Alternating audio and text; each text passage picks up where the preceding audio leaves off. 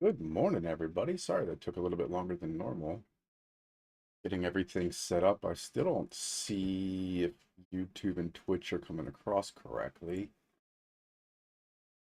Um, YouTube still says it's connecting. Nope, there we go. There's YouTube. What about Twitch? Is Twitch going to come across?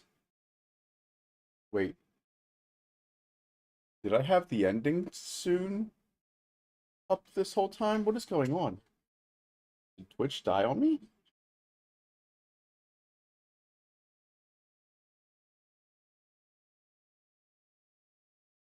I'll be grocery shopping right away. I'll catch up with you. All right, Smurf. Hope you had a good weekend. Is Okay, well that one seems to be all right, but why is my actual Twitch not showing up right? I see your message.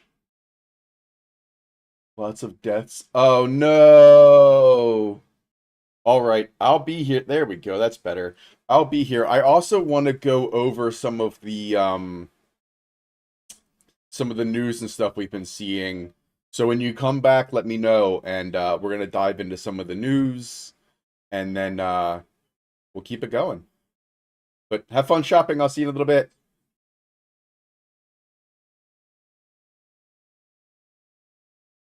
All right, man. Have fun. Be safe.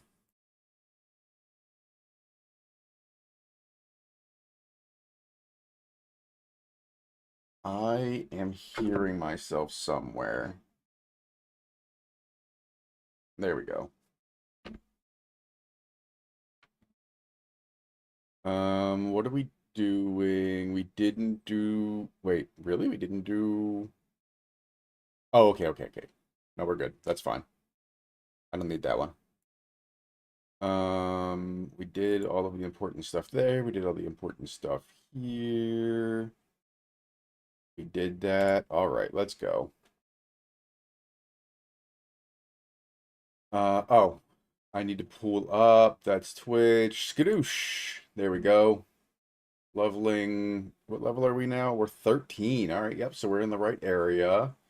We're going to start switching over to slim maces because they do physical, and attack speed. Cool.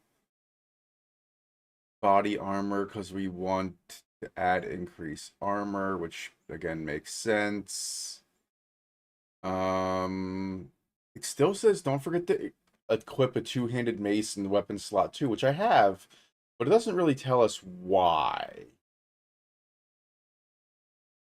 He does a really good like explanation of what you're kind of using to do what.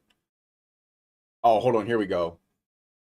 Perfect Strike and Infernal Cry in weapon slot 2. Well, I can't get Perfect Strike yet. So, okay, let's work our way towards Perfect Strike, and then we'll go from there.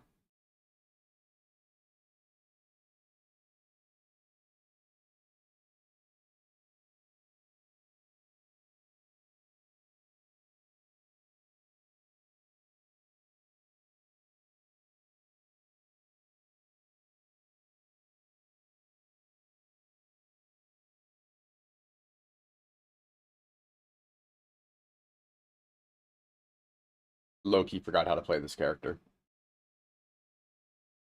150. Ooh, Jiminy Christmas. Yes, please.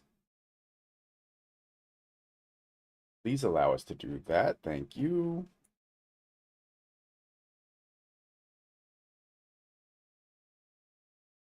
Figuring out what the. There we go.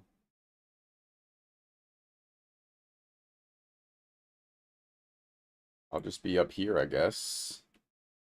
Okay, thanks.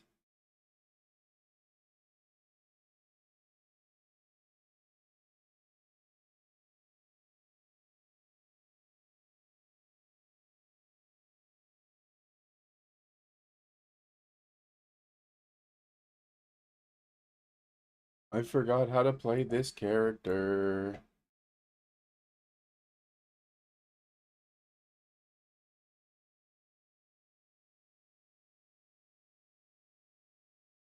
All right. And this is why we need practice before 0.2.0. so used to playing mages and things of that nature that I basically forgot how to play anything else. Oh, no, I already got the loot. I got really excited for a second. I thought I got 2 points, but I don't get no points. You get nothing.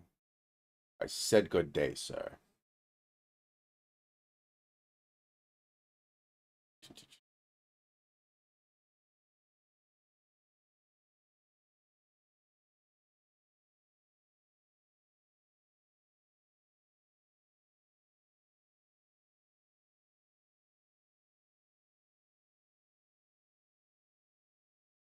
Back down.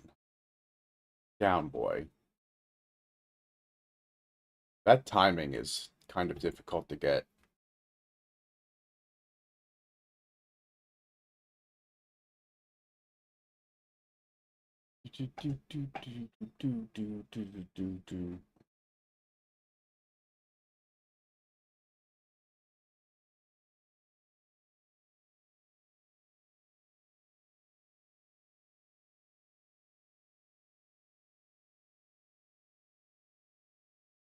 Ugh.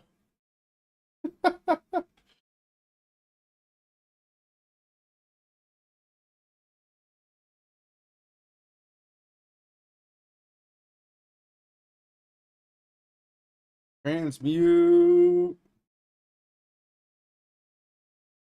I guess that's the case, right? It's just easier to use when there's a big group because then you don't have to worry about like focusing on one individual. That makes sense. All right, we're learning. Here we go.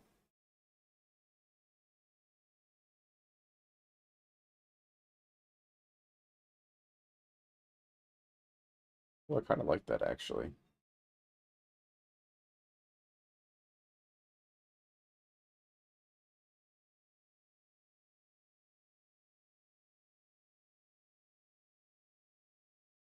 You steal yourself.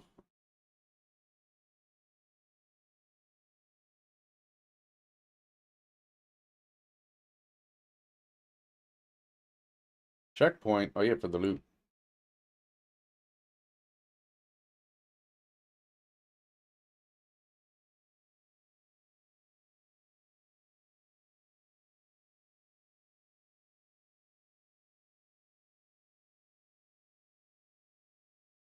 Gloves? Oh, energy shield gloves.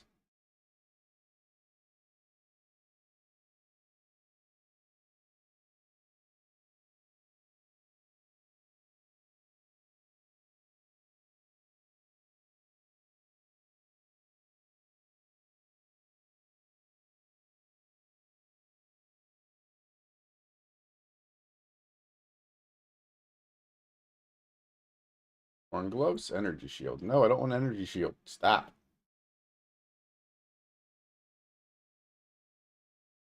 Stop. I don't want the energy shields.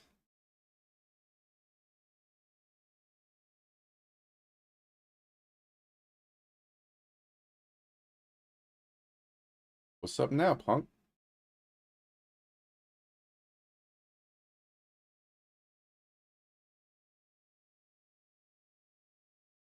Do do do do do do do do do.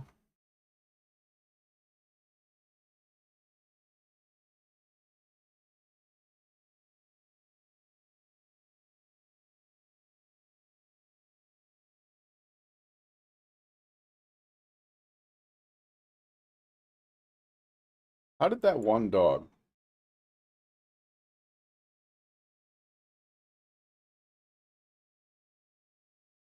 Ah, gotcha. How did that one dog get by like 4 of these blasts? You're just like standing in it, like, yeah, whatever. Um,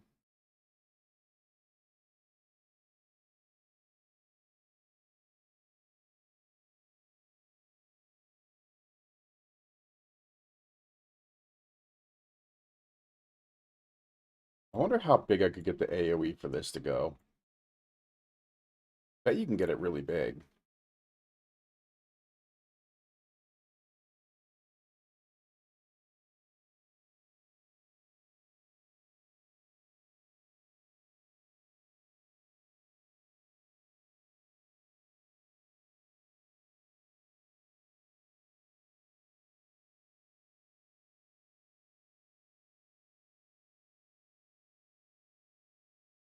Oh no.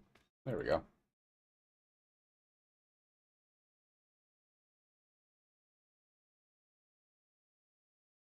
I wonder how much. Hold on, I gotta figure this out. How much damage is this doing? Rolling Slam, Shield Charge, Inferno Cry, Shockwave. There we go. How much is this doing? Raising your shield, infusing a magnet for half a second. Cannot perform after the magnet dissipates. Cool. Magma Spray. There we go. Per 15 armor on shield and 15 to 23. Okay. So that I would get even more. Plus they're doing Thorns damage. Okay, so I just need a much higher.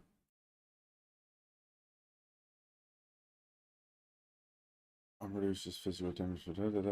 Okay, cool, but that's not okay.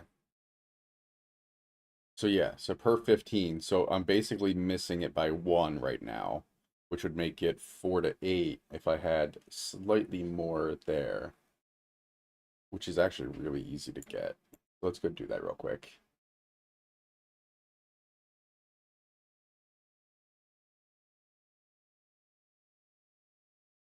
Go back to town.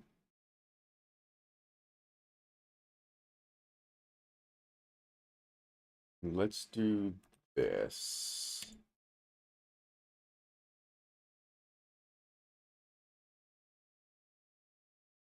Boom. See? 21% armor.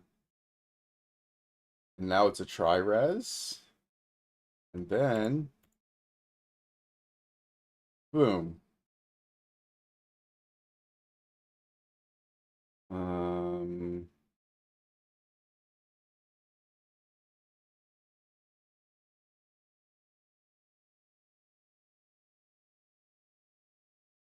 Boom. Done. Now we've got all of the damage. I like it. Also, close. Do I get perfect strike is the level 5, so I need one more level and a level 5 gem. Okay. Um, let's do rolling slam. What else do I have? Anything? Not really. Oh no. The other side of the portal is disconnected. Well, that's interesting. Why does this...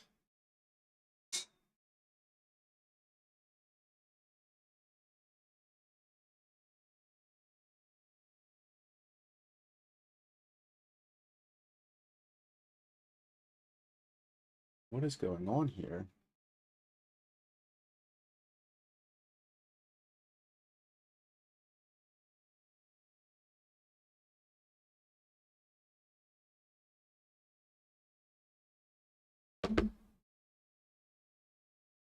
Um... Oh. What do you want, pup? What do you want, pup? Pup's being needy. Gotta give him the love.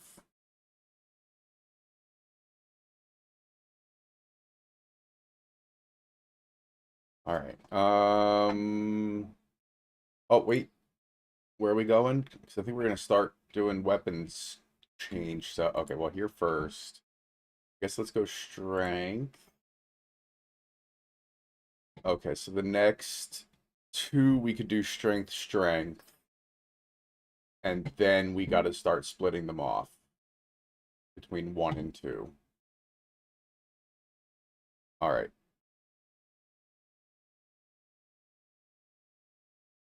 Okay, so 1 is red, 2 is green. Cool, cool, cool.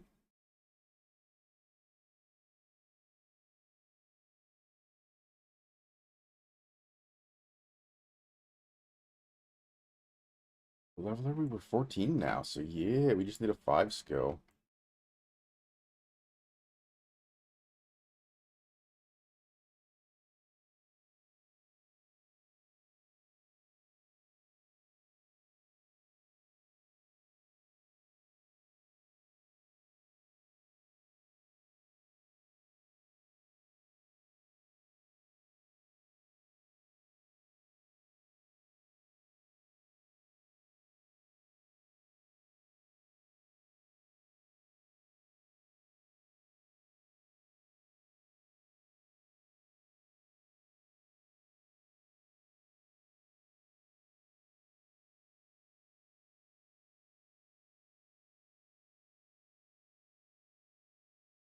All right. Scarlet, what's up? We don't want you. Boop. What's up now?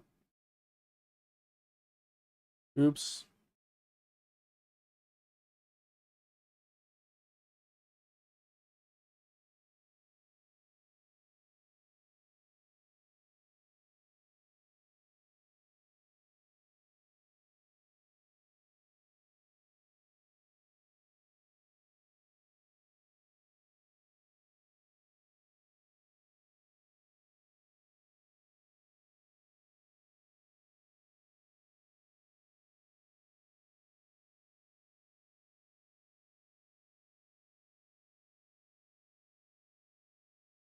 Oops. Helm? Yeah. JK.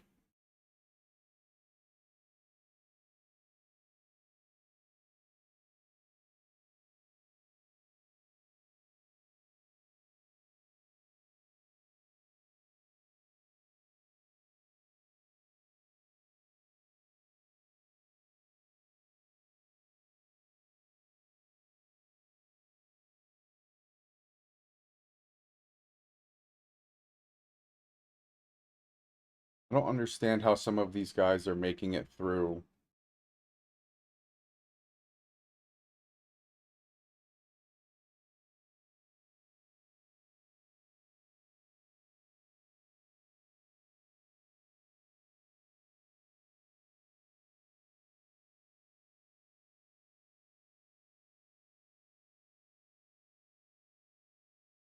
Face mask? No. What are you doing in the bathroom?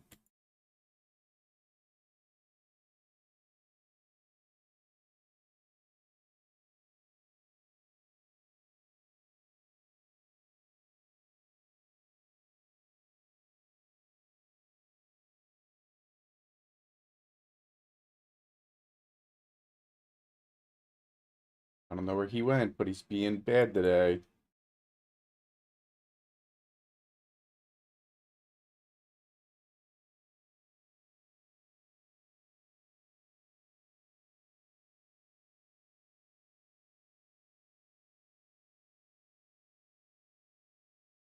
Hold on, let me find out where this dog is at.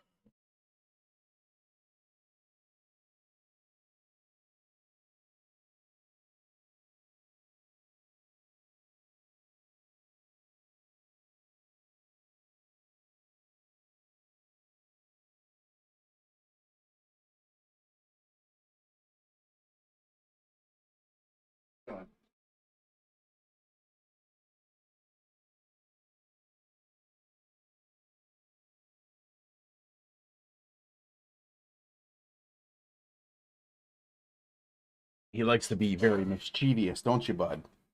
Yeah, don't you? Gotta keep you locked up in here.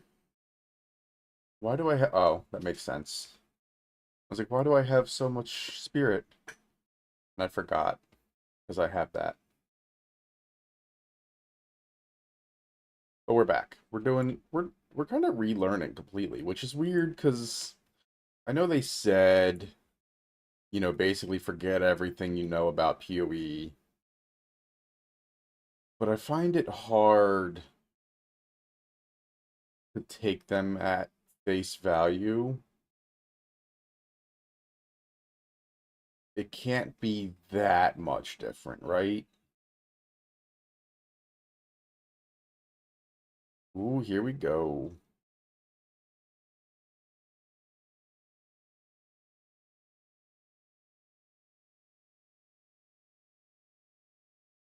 Oof, gotta chill.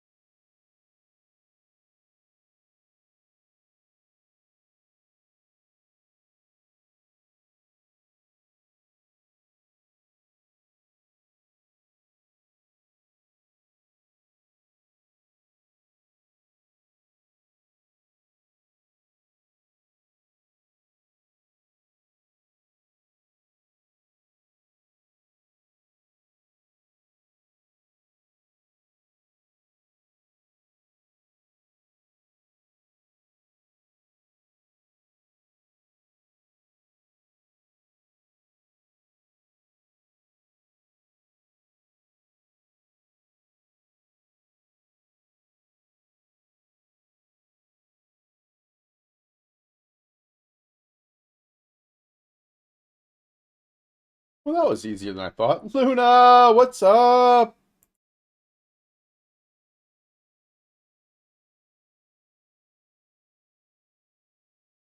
How you doing, Luna?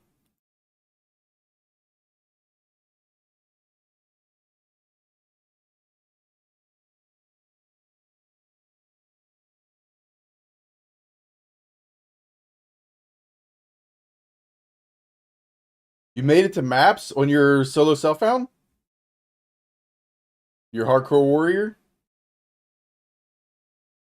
Damn, okay.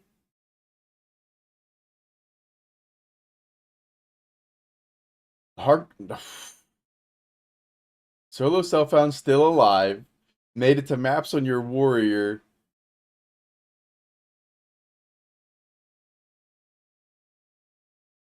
No.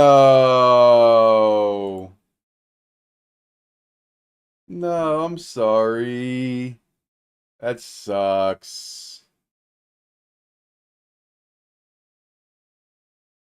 So we're playing this, right? To figure out what's going on with the next couple ascendancies and everything. It was a good one shot though. There was no coming back from it. What was it as good as Shoes when I posted up that pic of him being dead before he was dead? Because that's just funny.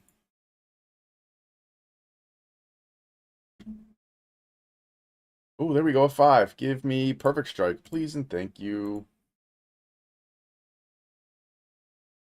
Oh,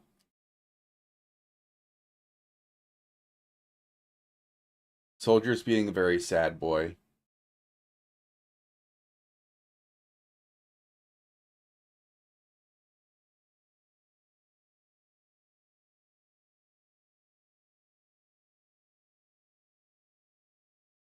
Um,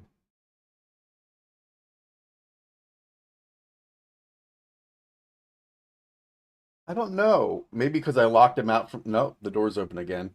I was gonna say I locked him out from running the whole house, but he's completely laying down, and he's just very slowly chewing on one of his toys. Like normally he's up playing with it, whatever, and he's just very sad, like laying down and just nom nom nom nom. Poor pup. Um,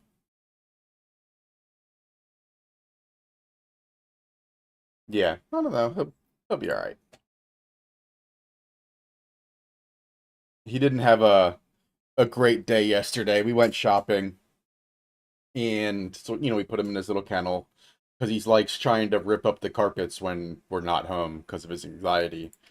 Um, and so we put him in his kennel, sniff, and we came back, and it looked like he had like the anxiety poops in his kennel, and then because it was it's only two or three times the size he is, so it looked like he stepped in it once or twice. It was like, oh, so we gave him a little bath and put him in some new clothes, and he seemed to be happy after that.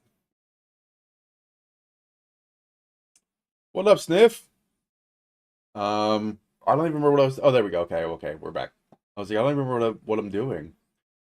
So Perfect Strike and Infernal Cry are going on two, but why? Why weapon set two just has physical.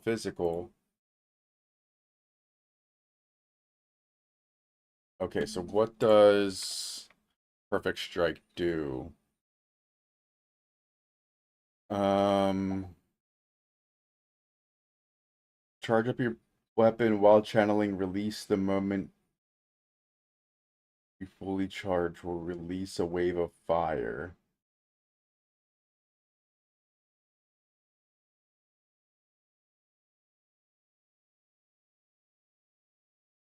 Trying to get stuff in hardcore, but hard to find shit with no currency.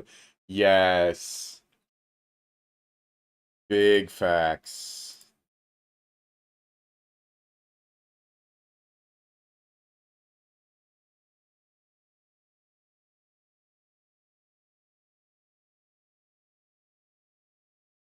All right, so if that's the case,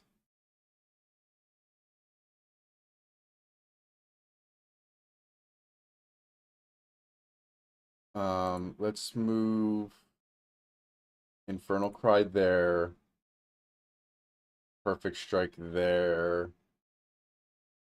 I don't know if that's gonna work well.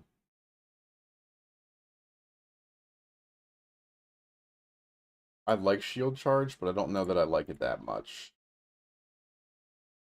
Let's move it. Oh wait, hold on, hold on. That's not gonna work either. There's so many buttons. How am I going to buttons everything?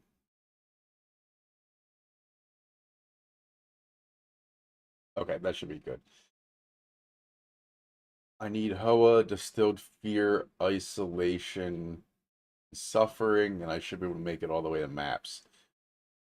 Hold on, what are you playing in hardcore that you need 12 div worth of things to make it to maps?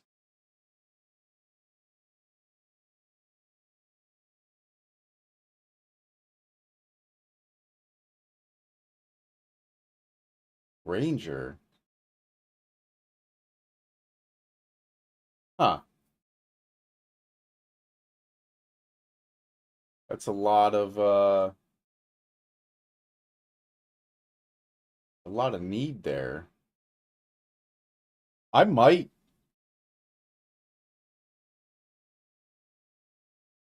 I might have I don't have a character to check. I was like, I might have some Hoas on my hardcore side. I don't think we got rid of them. And I don't think I was wearing them. Hold on, let's find out real quick. Character select. Entering character oh, come on. Are we about to get kicked out? Yep, I think we're about to get kicked out.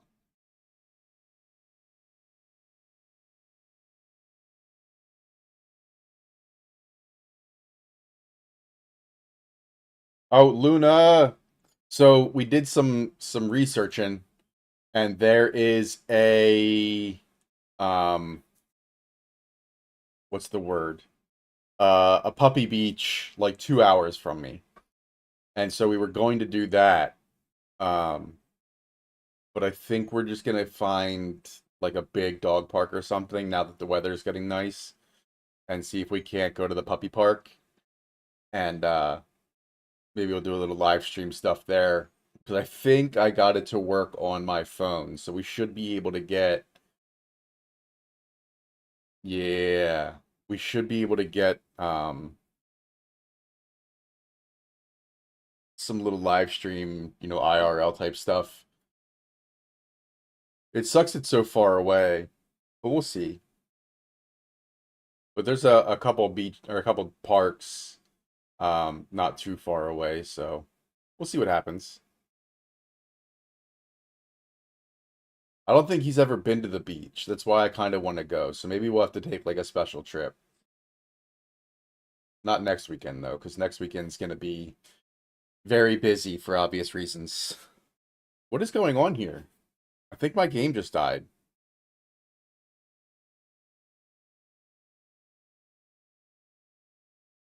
It did. There we go. We're back. Hold on.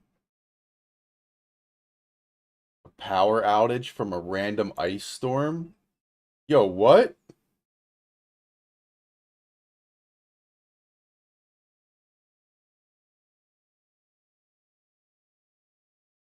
What do you mean a random ice storm?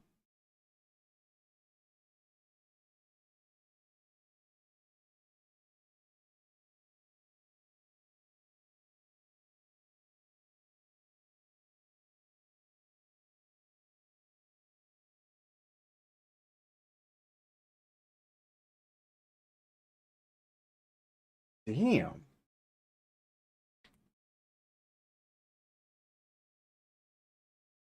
I'm pretty far north and it was 30 Celsius this weekend.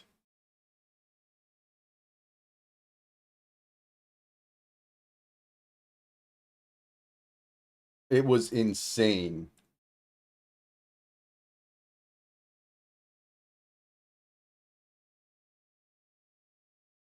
All the trees fell and cut some wire. Jeez.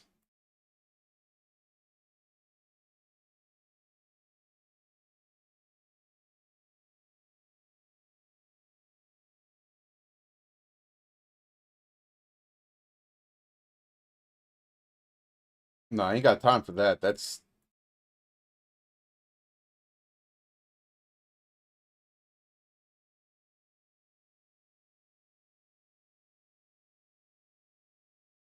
yeah, no, that's bad. That's how you get sick is like that huge fluctuation.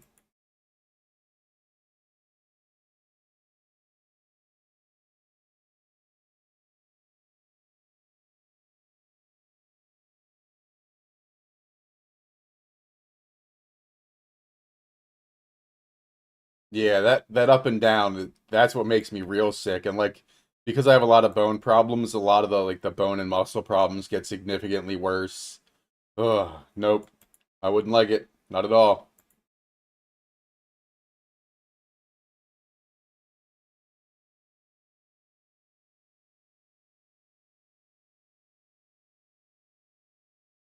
All right, hold on. Where are we going? We're trying to find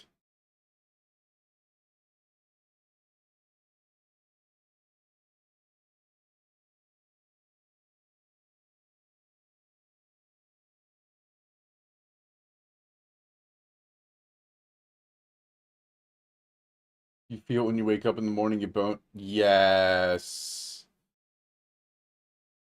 And like it gets really bad too because I've got like ridiculously tight muscles which are causing my spine to actually straighten out. Um and so like in the morning I have to do a stretch routine before I move like out of the bed. And then throughout the day you'll see me crack my neck a lot and stretch and it's a nightmare.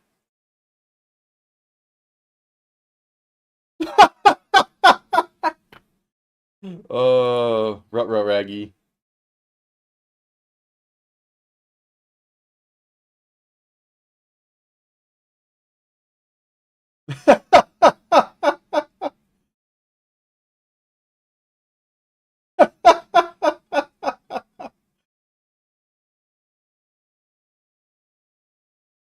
What is going on when I try to go back to character select? It like freezes my game.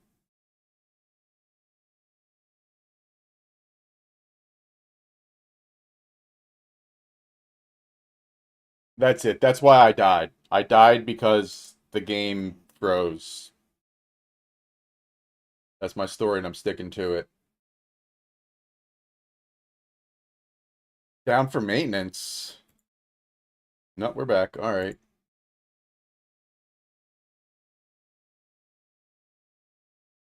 Um, let's see if we can try that. I haven't done a sorceress in a really long time. Not that we're actually gonna play it, but I told the wife if she beats that boss, I'd let her buy whatever she wants. That spending. Oh no, that's messed up.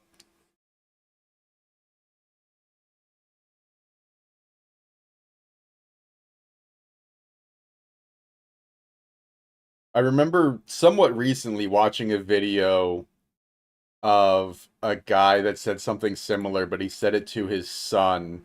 Um, he's holding a credit card against the wall with like one finger, and he's like, "I'm going to drop this. It's going to slide down the wall. You can only use your head to stop this, but if you do, you can get whatever you want." And of course, the guy's intention was to mess with the kid and just have him bounce his head off the wall. The kid stopped the credit card, and dad was like, crap. I guess that's what we're doing now. Like, haha, gotcha. Oh no, I didn't want. I want that there, that there. Give. There we go.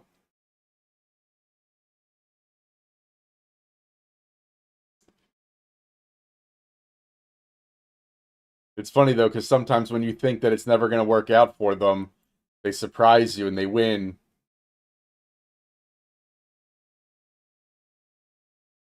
Because you knew your wife had an idea of what she wanted. Especially if she was trying for an hour, she knew exactly what she was gonna get.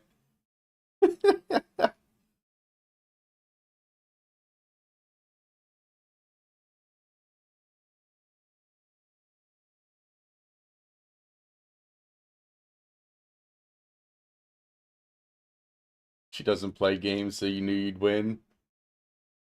That's cheating. Now you've got to give Luna a chance to make it up. You gotta let your wife choose her warrior and let Luna be the warrior to play.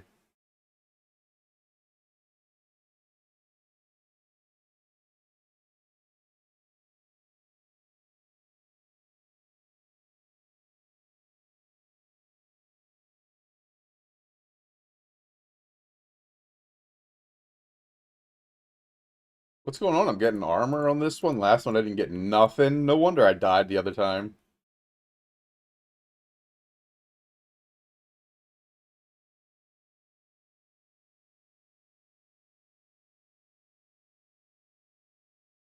Yeah, they do.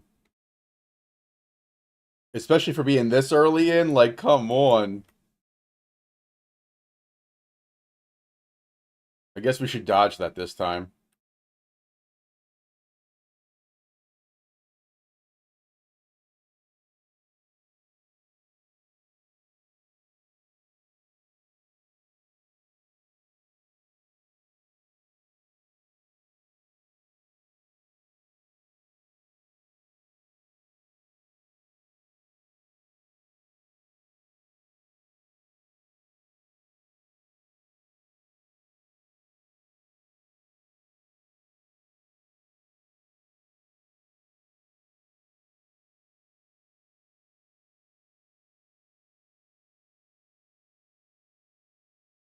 Alright, we're doing better this time.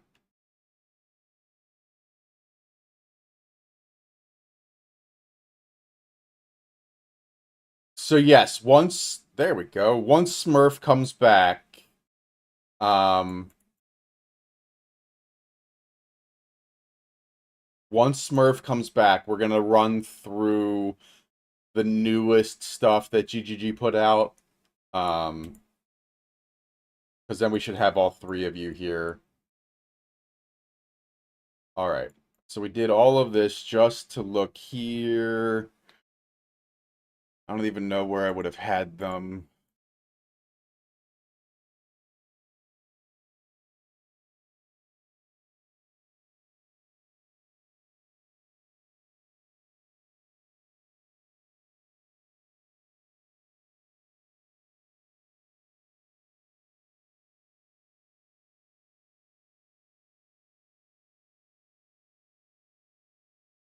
Um,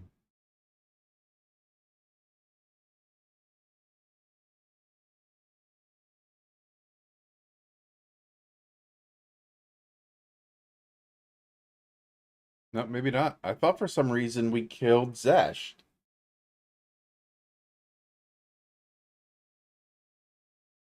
No more ads. I thought we killed Zesht and got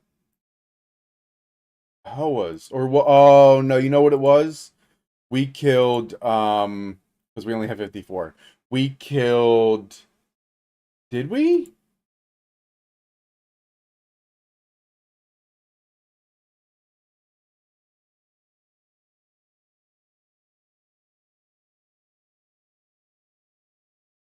Huh.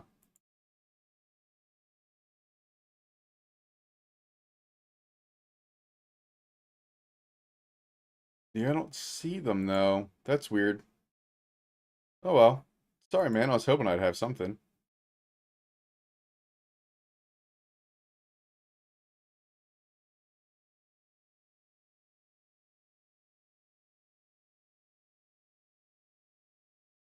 I forgot. We ended up killing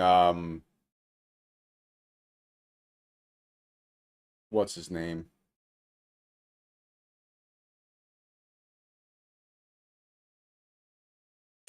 Oh, the King of the Mists, and we dropped Ingenuity. That one I do remember.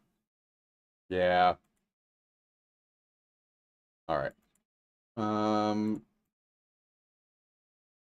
well, I guess whatever. Let's play this. We'll play a little hardcore. Since basically they said that um, everything we know about PoE is going to change, right? So we may as well play a little hardcore and see what we can't figure out.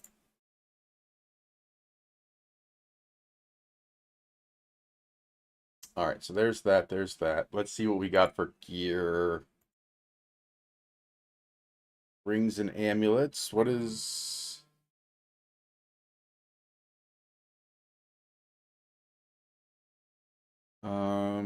I guess it's better than nothing. Can we hit it and see what happens? Nope, level 15. Holy crap.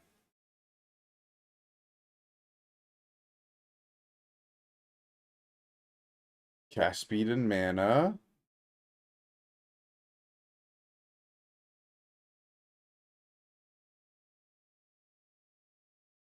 Can we hit those?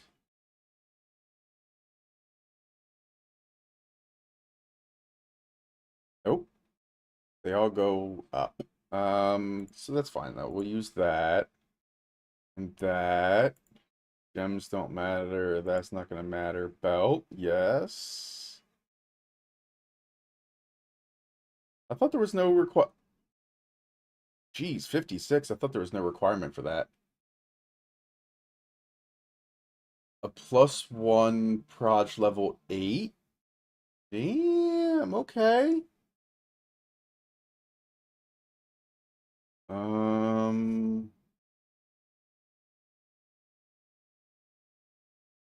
Holding Dawn isn't what I really need right now.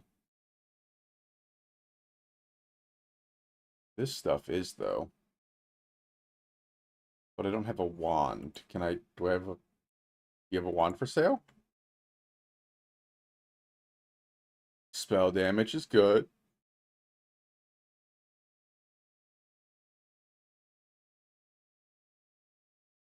I mean, spell damage isn't bad, so let's do that, right? Let's go bloop. And then... cast speed mana, cold, energy shield, spell damage, lightning. Boom.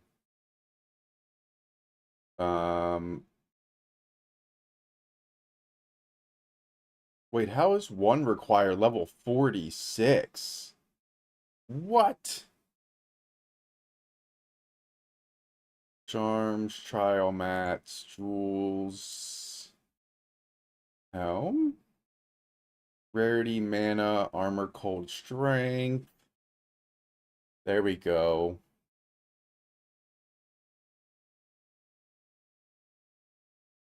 I like that. Boots.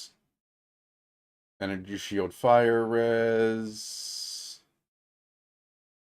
Movement speed, please. Gloves, no gloves. No offhand. I don't think there's anything else I can use. Gloves. But that's not really gonna help me here. What you got? What's going on? Ooh. Ooh, thank you. That'll be a huge help.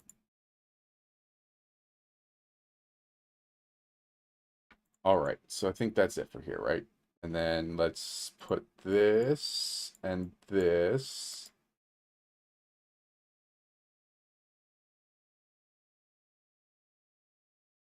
And do that, because we don't need that stuff.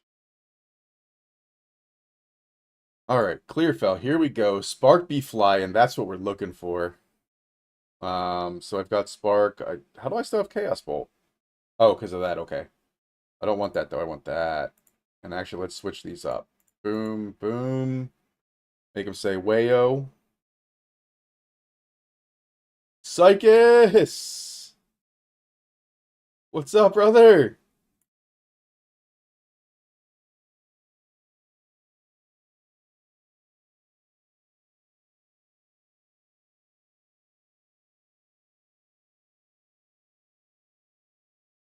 Yes.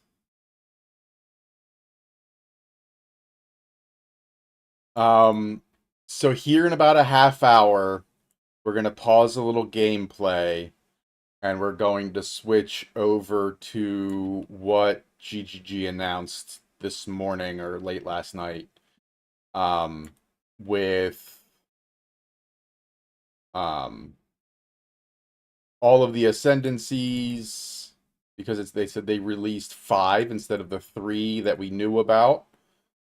So we're going to talk about that a little bit, see what the actual theory crafting we can do a little bit, and then hopefully today or tomorrow they release the actual patch notes. Um, I honestly would be very surprised if they didn't release them today or tomorrow, just because launch is Friday, right? Um, so it's got to be basically today or tomorrow.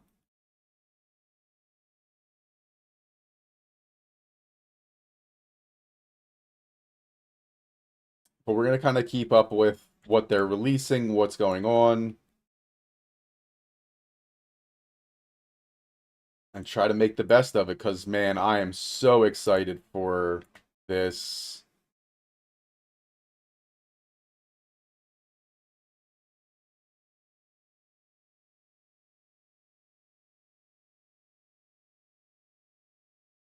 I think I'm gonna have to play this a little differently too, right?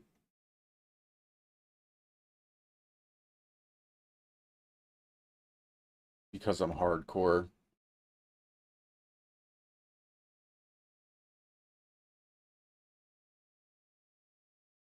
There we go. Actually, what's the damage difference? So 17, 15. Okay, so it does make a difference.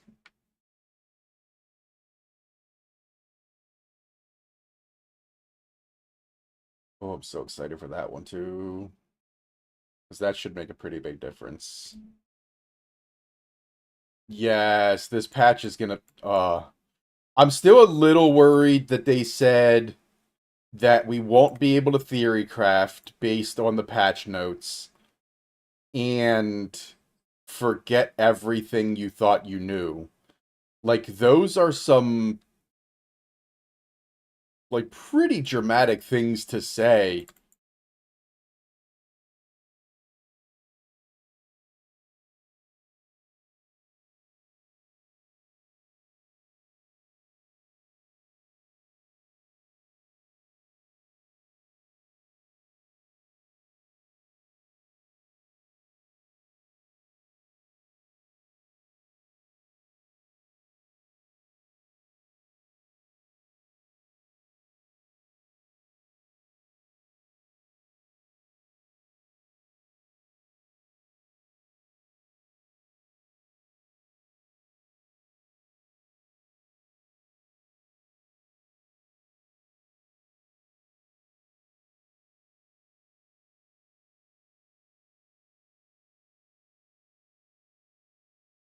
Um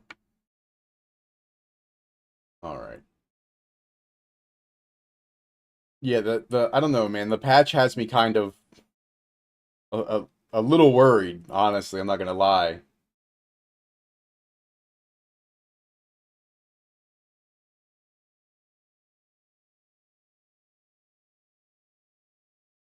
Um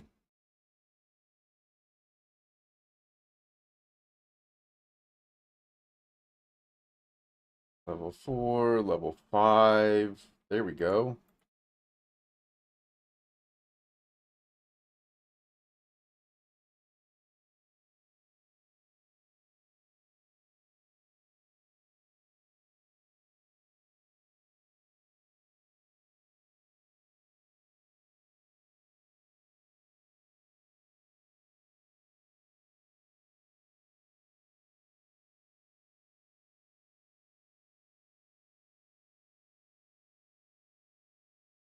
Hmm. That might be the move, actually.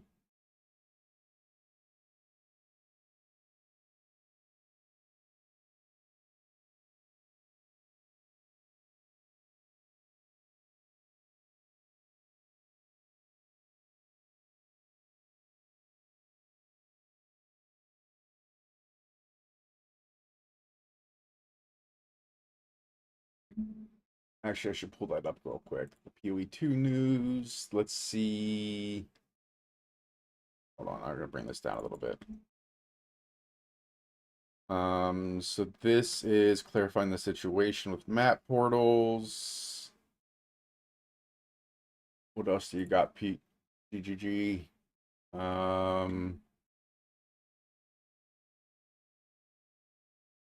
Okay.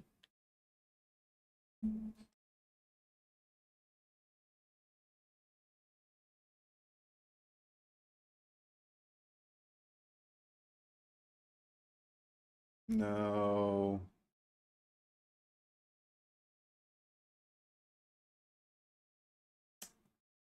There we go. Cool, cool, cool. Does it show? It still doesn't show what skills. Ascendancy class.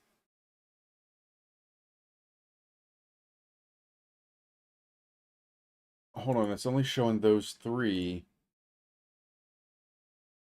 but it's not actually showing them. How do I find... Hold on, let's do this. How do I find... It says that the 5 new ascendancies being released weren't officially announced. They're included in the Dawn of the Hunt press kit, which is available here on this site. But how do I download press kit? I guess you just hit that button that says press kit. And then what is this one? Okay. Boom, perfect.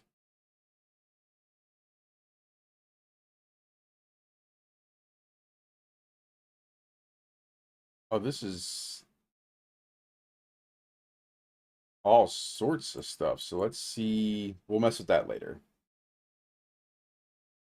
And then we'll mess with that later. There we go. Okay. Back to the grind. I'm excited. There's a bunch of information, it looks like.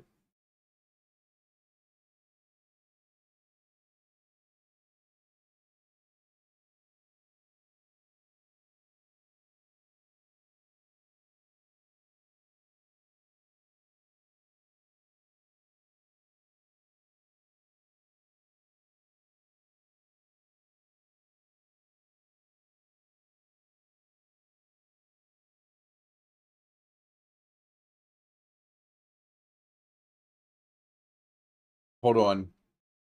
So it's still technically early access and not free? Correct.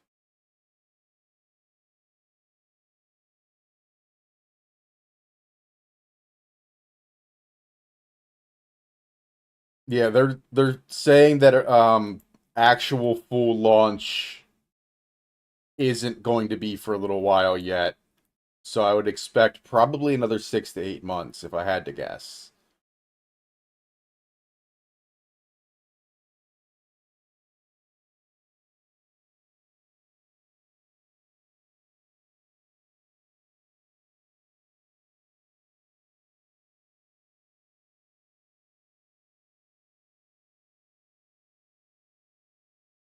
Yeah. And they said it was going to be 6 months to a year for launch the first time. So like I said, I would anticipate it being on the longer side.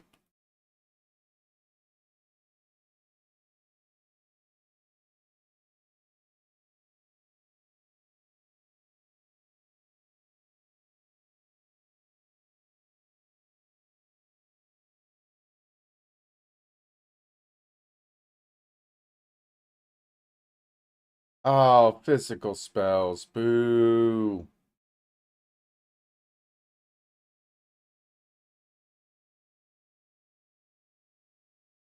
Boo. Boo hiss. There's so much they're giving us anyways, you don't mind. Yeah, for real. They are absolutely putting that work in right now. And I'm here for it.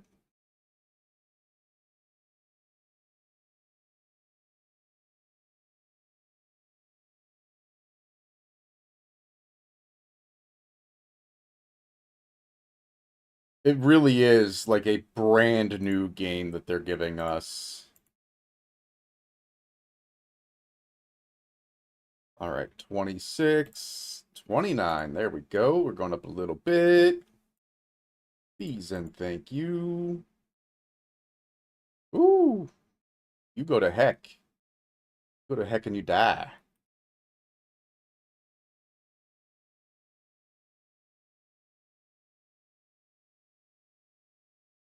I still think, I don't know, that just the way that they said, forget everything you know about Huey 2.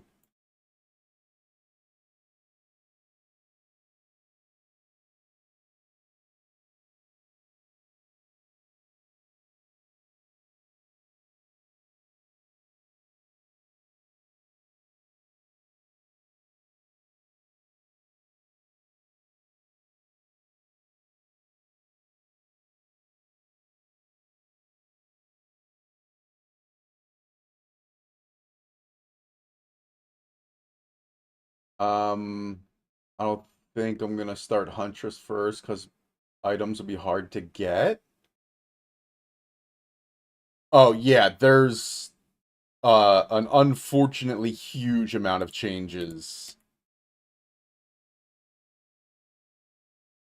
We're gonna go over them, like I said, here in just a little bit. I mean, if this, quote press release thing, whatever, is anything to go by, there's 60 items in that folder they had us download. Some of them are just graphics and stuff, though. Actually, I think it's all just graphics. Can I do this? Can I do and then open all of it?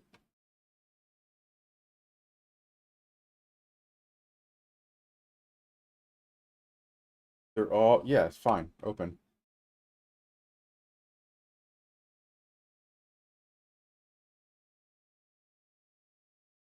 Oh,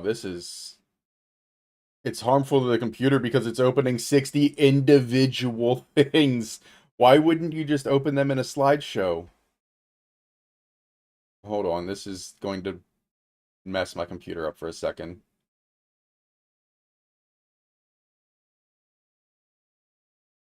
Oh, jeez. I, I messed up. It's still slowly adding. uh, all right, so it opened 60 individual things. Let's just close all of those. That's insane.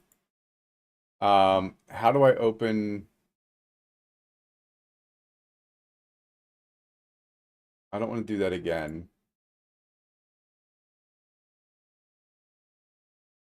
What is I need a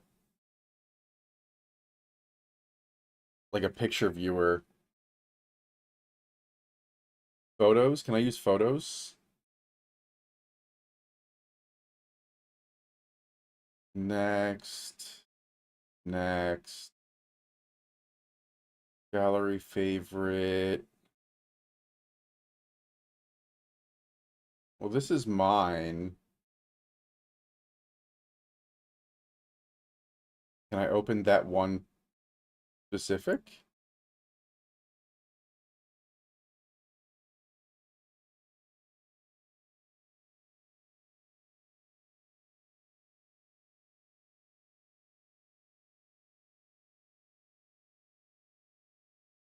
Oh, hold on. We're gonna make a div apparently.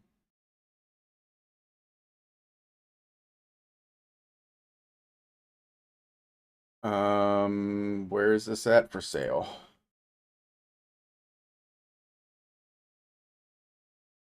There we go. One div, please.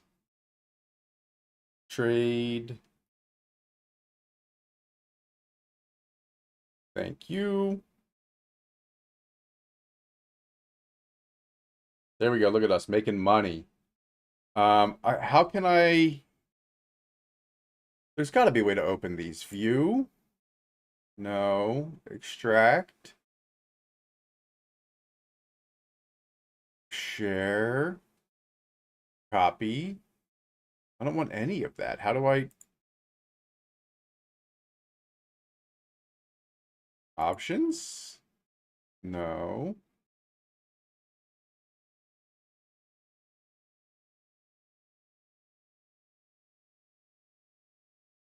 I don't know. Maybe we'll have to do it one by one and we'll just play with it together. There's only 60. It'll be fine. Oh, crap. Oh, well, we're here. I was going to add, support gems. Yeah, but they're like... Hold on, I'll open one of them to show you guys real quick. So if I pause this so I don't die again. Um, so like this is one of them, right? It's just the art for... and then it changes. So this is like another one, the Amazon. So a bunch of it's art. They're all pictures. Let me see. Hold on. Give me 1 second. Let me see if I can't start. How do I add?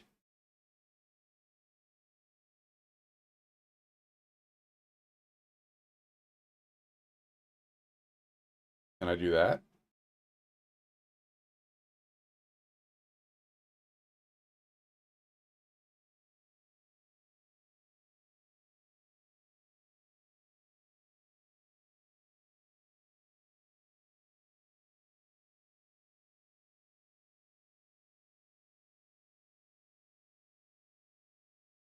So there's got to be a way to add to this. Rotate, delete, print, share, set as. I don't want any of that. Browse all of them. No. What if we do this one? No, see again, this is just gallery, but gallery doesn't show me. No. What do you mean I have no local folders?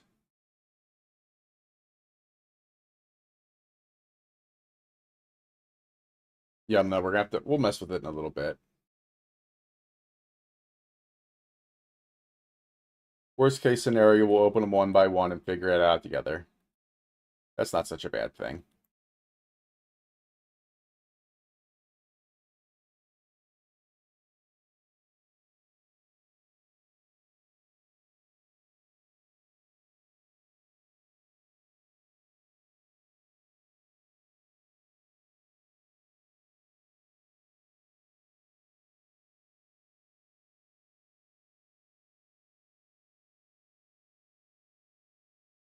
I forgot how slow this is to play in the very beginning until you actually get some, like, real damage numbers.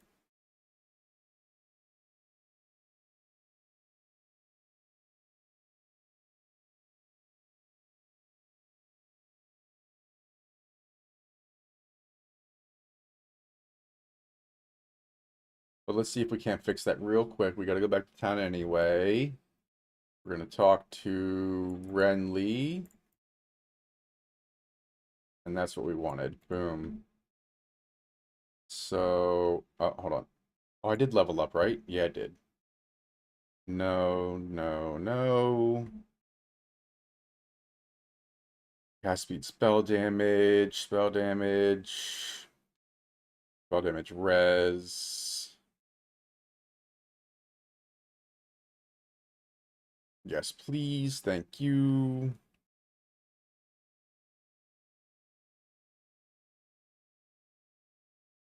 All right. So not that. Gotta hit that and that. Not that, not that. Those can go to heck.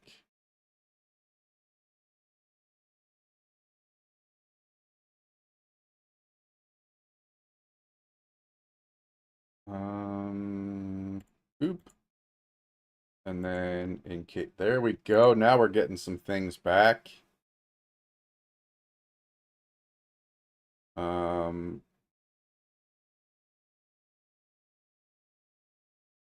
okay.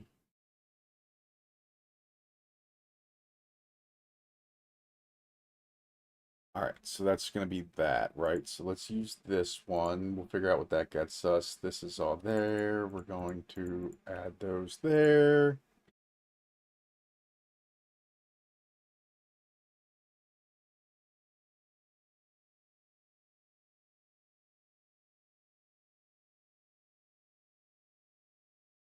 Yes.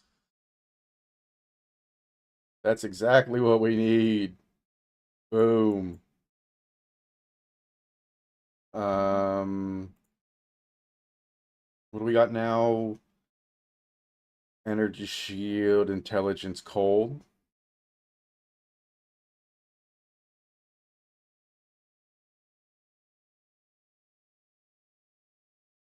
So not that one, but this one.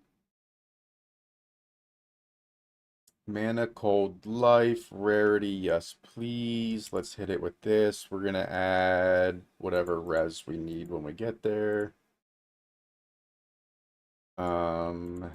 Helm. Booties. 29. Yes, give me that. Okay, Sork. Boom.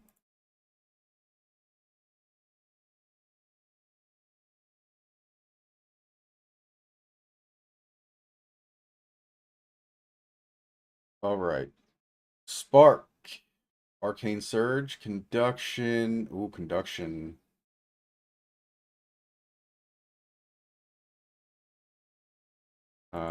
Gems.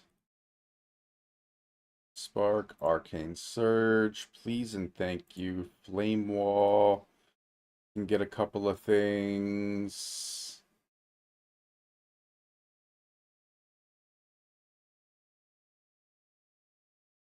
Boom. All right, there we go. That's all of the buenos. Actually, I've got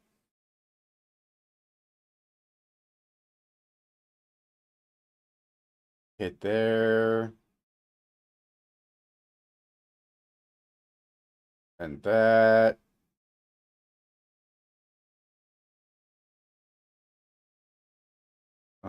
Can I need anything else for this right now? I don't want deceleration. I want the opposite, acceleration. There we go. What do you mean?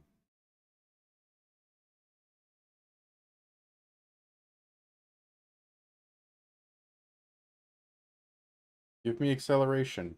Where did it go? Wait, could I use not fork, not culling strike? Um,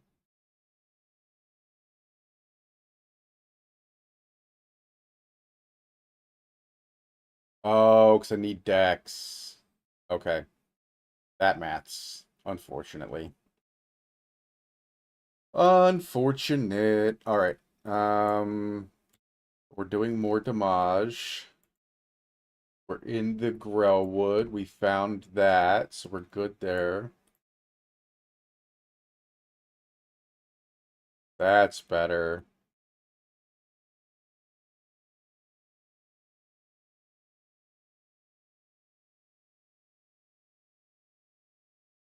All right. Oh, wait, hold on. I got this big thing. There we go.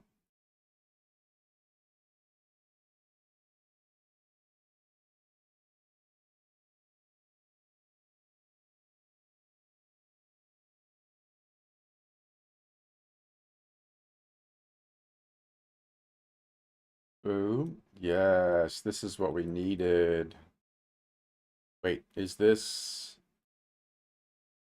this is where it's at, right? The Bramblegast should be down around here somewhere.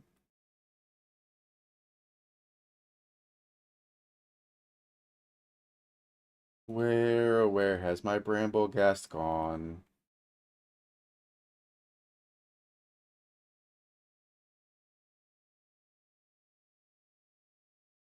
Where, oh, where could he be? Oh, Grimtangle? Grimtangle? Yeah. Let's go. Waypoint activated.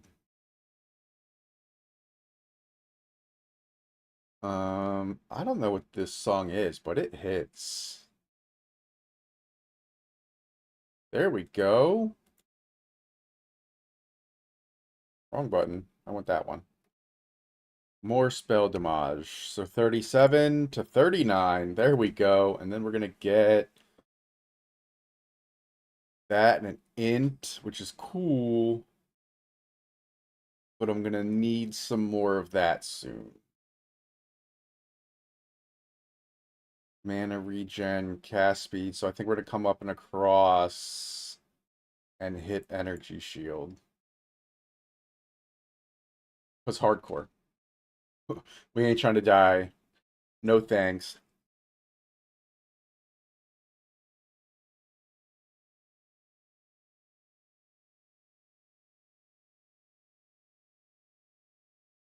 Okay, but seriously, where is Bramblegast? I want to Bramble kick his ass.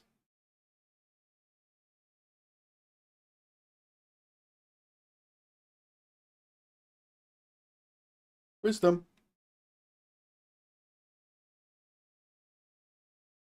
Let's go, go, go. We're not trying to die because we only have one life.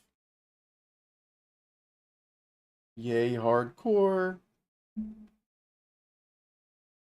I don't. Oof. I'm actually scared because I've never been a good hardcore player and I've never been a good sorcerer leveler. It was very hard for me to level my last sword.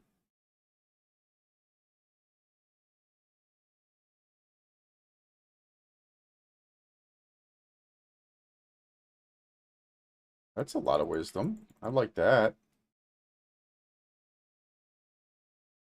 Checkpoint. Okay, this is the red vine or red veil. Okay. Where's Bramblegast though? Where has there he is? I was so close and just missed him.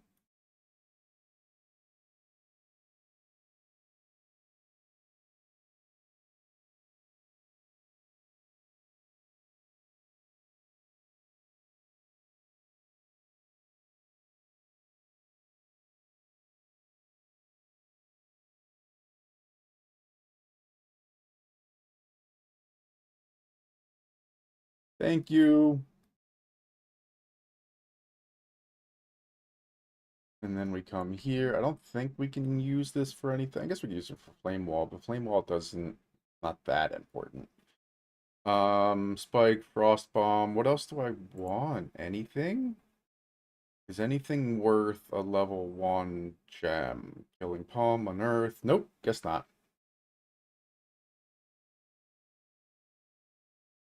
Easy enough. I like it.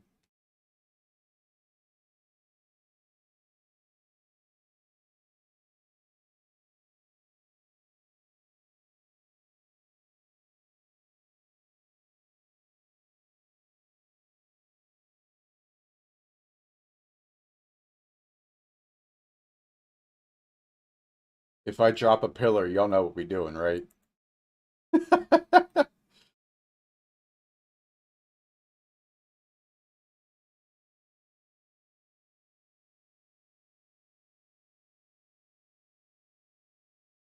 There's one.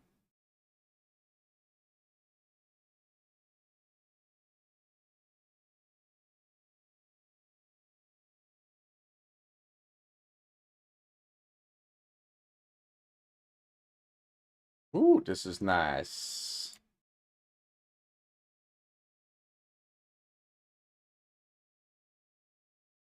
Maybe I wasn't good the last time because I was inexperienced and dumb. Now I'm just dumb.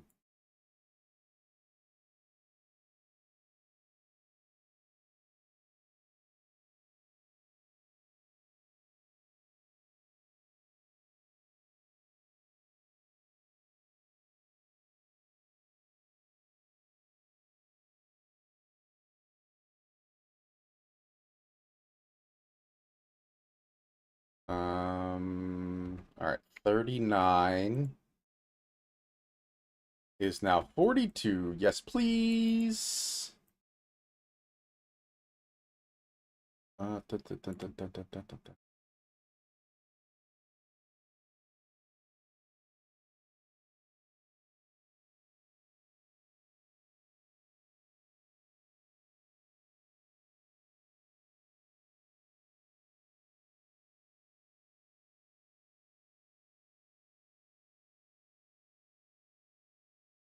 Glacial Rune and some pot.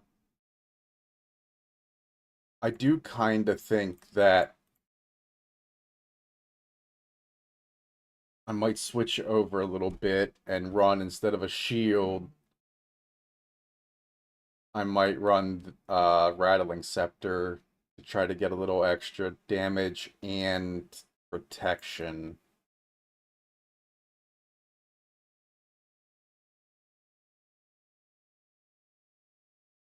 So we'll see here in a second.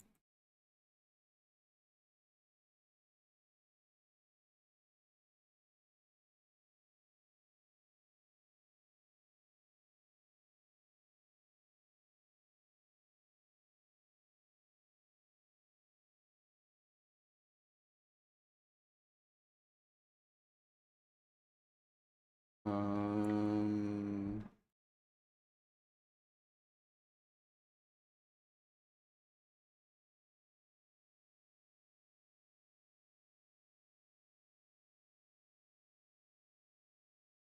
why is not, where is everything?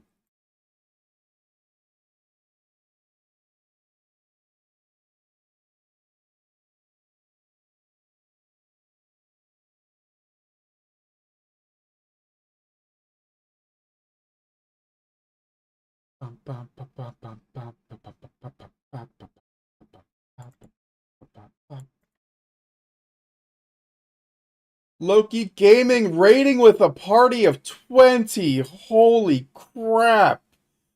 Welcome in, Locati Gaming. Welcome in. Holy crap. Had your boy raid? Thank you, Heretic. Damn. Yeah, man, I appreciate that. What's up, everybody? Hope you all had a good day.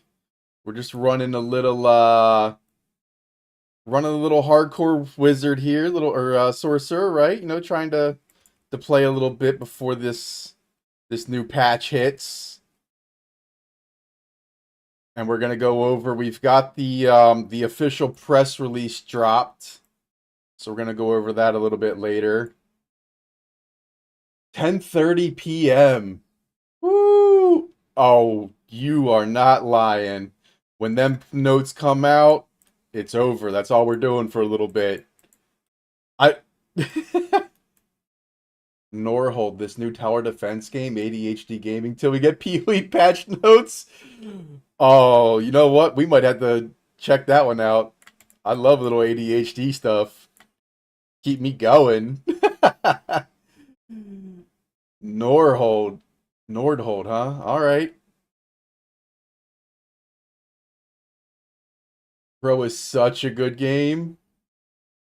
Okay. Degaractus in too? Man, we got everybody coming in. All right, Lucati, have a great night, my friend. Thank you for the raid. I really do appreciate it.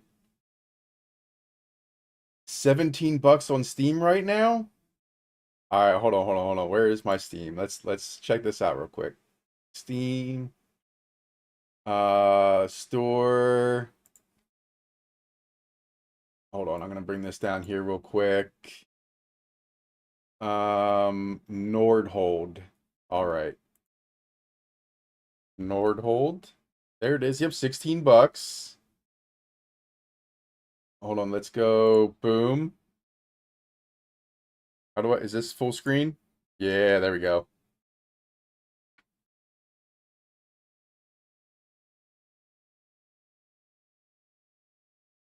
Wait, what is going on? That looks like so much stuff. Meta progression. Hold on, that was it? Go back. Start from the beginning.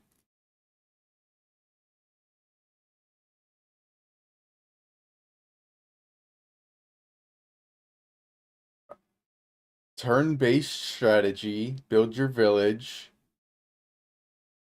Trading ships. Market inflation. Gold per wave. Tower. Okay. That looks like a lot of stuff going on. Holy crap. Oh, here's another one. Is this somebody playing right now? I think it is. Oh yeah, they've been up for a long time. Holy cow.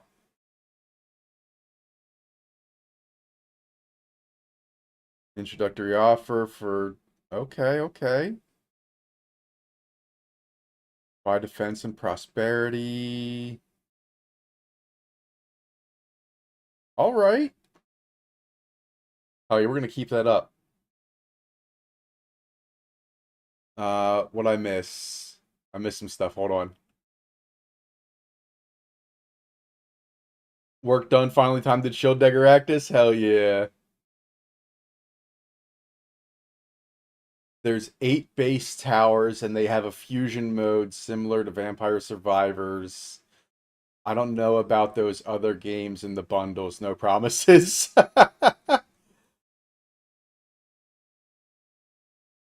So, is it like a PvP thing as well, or is it just tower defense and you're building your town to support tower defense? Does that make sense?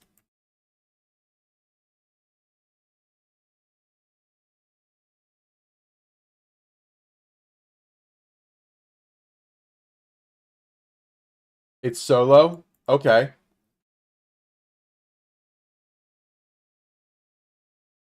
Working to putting out a catering, waiting on my teriyaki chicken to cool down so I can chop it.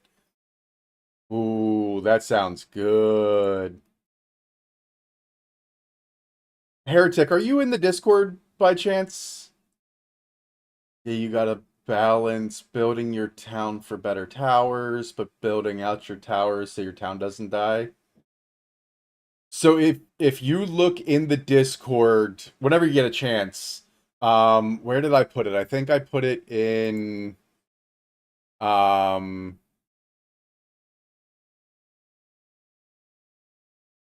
I put it in pictures. I made some you talk about chopping the chicken. I made some pulled pork the other day, but I used pork belly. And so in the first one is it's fresh out of the oven. It's like 210 degrees.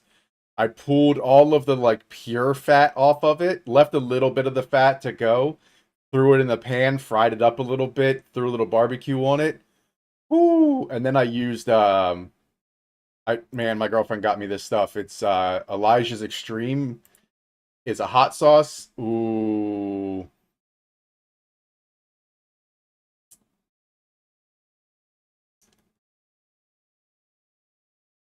Oh yeah, from Raz Streams. Hold on. Do I have some strategic plan for the new league that we can share? You didn't have the time to sit down and stuff to theorize or watch others theorize. Too soon to know, waiting on patch notes exactly. You finally did the pulled pork as planned? Yes, and it was fantastic. Pork belly was great. So I got like these like strips of pork belly from the local farmers market. So I kind of think that because they have a whole deli section, I think it was just the ends that they cut off to square off the rest of the pork belly. Because they sold it real cheap and it was perfect for this. So, uh, what deliciousness. Um, but Degaractus, to kind of answer your question, all right, we still have it up. So I've got where is this, right? So I've got a couple of things that GGG put out recently, like they dropped last night.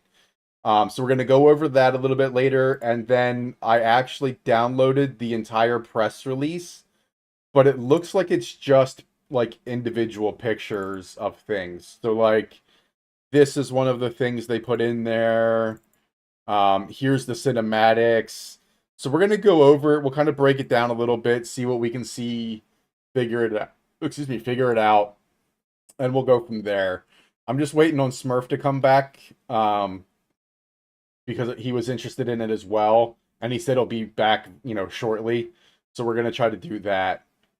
Heretic is pushing out a lettuce wrap bar catering, teriyaki chicken, honey crispy pork, sesame veg. Oh man, that sounds fantastic.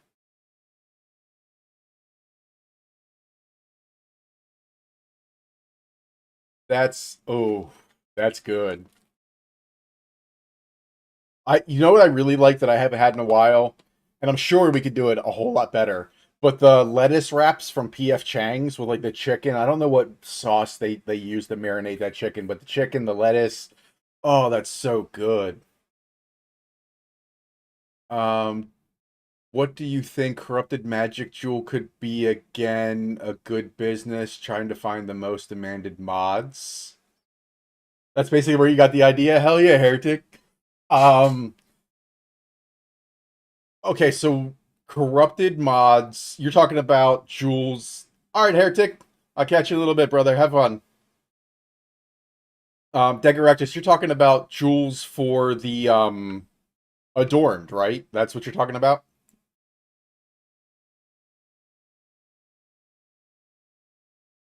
Yes. Okay. Um, so it's really, I mean, unfortunately, without knowing what is going to look like a big possibility, it's impossible to really know. My suggestion is to buy or find as early and often all of the magic jewels you possibly can. Doesn't matter what color they are, because until we have a more definitive answer, you don't really know, right? So buy all of the magic jewels you can, and then just leave them that way. Once we start running through, you can start trying to re-roll and figure out what it is. But early numbers is going to be the key. Um, Without early numbers, you're kind of screwed, right? How am I still wearing? Man, I'm bad at this game.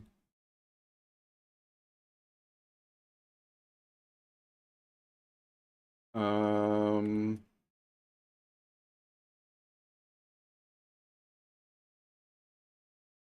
nope, wrong button. I hit one, two, da, da, da, da. All right, perfect. Let's not hit it with one of those. There we go. Dump that. And I think we discovered already that that's nothing.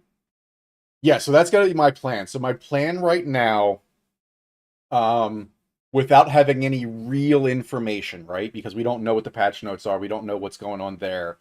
My plan right now is going to be um looking at what Essence turns into, because Essence is basically always going to be a moneymaker, right? In basically every instance, Essence is going to be a moneymaker. So finding out how I can target farm Essence, fracturing orbs, figuring out the recombinator.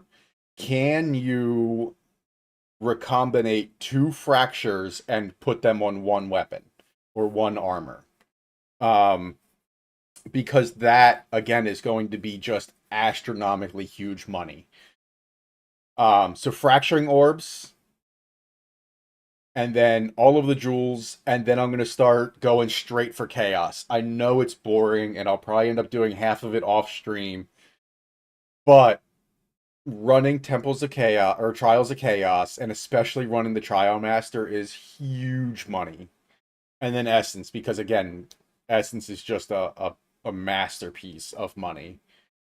Um, okay, the Jewel, the moneymaker this league, I had almost 20 div average profit for every day for 2 weeks. Nice. Yeah, so it really does. I mean it's oh, Smurf's back. All right, well, all right, let's do this then. So let's go through everything we've got now that Smurf's back. Um, but yeah, so Jules is a big money maker. Being able to run the Chaos Trials, especially if you can run it with somebody else.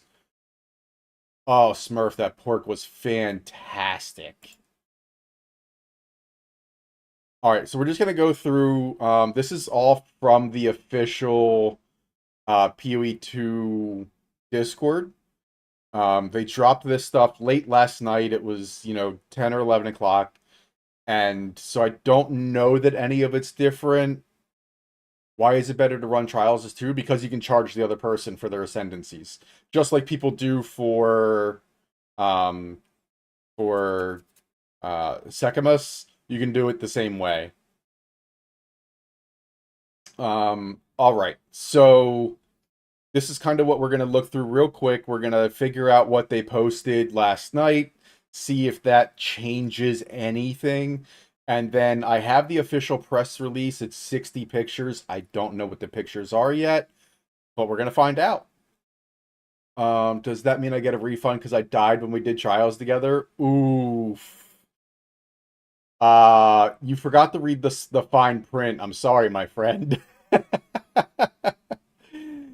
All right, so let's see. What's it say? During the live stream, we discussed several things in the Q&A that provide some further clarification on today's post. Additional information about map portals and Dawn of the Hunt. Okay. Having to use each time you die. This concern raised in the Q&A would be consuming portals. You have to store your items in stash or trade with players with so few portals, as low as 1. You wouldn't be able to leave the map and return. Yes. We made the following changes. You will now be able to enter and exit as much as you like, as long as you haven't died. The number of portals is now representative of the number of revives you have during the map. So that's fantastic. One, visually, if I only have one portal, I know that I can only die once, or if I have 5, I know I shouldn't still try to die. However, I can go back in if I have to. Oh, hold on. Let's get rid of that real quick. Give me 1 second. Let's change this. I forgot quit. We don't use it anymore. I don't know why I still have it. Okay, so we also wanted to clarify that returning to a map after dying will return you to the last checkpoint. So if you forgot to make a portal, you have to run through a pretty much empty map. Okay, cool. We're also currently making a change, hopefully make late release or shortly after. When you die in a map and then revive, assuming you have any revives remaining, you'll be instantly placed at the last checkpoint without any loading screens. Oh, awesome. Oh, so you don't even have to go back to... That's even better. Okay. Perfect. New people can leave the map to... Hold on, new people can leave the map to sell me stuff? Well, so basically what it says is, from what I understand, they're only going to show the number of retries. Oh, yes, now people can leave. Yeah.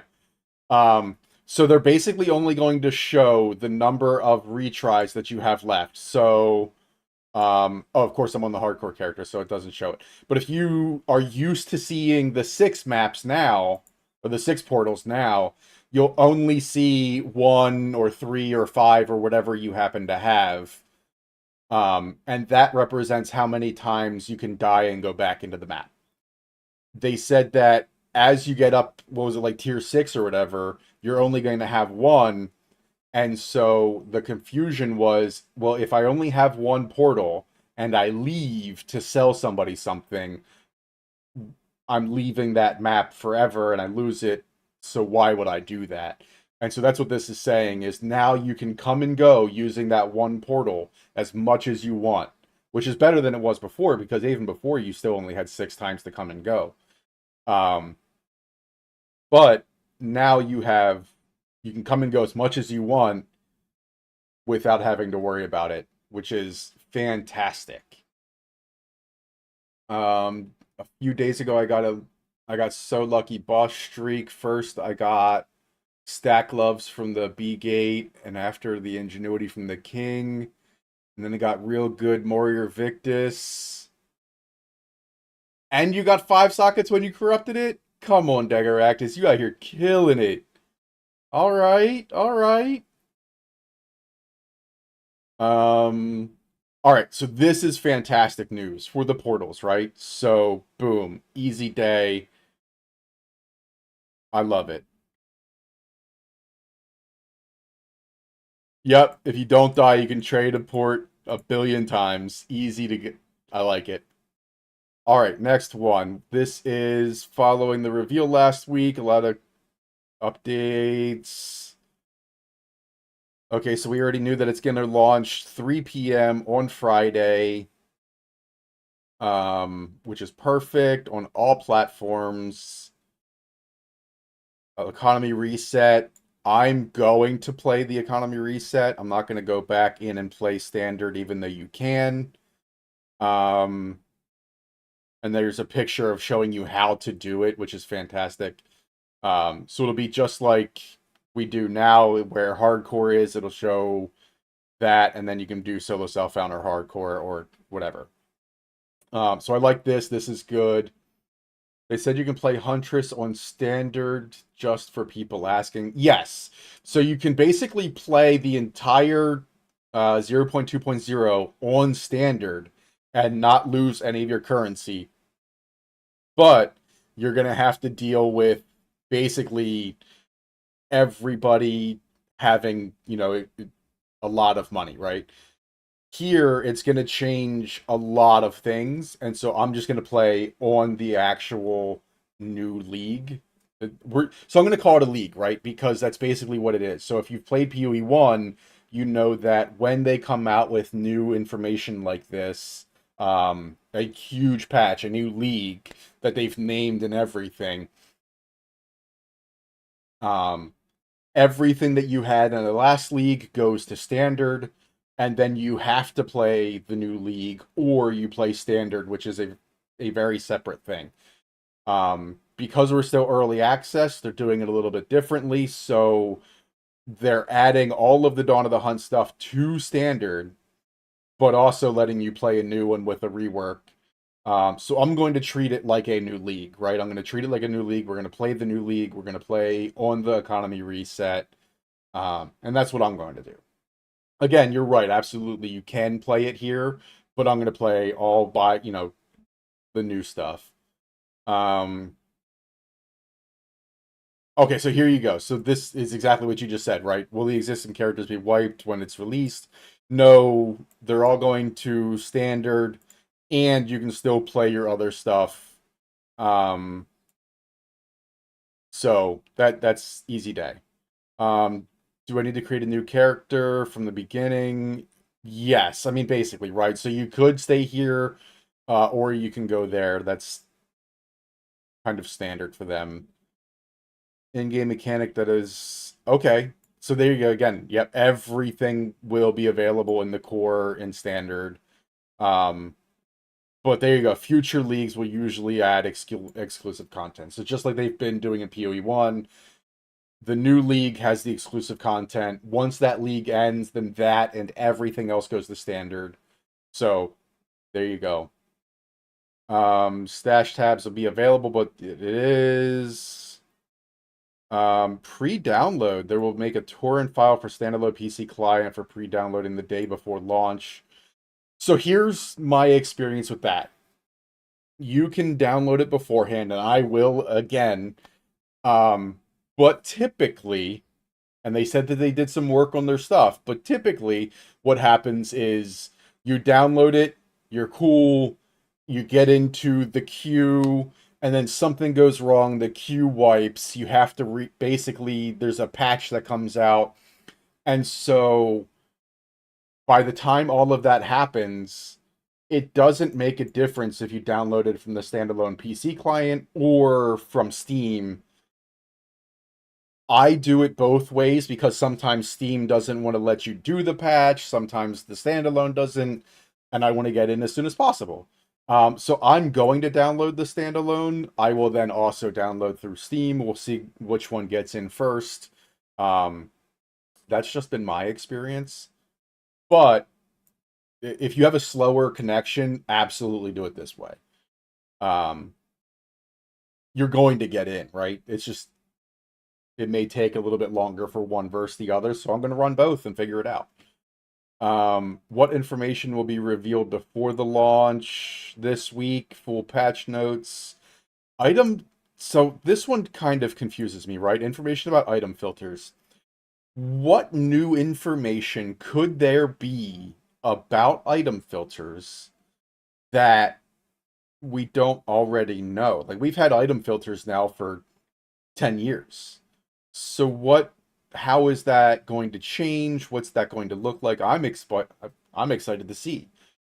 Um what to expect at launch day and the new Twitch drops. Stay tuned. I will have Twitch drops on.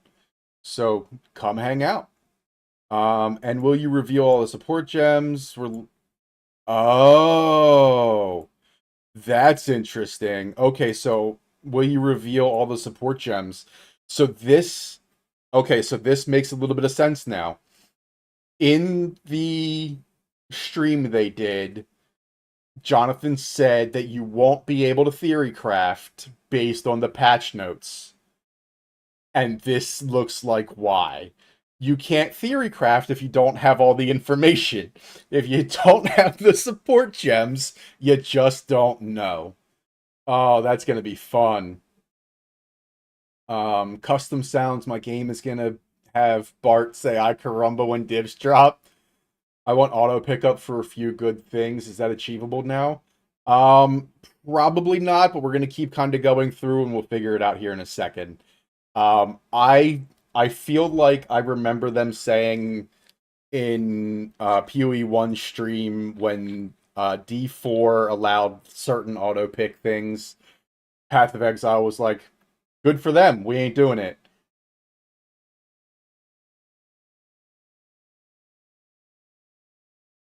The database does show some of the new gems. Okay. Well, let's do this. We'll add that to the next list of things to go through. But you're absolutely right. It's not QE1 does have pickup pets in China. Oh. Um yeah, you're absolutely right. The database is really good at mining things from the game, but it is subject to change. So we'll look at it. We'll get some rough ideas. We'll figure out where we go. But yeah, I mean, more information is better, right? Even if it's this information should only be taken with a grain of salt, it still gives you kind of an idea of what is in their head for future things too, right? Um, oh, Dawn of the Hunt doesn't come with its own supporter packs. Most of the new leagues come with supporter packs. This one does not. On release weekend, we expect to launch the new mystery box and cool microtransactions. All right, cool, cool, cool. I like that. That's actually some good information too. Um, all right. And then what do we got here? Oh, this is okay. So let's switch over to this. So I think I showed some of this already. All right, brother. Have fun. Be safe. Um. All right. So let's just kind of go through these one at a time. See if we can't blow this. There we go. So this is all from the official press release, right? So we've got some cool graphics. We'll kind of open them one by one. It looks like it'll keep them all full screened for us. Some of these were, put up on their website and stuff. Some of this, up there we go, is some of that. Okay, so I do want to come back to the ascendancy nodes because there's 5 of them now, and I don't see where they're at from what they released, but we'll see. Um, they said they only like officially announced like 3 of them, but there's actually 5 new ascendancies. So hopefully they're in this press release. We'll figure it out here in a second. Oh, so you can actually fight this guy now. He shows up randomly, but apparently he's going to be more common when we go into the corruption. They don't call them towers now. I don't remember what it's called. But when you go into the actual corruption spot, you're going to fight him. But you can fight him now on regular corrupted maps. He has a chance to show up. Um, from what I've seen, when he shows up on a regular corrupted map currently, when you beat him, all of the corruption leaves that map. Um, So in similar fashion, except for instead of being just that map, now when you beat him, it's gonna clear that whole area out and switch over to the light stuff instead of the corruption stuff. So I'm very interested to see how that plays out. Um, oh yeah, there he is again.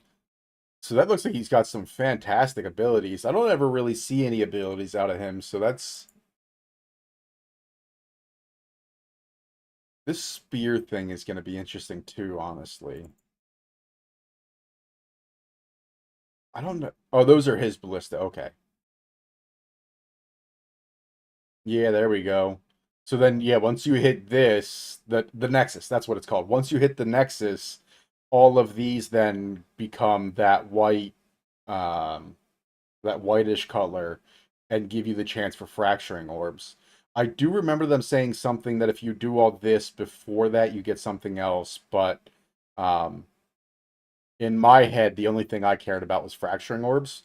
But here we go too. That doesn't look like a normal MTX for the life and mana pots. Oh, I know why. Okay, so remember they said that there is an ascendancy node that means that your health can do mana and your mana can do health. So that's what that is. That looks awesome. Oh, that's cool.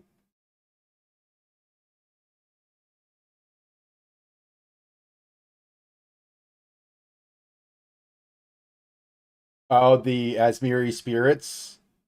I'm really interested to see how they play too. So going back to PoE 1, you could have things touched by spirits and they increase damage and all of that stuff. Um, the way they implemented it here, having like an actual spirit do it, uh, and then having obviously different drops and making them more powerful is going to be super interesting. This picture mean the camera angle will be changeable now? Probably not. Um, yeah, I would say probably not, just based on how like this shows obviously a different angle, this shows a different angle, but I think it's always going to be the regular gameplay style like that, if I had to guess. Yeah, I think it's just a simple cinematic. I mean, I could be wrong. It could change, but I haven't heard anything about it, so I don't think that it's likely.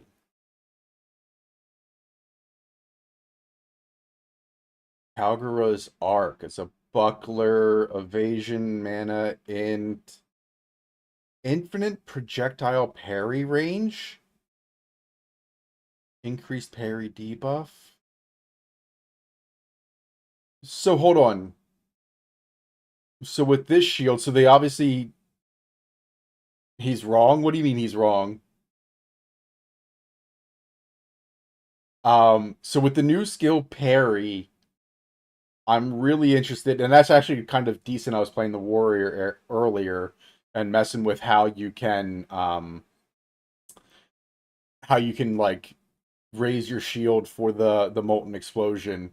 I feel like this is going to be the same thing where you've got to time it right, and I'm super excited to see how that works. But if you can parry projectiles, I wonder if you can parry skills, or not skills, spell skills, like spell damage. Because mostly, like Spark, for instance, is a spell, but it's considered a projectile. So I wonder if that's going to help, because that would help for a lot of boss fights too. Chernobog's Pillar. Armor, fire, chaos. Huge chaos res. Holy crap. Gain 1% as fire damage per 1% chance to block. So hold on. So um this goes back to what I was saying earlier about Righteous Fire. They haven't officially announced because we don't know what skill gems there are, right? They haven't officially announced that Righteous Fire will be back in this patch. They did say in a previous patch that Righteous Fire will be back. And everything about this patch screams Righteous Fire. So I'm super excited. I please let it come back. The other thing I want to see come back, since they're talking so much about blood skills, is Relic of the Pact and let me use Blood Sacrament. Um, it would not be a huge work, of course. Just need to make so you can't change to an angle which shows more distance. 90 max all res build. Yes, absolutely.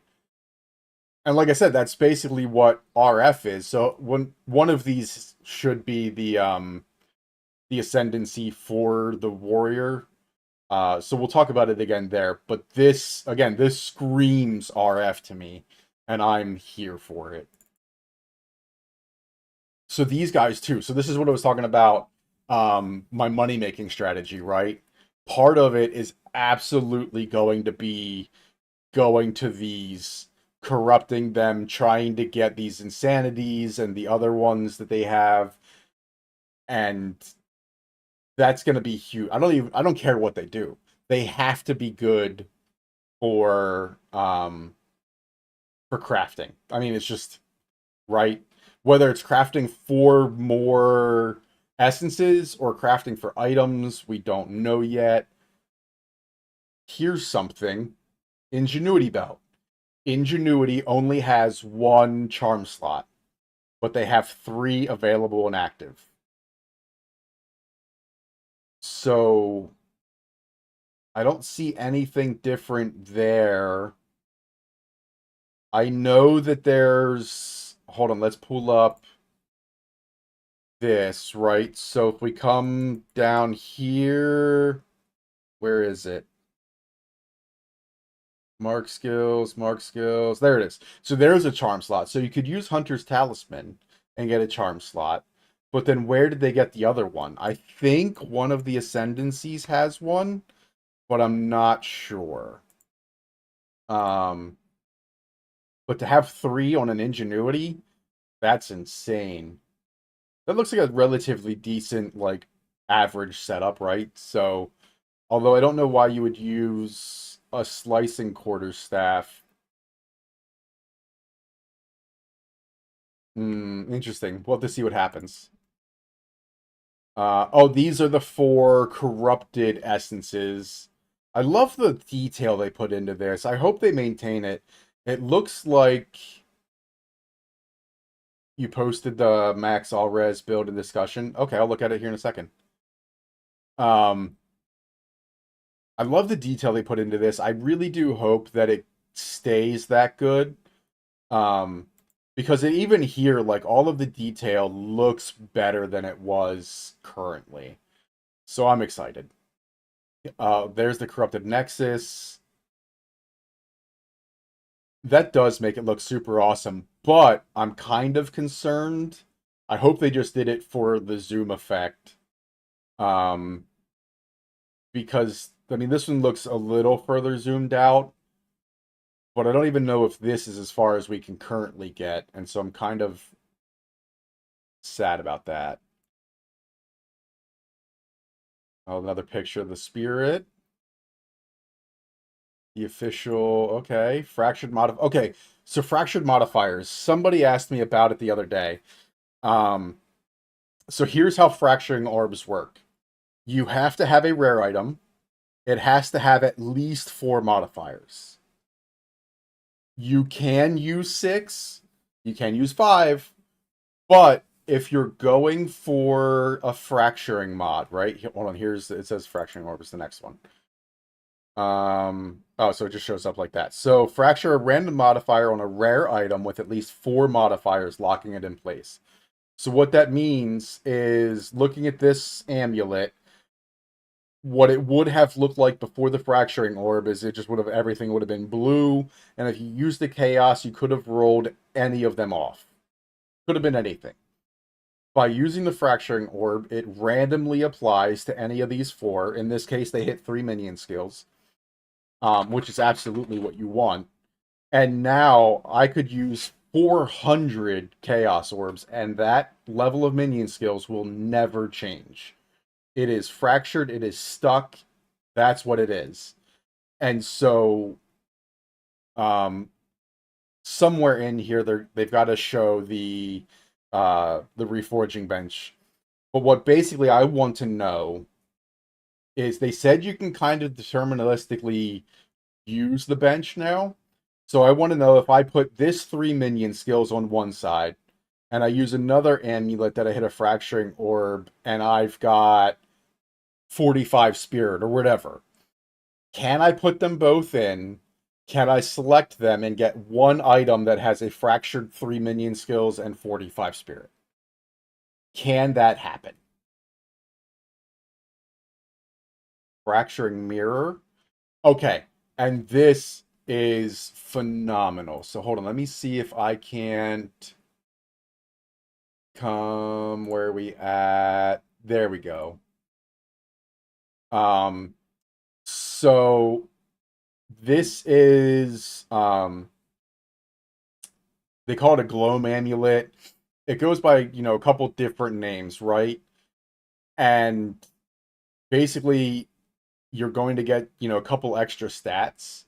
If it's anything like PoE1, this is the basically the same thing, right? Fracturing orb, they're fracturing focused amulet. There we go. Again, this one's -2, -1, but it increases what you can and can't do. So you can get things like 140% damage while leeching, 88% rarity, 147% crit strike multiplier, all on one amulet, which is insane. And then, so you see this one here is not mirrored. So typically what you'll do, or split, is you'll get some decent mods, you'll split it off. Yes. So fracturing orb will make that stat line permanent. You cannot change it. You can't annul it. You can't chaos it. You can do nothing to it. So they'll split it. They'll sell the split typically for about 3/4 price, which is fantastic. And then you do what you need to do, and you can the amount of things you can do with those types of amulets, I'm so excited for. Um, Useful pathing checklist on magic. Oh, Smurf, there we go. Oh, this is. Oh, yeah, yeah, yeah, yeah. Okay, perfect. So this is what we were talking about, basically. So we'll get there. That's perfect. I just saw what you sent in the Discord, Smurf. Okay, perfect. But these are going to be. I mean, we're talking huge money. Just think about that, for instance. I mean, again, we're talking minion skills because that's what they're showing. But 3 minion skills, and then imagine hitting, um, spirit and all res. It's a wrap. It's huge. +1 suffix. You could hit 3 minion skills, all res, all attributes, and still have room for rarity on both prefix and suffix. Oh, God, that's gonna be insane. Um, okay, here we go again. Oh, this is just the Huntress in a much bigger picture. Again, I love the detail they put into things. Like, even though it looks like it's an oil painting, there's so much detail in it. I love the little blood drips. Uh, this almost looks like something you would see like a sorcerer focus or like a minion build. So that's kind of an interesting combination. The high res. There's the Huntress and its, the scenery background. So yeah, here again, this is they called this one gameplay. So just going off of the view, it looks like we're not going to be able to change camera angle and stuff. Objectives? Hold on. If you see objectives with the skull in the corner, does that mean that it tells you how many rares or uniques you have left to kill on the top corner of the map? Because that would be fantastic. Um, we don't really know too much about what all skills they have, so there's no real use looking there. It doesn't look like she's using any spirit, though. No energy shield, although she took damage. No spirit. No level. Oh yes. Riding the Roa. They said yeah, they did say that they're changing some of the map objectives. So that might be it, where they kind of show you in the corner what they want you to do for that map, which is again super helpful. I love that. That's perfect. Is that a slow or a bleed? It's probably a slow. I'm very interested in some of these blood skills though. Oh, here we go. Gem cutting skills for the spear. So hold on. So what does this look like as compared to the actual game? Well, that's not going to help us. So let's go to the actual game. Gems. Um, we'll just use a 19 to see spear. Oh, so spear was completely blank. Okay, perfect. So if spear was completely blank before, now we can see what we got. Um, lightning spear, rake, rapid assault, explosive spear. These two, especially from level 1, they're talking about using the whole way through the game, is interesting to me. So you do the whirling slash, and then you could probably use support gems to make them the different elements. Or oh no, you said they do it over the ground. So if you do like a lightning spear and then a whirling slash over it, you now have a lightning slash, and then you could use your twister to create lightning twisters, if I remember that correctly. Sniper's Mark, I thought was already a thing. Barrage, Whirlwind, Elemental Sundering? That'd be interesting. I'm excited. I don't know, that sounds fun. Disengage. That's kind of unfortunate that that has to be a skill and not part of the roll effect. But I mean, I guess we'll figure it out, right? Okay, here we go. Ritualist, Corrupted Life Force, Blood Boil. Enemies in your presence accumulate blood boils periodically. Um, every 1.52 seconds at level 20. When they die, the boils pop, applying corrupted blood near them. 20% more corrupted blood infliction area of effect per blood boil. Inflicts a stack of corrupted blood for 5 seconds. So how many stacks can you get? Can you just hold on? Oh, wait, hold on. Enemies in your presence accumulate blood boil. Okay, I was in my head. I thought for some reason we would be able to use it on the minions like we do with sacrifice. Sacrifice the minions by using blood boil on them and then spread that corrupted blood that way. But it's got to be enemies in your presence, so that's not going to work out. Infuse weapon, projectile attacks. That weapon consume infusions to infuse the first projectile. Okay. The explosion's decent size. 100% of the physical damage. Okay, so if you have a weapon that does more than physical, you're kind of screwed. I mean, it's not going to convert that to cold. Which, I don't know, that could be good, could be bad. Sacrifice the corpse of a rare monster to grant you its modifiers. So this is basically giving you the Headhunter belt for the same 20 seconds, basically, at level 20. And then you could add a little bit, but that's... Okay, so yeah, it's basically just giving you as a... Wait, hold on. Sacrifice the corpse. So that happens automatically. If that's a buff, that means that it's like a persistent, so it's going to be a spirit gem. Boom. So you just kill every rare you kill, you gain 20 seconds. I wonder, there's got to be a way, especially... Oh, Temporalis is going to destroy this. With Temporalis, you save all of the rares till the end. Go kill all the rares, blink to the boss, kill the boss with 20 seconds of all of the rares in the map. That's insanity. I'm also, they did say that there's going to be more unique strong boxes than what they listed. And I hope so bad because they still sucked in PoE 1. So hopefully here they're at least a little better, but 31 packs of monsters is insane. So we'll see.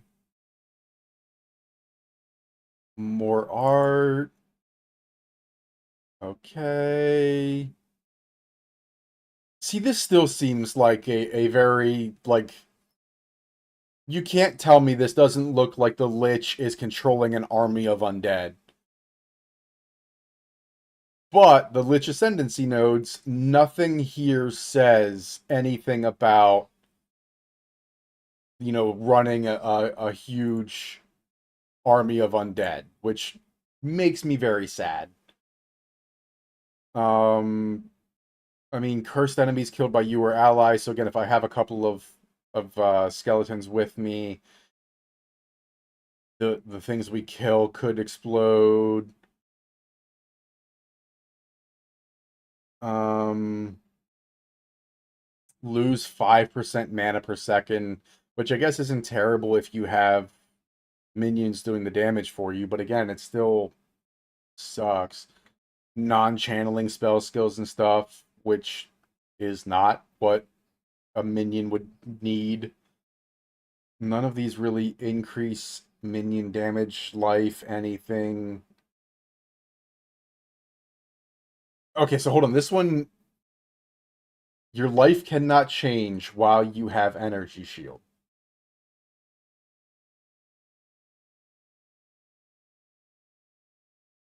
Yeah, so here, you and your allies in your presence have unholy might while you're not on low mana.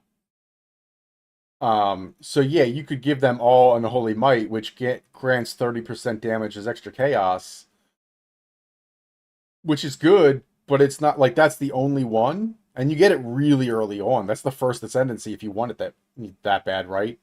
Because if this is the beginning, there's your first 2 points. There it is. You got it. Um, and if this is 20% energy shield, so that's 20% energy shield, and you get that. Um, but here, so your life cannot change while you have energy shield. So 10% of damage bypasses energy shield, which is cool. It is what it is, right? And then you cannot change your life if you have energy shield, which means you can't buy, like, that's just a free 10% damage buff or like damage reduction to yourself, which is fantastic. And then this one, socket one non-unique basic jewel. So I wonder if that means that if you put a corrupted magic jewel in there and have adorned, do you get the 100% of affected jewel there and the 0 to 100% from adorned? Which one applies first? So many questions. But I don't, like I said, I don't think that this is going to be a build I play just based on, like, if I'm going to play a minion build, I want to play a minion build. This is the worst picture you could have chosen for Lich gameplay. What are you doing? What is going on? And it's cool you're using chaos skills, which actually might be super beneficial since almost nothing uses chaos res. Um, it's a very low thing to have. You don't have to worry about, like, oh, does it have lightning res? Does it have fire? No, chaos bypasses most of that. So this would be interesting. But does this mean I'm basically a sorcerer? I don't know. This one's going to be fantastic. Like I said, essences I think are going to be my bread and butter, and being able to build a character that can fight +4 greater essences, it's a dream. I am a little interested to see how this works too, right? So the first time you do the tower, you get one ritual tablet to put in, or one precursor tablet to put in there. But then they said you've got to beat it at a harder difficulty to get a second one, and I don't know what that means. So do you just replay it? How do you increase the power? You know what I mean? So I'm interested to see how that works out. I really want to know.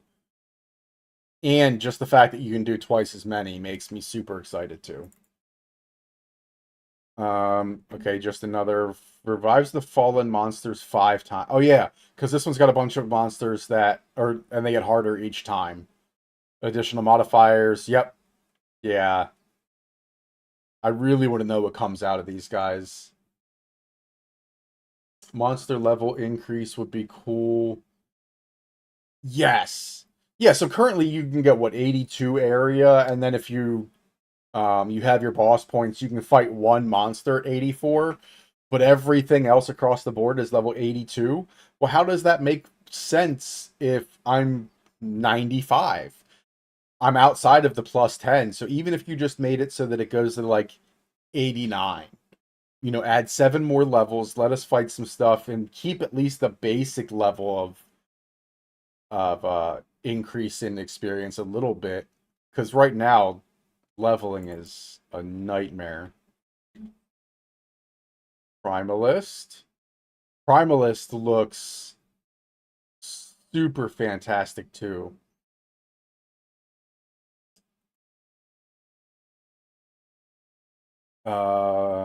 Okay, so here we go. So blood. This is one of them that they didn't put like what Blood Boil does. Um, but Ritual Sacrifice, Blood Boil, just flat 20% physical damage increase. This is if I played this class. Welcome back, Sniffle. Um, so if I play this class, my first 2 points are absolutely coming to minus all res and +1 ring slot. Absolutely, without a doubt, 100%. The next two, 25% bonus. Because now I'm getting a 25% bonus on 3 rings and the amulet.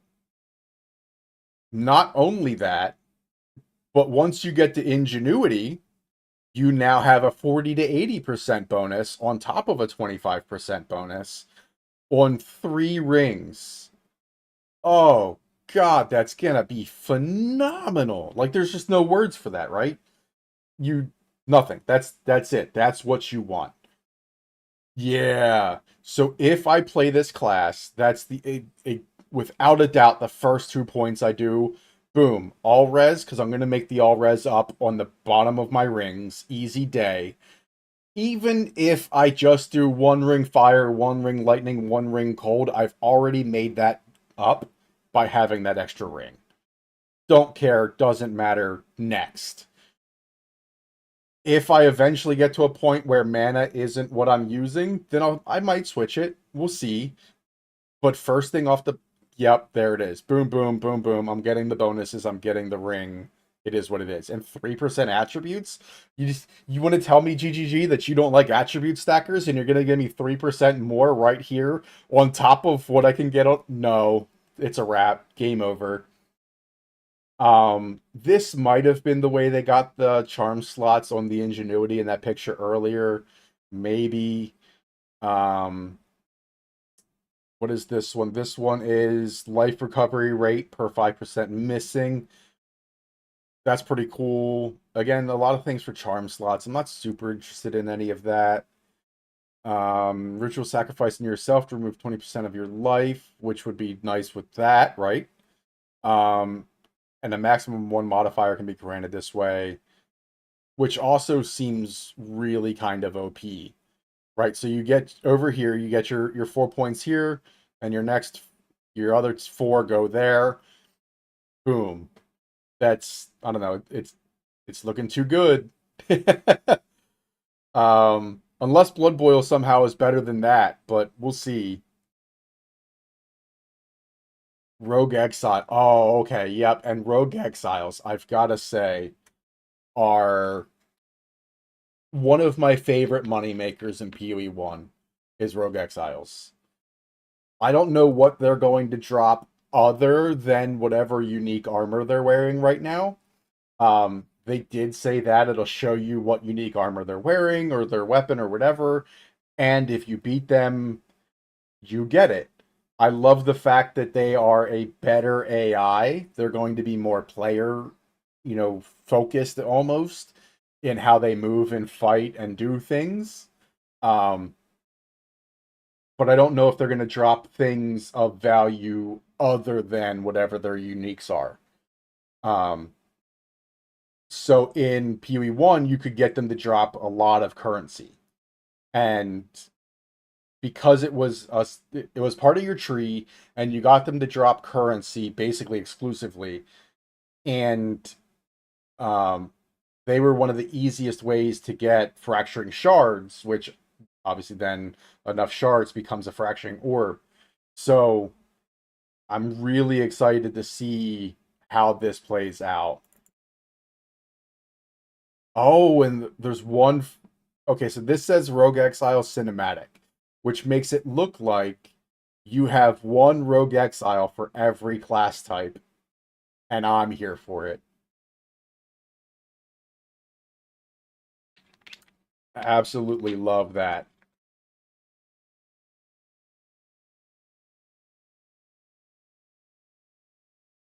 Yeah, so here you go. Has the Demon Switcher and Bushwhack equipped.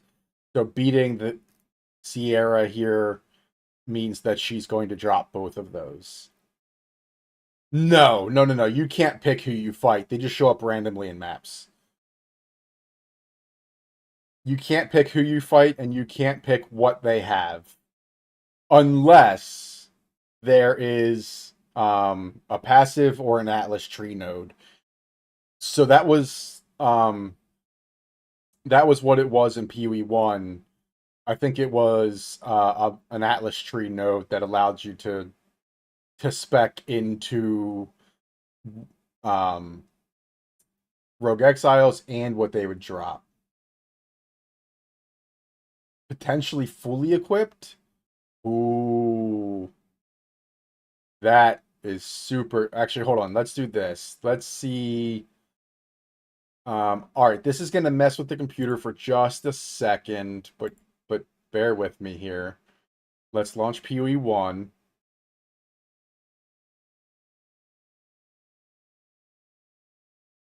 Log into my Shark Weeking.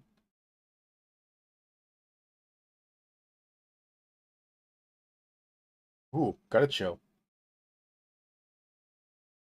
Okay, so how do I see my Atlas? I forget.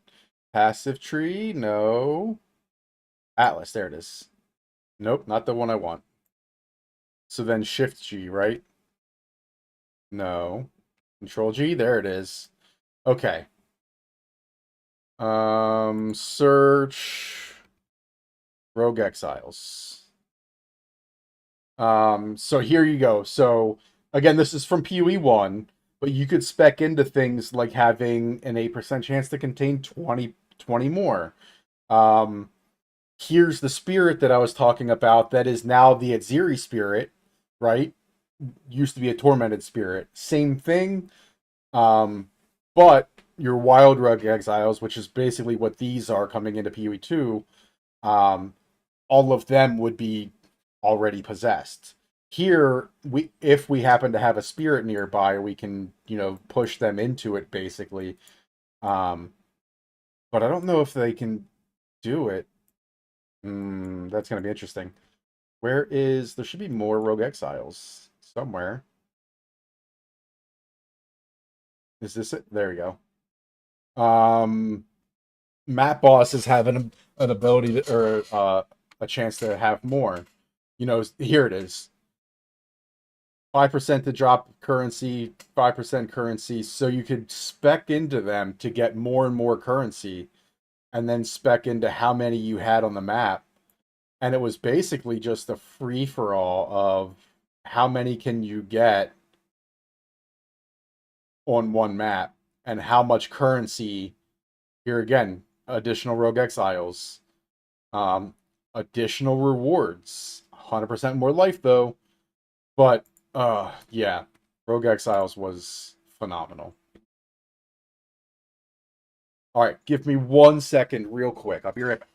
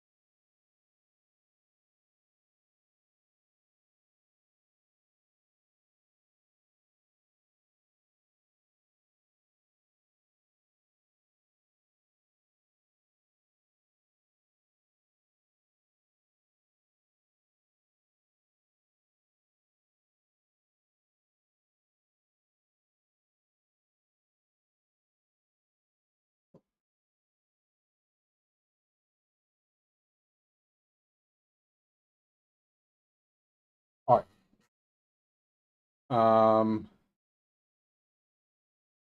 Oh, we might get a freebie. You want to come up? You want to come up? Up.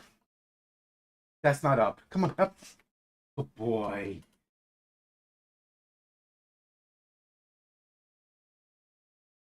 He was being super good and just relaxing.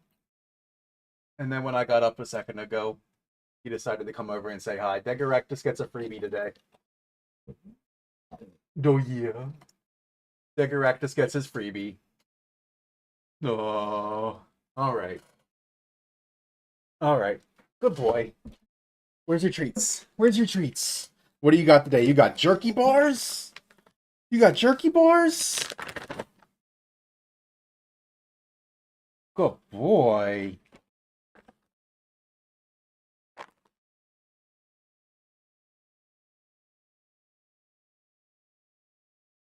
From his bark box, he's got some jerky bars. Good boy, bud. All right. Good job. All right, back to this. Oh, we still got a good bit. Oh, no, not a good, but we got like 20 left, 15 left. All right. Degaractus got a freebie today. What do we got here? This is Shattered Lake. Oh, this is the Shattered Lake gameplay. So this is the one that the map like rises up as you move. Another one that I'm super excited to see actually play out.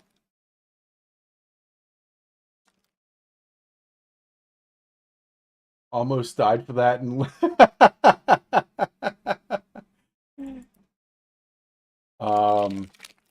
so hold on. This is the Smith of Patava. So this is the Ascendancy that I think I'm going to play. Just based on what we'll see here in the Ascendancy coming up. But the gameplay that they showed has him doing this in a map, which I don't know how we feel about that. Is this the Ascendancy? Oh no, this is the Smith still. Here it is. This is the Ascendancy node. So this is what you showed me, Smurf, in the Discord. For the 90% all res. But also, so let me, for anybody that's ever played RF, you kind of know where this is going.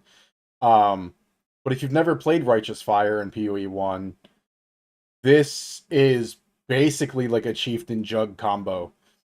Coming over here is free, and then I assume that each one of these is going to cost you 1 point. Easy day. I'm coming up to this one, modifiers to fire, also grant cold and resistance 50%. Boom, getting it. First two. The next two will be coming over here.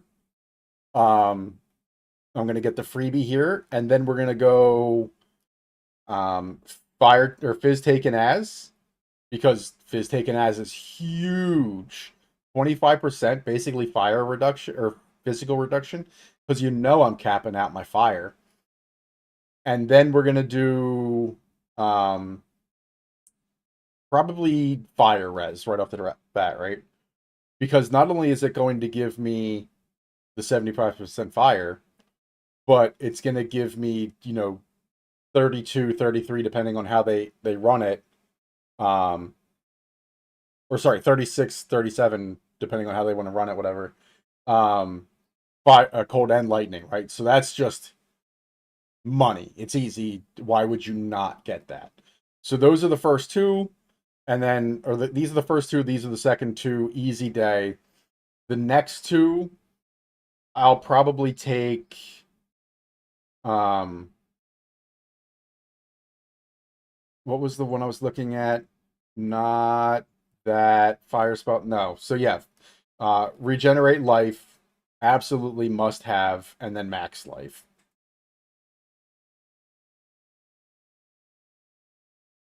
Perfect. And then round it out, I'll finally get my overcap. I'm not worried about that until the end. Ah, so excited for that. Um. Oh, here we go. Okay, yeah.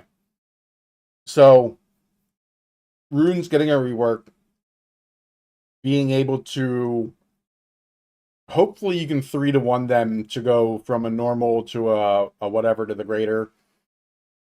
Super excited for that. I don't think that these are currently in the game. So, one, adding more. Two, making them better. Finally making runes worth something.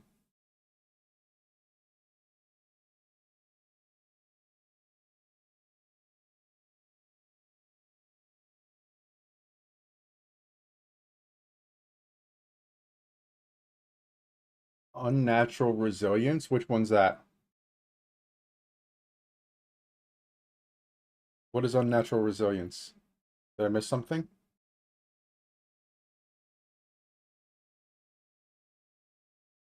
Oh, wait, wait, wait. You're talking about. Okay, okay, okay. Yeah, so these are going to be special runes. Yeah. Yeah, I forgot. You're right. You're right.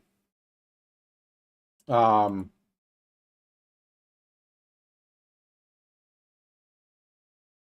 where is it? Oh,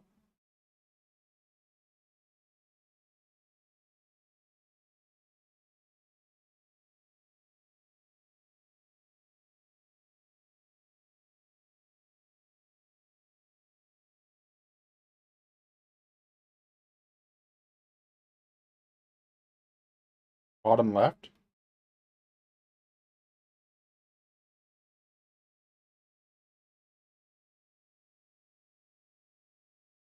Oh, all the way bottom left. There it is. Yes. Yes. Oh, holy shit, that's expensive though.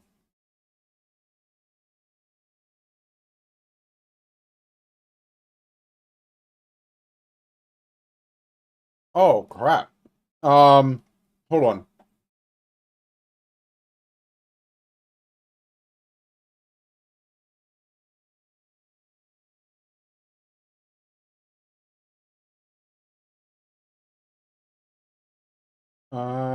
Oh, I don't have it in there. I thought I had my old RF Chief in there.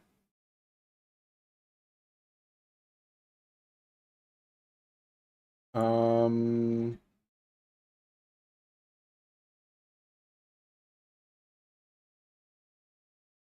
what do you mean?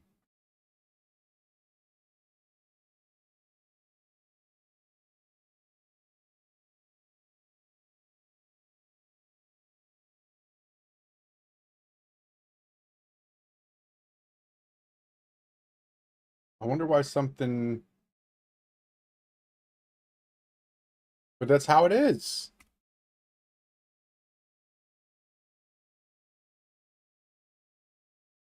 I don't know. I'll have to mess with it and see if I can't import. that old one back into it. All right. Oh, so there's the spirit. So that's gonna be super interesting too, right? Um,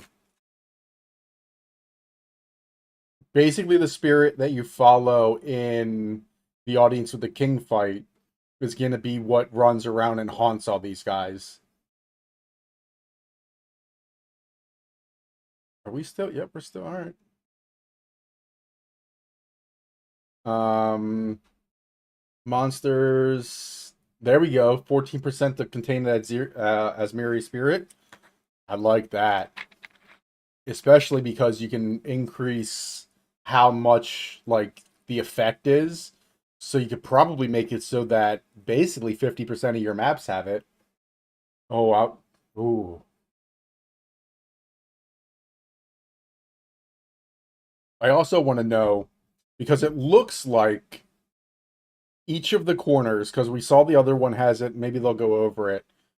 Um, but it looks like each corner has been expanded, which is cool. Um, what do I want? I want this. Apparently, I can't access the Atlas tree. Come on. You can't access the skill tree unless you're in maps already. That's some shenanigans. Character select, and we broke the game again. Oh wait, there we go.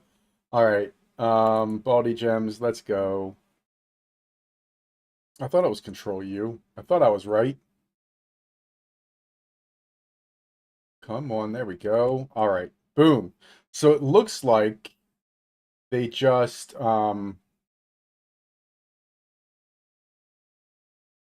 there. Let's do this a little bit. There we go. Right? So these two are the same. That's changed pretty drastically, right? So immediately from here it's changed, and then they just expanded this. But also you can see that like that's the ritual thing, but I guess it just moved up and out of the way a little bit. But yeah, everything has changed for the most part, right? So this is all still the same. And then immediately as soon as you get to this circle, everything changes for this circle. And they still have that connection piece, but all of that's changed. So I wonder what these nodes are. Because they're all different. Well, that's essence. That makes sense. So like there you can spec into essence. That looks like an essence. That looks like an essence. But what is this? Is this all for the spirit? That could be for spirit. Because in one, you had three types of wisp. That's what it's called. Um, let's do this real quick. UE1 spirit. Um, Not tormented spirit. What was that called?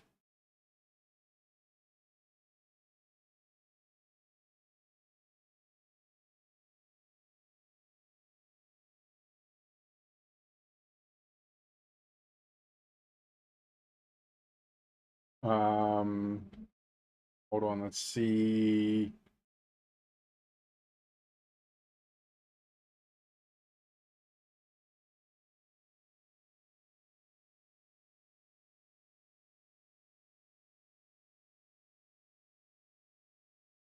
Um, no, nothing there.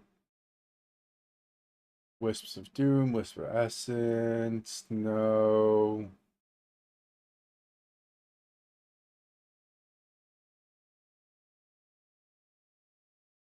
Weird offer response. I can't find it right now.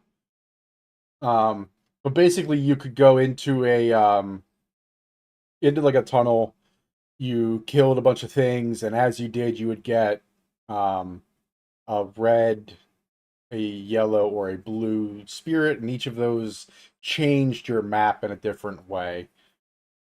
Just calculated in my head with an 80 ingenuity, 3 rings, 25%. You gain 69% more stats from your rings. than just 2 ring and 80 ingenuity.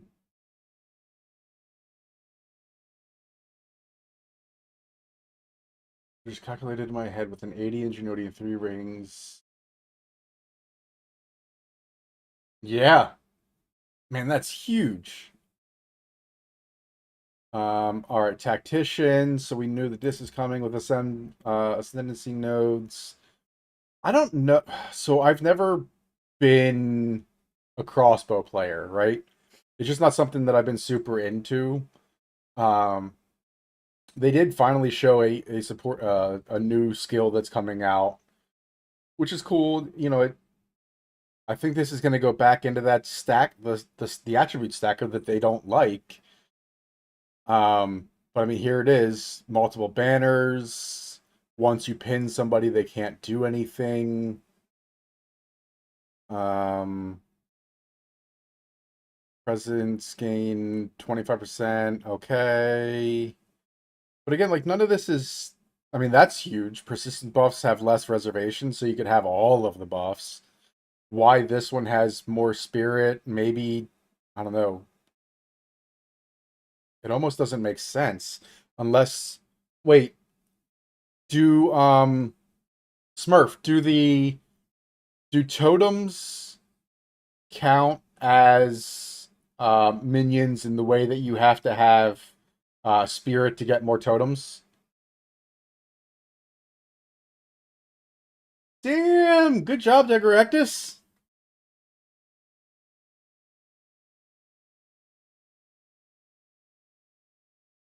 Yeah, so I don't know if totems count. Totems are not minions. Okay, so totems aren't minions, but do they cost spirit to summon?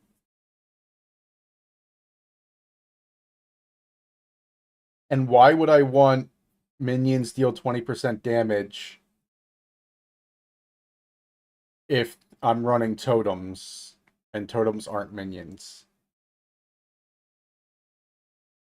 There is a notable that makes them reserve spirit so you can get more. Okay, so that makes more sense then.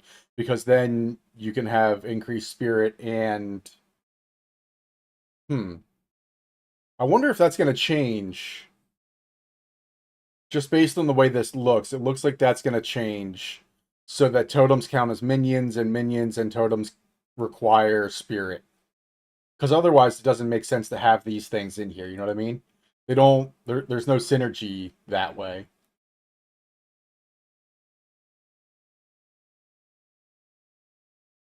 This one's gonna be kind of big though. Enemies have an accuracy penalty against you based on distance and defend with 200% of your armor. That'd be huge. Oh, talismans. This is the one it looks like um the prime list is carrying. What is this? So stack size, boots, place into an empty rune socket and a martial weapon or armor.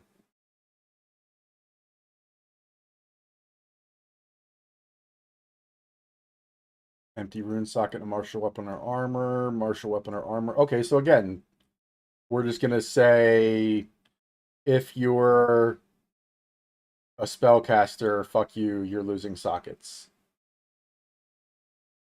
Totems are weird, like rings that pack damage gets added to. Huh.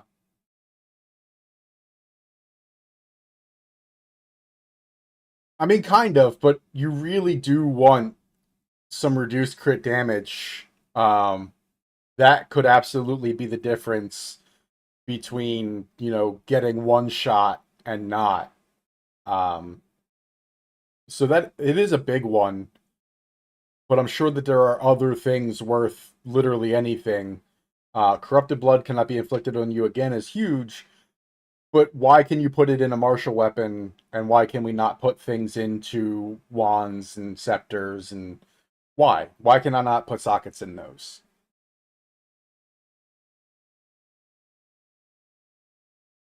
The coming calamity. Okay, so here, this coming calamity armor grants all 3 heralds, which means you don't have to spend spirit on them. They're already there. My question is, they said that it no longer procs off of each other, which is cool. But if I have this and I have the painter's gloves that split everything into 33%, can I proc each of these individually at full power?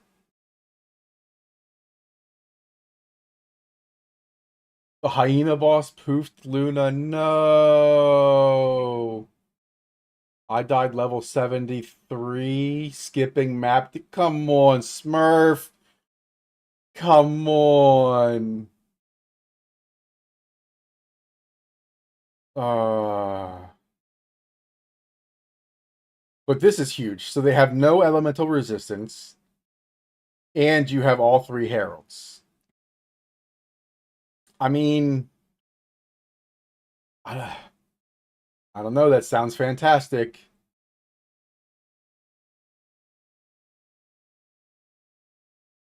You got a monk in map, so you're all good. And yeah, why? Let's. What I'm getting at is I don't understand why you would need a talisman like this. Um, there it is, the talisman like this. If you can get it basically for free. Luna's hardcore stuff has 39. But yeah, why would you get this talisman and waste socket if you could just get it on literally any jewel? It doesn't make sense to me.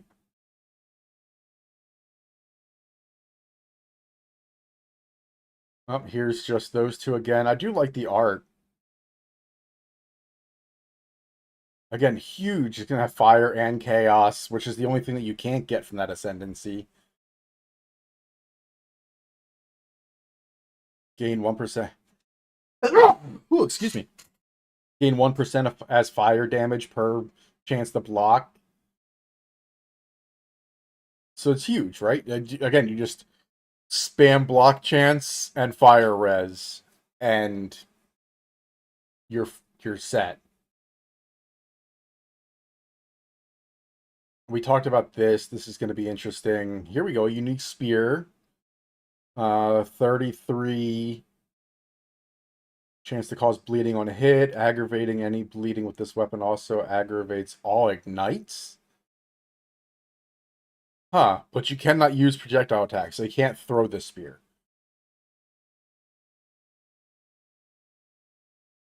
Don't skip the T5 maps.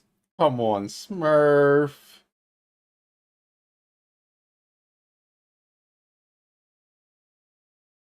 What is this belt? Life, mana, flask, flask, flask. Life and mana flasks can be equipped in either slot. So you could run two life or two life or two mana flasks. Is that what that means?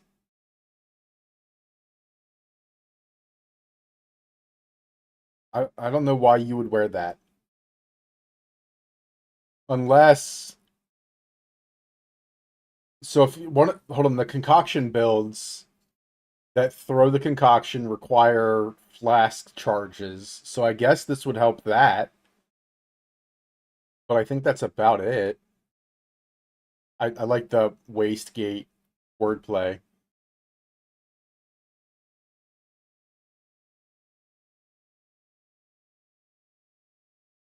Yeah, the spear seems a bit useless.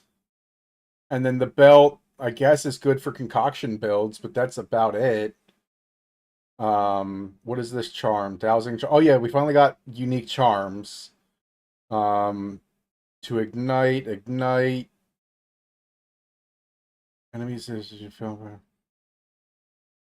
Nobody cares about ignite though, so I mean, I guess that's cool. Ignite enemies in your presence, but kind of worthless. Uniques cinematic. So I guess this is some of the uniques coming to the game. I thought those are corpse weight boots, so those are already in the game. This helm looks familiar. I don't know. This doesn't. I mean, it looks like a cool character, but I don't think there's anything new there, right?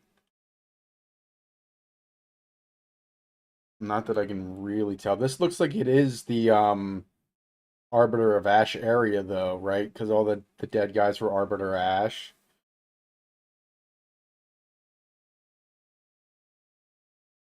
That mask is definitely already in the game. I think that armor is too. So like my hope is that this kind of clarity and detail to the armors and stuff stays. That is an interesting stat, or what's the quarterstaff for a monk to be wearing? I don't know. But that's all of the stuff from the official press release. Yes, the monk does look cool. Yeah, 268, 100 more is an absolutely huge boost, but that's everything from the press release. And then the only thing I have left, stay. There we go. Um, oh, so if you want it, the press kit's right here. It's just all the pictures. It's at the very bottom of the official PoE2.com/hunt. The very bottom, you can download the press kit. So that's that. And then this, let's see what we got. Because they said that some of this stuff is here. Um,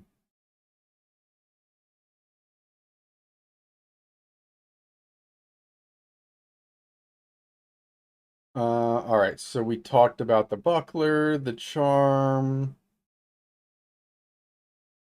Um, the strong boxes. Oh, so this strong box has an additional unique item, so that's kind of nice.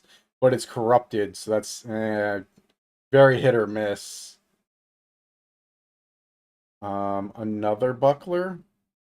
All res, accuracy. Hold on. Oh, because they want the buckler to be with the spear. Yep, that makes sense. Mjolnir. Mjolnir's gonna lightning spell? What is lightning spell? 200 int and 100 strength requirement. Hold, and only one to lightning skills? Wait a second. What? Why? Why would I want that?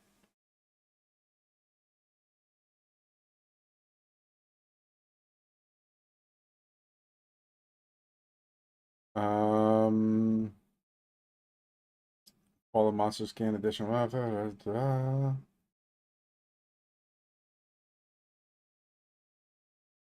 What is this? Oh, somebody wants to buy something. What do we got?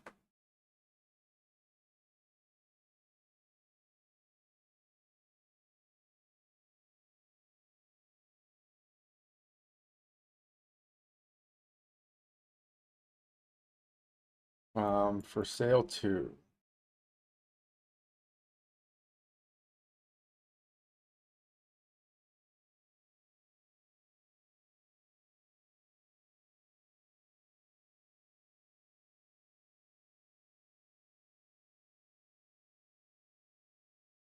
All right, where were we? We were here. We go. Um, shield. There we go. Armor, energy, shield, dex, all res, one maximum spirit per 50. That's going to be huge. And it only requires level 33. So there's your. Nobody cares about Windows. Stop. So Smurf, there's your shield that you want for your witch. Absolutely.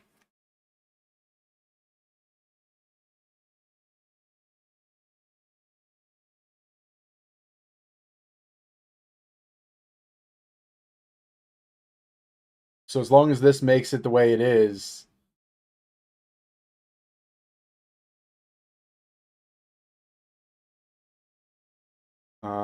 decorated helm, life regen, but can't use chest armor. Oh, but you can two-hand, yeah, in each hand. Coming calamity, we saw that. The crown, armor, energy, shield, life, chaos, count as being on low life. Oh, here's another charm. Affected by a slow, grants onslaught during. Yes. Onslaught's basically let's see if this is gonna help. Does this help? I don't know how clear that is. Hold on. Hold on. It's being very slow.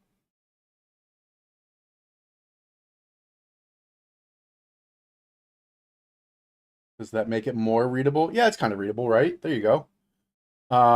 Okay, so grants onslaught during effect. Onslaught is, I think, 40% damage boost. So every time you get affected by a slow, you gain 40% damage. That's amazing. So this would be why I would want one of the ascendancy nodes that has the ability to use charms as frequently as possible. I'd run 3 or 4 of these things. Well, you can't run 4, but I mean, you get my point, right? Like, that would be fantastic to just have constantly 40% more damage. Um, Attack speed, all res, mana regen, random shrine buff every 10 seconds. Oh, so when I first saw this one, it sounded kind of cool, but then I thought about it. You mean to tell me that basically there's only a couple of shrines? So every minute and a half, I'm going to have 10 seconds where everything drops as gold because of that stupid avarice shrine? Get out of here. Don't want it. Next. Grand Project Precursor. This is going to be huge. 5 to 10 maps, which gets doubled to 10 to 20 because that's how they work now. All maps in range can be accessed, which means we can finally jump those gaps. Oh, God, that's going to be so nice. These are going to be so expensive. I hope you can chance orb for them because something's got. Oh, you can't because they all come out blue. Crap. Yep, I don't know. I don't know what to say. This is going to be super important, though. Um, Evasion Energy Shield mana, attribute requirements, cool. Soul Eater. There you go. You get Soul Eater right off the rip from 39, but base movement speed takes a hit. Ooh, uh-oh. Uh-oh.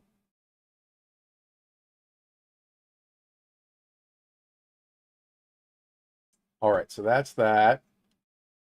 What is this one? Is the new uniques still? Fuck, we just went through this. This is all the same. Okay, so we don't need to do this one again.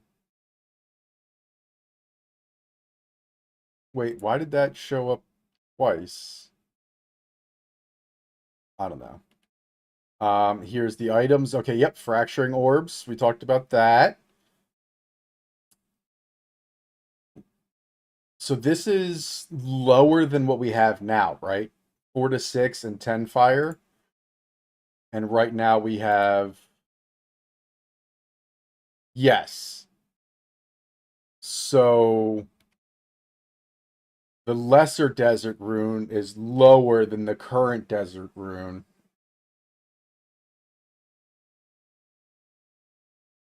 Isolation is 3.5 div.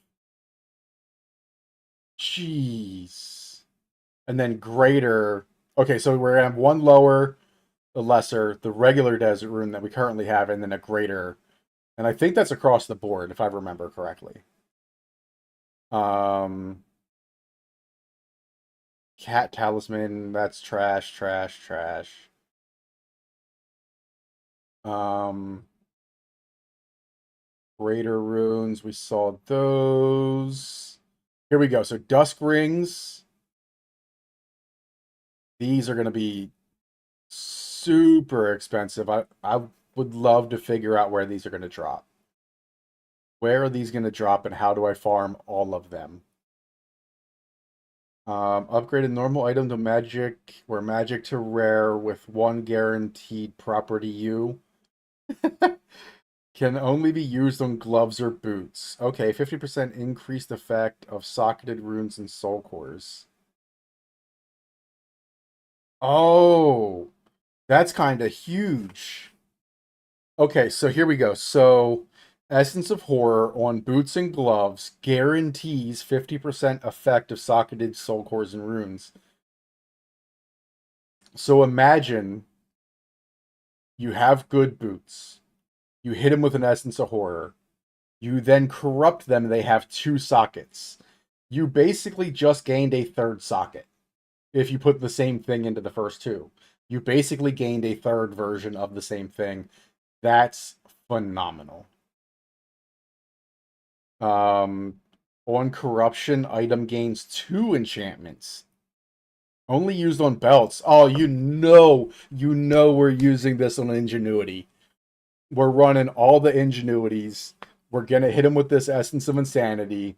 We're gonna corrupt them, and we're gonna hope for two phenomenal boosts. Oh, travel to the reliquary vault. I told you the reliquary vault was coming. I saw that. Oh, it was so easy to see. It was literally in the game. You just had to hover over. Um, wrong one. Wrong one. Where am I trying to go? There we go.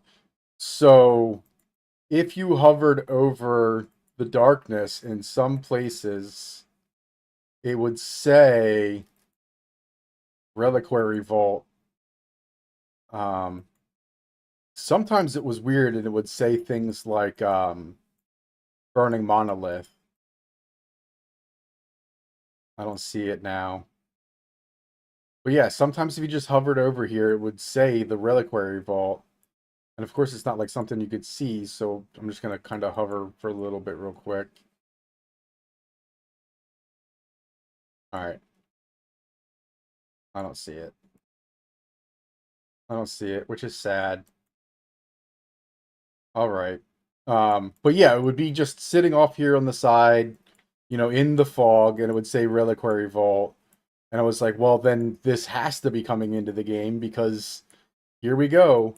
But that also begs the question, if it was hidden in the fog before, does that mean that the Reliquary Vault is going to be basically a map that you then have to find before you can actually run? You know what I mean? Because that makes it sound kind of bad, honestly. And of course, now I can't find it anywhere. Wait, wait. Oh, that was the Lost Tower.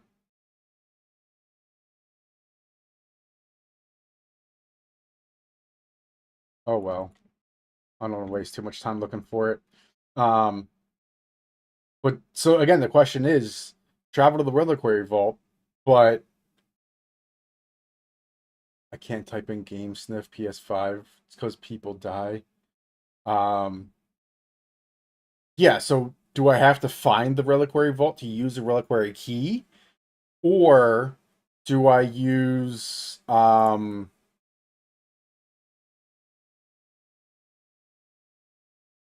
the Realm Gate? You know what I mean? Like there's two kind of possibilities here. I really wish I could just find one real quick. And of course when you want to, it's not there. Oh, hold on. I did this thing where I put it in let me see. Let's do this. Reliquary.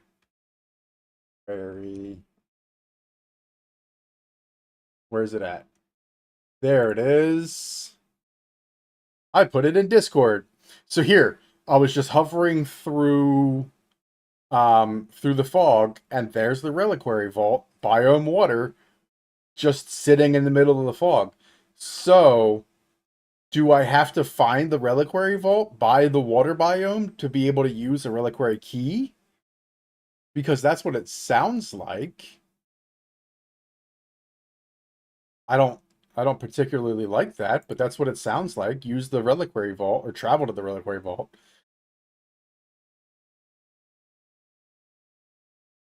once I find a reliquary vault, can I use it over and over again and put multiple keys in it? No info on those. Okay, okay.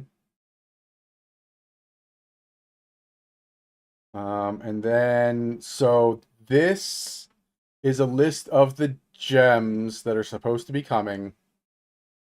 Um, at least what we know slash they data mined. So I don't know how true this is. Um, but here it is. It's on the database, PoE2 database. And I'm kind of excited, right?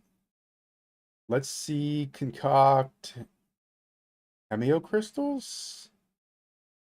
Um, I use myself, which can cause damaging hits. Consume bleeding. Oh, so this is a support gem. Okay. Huh. Deal physical area damage based on percentage of expected damage. Huh. Yeah, these are okay. These are all support gems. This is still fantastic. So actually, give me 1 second. I'm gonna put this up here. Jump to present. There we go. We're gonna throw that up there for the guys in the Discord. Rip. Melee, killing blows of supported skills and bleeding enemies. Create a blood remnant. Increase your life regeneration for a short while. Nice. So basically the same thing. Wait, can you overcap? Lasts for 8 seconds. Dealing a blow. Okay, no, this is just regeneration rate. Um, I got excited for a second thinking that it would be like a health version of um Grim Feast for mana or for energy shield and let you overcap life. That would be fantastic.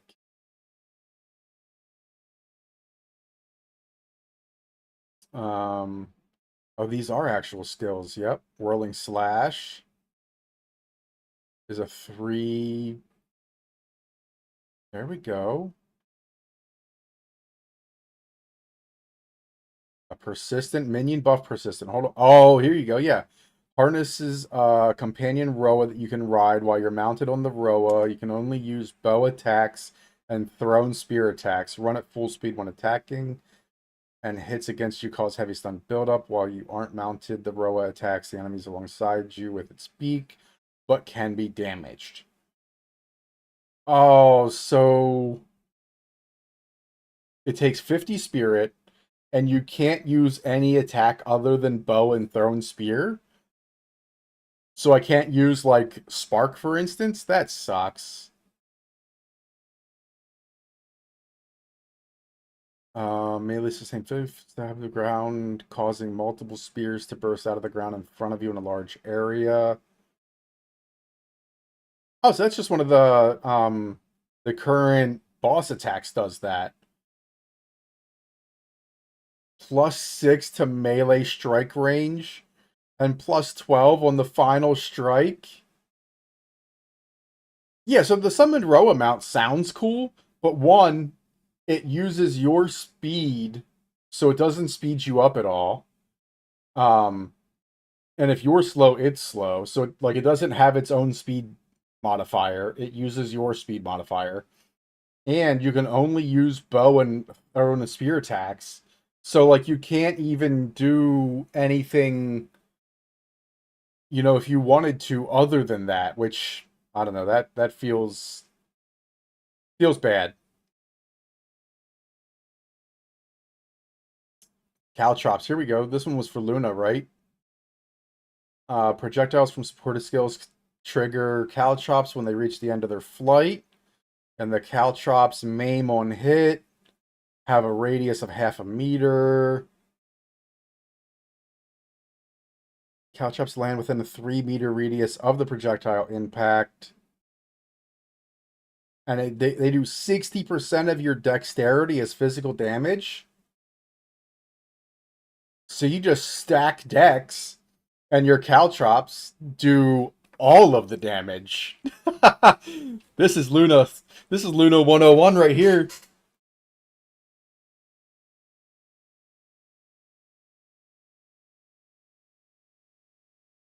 Um, Bind Spectre. Capture a spirit of the offended, allowing you to summon it as a minion. There you go. This one's Smurf. Smurf wanted this one.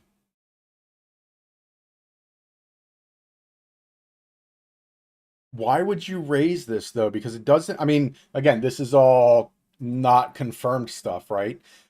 But if this is anything to go by, unless it changes how much life they get or damage they do, this just says you capture the spirit of a defeated monster and allow you to summon it. So it doesn't tell you how many you can have, and it doesn't tell you if it gives you that many modifiers. But if this is the case, then run 5 or 6 bind specters and just having a bunch of them. Which specters are the best? Well, I mean, at this point, the specter is whatever enemy you kill. So whatever rare you find on the map is what you want to do. Take all the rares, get them together, and go fight the boss. Um, Essence Harvest, recover 5 to 15 mana from a minion, or when a minion dies. Oh, well, that's, I mean, I guess okay, but not really what I'd need. Your skills target minions from supported skills within 6 meters. Skills which create okay, so support skills which create minions, causing your skills which can target minions to prioritize targeting minions from the supported skill. So, okay, so this one I would put Sacrificial Lamb um, onto the Skeletal Warrior from our Scepter so that I target that instead of the sniper. This makes it sound like a skill which would not go map to map. You would have to redo every map. Again, from what it says, the way, you know what I mean? I don't know, maybe it goes map to map because at that point it is a minion, so maybe.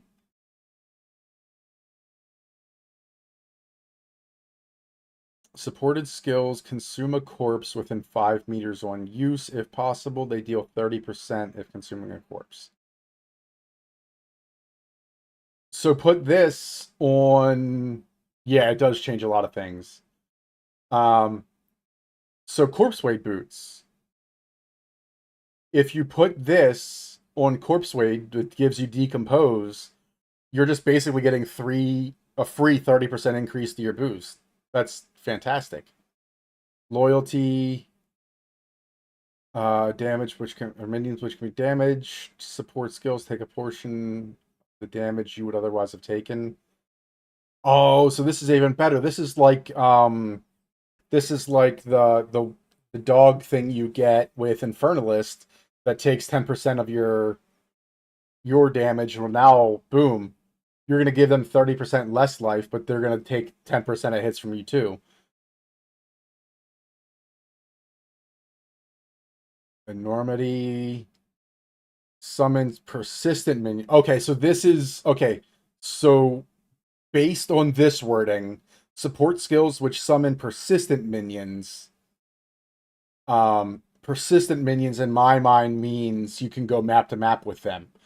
Bind Scepter or Bind Spectre does not say that it is a persistent minion, it is just a minion.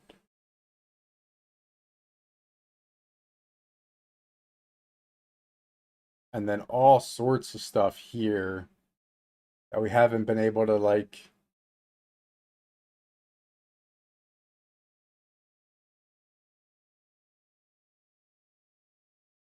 Yeah, that's a lot of stuff. Zenith? Wait, we have Molten Strike of the Zenith, so why wouldn't, I mean, that makes sense, right?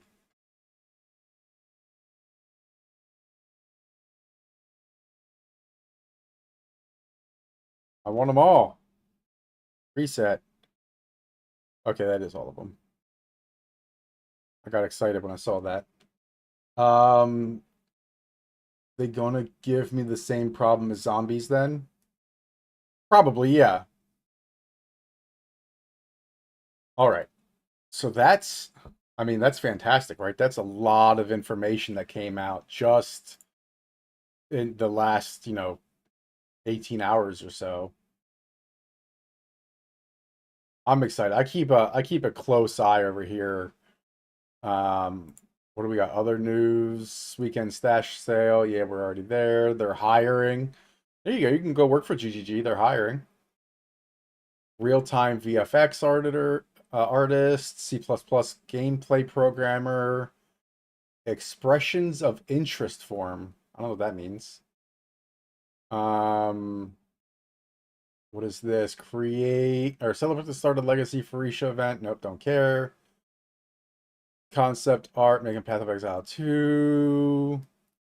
How many of these do you recognize? PoE 2, Amazing Bosses and Rayclast. That's just asking a question, who would win? Updated the above post about Tavern Talk, March 31st. That's today. Okay. So today at 4, they're doing 0.2.0 update dev interview.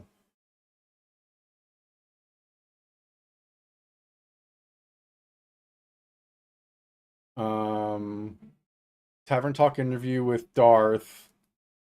Yep. So we're definitely watching that. So today at 4, so in 3.5 hours, Darth Microtransaction is doing a Tavern Talk with the developers again. So that's going to be huge because Darth is amazing with his questioning and what he can get out of these guys. Um, so there we go. We're definitely gonna watch that. 4 o'clock, so 3.5 hours. DM is doing his Tavern Talk with the GGG developers. We're absolutely watching that. Boom. I love it. All right, let's get off of this character. Um, Thanks, Baldy, for your stream soon. I have to go. I hope we can figure out some huge strategy to be rich in a week. I don't know, what do you think? What mods a Huntress needs from a Magic Corrupted Jewel? Um,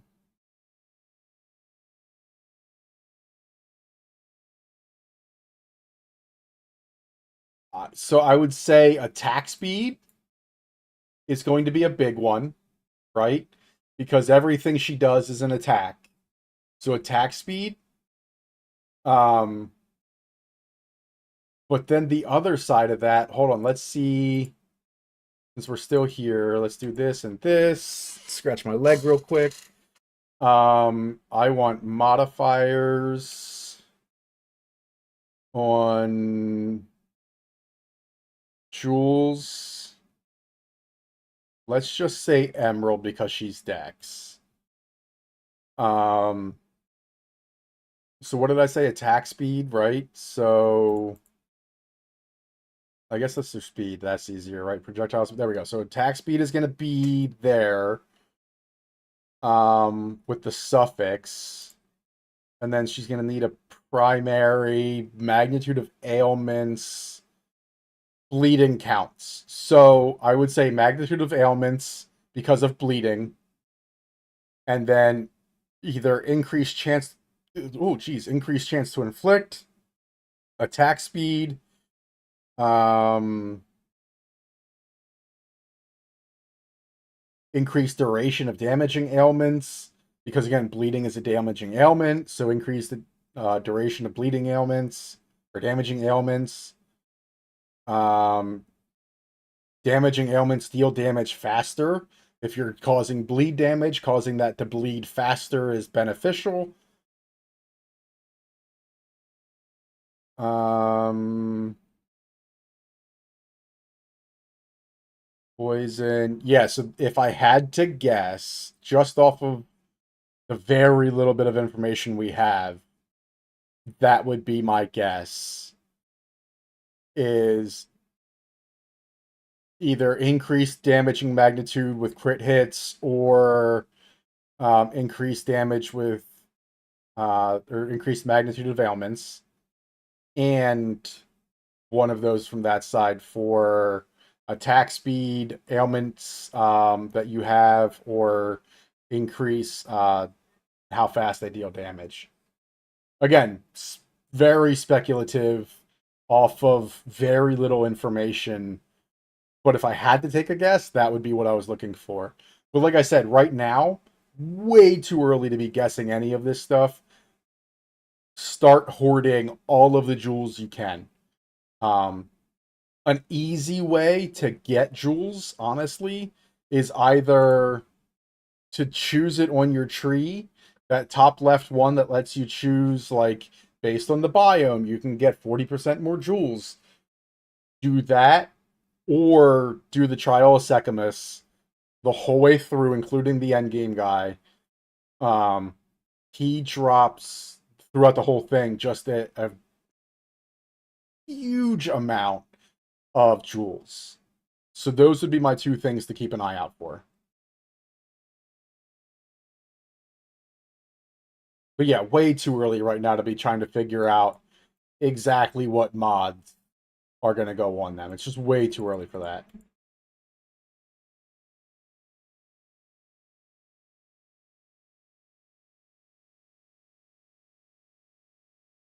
You want a big snowball, buy opt, sell, repeat. Yeah. Um, what you're going to what? So hold on. Here's the first question: are you going to continue the character you currently have and not join the currency reset, or are you going to do the currency reset?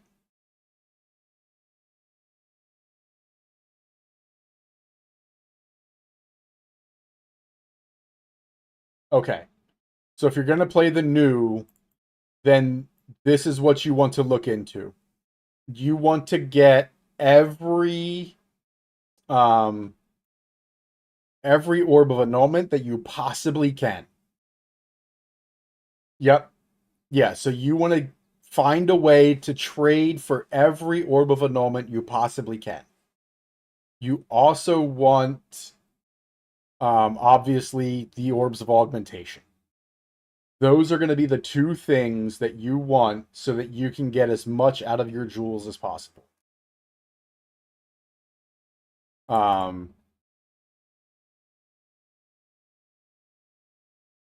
I don't have any blue ones right now. Um, hold on. Oh, excuse me. Felt that coming on for a minute.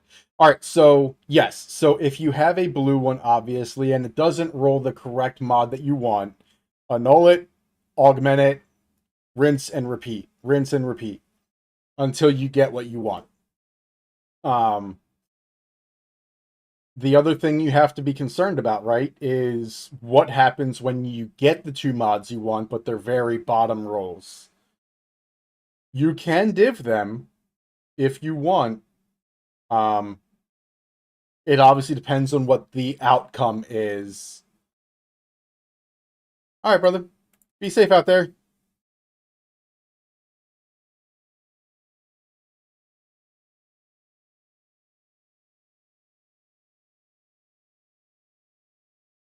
I'll see you tomorrow.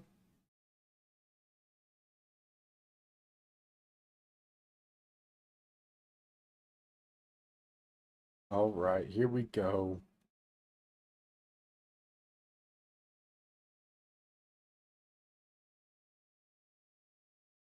I almost forgot what I was playing for a second.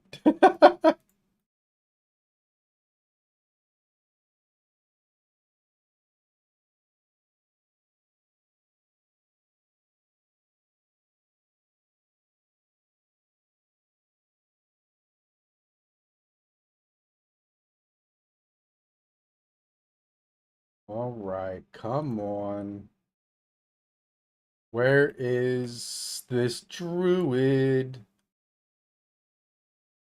Speaking of druid, I'm very sad that the druid is not in this update. Where is my druid? I was promised druid, and I want druid. Actually, I would bet that Darth asks where the druid's at. I think in one of his recent videos he was posting about, where's my druid? DM is why I started playing this game 100%.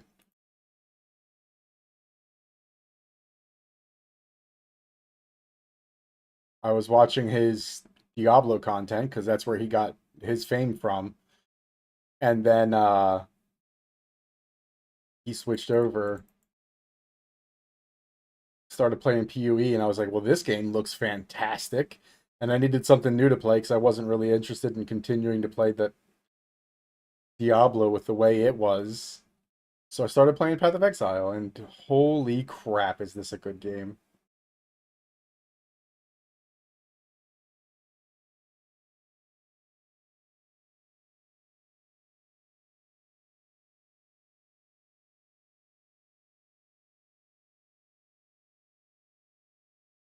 Come on, where is he? Oh, maybe he's down there? That one looks like it connects over further.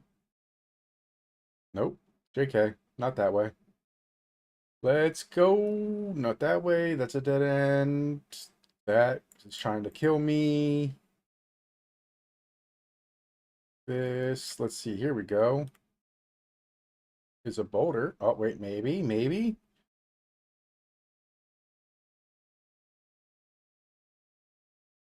Where are we going with this maze?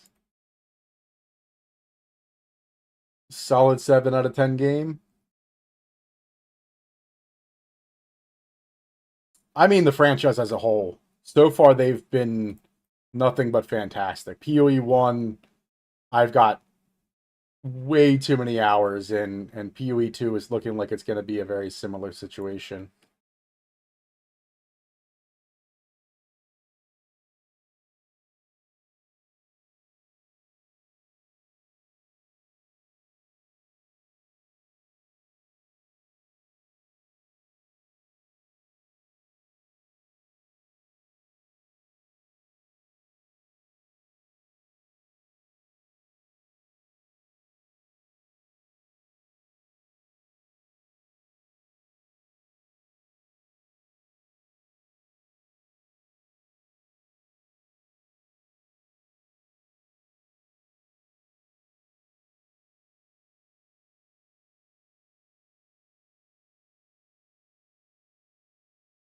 What's up now, punk? What's up now, punk?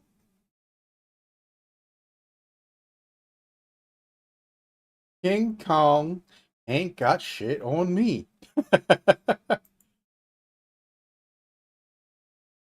All right, here we go.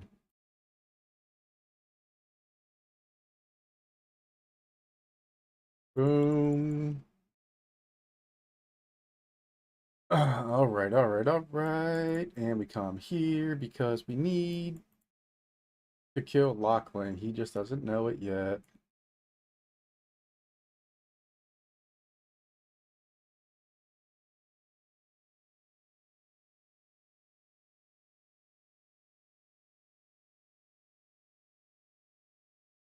I don't know that we're far enough along to really do...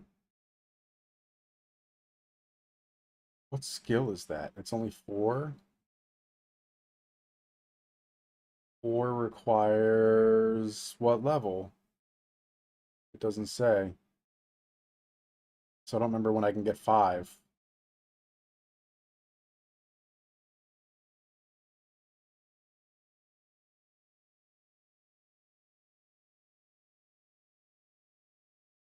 I want level 5 though. Wait, I can get level 5 already, right? Level am I? No, I'm not. I'm 7. I thought I was further along for some reason. Because 5 is 14?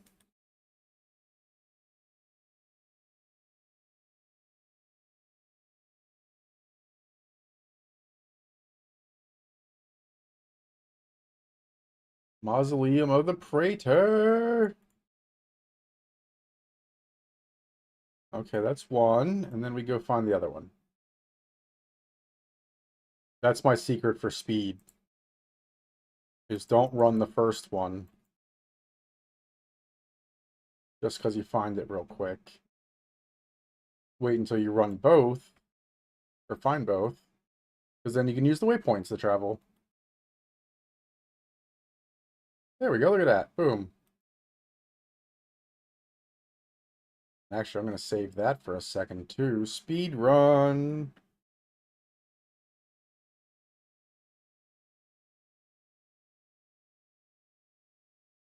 You always do consort first? She's easier.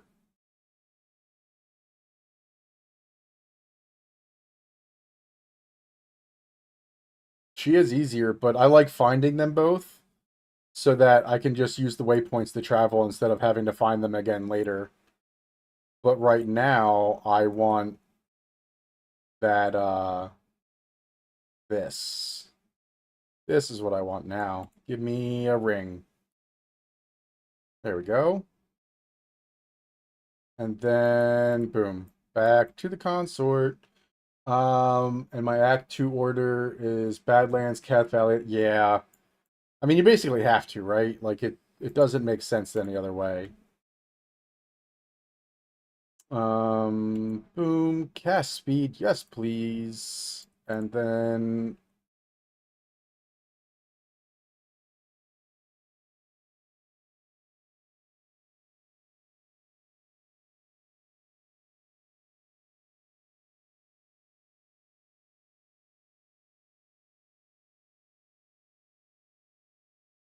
Oh, wait. What do we got here?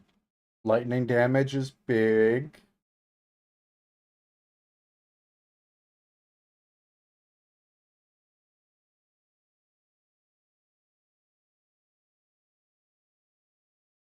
Fire and lightning damage. Lightning... Or fire... Yeah. Oh, now it requires level 10? You biscuit. You biscuit. What do we got here? Life, dex, melee skills. No, we're good there. All right, so all the rest of that's whatever. What else did I call? Oh, gems. 5? Can I use 5? Nope, that's 14 like I thought. 3? I can use 3. 4? Can I use 4? Nope, 10. Okay, but 3 is good, so let's use 1, 3, 2, 3.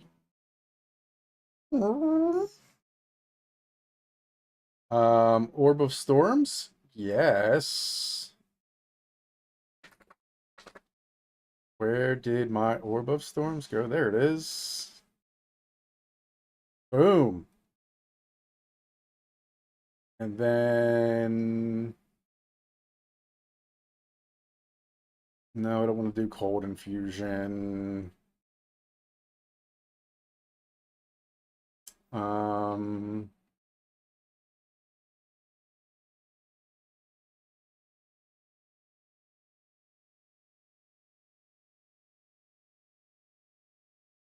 All right. Persistence Orb. All right, give me 1 second. Soldier's got to go potty. He's telling me it's potty time. All right, so let's do...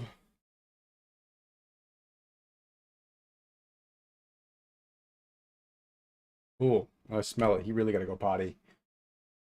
All right, be right back. I will leave you with this.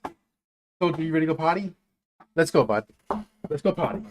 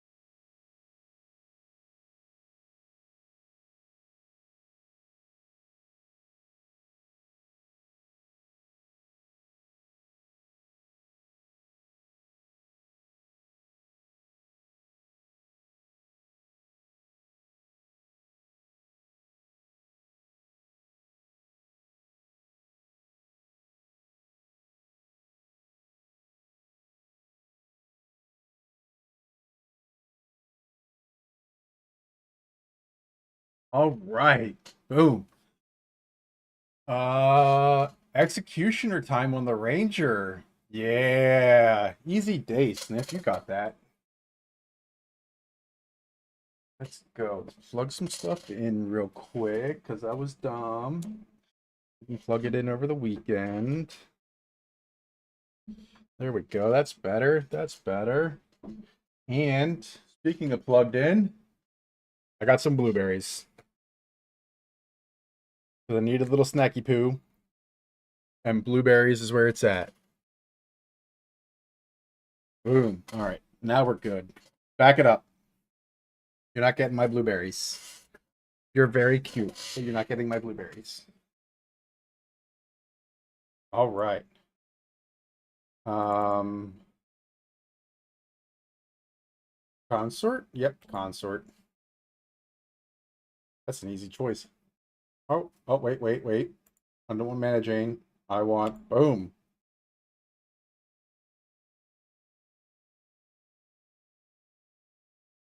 Coffin.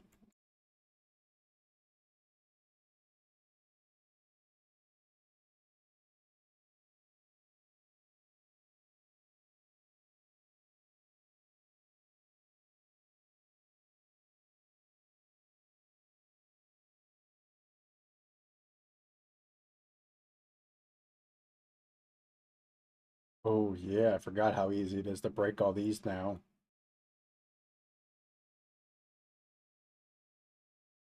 Yes, yes. Okay, bye. Thank you.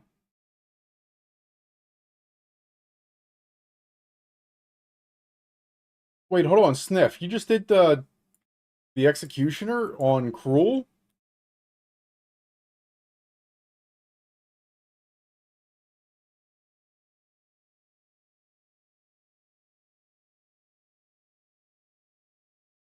Right? Or did I miss something?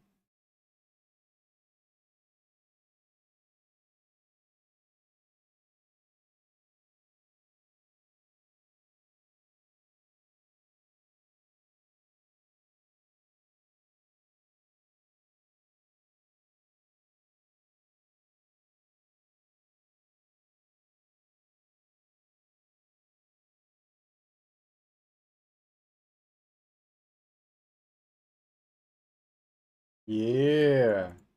Wait, and you're doing 14,000 damage and you're worried you might not do enough damage?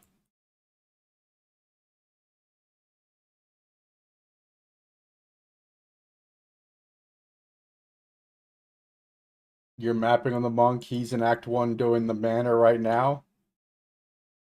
Dude, if you're doing 14k damage in Act 1 Cruel, you're crushing it. You'll be fine. I got faith.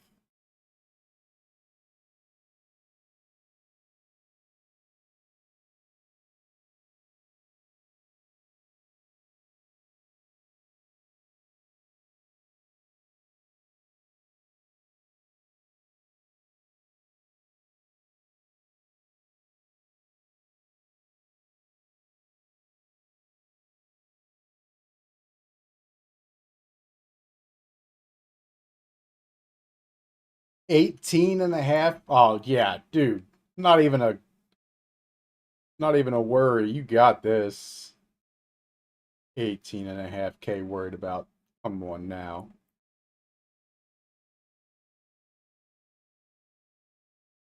All right, here we go. First actual little boss since we got some upgrades. Oh, we're so close to a level. That's all right. We'll get it here.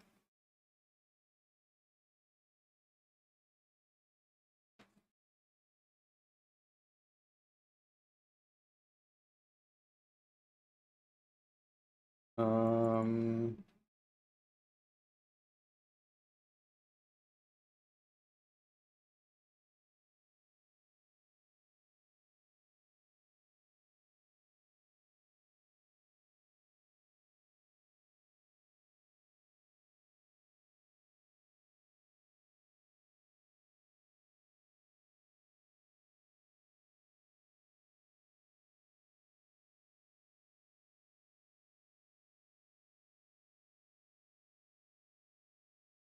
Whoop! Easy day. Easy day. I like it. We're not going there. We are going to go here, back to here.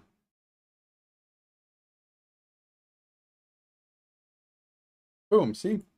Easy peasy.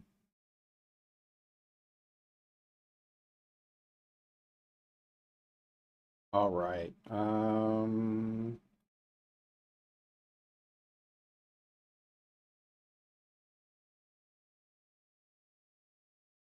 What is going on? How are these Eternal Knights so powerful? Like, yeah, they have a shield, cool, but like it doesn't block all damage. That gets me every time.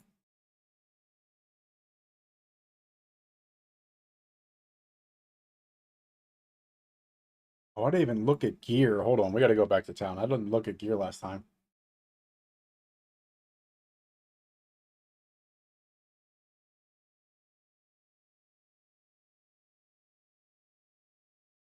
Ew, chaos, but it's got the thing.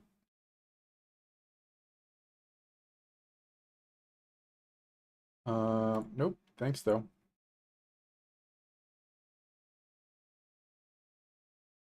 All right. In case Sork.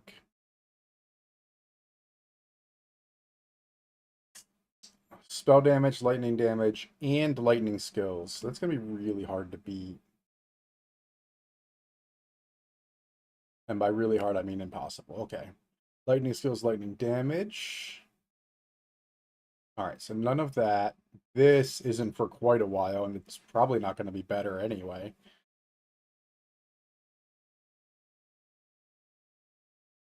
I mean, it'd be better if I had three, but I guess it is what it is.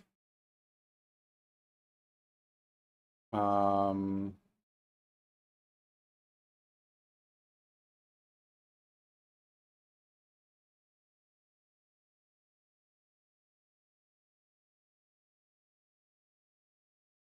oh, charms, yes, I definitely need one of these. Thank you.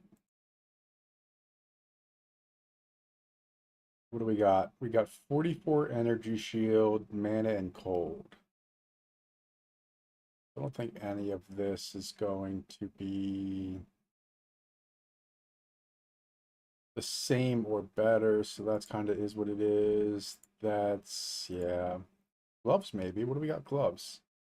Evasion and lightning. Yeah, so we can do something here. What do we got? Um,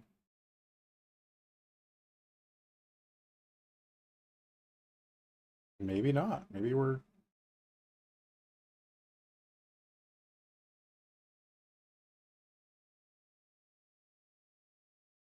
let's do that. We're not worried about that. Actually, maybe? No.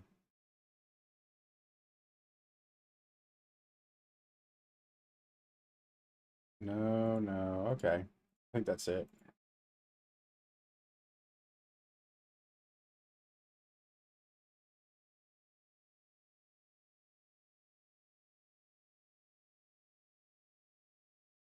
What level are these? Seven? Yeah, they're just huge scepters.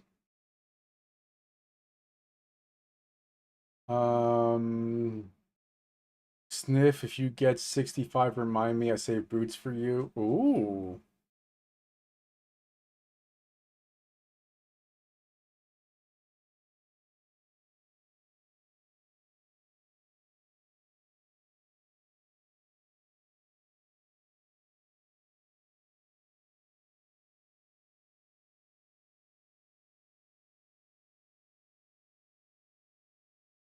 That ain't yours.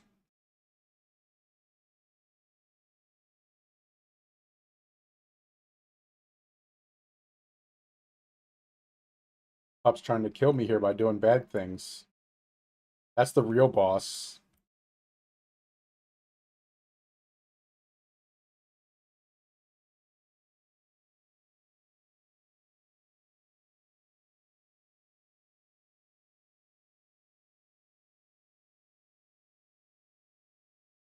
The real boss is the pup trying to do bad things and me having to stop him.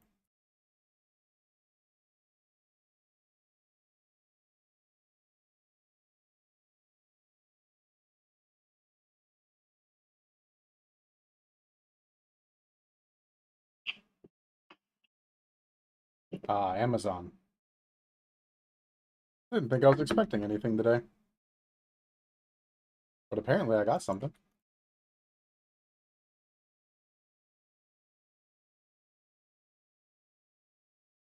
Here we go.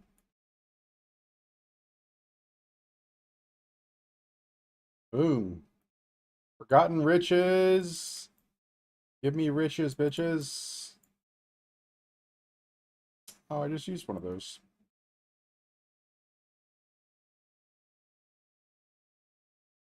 All right. Where are we going? Should be in the center here somewhere, if I remember correctly.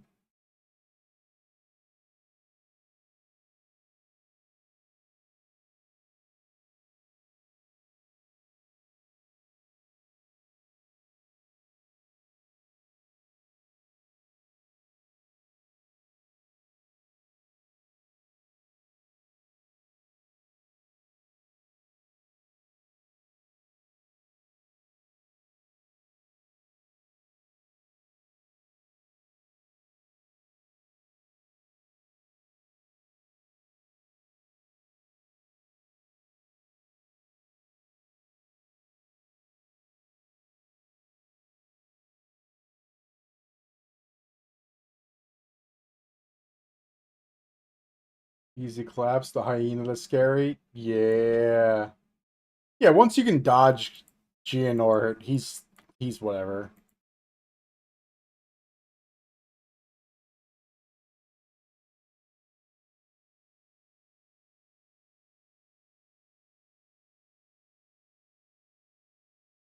He's fairly well telegraphed.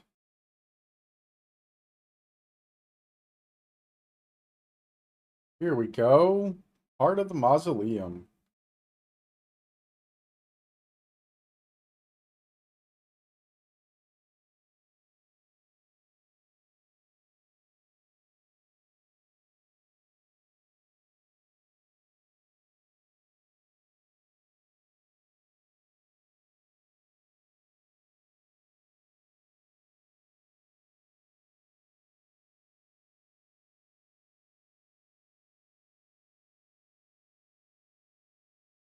Oh no, no, no.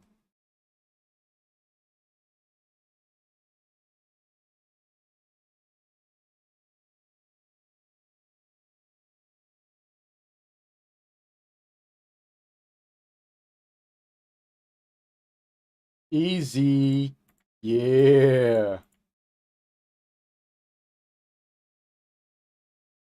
Here comes that hyena, baby. Where am I going? Straight down, basically. All right.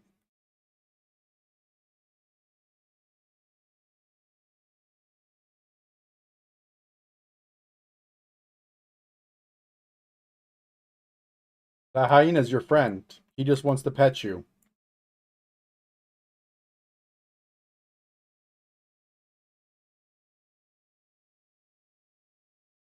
Come on, man. That hyena's... At this point, the hyena shouldn't be a problem. Doing almost 20k damage.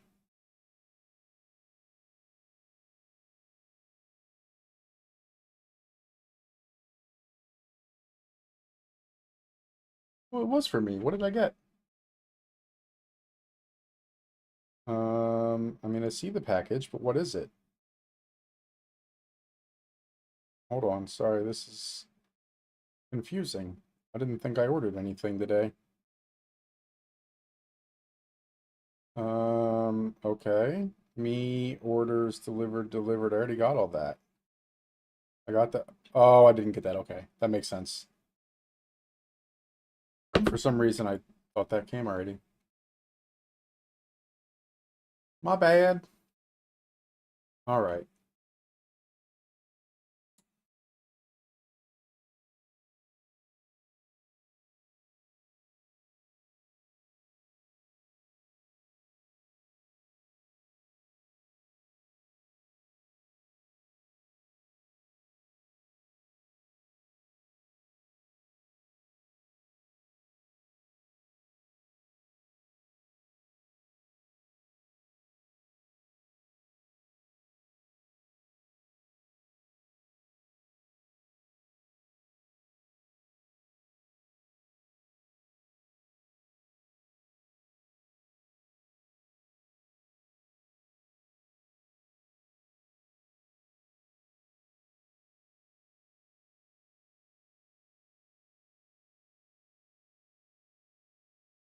Yeah, Sniff's got this. Easy day.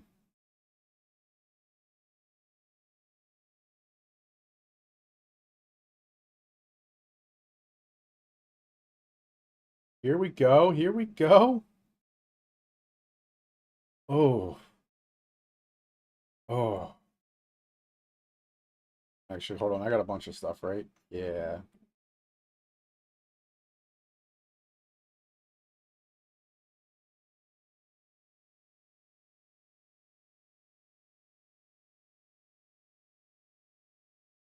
Let's give this ring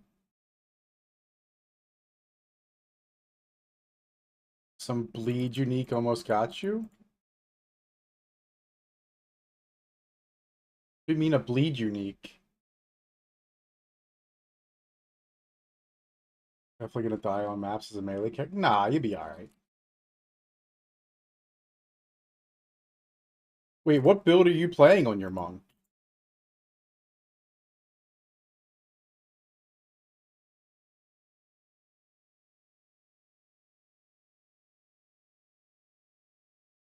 Gotta find some jewels of bonus to quiver. Yes, that's a huge one.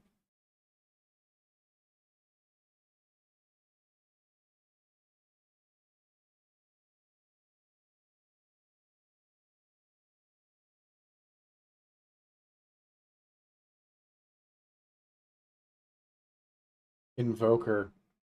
I've heard of Invoker, but I've never actually played it. Invoker basically does the same thing as the Gemling, right? With the quarterstaff.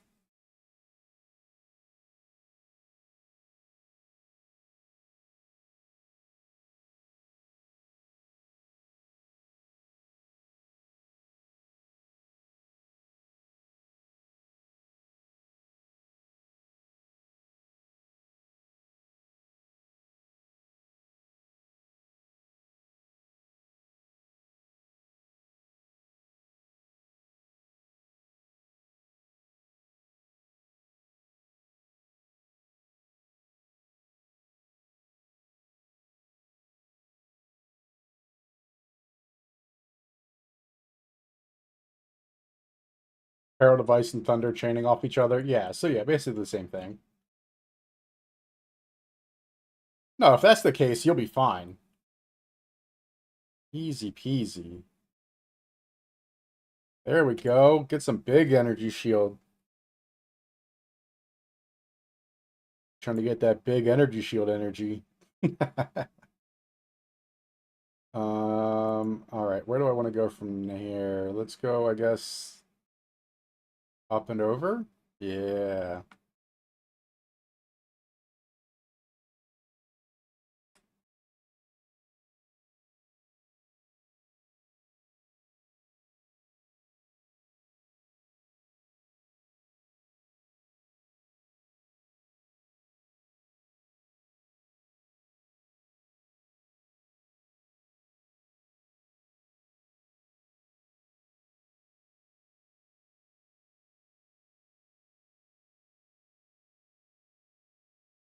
The rare had ES strain and he inflicted bleed too.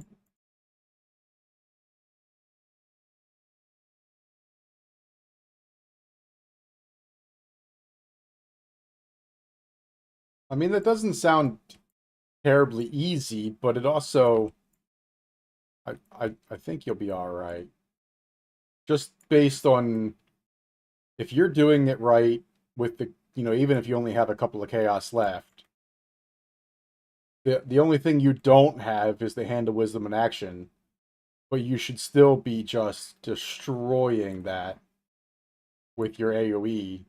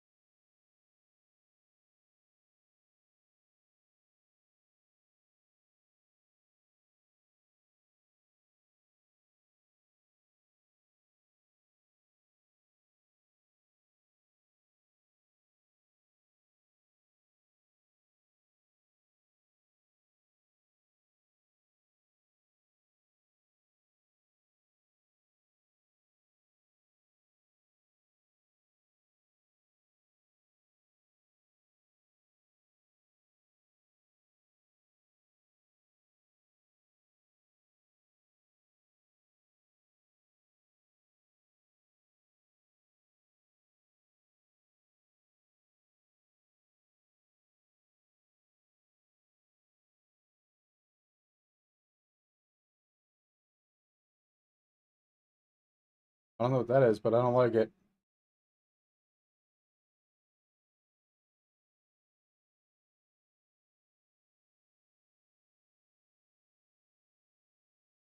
Yeah, I'm not saying it's going to be like super easy, but I think with your AoE, you should be super fine. I mean, these guys I've been watching on some of these monks and gemlings are getting, just as far off-screen kills as I was with my gemling Sparker. And that was just insane, honestly.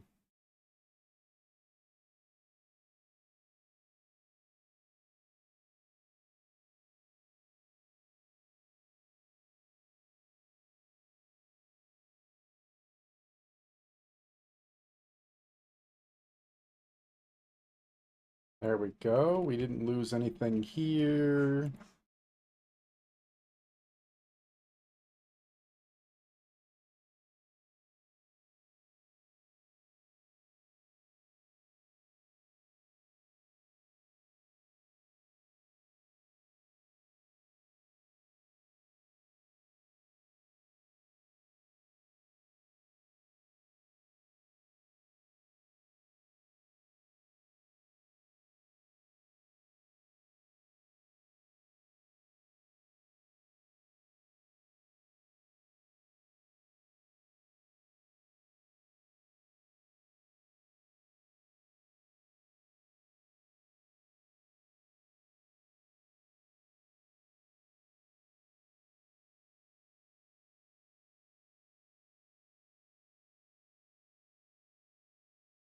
Oh, geez, we leveled up left and right. Here we go.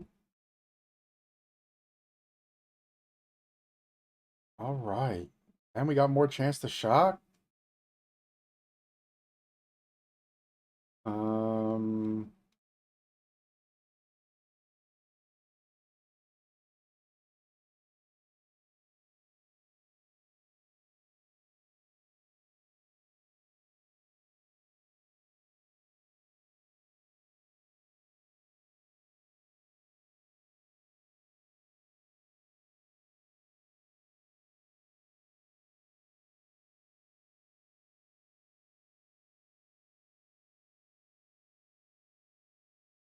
all right.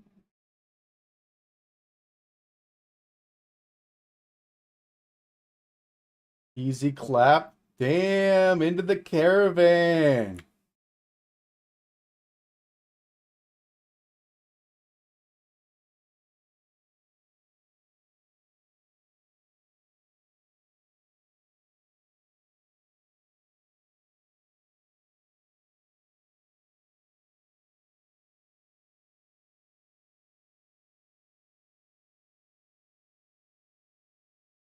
That's not what I wanted.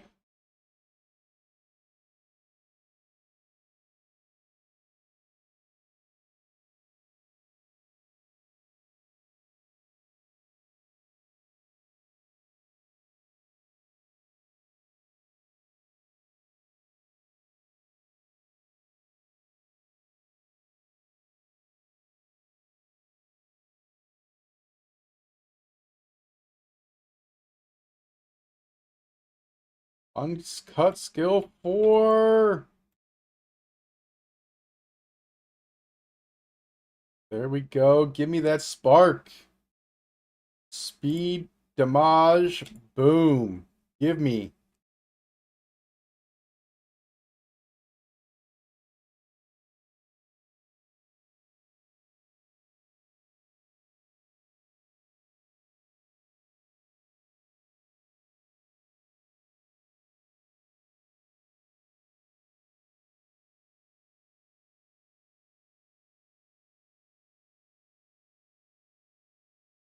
Up here's Freyhorn. Grab the waypoint real quick. Checkpoint. Cool, cool, cool. A waypoint. There it is. Boom.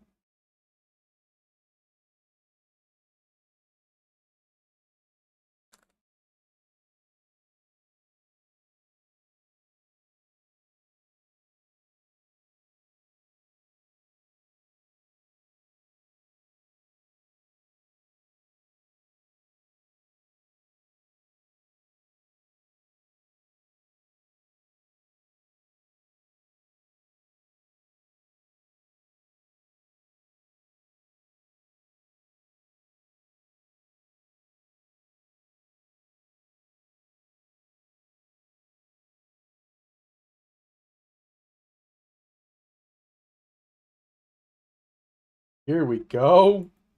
Get some more points. Put them on the board. Let's go.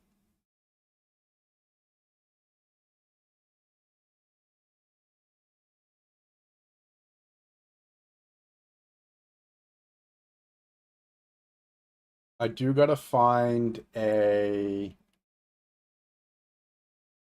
actual build for this.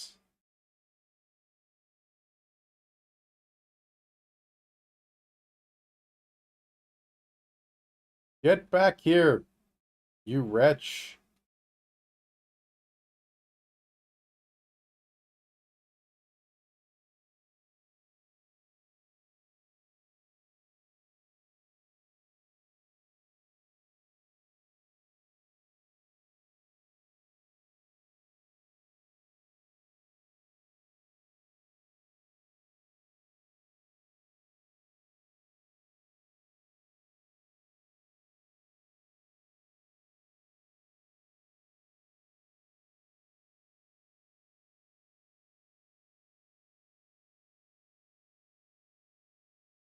Okay, bye. Thanks for the book.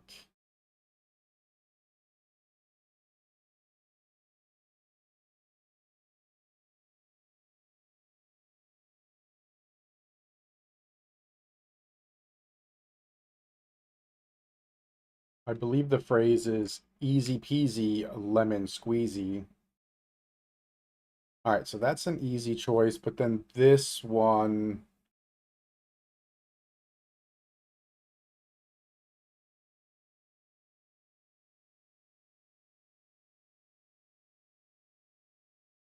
I think we're gonna go there. We'll come here, up, and down and get mana, energy shield, basic life stuff.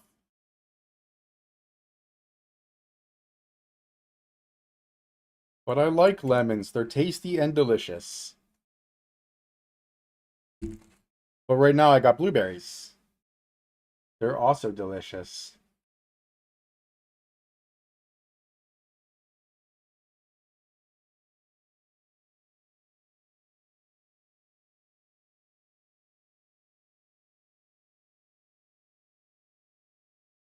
So yesterday, um, my girlfriend was very nice and bought the Ninja Creamy thing, which is like an ice cream maker for at home. And so today I'm gonna take the rest of these that I don't eat and we're gonna make a homemade blueberry ice cream.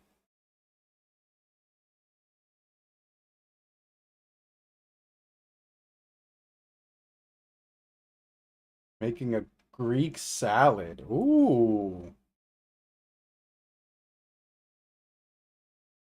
I got some arugula, but forgot to get any kind of dressing to go with it. So here I am with arugula and no dressing. And that makes me sad.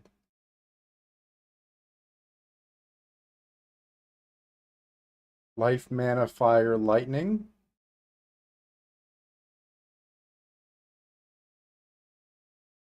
I like that.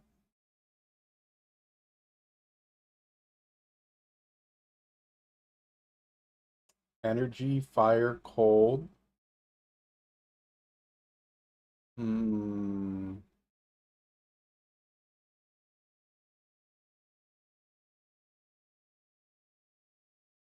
Olive oil and balsamic.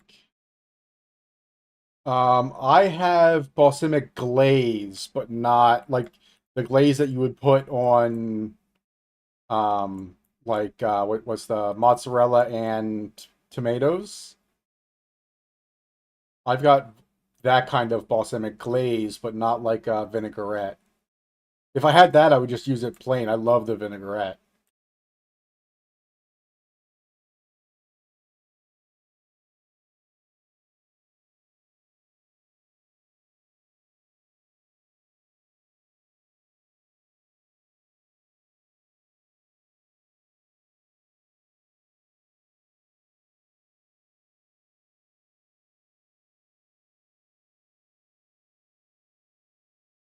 Here we go. Energy shield again. Big one. Boom.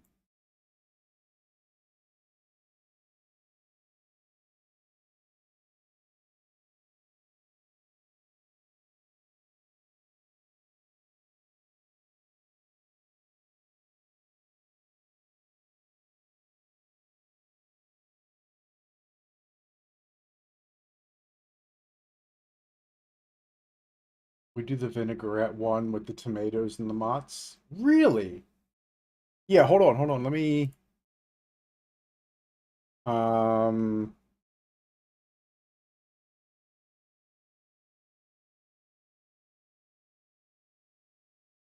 um yeah.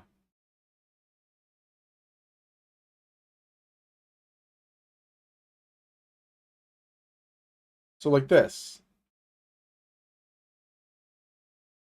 It's thick. So you only got to put a little bit on. It's almost like what's the word I'm looking for? It's almost like a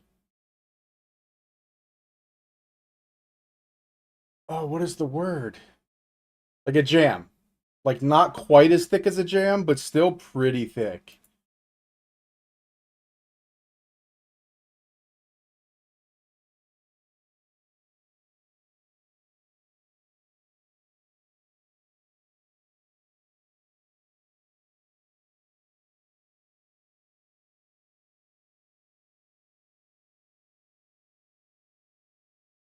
But yeah, put that on your tomatoes and mozz. Ooh,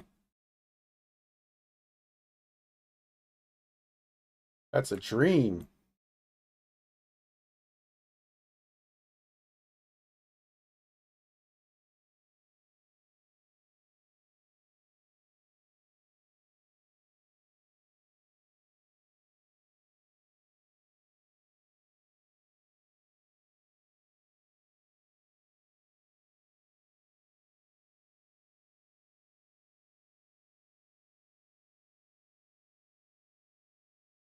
Where are any of these rituals? What is going on here? This is nuts.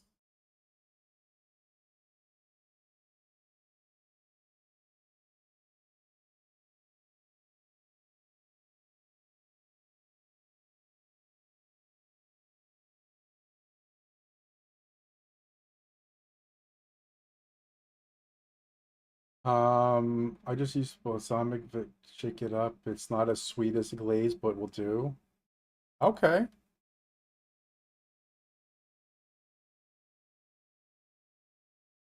I think I like the glaze because it takes so little. Like I've had the same bottle now for, I don't know, 8 months. A little bit goes a long way with the glaze.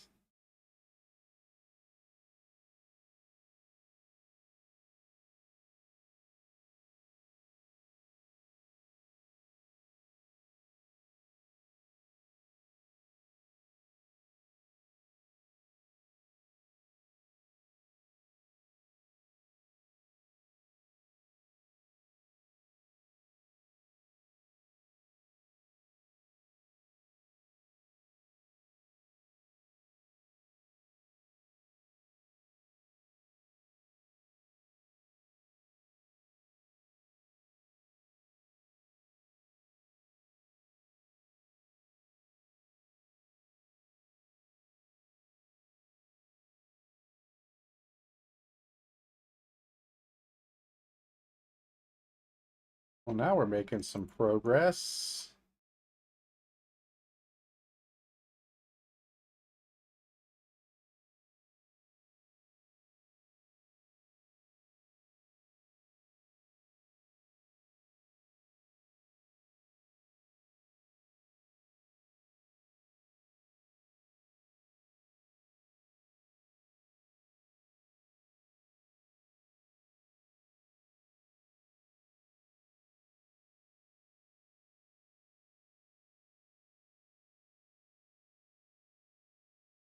All right. And I guess that means that this one is the big one.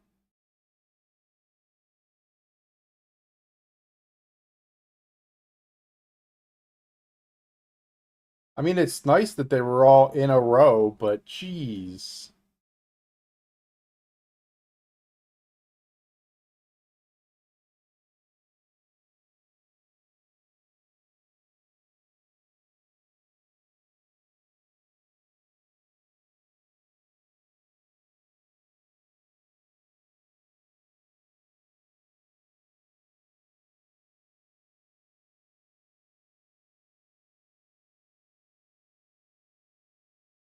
All right, all right. I think we're getting things done.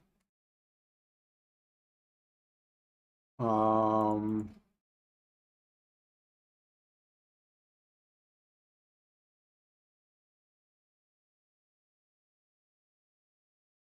I forgot I can't put it in there because I'm all like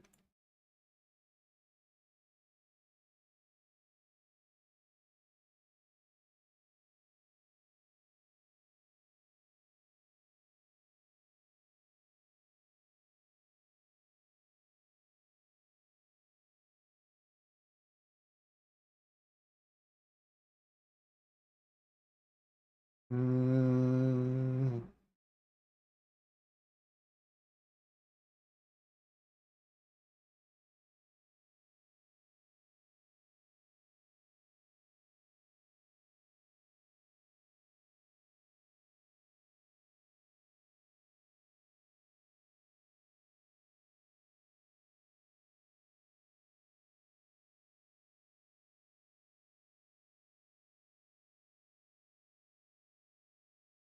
fire, cold, and mana.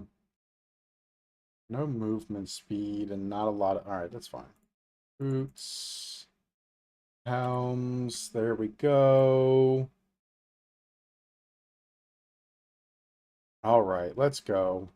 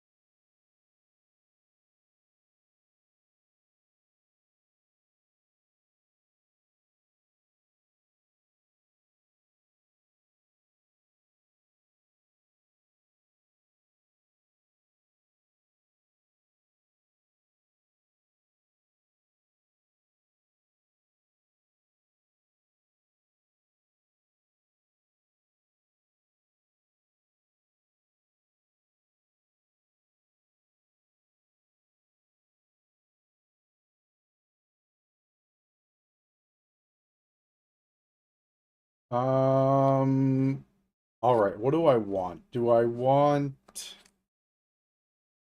SRS?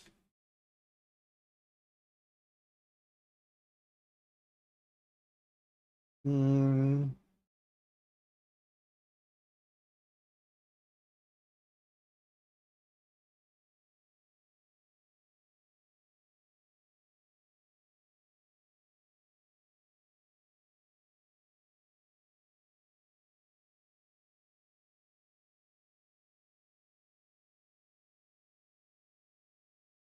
I don't have the decks for Herald of Thunder.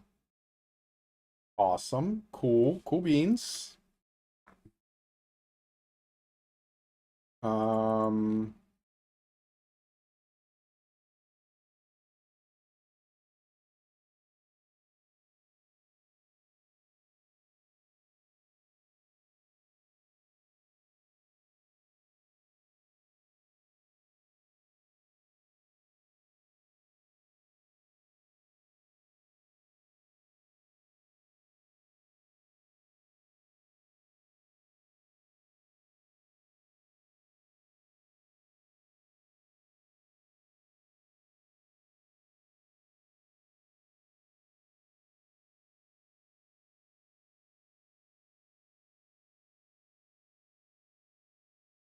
Okay, so I can get mana remnants and overcap my mana, which is nice.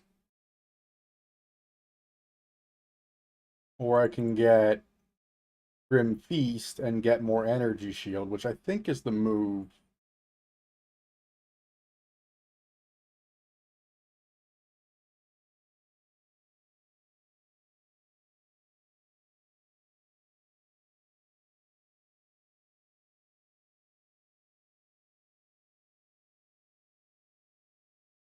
Um, yep, none of those are remotely helpful.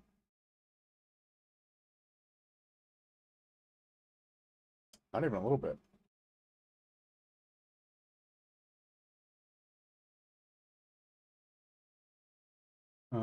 All right, all right, all right.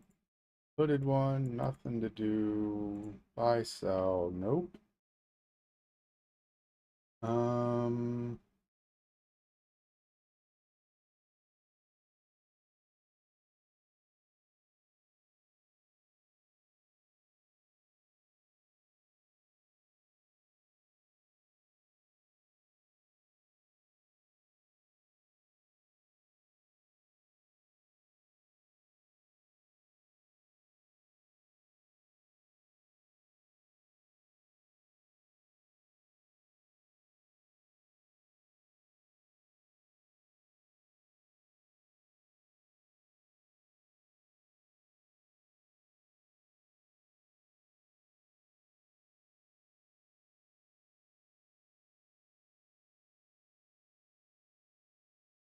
a physical,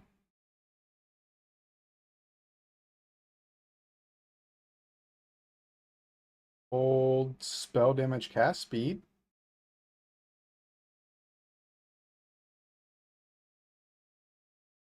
Cast speed,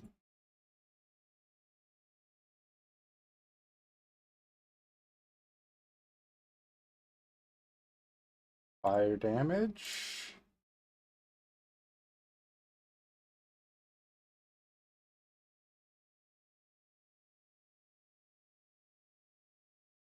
All of the damage is but the one I need. All spells and mana.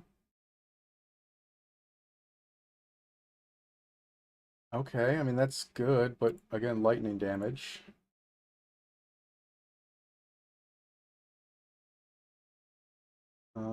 No.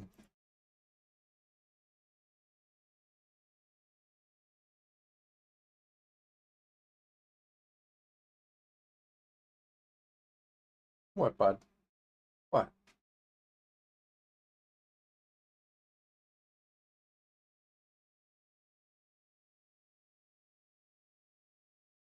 I'm running out of my ability to buy these.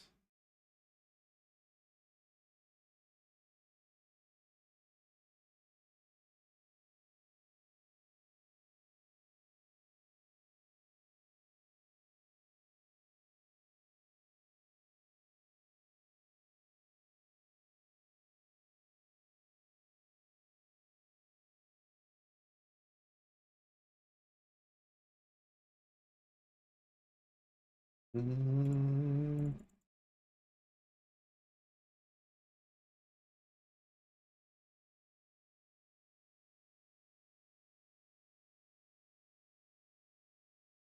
Oh, we got a unique one finally.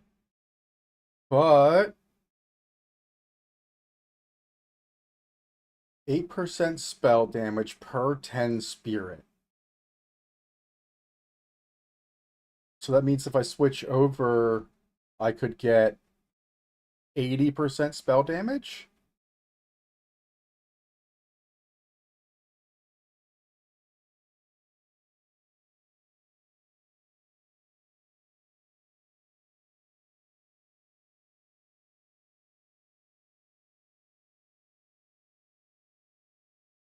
Oh, yeah.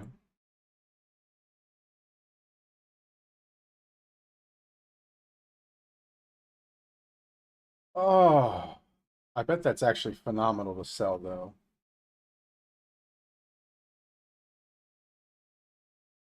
Why is my... Hold on, why is my thing not up? Um,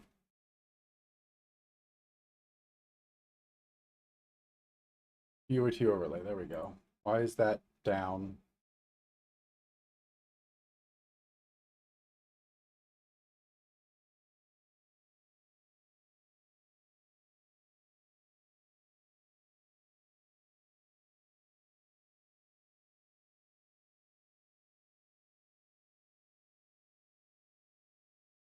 Fire damage again.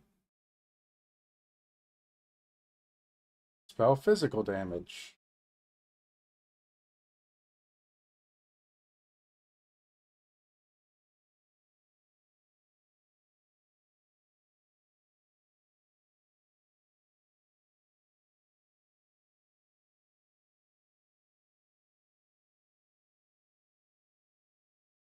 All right, so can we...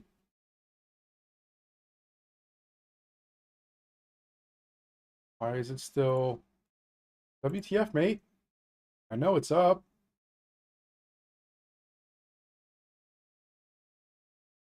Level 13, that's me. That's me.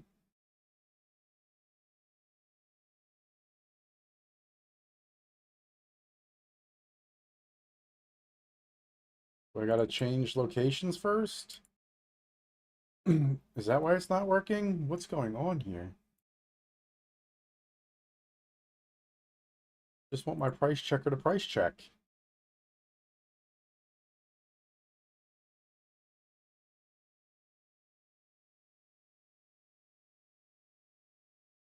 Is my alt button not working? I don't think my alt is working. That's weird. No, alt is definitely working.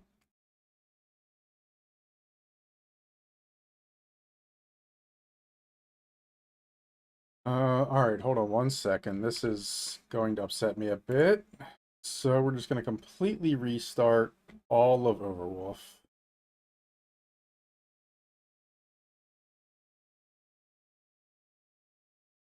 There it is. Boop, die.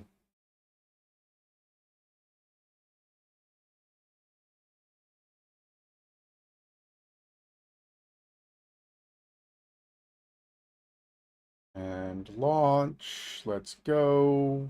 Work this time, please and thank you. All right, we're hardcore. That's me, 13 Sorceress.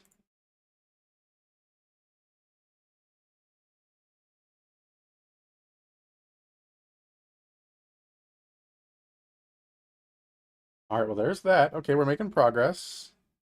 There it is.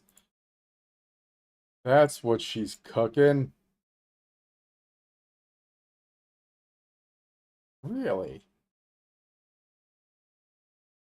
So then we'll just throw it in here. And that one. And that one. And we'll see what happens.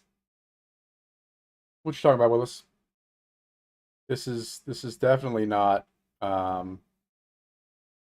hardcore body level 13 sorceress in hardcore.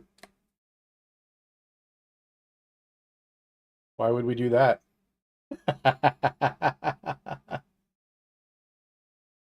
Greek salad acquired, just no olives. That's the favorite kind of Greek salad.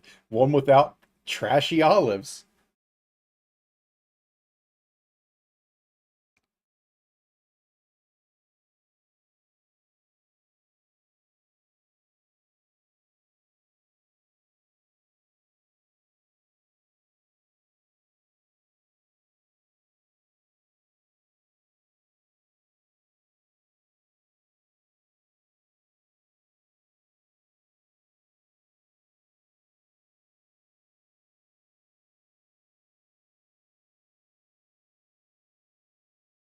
What are we gonna have it with?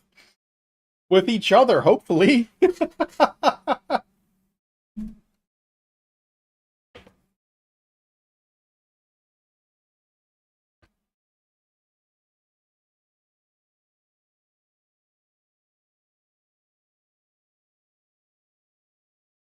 Hmm.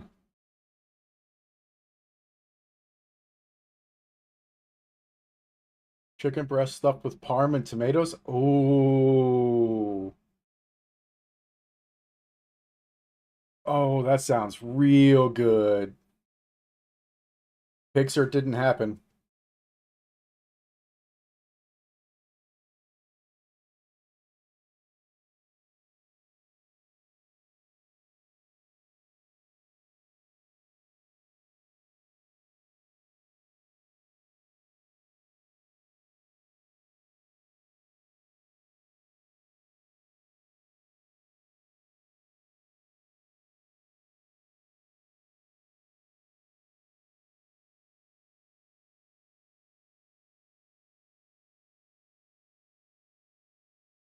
That's a beautiful thing, not having to cook.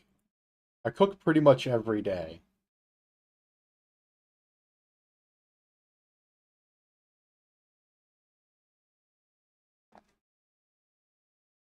Actually, I don't even know the last time she cooked. I don't know. I can't give you a good answer on that.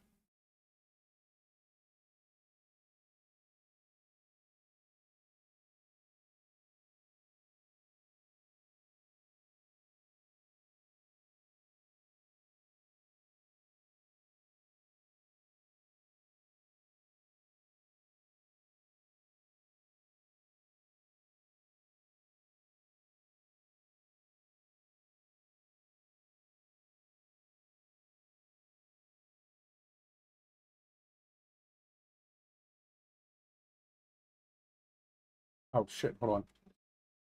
I wanted to go back to town anyway and look at what I whispered you the stuffed chicken things. They're just frozen. All right, hold on. Now you got me excited now.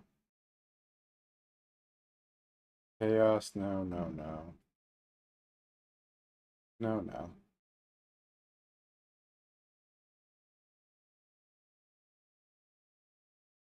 Um,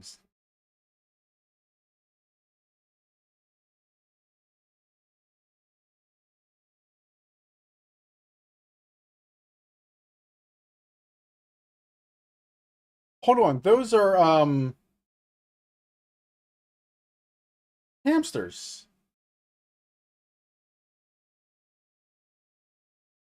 Um,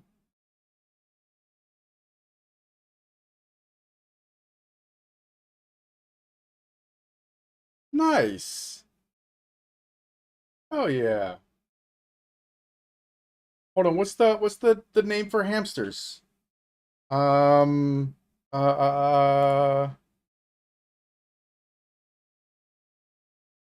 wait, what is that? Those are some huge pepper chunks, my boy. Those are some huge pepper chunks. I am loving the cast iron though. Having no purpose is bad for you? No.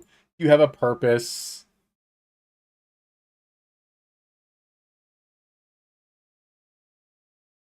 Um,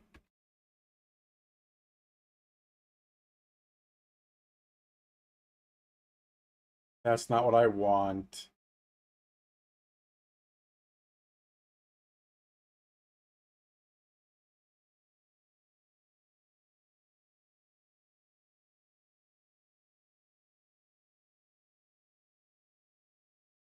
That's not what I want.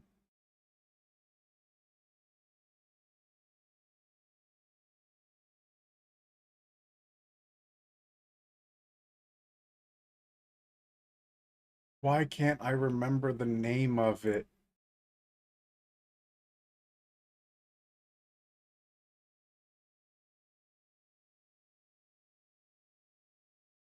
There it is. Boom, there we go. Okay.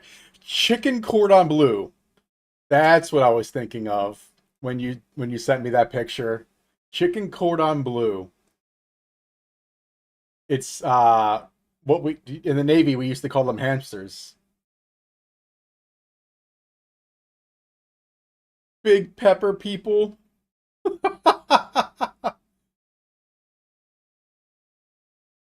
Yeah, chicken cordon bleu. Yeah, that's what we used to call them hamsters.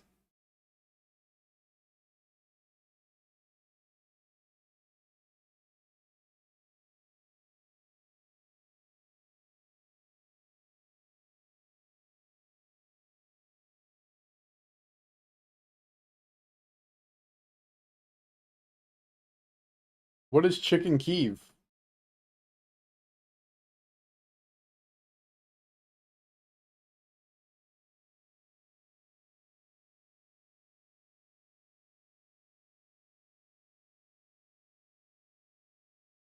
That's the parm one, the ham and cheese one they got a bro. Oh, damn.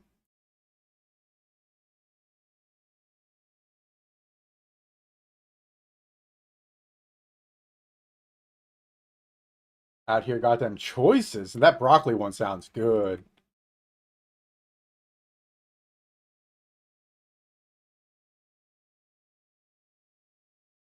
That guy just jump over a wall? That's not fair.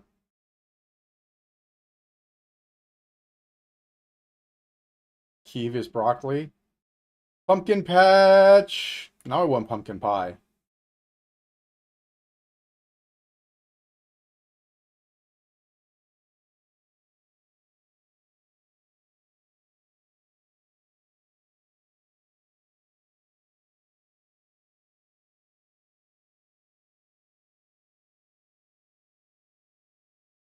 Yeah, she told me she likes that little section where it's all pumpkins. Look, some of these are huge. That's a that's a 2 foot pumpkin. That's huge.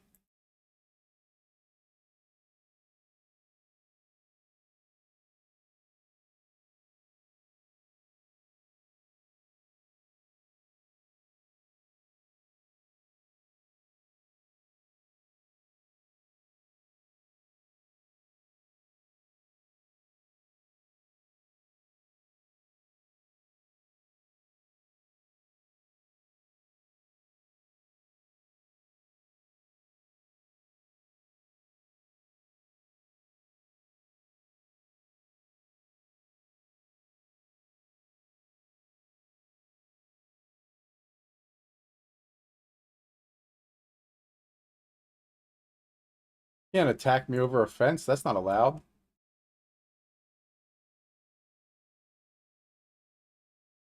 All right. Oh, snap. We're halfway to the next level. I don't know if at my current damage I'm going to be able to do Geonor.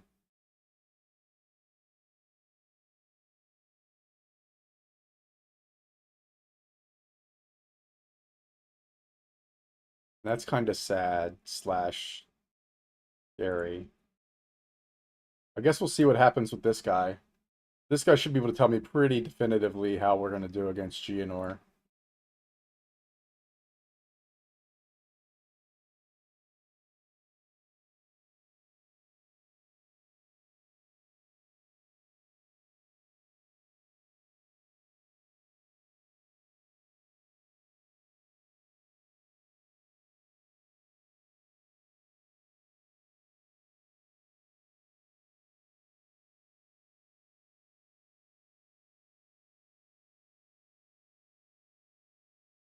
I can't believe it's 2 o'clock already. When I woke up this morning, I was a little concerned that I didn't know what was going to happen. But as is my usual routine, I see if anything new got posted and kind of go from there. You know what I mean? Day is sailing. Yeah, it is. And when I saw all that new stuff drop, I got super excited. And then while you were gone, I got raided by a huge group, and that just, man, really changed the day for me.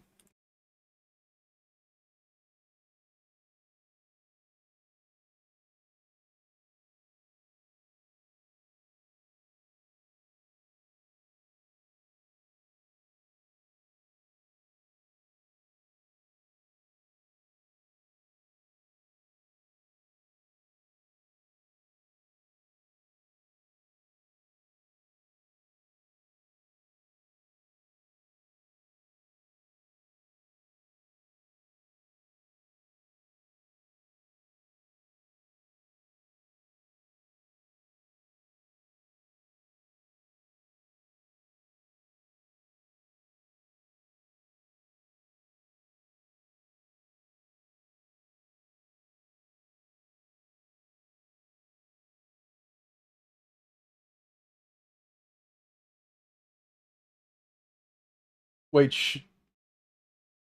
Shoes got raided by Rax? Holy shit. I might just straight up lose my mind if somebody big like that ever raids me.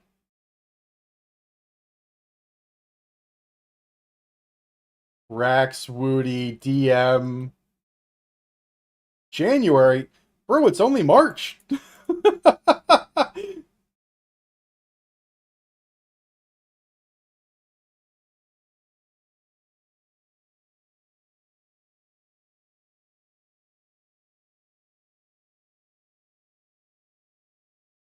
Damn.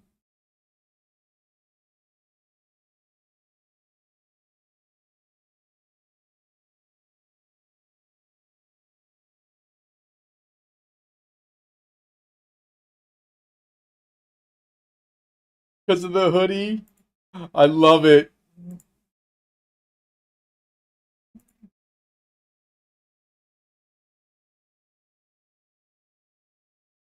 I guess that means I gotta put my blue hoodie back on.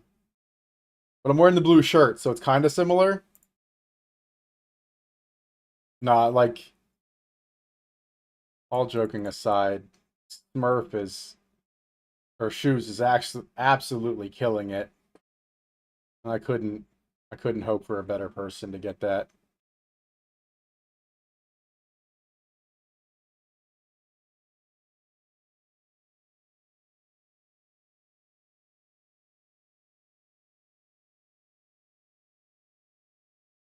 Everyone was calling him Old Rax. No, Shoes. Say it ain't so.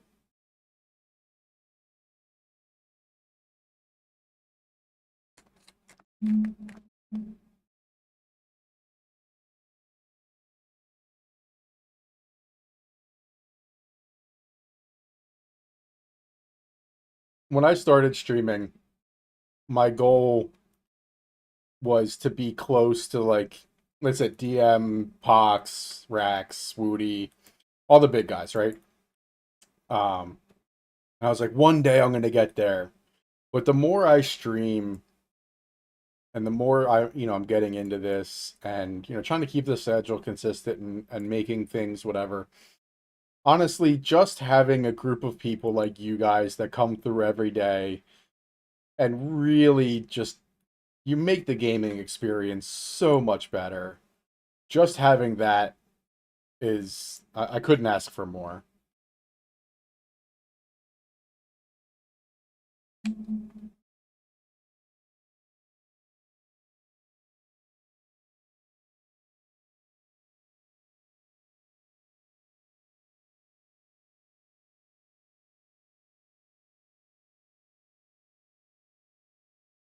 Like, yeah, the top 1% make 99% of the money. Yeah. I'm glad I could help, man. Because you definitely made like you, Luna, Degaractus, Lightning when he was still here. You guys just coming in here, having a good conversation, helping things flow, really makes life much easier. We bounce ideas off each other. We have good conversation. It's like gaming with friends, and that's I couldn't ask for anything better. Sniffs is definitely part of the crew. Although he went to the gym instead of hung out while we died. God.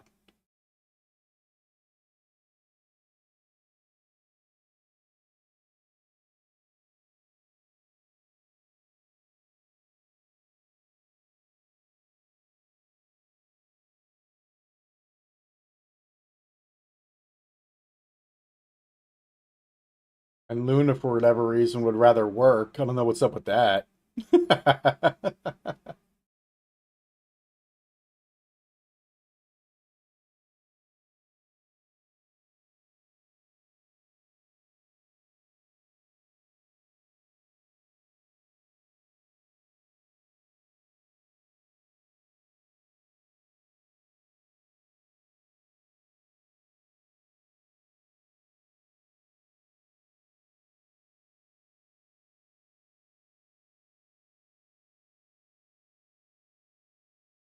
We need some bacon coming home.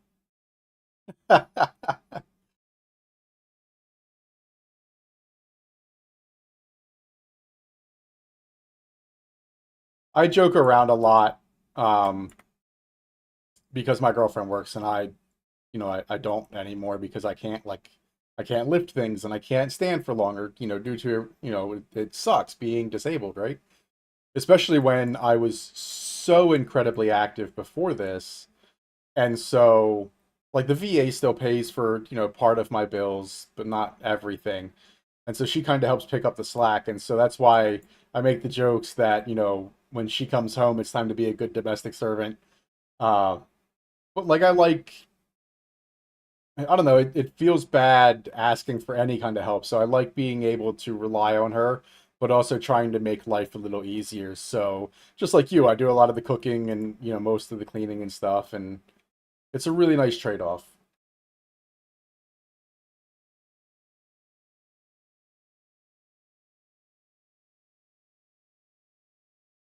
Damn. Yeah, when you cut 50% out of your normal income, that's huge.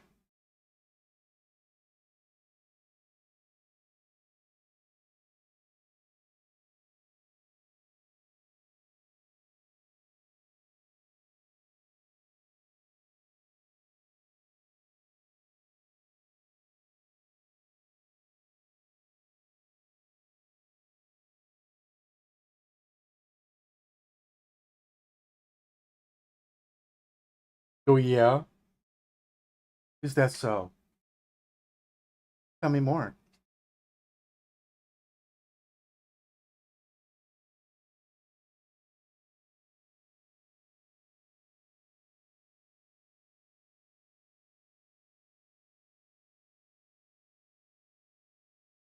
Don't eat my box. That's not your box.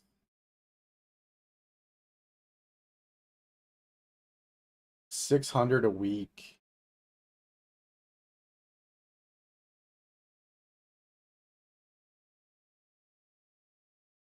I'm trying to think. If you're making 600 a week,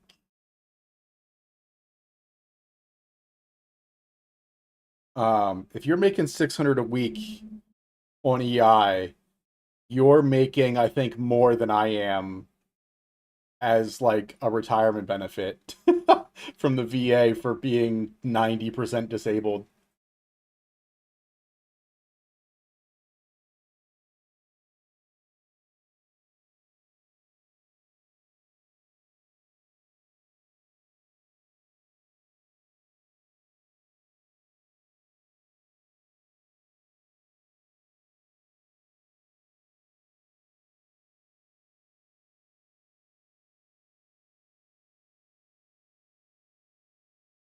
Oh, oh, oh, I just realized, man, I'm dumb.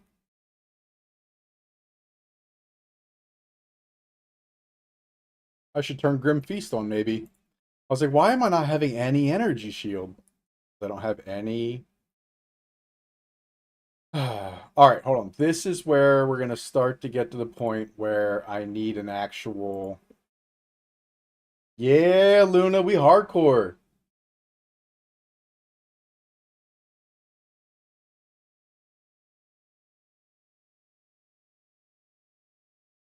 All right, so we need to find build guides. Hold on. There we go. Build guides. Let's do a community build. Class sorceress. I don't think any of these are gonna say sorceress. No SSF. Um,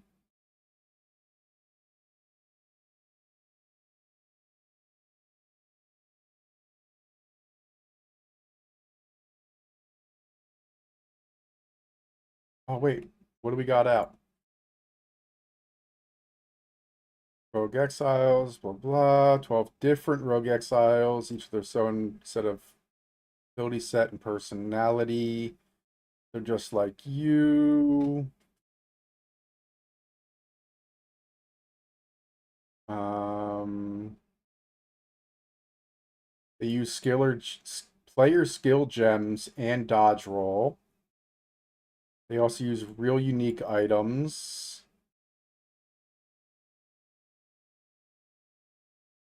Here we go. Rug Exile rewards are going to be difficult encounters, but they're rewarding, potentially very rewarding. Remember those uniques. They'll be displayed. Blah, blah, blah. Cool, cool. Which means you can encounter wearing an incredibly valuable, such as Astramentis. Oh.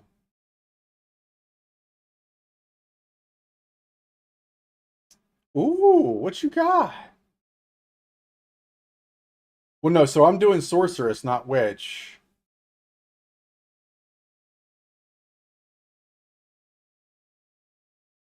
Um,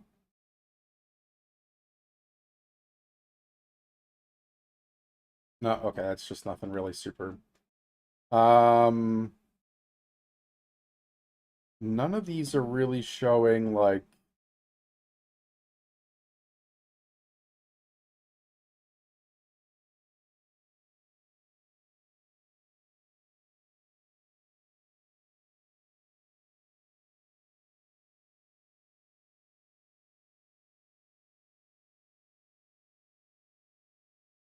I do want to go Stormweaver, but right, actually, hold on. Let's do that.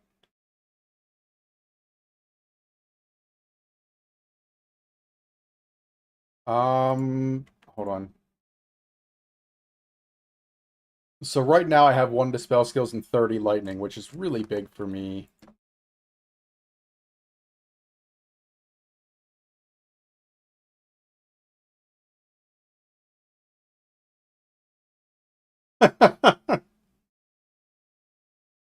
That would be nice. I don't think it's gonna happen, but it would be nice.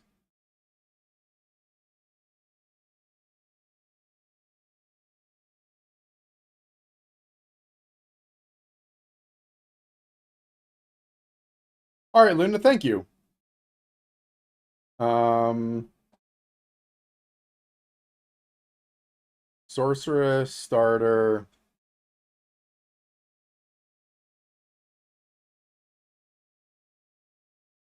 Um, Stormweaver League starter, but that's forever ago. Actually, that's not terribly long ago, considering.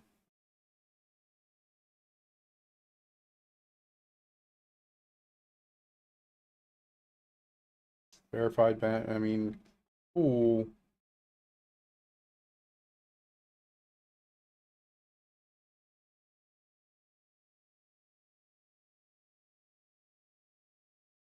Let's see. Does this build is an Archmage Swordmover Mana Stacker, Archmage Pure Power, and da da da da da da da.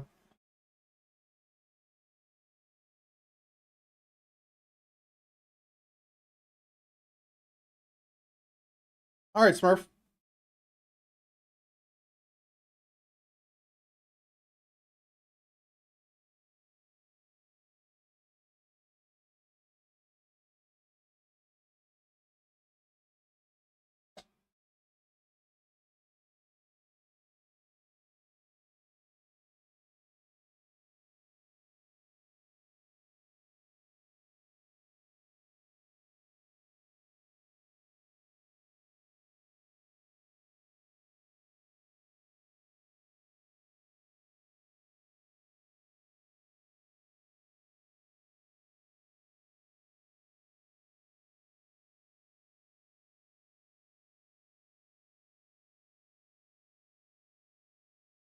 All right.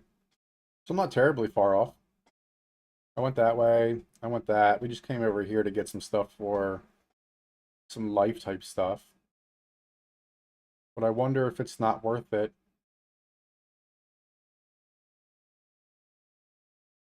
Let's see what happens. Let's change this up a bit. If we change this up and switch over Hooded One, refund passives.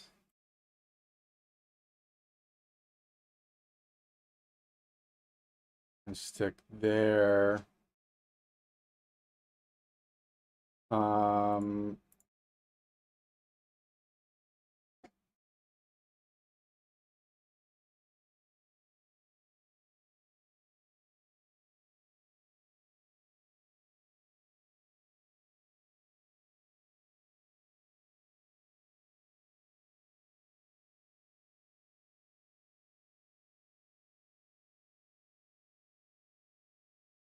okay, and then that should change so that I can come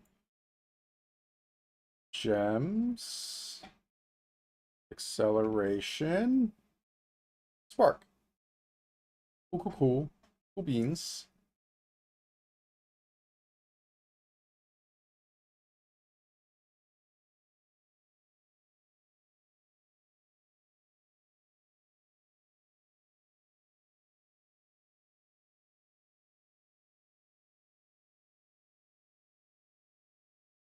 Sounds like a fighter jet flying over my house.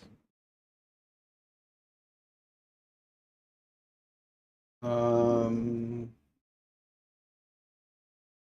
+1, but skillet, no.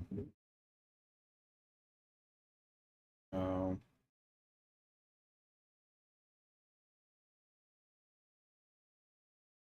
Oh, where is my, let's just see,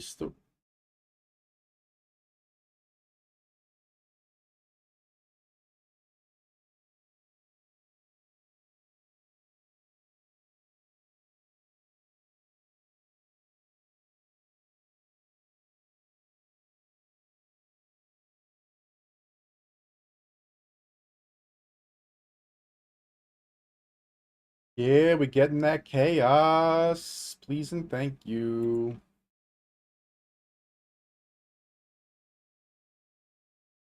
All right.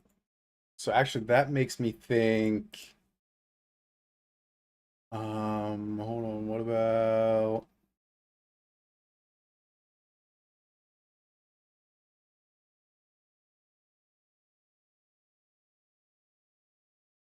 still can't use this.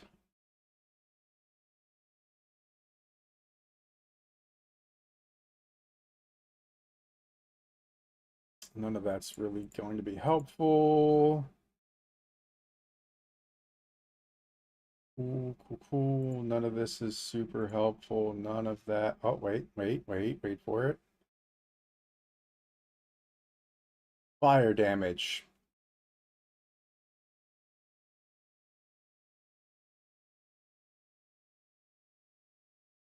I just put those in, so that's not worth looking at.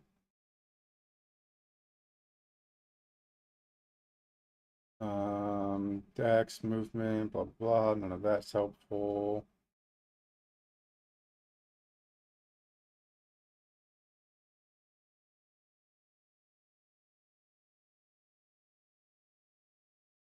Energy shield, strength.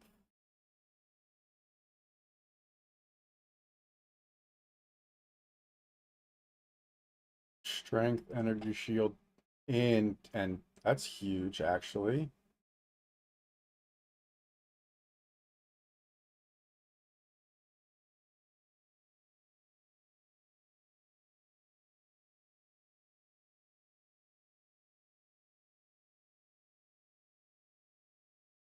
There we go. Job interview tomorrow at 9. Hell yeah. And Sniff, I am 15.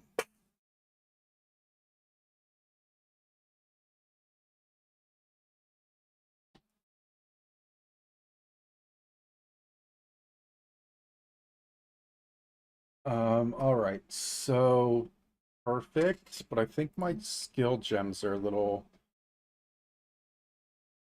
acceleration, persistence, inspiration.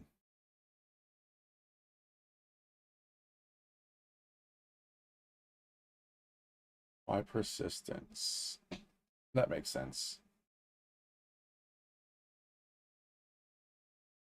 What about inspiration?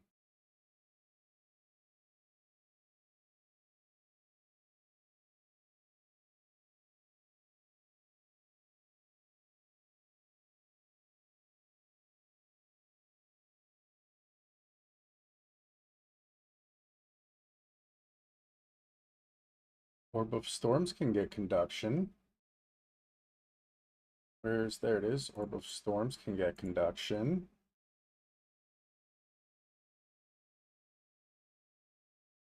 They will offer me a job. I hope so, Smurf. Sure, Sniff, I'll take it. What you want for it?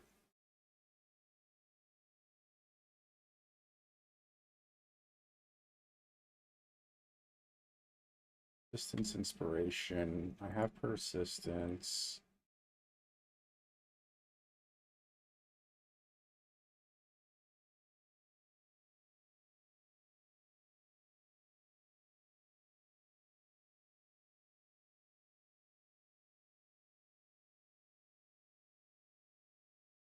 Um, can't get Archmage for a long time. Connectivity. I don't think I can get connectivity for a long time either.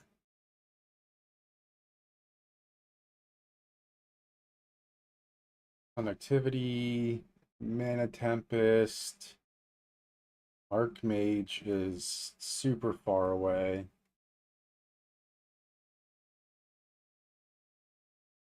Don't use Martial Tempo and Spark. Hold on.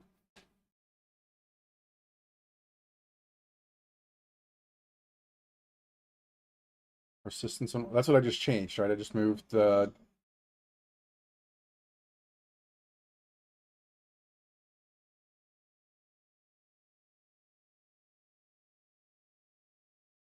Wait, hold on. So this is what I'm looking at, right? Um. So hold on. Let me pull that back up real quick. So this is Spark, Acceleration, Persistence, Inspiration, and Controlled Destruction.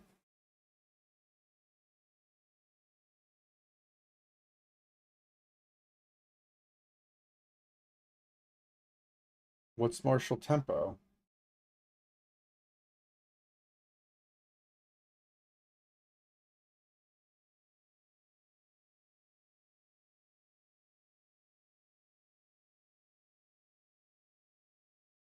Ooh.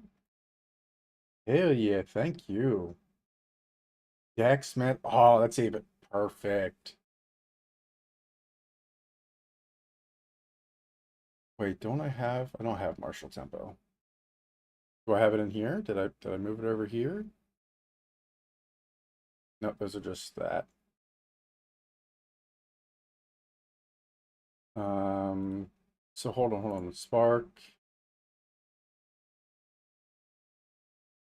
Oh, hold on. This guy wants to sell me some good stuff or buy some good stuff.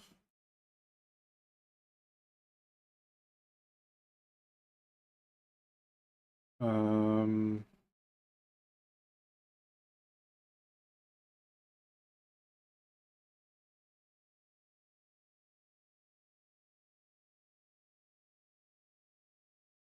yeah, whatever.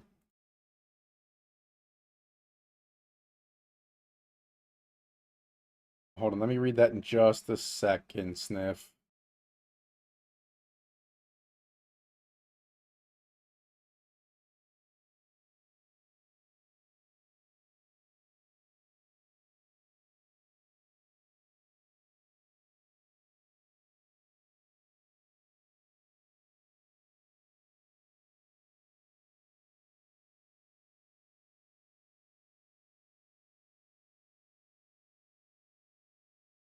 All right, so hold on. You're saying Martial Tempo Acceleration, Inspiration.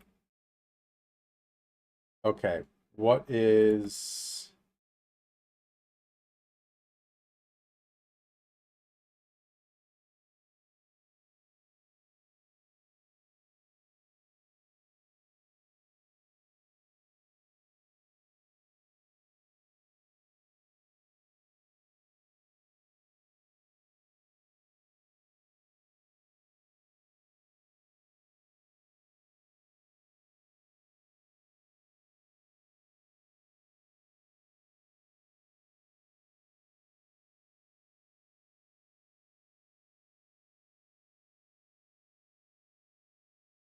well, hold on. So Martial Tempo is attack speed.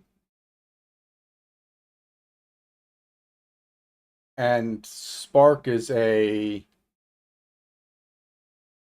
spell that requires cast speed. You can't you can't attack a cast. You know what I mean? That's why it's not showing up here under any of the gems that'll work. No, no, no, no. That's why. Hold on. Um, Scatter shot would work.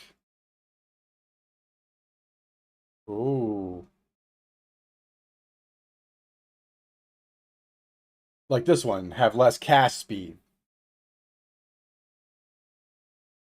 because you want to. You're casting shock, not.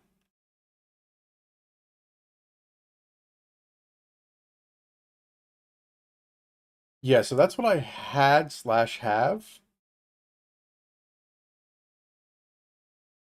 Oh no, I don't. Um,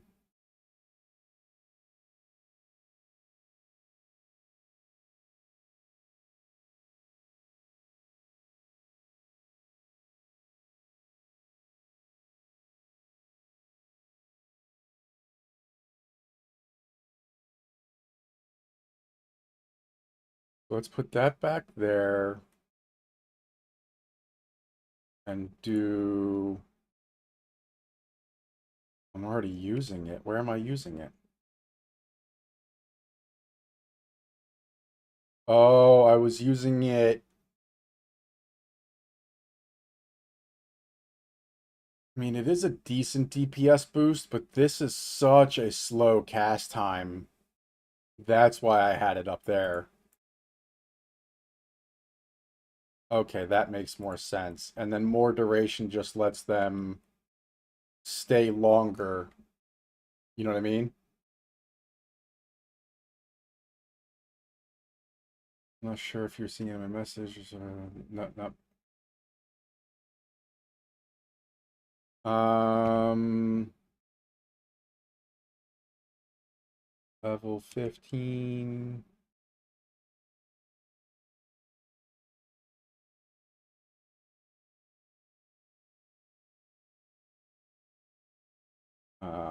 56. Dex 17, 25. And I think Shoes just went live. Yeah. So let's jump in his chat real quick. Where's our boy Shoes at?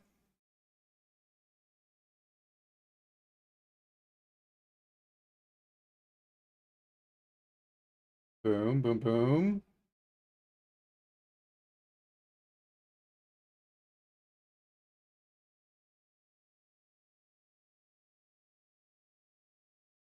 There we go. We'll do that, that. All right, I think we're back. And then, all right, hold on. Where did we leave off now? Now I'm confused again. Damn it. There we go. We're back. We're doing things. We're back. So Orb of Storms, Lightning Exposure, Conduction, Strip Away.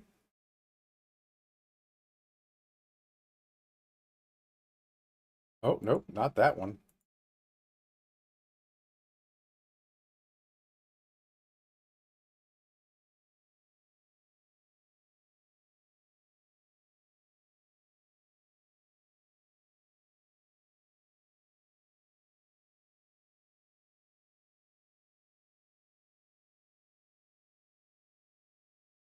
All right. Um,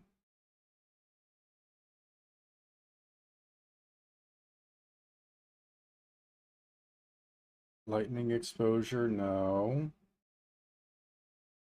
Where'd it go? Lightning Exposure, Conduction, Strip Away.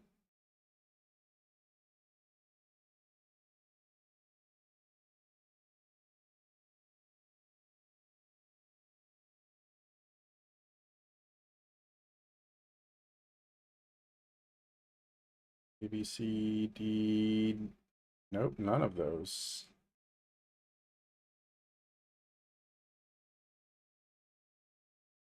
2.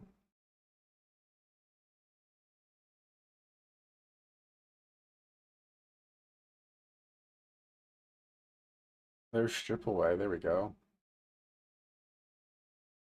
Boom. There we go. Now we're starting to cook with grease.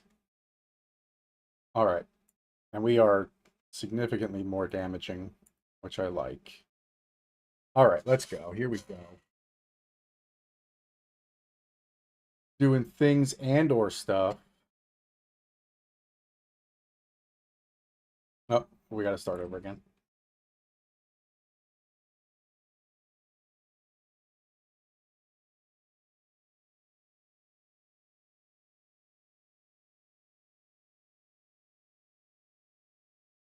The increased duration. We're finally using our Grim Feast.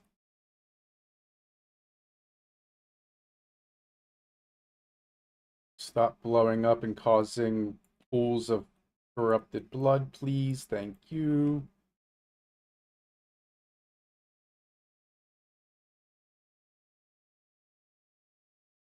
There we go. Mag spells. Are you gonna do... Are you gonna do a sorcerer too?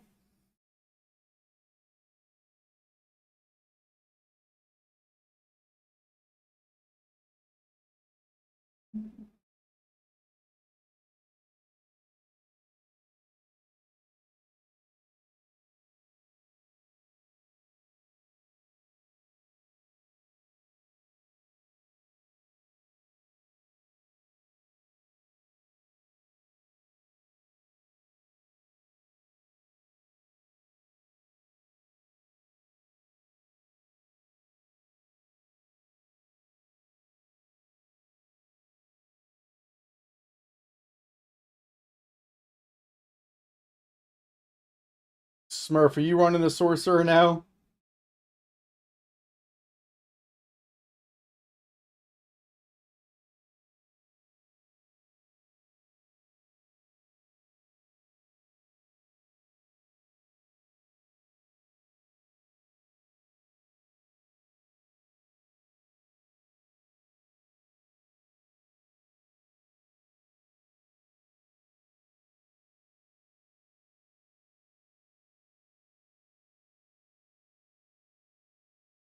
Wait, this has got to be the... Yep, that's the exit. Cool, cool, cool.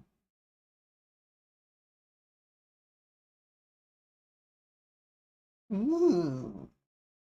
I know, you're such a whiny puppy.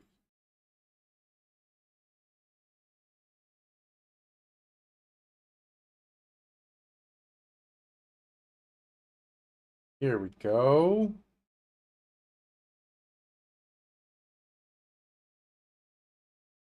Lightning damage. But not better than what I got already.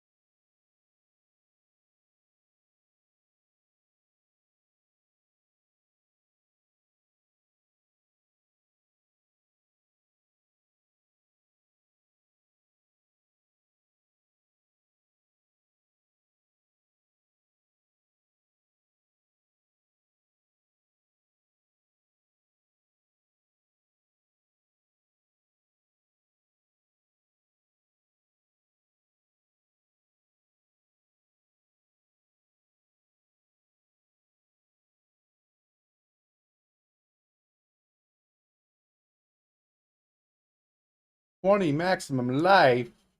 Yes, please.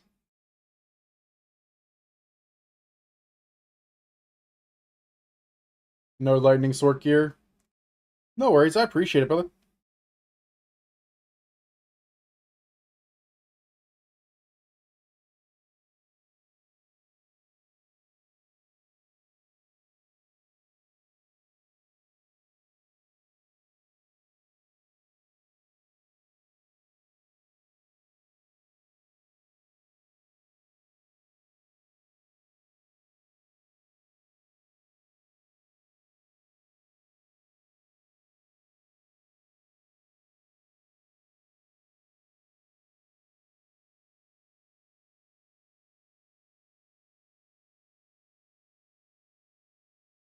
I just appreciate you looking.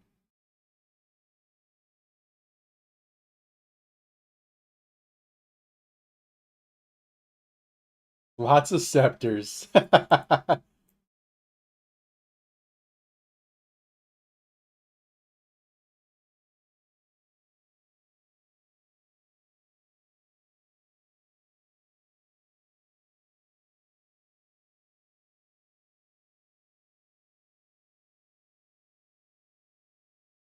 It's like you play a lot of witches or something, and you might have a couple of scepters laying around for that.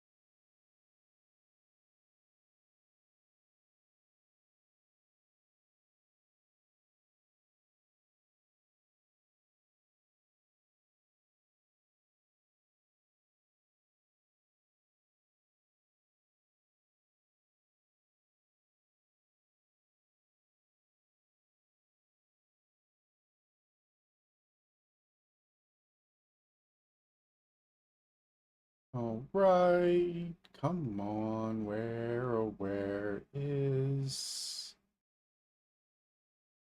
Count Geonor? There we go. There's some stairs. We're getting closer.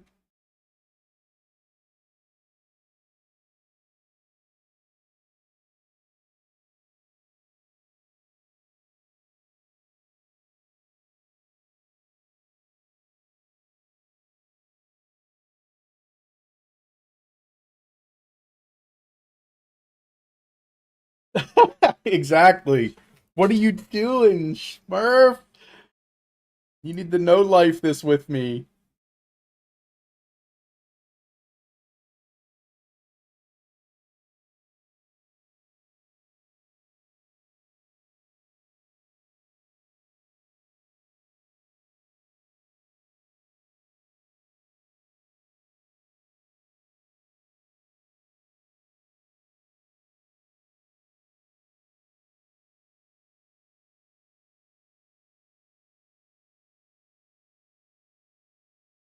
I'll say I'm on vacation. Yeah.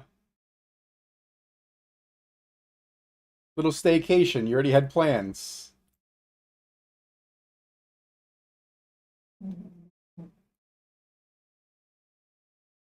Soldier says he likes that plan. He's over here groaning about it. To be fair, he groans about everything, so there's that.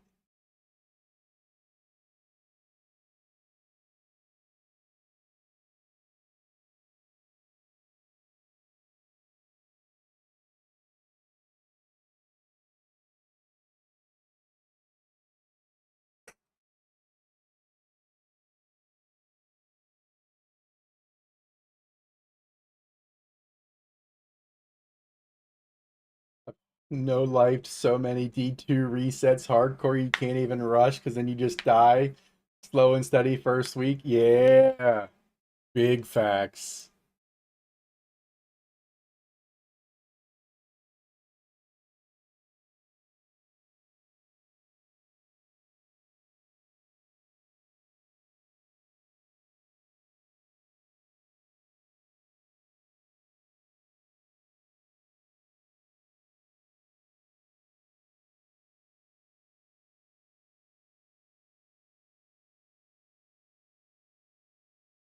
You're gonna be my source of endgame knowledge. I know a thing or two. All right, none of these are going to help, I don't think. This is, I mean, fantastic, so that's kind of what it is. Level 18, so I can't get that. I don't think I can use a higher skill gem yet. What am I at 5? So 6? Nope. Not till 18. Um, guess that means I'm basically, this is it, right? What is this? Fire and lightning.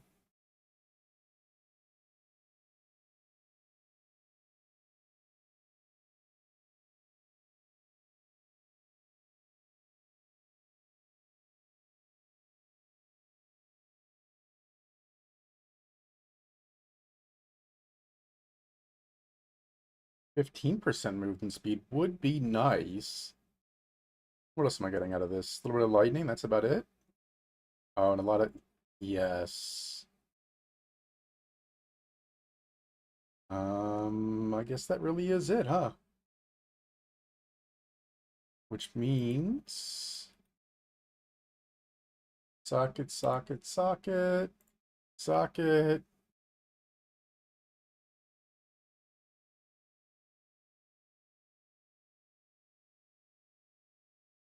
One, two,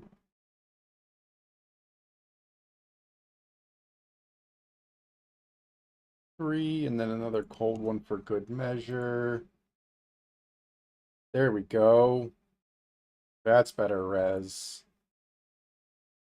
Bum, dum, bum, dum, bum. Bum, bum, dum, bum, bum, bum, bum, bum, bum, bum. Here we go.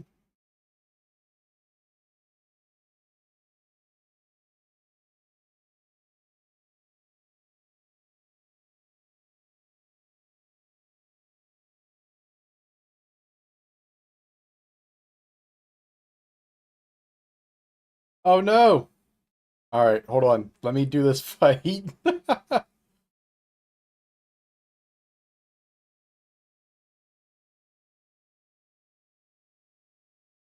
Come on.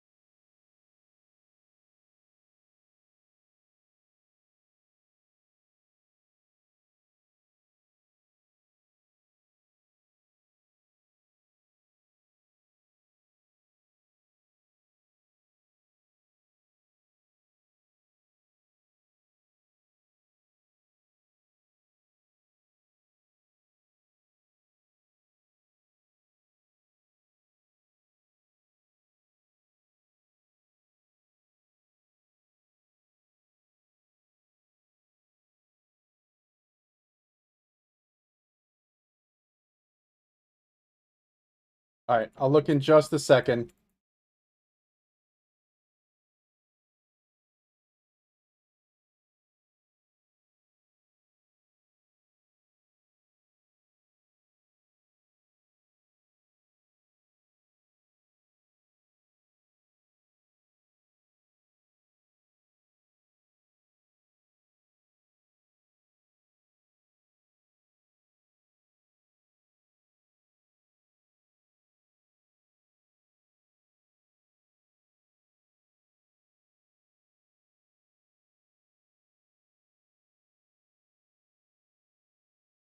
Boom. Suck it, Geonor. All right, now we've got 45 minutes before the end of this animation. Want this ring. Life, mana, dex, cold light. Yes, please. Oh, that's huge. Oh no.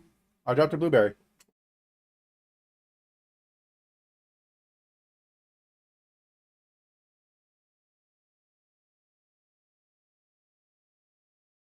Can't have dropped blueberries. Puppy will try to eat them all. Ain't that right? Yeah, you're kind of dumb and you'll eat anything. Yeah. I don't have much for wands in your build direction. All my armor's much higher level. Oh, okay. Huge armor. Blueberries are okay for dogs? They are? You sure?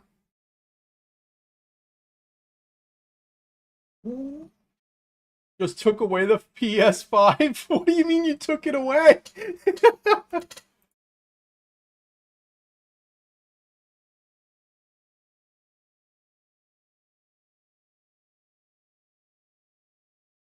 Grapes are bad. What are you doing? Get out from under there. Go. You know under the desk is a no puppy zone. Yeah, you can cry all you want. Still no puppy zone.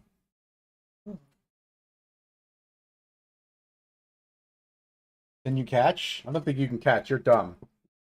Yeah, you're kind of dumb. Sit. Oh boy. Ready? Ready? Catch. You got it. Good job.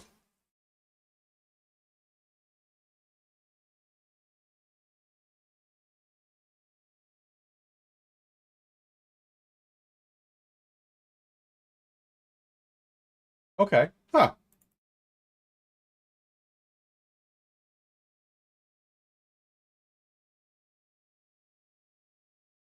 I don't know if I don't want to do that yet.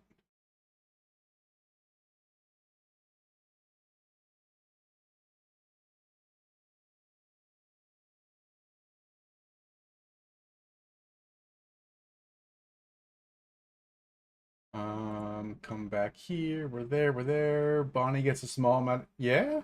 Huh. All right, let's see. We're going to wait, we're not doing that yet. Let's this guy do this. I didn't level up, so none of that's going to be different. Oh, wait, that's got quality, so let's do that first. Quality, evasion, da da da. No.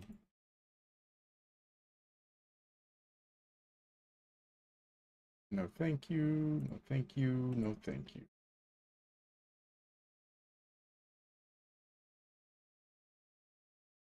All right, here we go. Following the Beast's trail.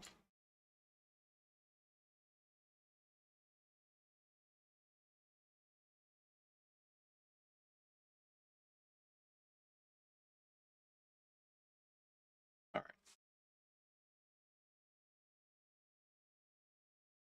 No, no more blueberries. Look, I don't have no more.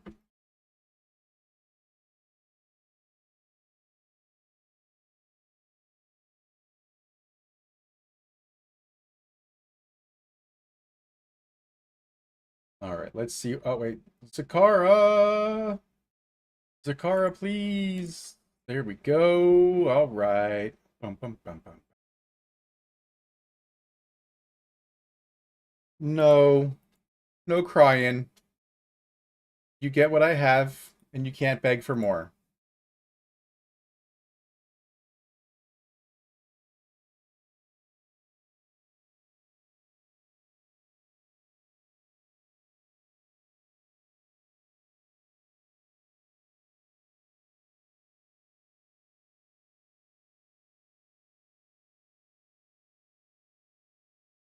Wait, is her name Goose?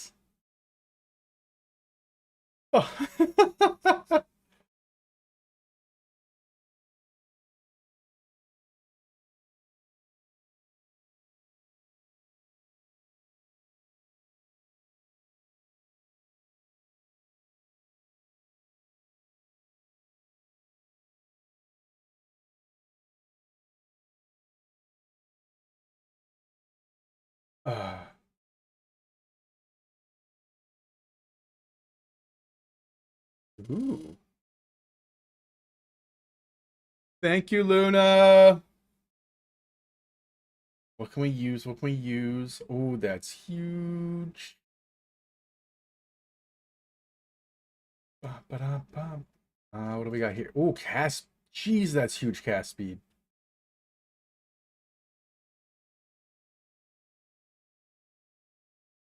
Um.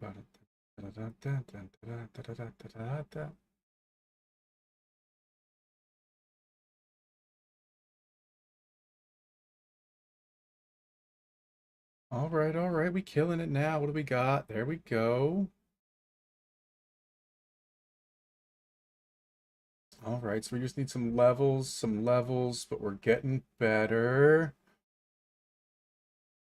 And let's, where is my, there we go.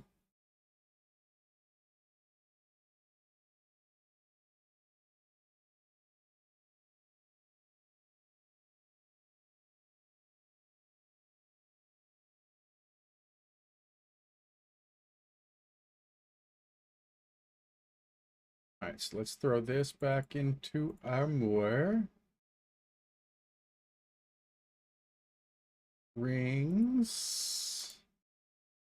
Perfect, perfect, perfect. And then we're going to hold this in case Sork right there so I can use them when I hit levels. Yeah. 34 spirit cast speed. Oof. That's going to be huge. I was kicked. Oh no. Soldier, they kicked me. They kicked me. Yell at them. They kicked me. Oh. Yeah, you can't has no more. No more.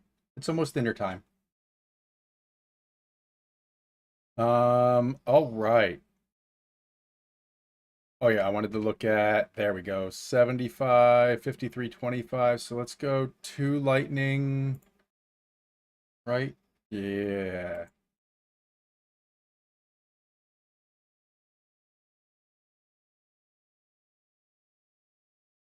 There we go. Boom. All right, now we're doing things and or stuff.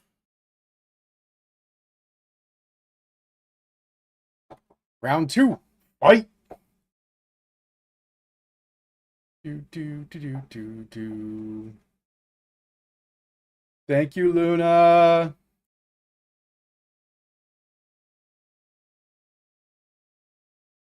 Yes.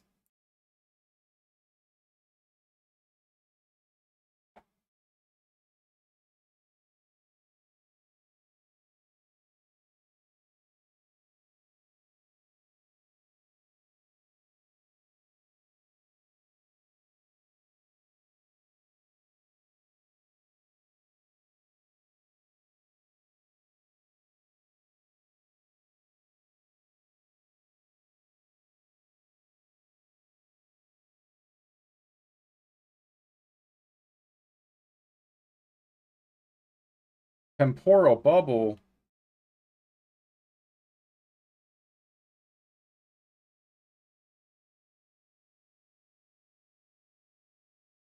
There we go. Jeez. I was saving that stuff for my Sork. I was playing with Smurfs and his friend, and then his friend got a girlfriend, so I stopped playing with her. No. Oh, what are you talking about, Jesse? I know Jesse. We go way back.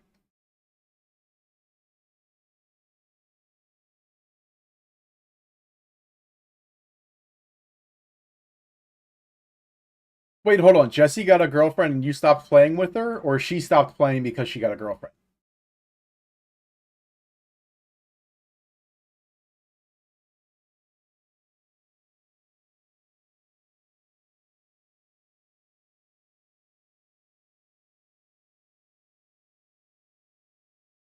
Because I scare you with my delayed flask healing. I don't know that I've used the flask in a while. I think that's the part that should scare you.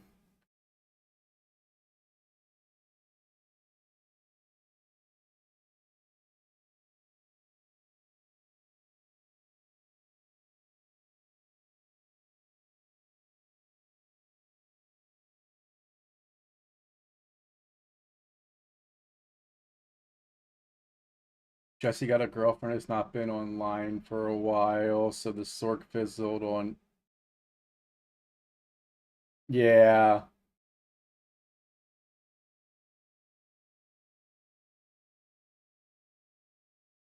that's that new relationship energy, trying to impress people instead of just being who you are. You're a gamer, be a gamer.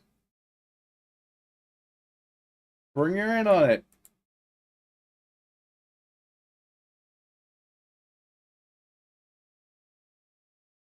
You ain't gotta lie about who you are. If you're a gamer, be a gamer. Let's go.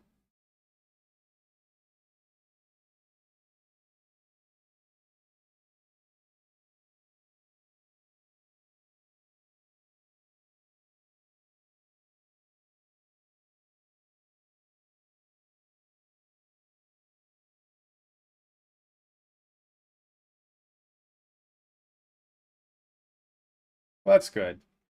As long as he's happy and in a healthy relationship and not being abused.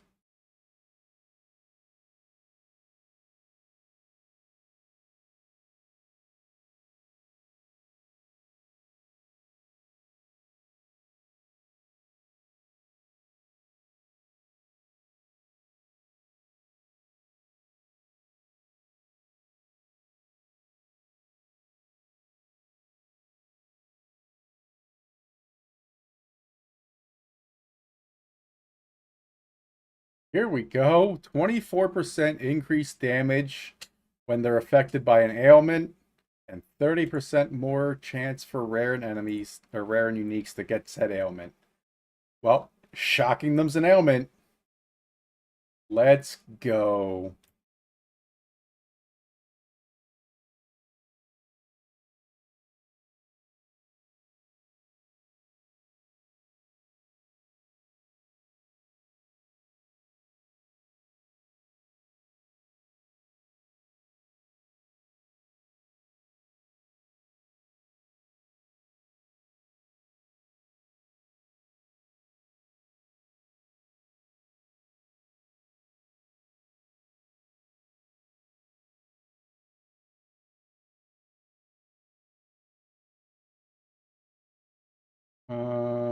Wait, that wasn't, no, okay.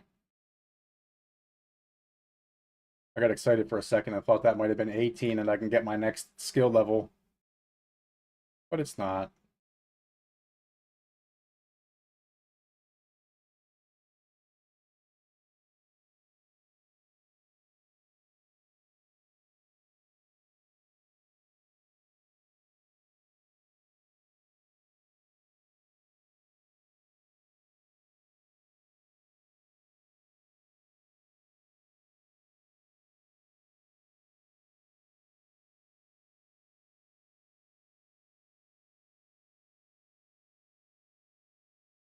Oh,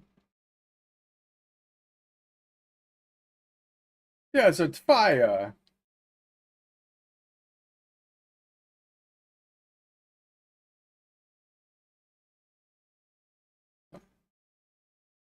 All right, is this going to be it? Here we go.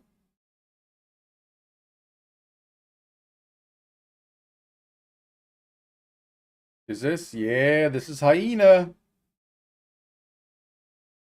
Do I have anything?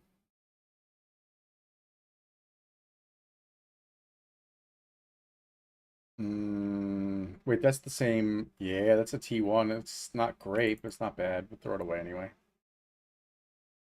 All right, here we go.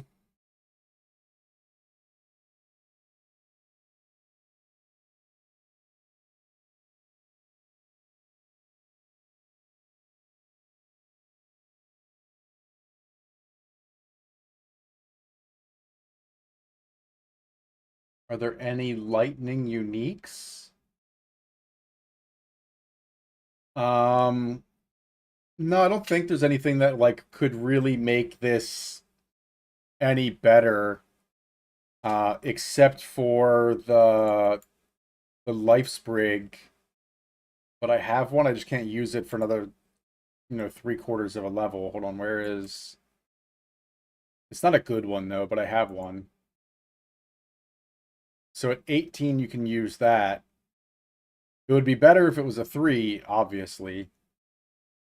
Um, I guess we could look. That's not what I want. That is what I want. Never mind. 113 for 10C.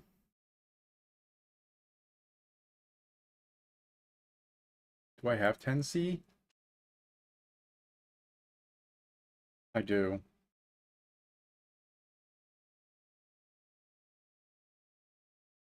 And it says 80, or 18, so I could use it in a little bit. That would be a huge boost.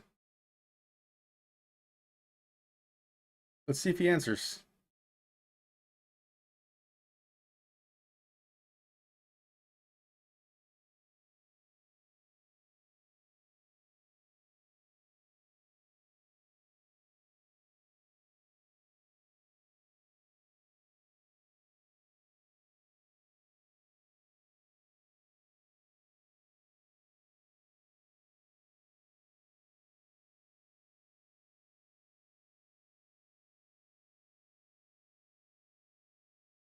Ugh.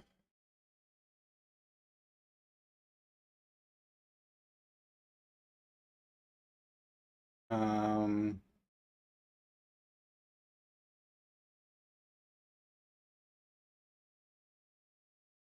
no, he's not answering. Maybe he died. Maybe the undying Sork died. I don't think there's anything else that would be really beneficial yet.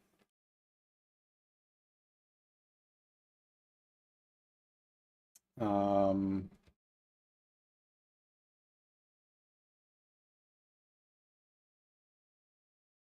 oh, that's not what I want. Filter, type filter.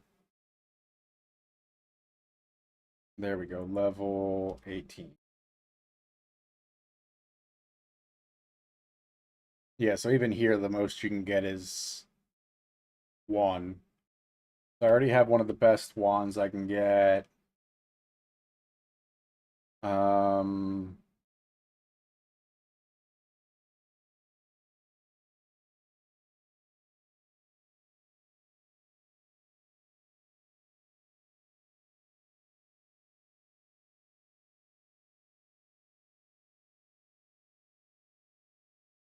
yeah. Nope, so that's basically it. Gloves? I don't think there's anything glove-wise.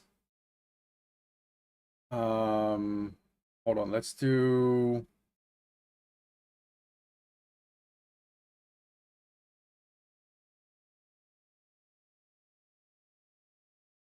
this. Level 16. Well, hold on. So let's do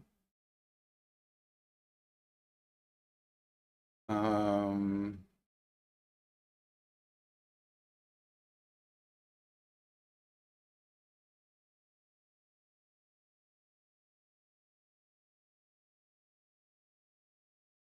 all right. So skill speed.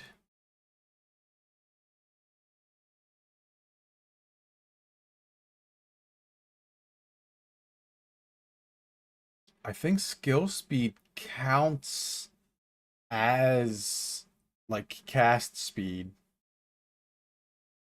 Armor life. All these guys are offline. Why are they all showing offline?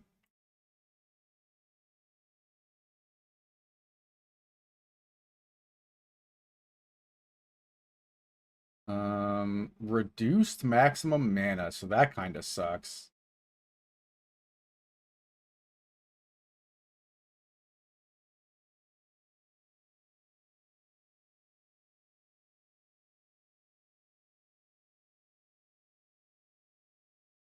$46.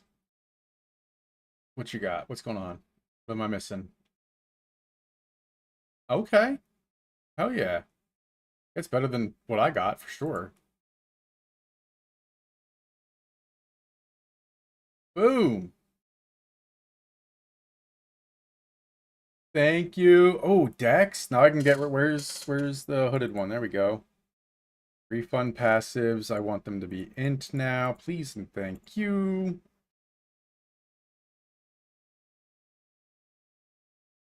Put these back in the gloves. There we go. Energy shield up. Dex up. Res looking good.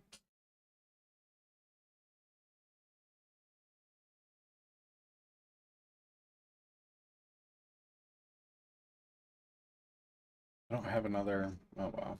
We'll get there. All right, here we go.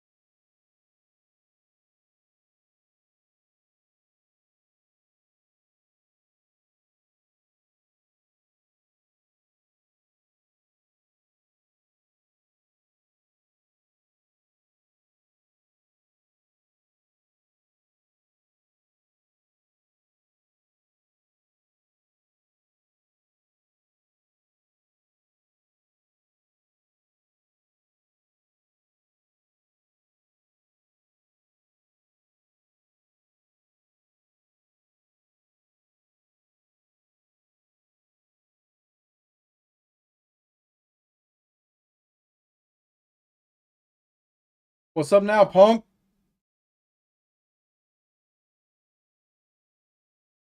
What's up now, punk?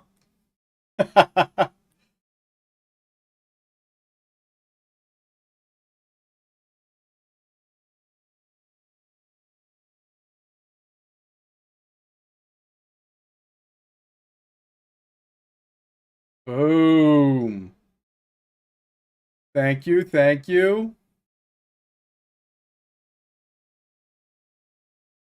That's what I'm talking about. Yes, please.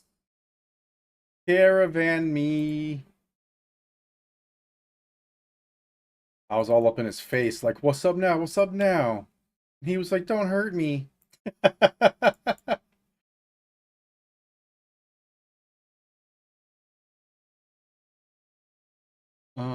Da, da, da, dun, dun, dun, dun. Thank you.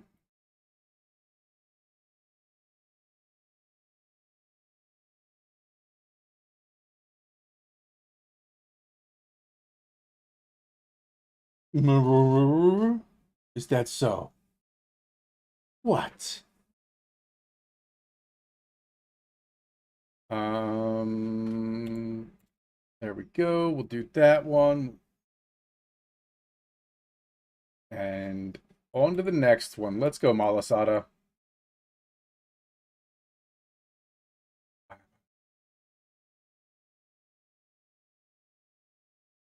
Trail of corruption.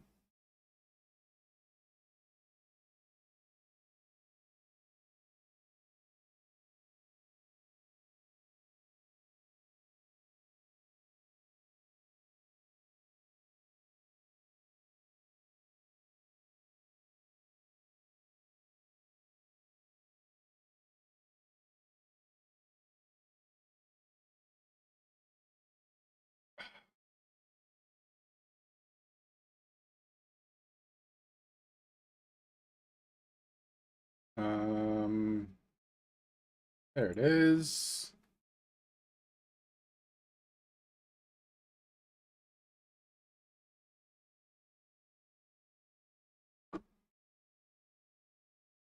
The Maldon Query.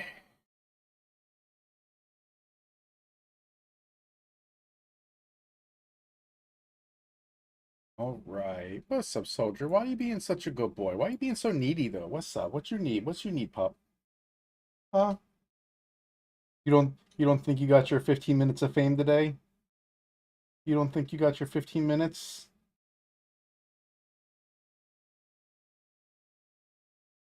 What? What? You want more fame? Thank you. All right. Let's give you a little more. Let's go up. Good boy. Come on.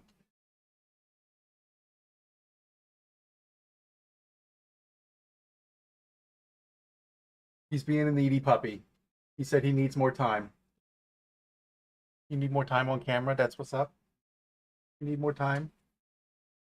Huh? What are you looking at? What's going on? Oh, what's going on? What do you see? Poppy! Yeah, he's such a good boy. He's such a good boy. What? What are you doing? He's looking for. He sure is. He sure is looking for blueberries. Look at how cute he is. No, you can't get in there. That's not for you. That's not for you. Are you gonna be a lap puppy? No. Okay, good boy. Good job.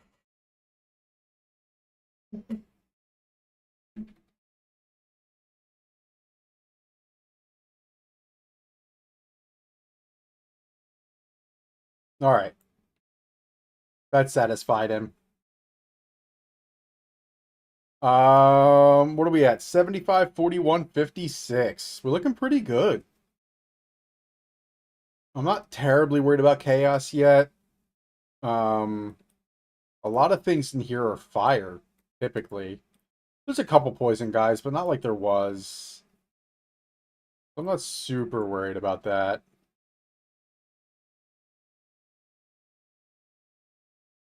Yes.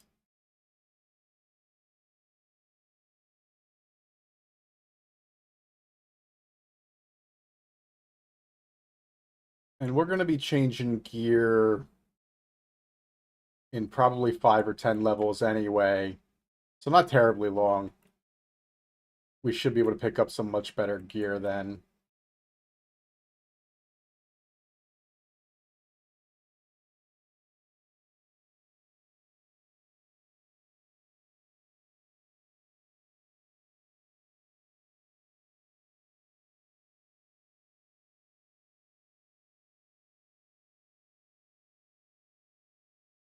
What are you doing? Stop licking my seat. That's weird.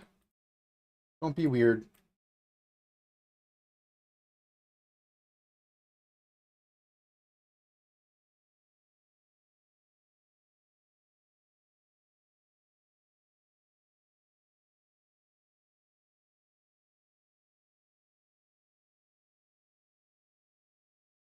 It's funny the chicken song comes on because I've got steak sitting in the fridge right now that I got to cook up tonight for dinner. And then I got to make homemade ice cream. I'm so excited for that.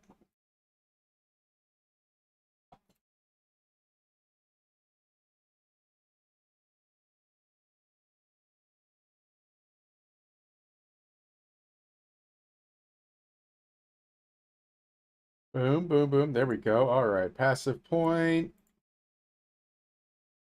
Because I want this, right? Skill effect duration. Yeah. We want this spark to last. So it hit him a couple times.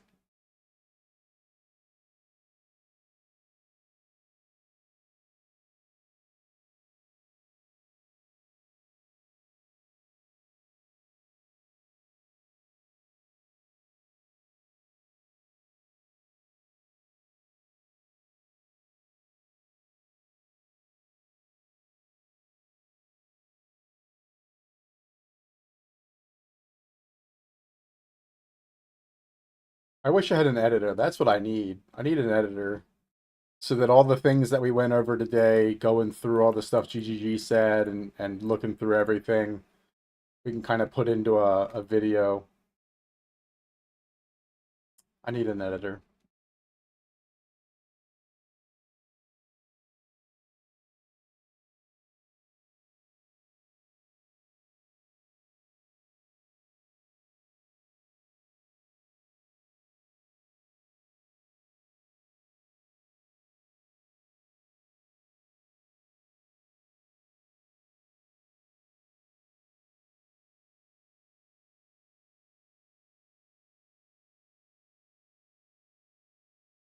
Ooh, doo, doo, doo, doo.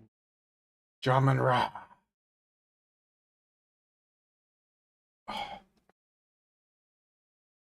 Oof.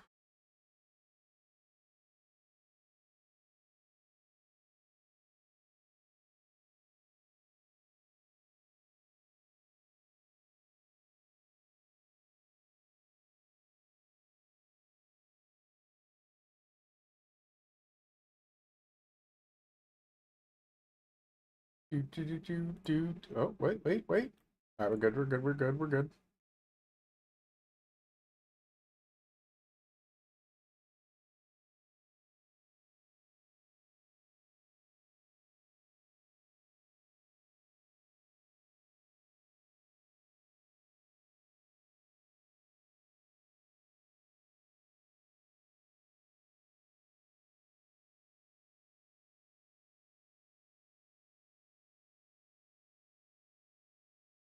Where am I going?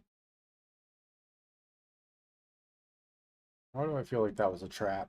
Why else would there be a checkpoint there?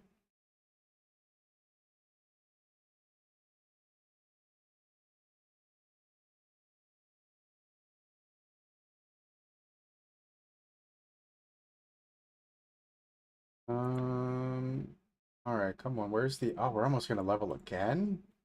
Let's go. Give me those levels so that I can become stronger. Help me. No, not today.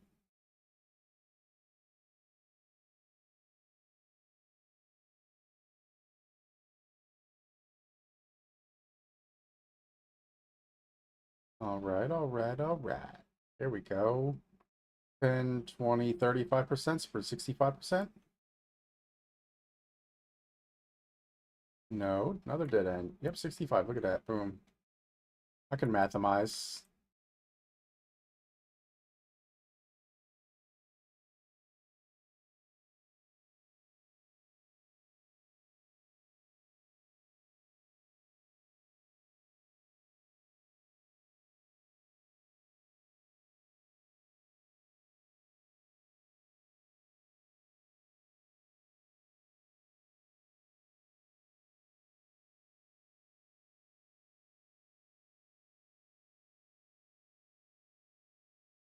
There we go. All right, come on, come on, come on.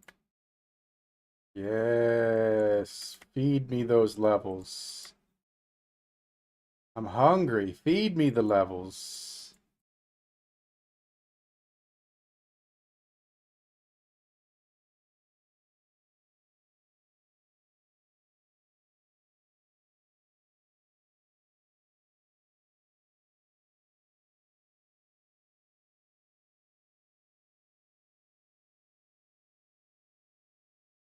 Oh, oh, oh, oh.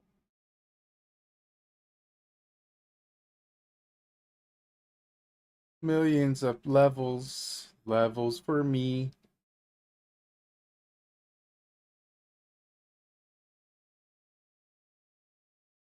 All right.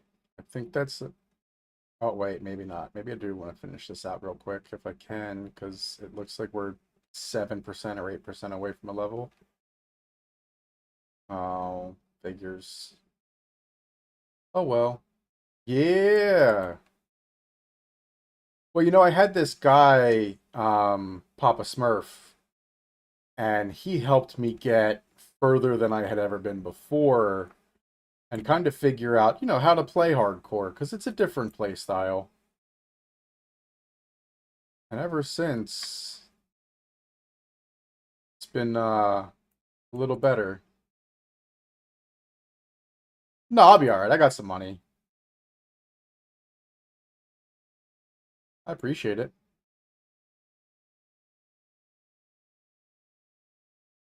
I could also just corrupt a couple of them and see what we got. You know what I mean? Like, we're doing all right. Actually, I might do that anyway, just because I might hit. I might hit plus skills again. We saw how well that works out last time.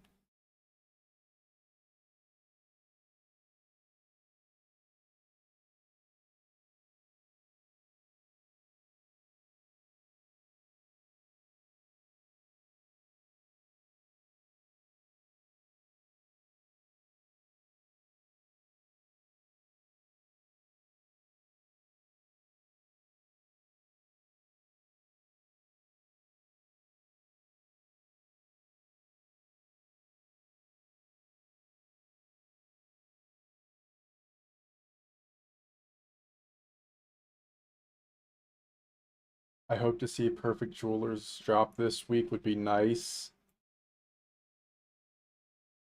Wait, how did I get mine last time? Because I had a Perfect Jeweler's orb. I didn't drop it though, did I? I don't think I dropped it. I think I bought it.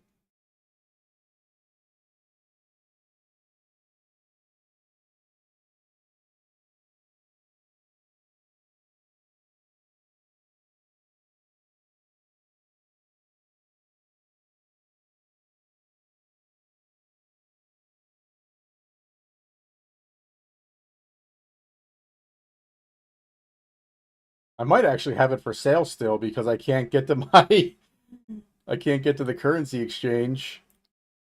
It might still be for sale. I had like 5 or 6 div worth of stuff for sale when I died.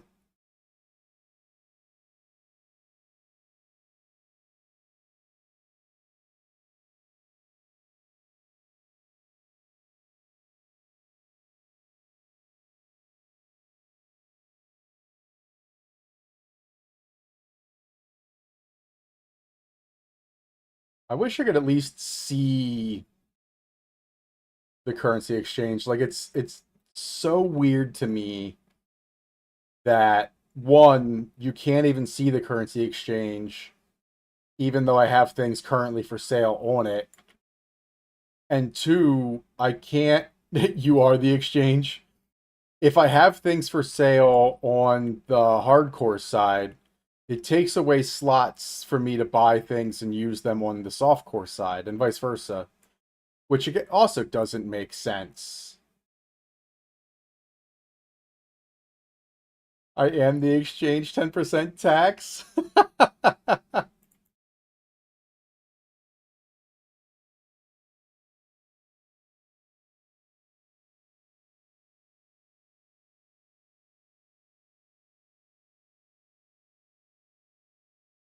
Yeah, it doesn't make sense to me once you have it unlocked and are using it, why they lock it again if you die, and why it affects like the hardcore affects softcore and vice versa. Because they're very different realms, like whole different servers, everything. So it doesn't make sense why they're connected like that.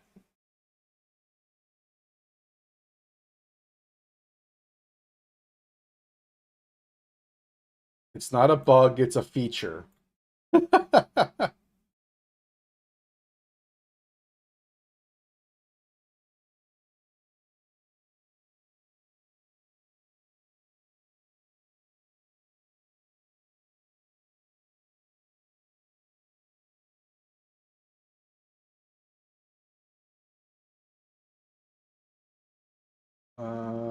I mean that's huh.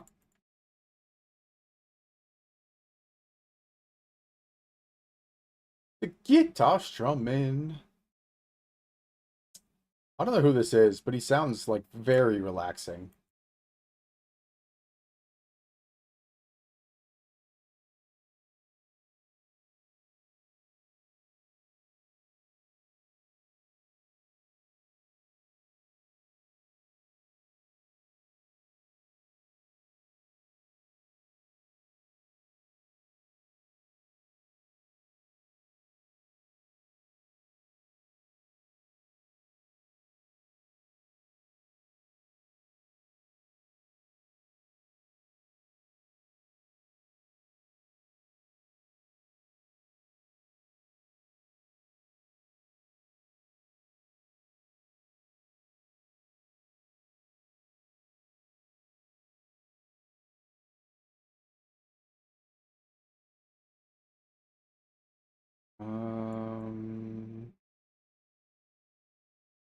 Oh, another one got through. Impressive.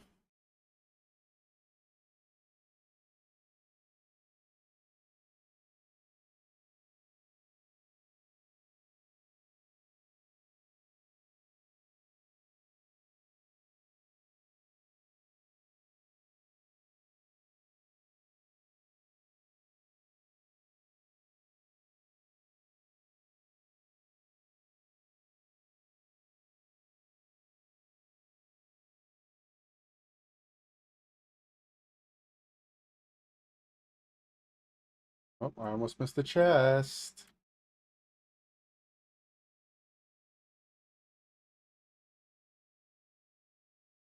Chests are like a lifeblood for me.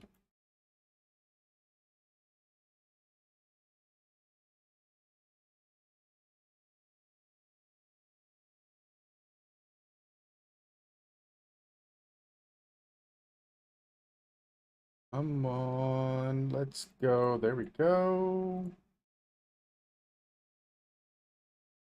I see you.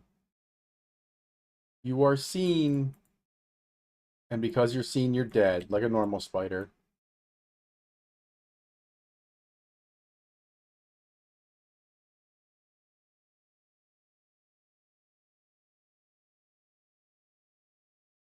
I have a question. How come I got Waystone tier 3s that are different monster levels? What do you mean?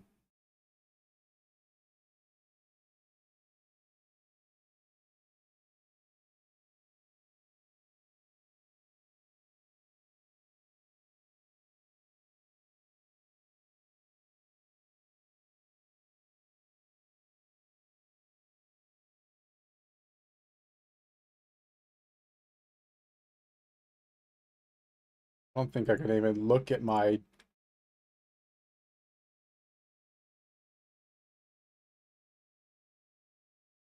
Yeah, I couldn't even look at mine right now.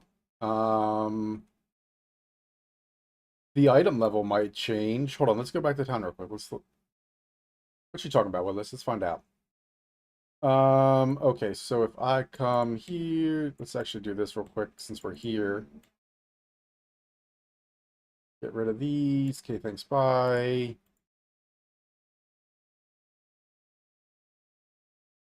Oh, that was a spirit level 5. Nice. Um, so you're talking about Waystone tier 14. I don't see an item level.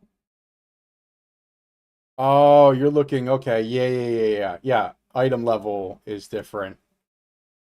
Item level 78, yeah, 80, 74.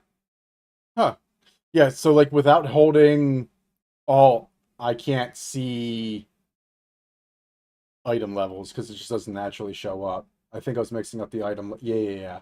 Yeah, item level doesn't make a difference. Nope.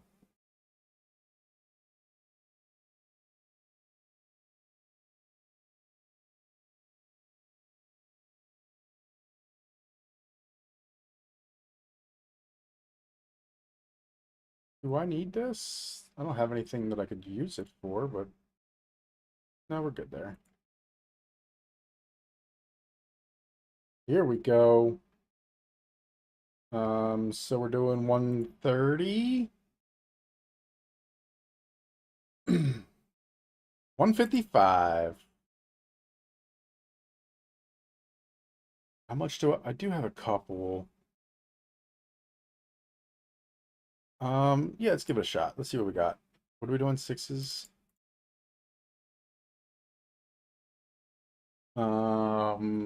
Sparky me. Spark. Spark. Spark. Ooh, but I won't be able to do. Yeesh. All right, we're gonna keep it for now because I don't trust myself to not mess that up. But we've got a couple extras. We're gonna throw them 2, 3. All right. I don't think I have one in there, right?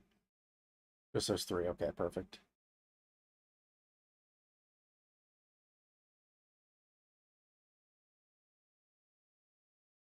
That's all right. That's what we're here for. Bounce ideas. Where is this going? Going to a rare chest? Wand? Flask? I don't care about the armor.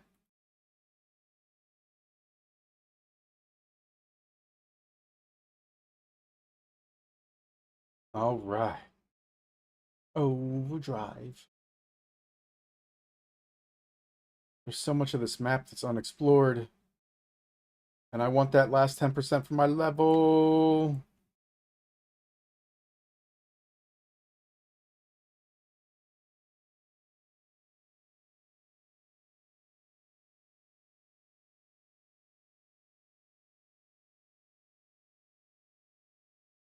Ooh, that was almost a full 10% right there. I like that.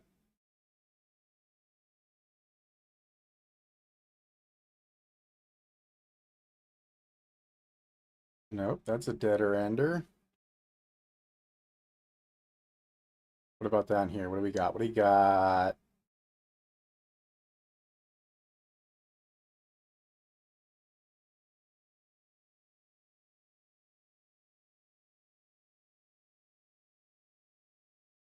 Oh, this is another dead end.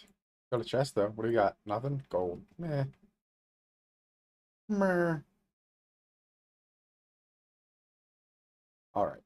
So, up to the top we go.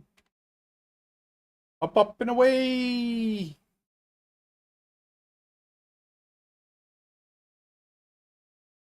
All right, next one. Not that turn off, but the next one.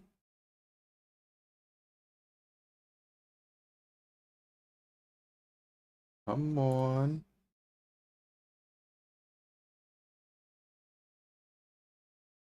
There we go.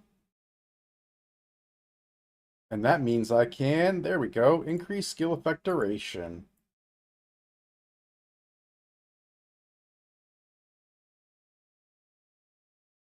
That's going to make life in small areas much better.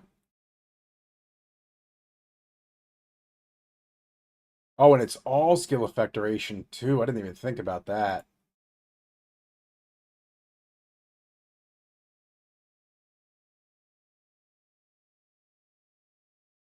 So my Orb of Storms, everything's going to take a little bit.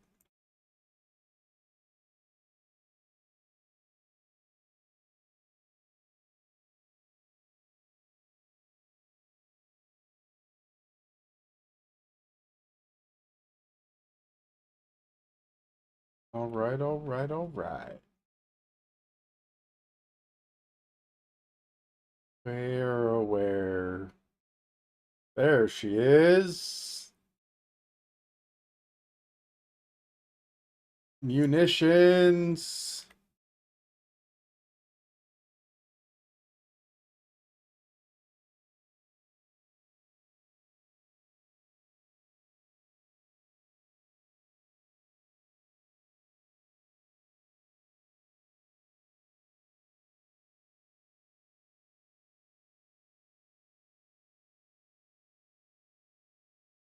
Oh, you don't like burning people as much anymore? Now that you got burnt?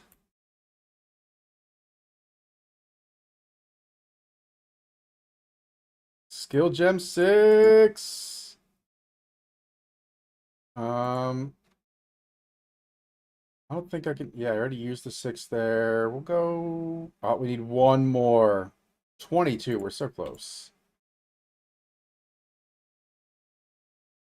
All right, let's go.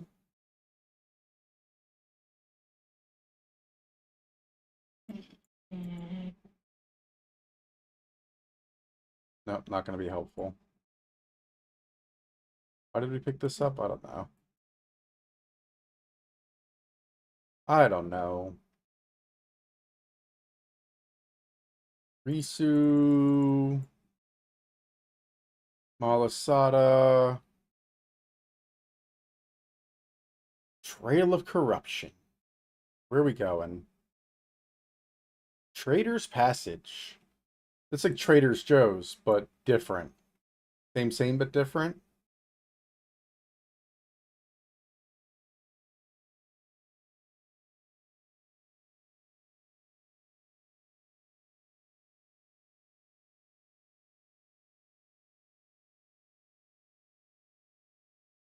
You wish Canada had Trader Joe's?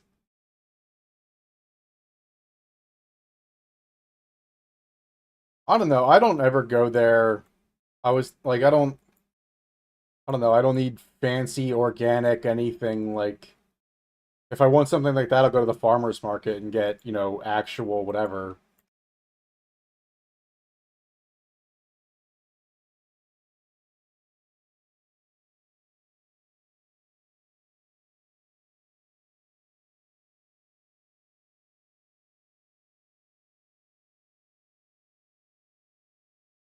Wait, so Canada has zero Trader Joe's? That's interesting. I wonder why. Do you have your own, like, wannabe farmer's market there?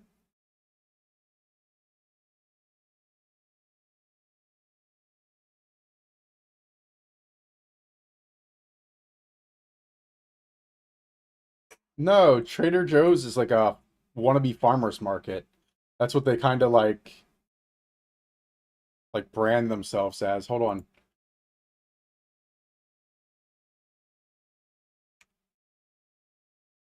Um, Trader Joe is a national grocery store chain dedicated to providing customers with exceptional value through high quality products at affordable prices. They source unique and interesting products worldwide and subject the rigorous tasting panel to ensure their exceptional quality and value. Quote Trader Joe's.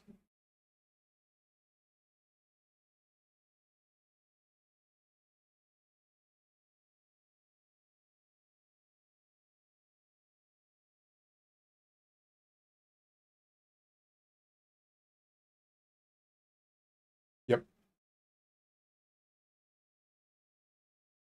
But I was wrong anyway. Sprouts is the wannabe farmer's market. Trader Joe's is just like, I don't know. Every time I went, they had like weird craft beers and just like weird things that, I mean, they say they get unique stuff and put it through a taste test.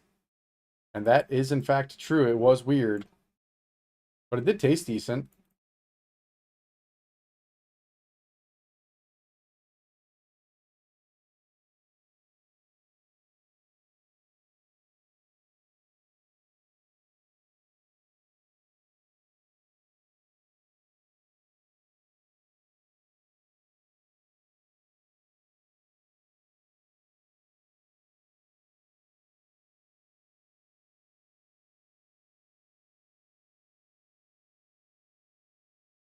All right.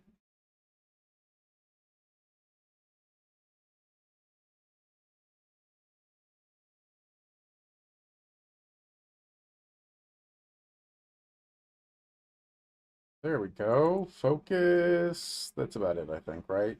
Yep. Bye.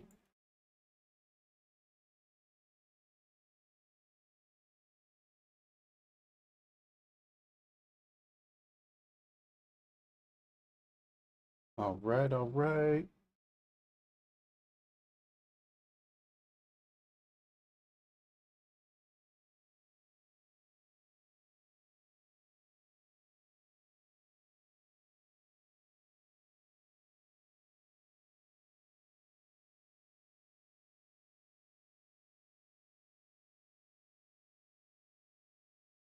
What did I kill that dropped all of that I didn't even notice?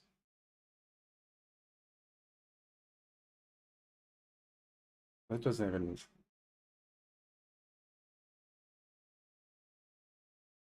Oh.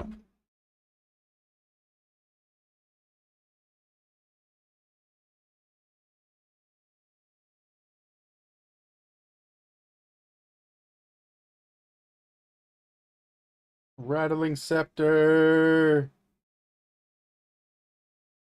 Energy Shield, nope. Nope. Bum, bum, bum, bum, bum, bum, bum, bum, bum, bum, bum.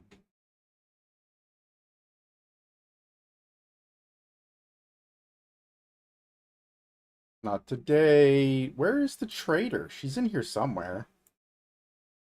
She's like the whole purpose for coming in here. Where is the trader?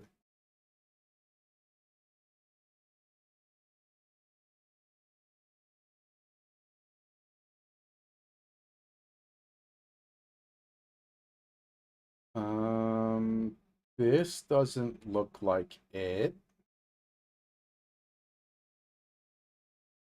Maybe it is?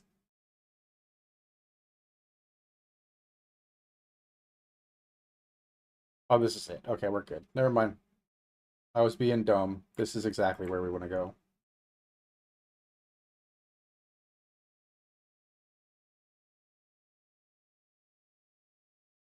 Lettuce sandals? Shoes is on maps again already? Dude, Shoes is a beast.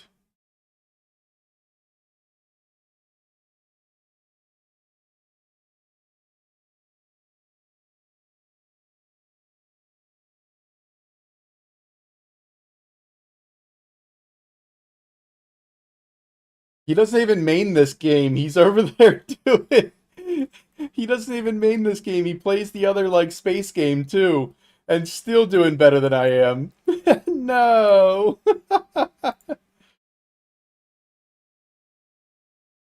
Oh, he's doing Shattercock?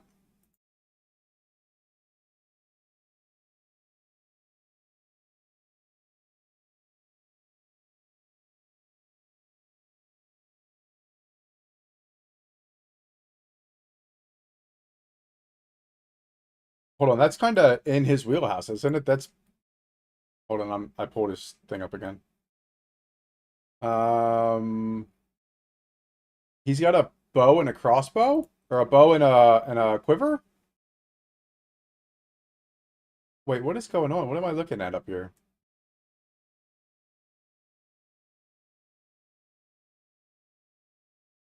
Gloves, belt, armor, ring. Is that... Yeah, it looks like a bow and... Oh, he's got a widow hail. Okay, he's got a widow hail.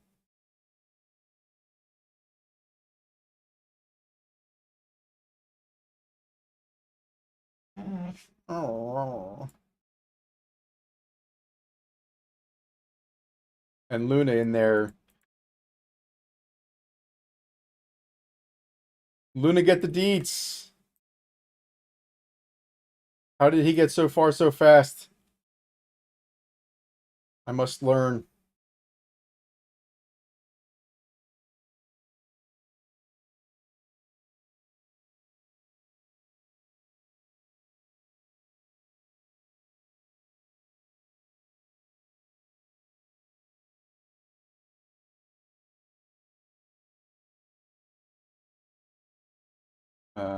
Okay. Apparently that's not the way. What about this? Oh, this is the gates. I think if I go through there, I can't come back. That's why I always don't go there.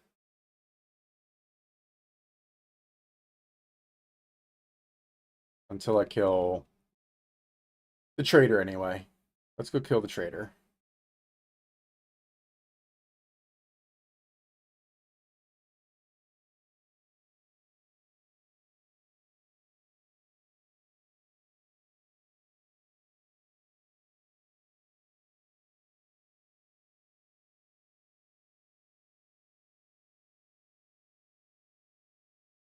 Face mask? Nope. Bum, bum, bum, bum, bum, bum, bum, bum, bum, bum. Oh, I was almost caught slacking.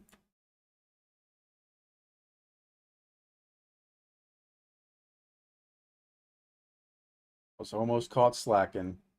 Here we go. Try to get a little more energy shield under our belt before we go. I can get what, 674, 678? No, 668. I'm dumb. Don't listen to me. All right, I guess that's all we're getting. That's all we got. Ancient Seal.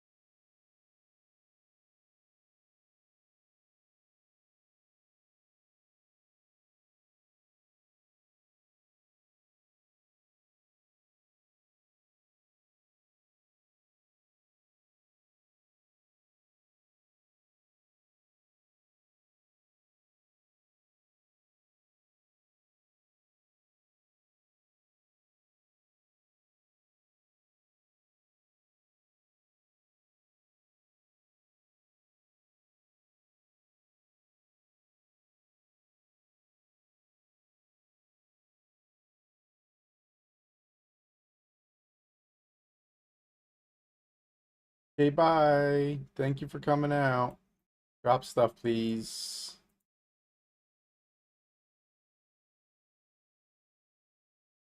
All right, that's better. Ah. Oh, wait, where did you come from?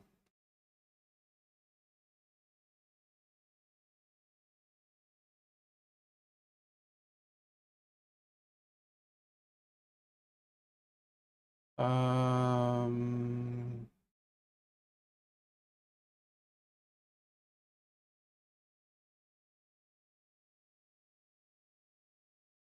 Caravan. All right. Um, Thank you for identifying stuff. What do you got?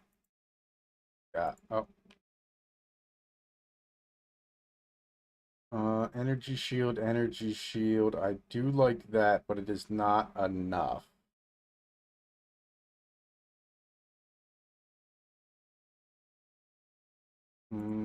Boop. All right.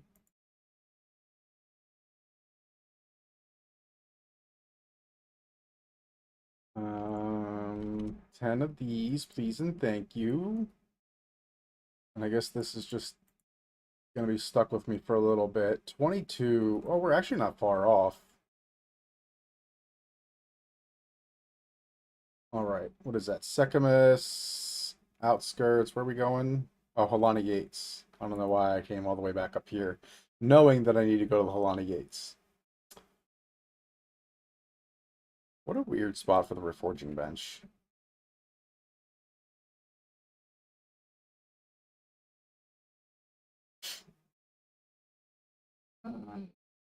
Alva, show up.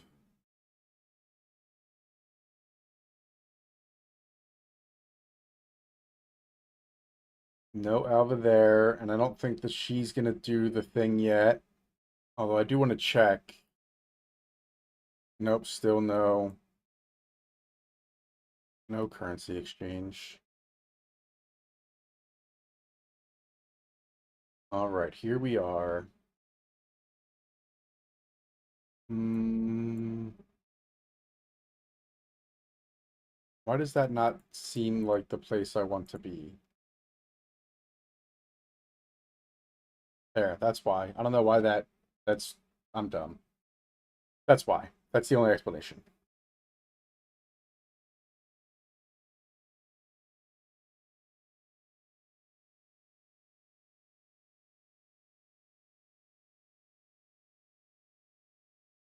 You hold them back.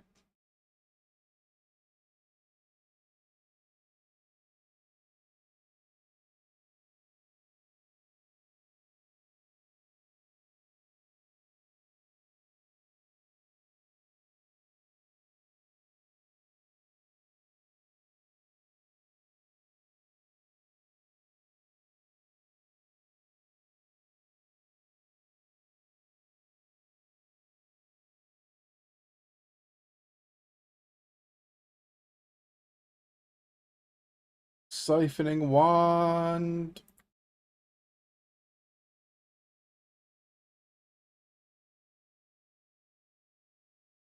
Actually, that's a good thing. I was just gonna look up when can I get +2 skills. Right here. Apparently, level 18, you can get +2 physical spells. Uh, that's funny.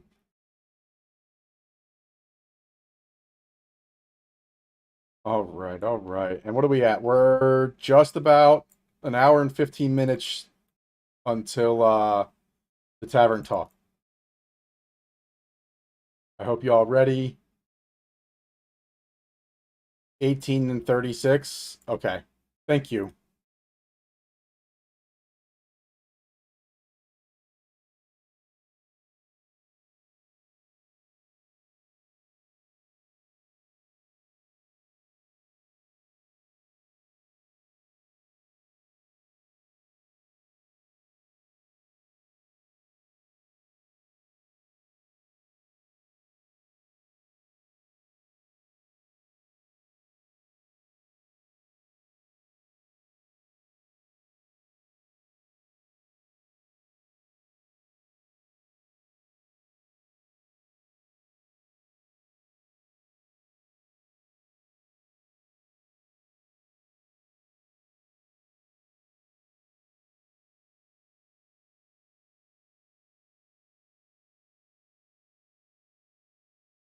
Boom. All right. Hardcore peeps know all the leveling stuff. So actually, let's see then real quick. If I want a focus with um lightning spell skills,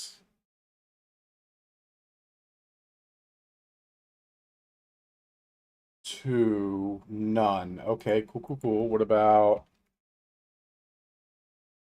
spell skills? Two. Okay, hold on, hold on. Oh, wait, level 44 and 70 and 33. No. No bueno. All right, that's okay though. That's okay though. Um, why is it okay? Because oh, hold on, Annie. There we go. Let's try that again. There we go. That's better. And then what level are we? We're 21. We'll call it 22 for ease of mathemizing. No results. What about no results? Okay, cool, cool, cool. Focus. What about wand? There we go. Two div. Nope. Bye. Get out of here with that noise. And none for all. Okay, cool, cool, cool. And then what if we clear all this out? And what was the name of that wand? Life Spring.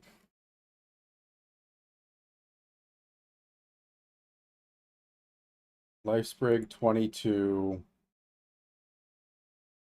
3. He's the one that didn't answer earlier. For 10.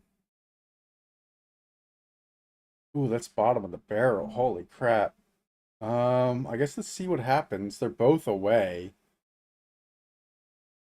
So let's start with this guy first. Because 3 skills is going to be monstrous.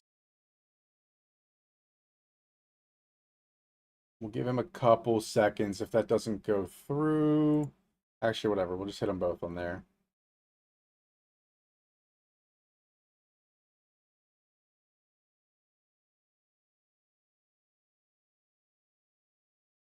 There it is. Undying. Yeah, he answered this time.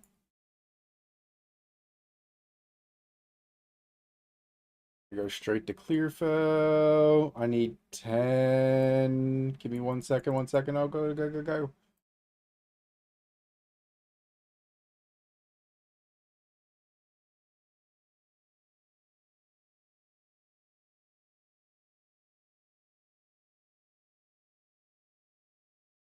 Life Sprig 3, level 10. I can use it. Yes, please.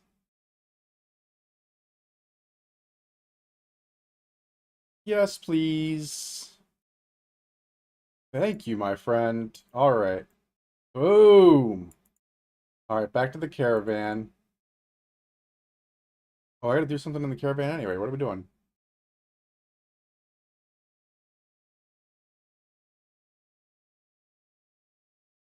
All right, none of that. Cool, cool, cool.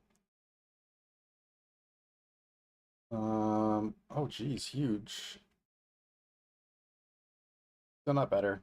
Cool, thanks. All right, so how does this affect our skills? We're doing 155, 190. There we go. 35 DPS boost, which is insane considering I'm losing all of that other stuff there.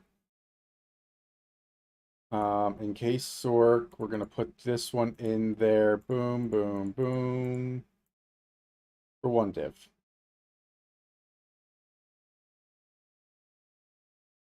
All right, so we're doing more damage. There we go.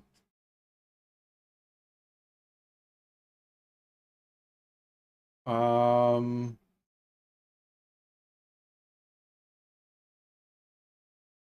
Hold on, what is going on here?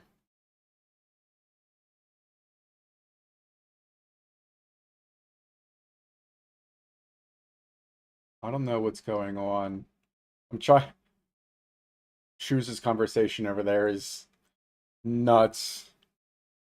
I just looked up and I saw slutted out in my ES top with my tits out winning.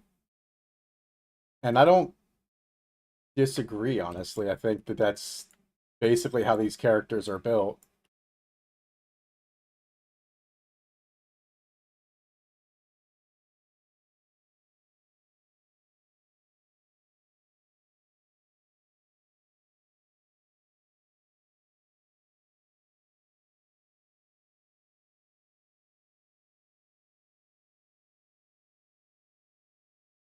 Give them no quarter. I only have dimes. Soldier, what are you doing, bud? Why are you being so anxious?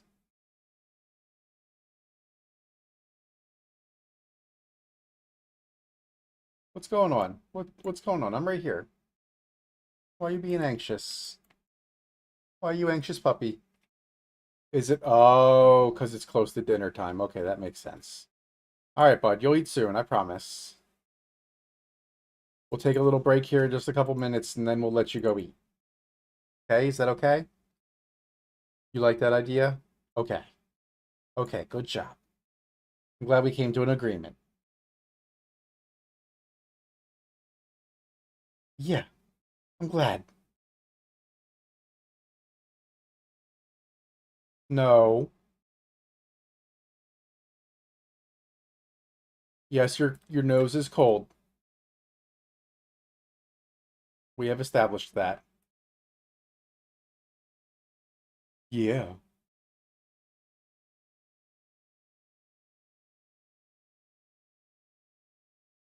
All right. Why did they use that though? That doesn't make sense.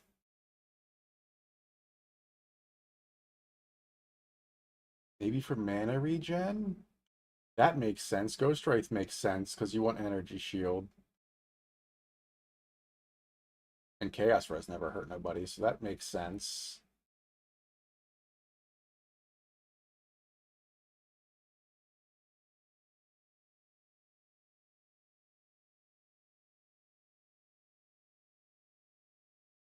I'm almost at the point of using connectivity. Actually, I might be there. Because I think 22 was the level requirement for connectivity.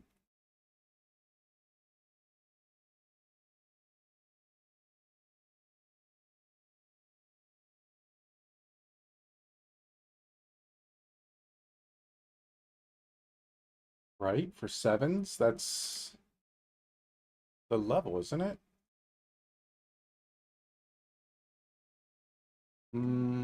Stash, gems.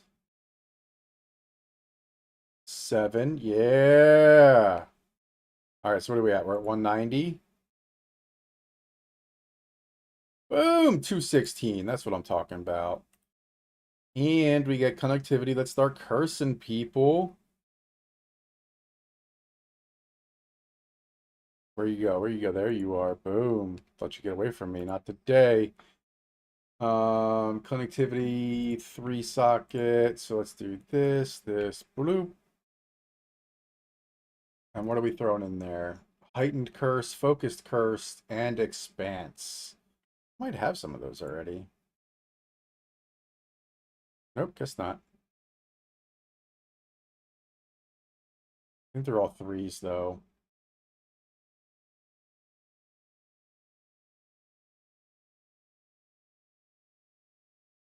Heightened curse and then focused. Wait, where is expanse? Oh, there. Perfect. There's 1. There's 2. Nope, that's not going to work. Because it is a 2. Focus curse. I don't want mana drain. I want connectivity. Please and thank you. Okay, what else do we got? Mana Tempest. I don't think I can get for a while. Mana Tempest is there at 9. And then Archmage is super late game, right? I guess I'll just use this one to look. But Archmage is, yeah, 14. Got 73. Hell yeah.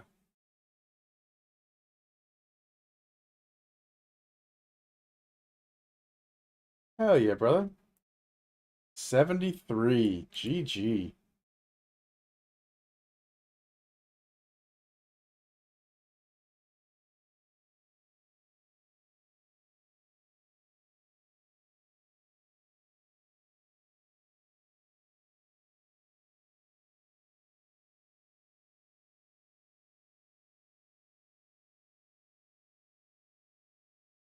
Come on.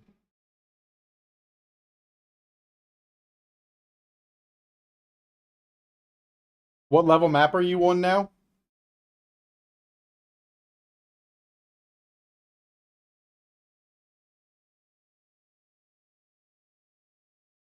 T4s.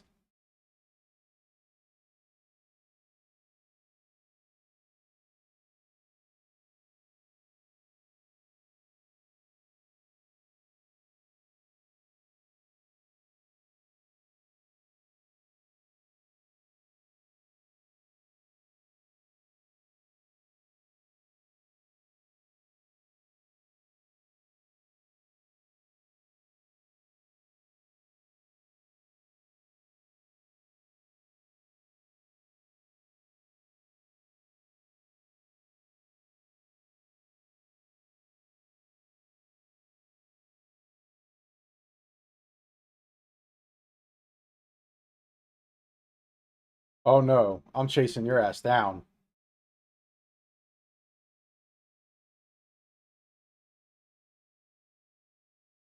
Shaman Ra. Kameha.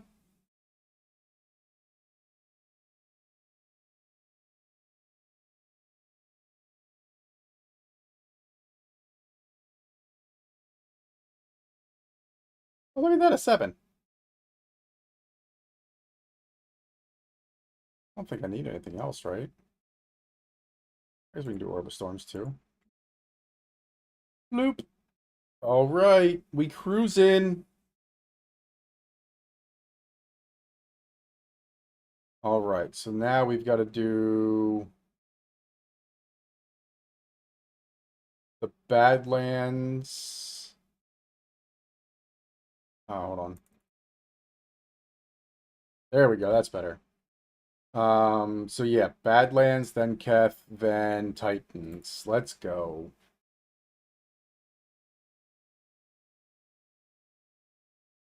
Pum, pum, pum, pum, pum, pum, pum, pum, pum, pum, pum, pum, pum, pum, pum, pum.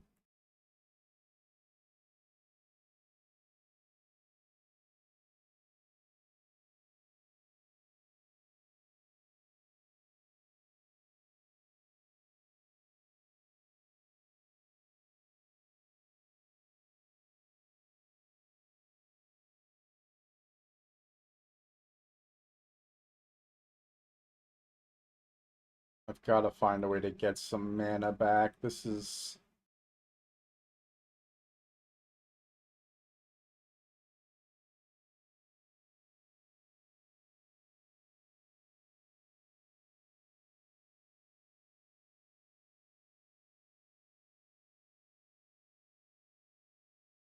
I like how he falls over and dies like one of the cows from Diablo 2.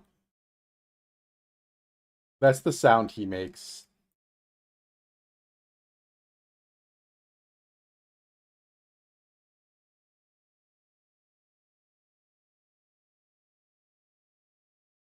Yep. Moo.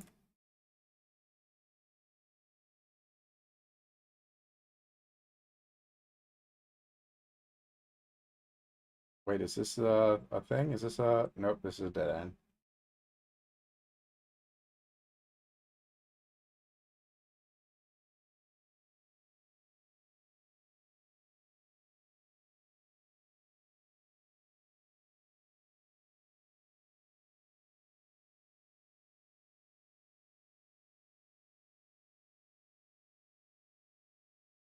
What was that? I don't think I've ever seen an attack like that before.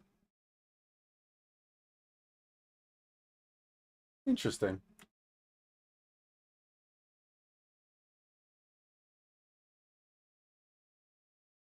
Oh, wait. Hold on. What are we doing? We're doing the wrong thing.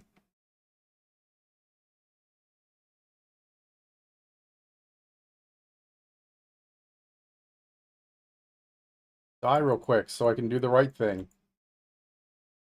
All right. All right. Hold on. Oh. Oh, golly. Choose DM. Here we go. New game.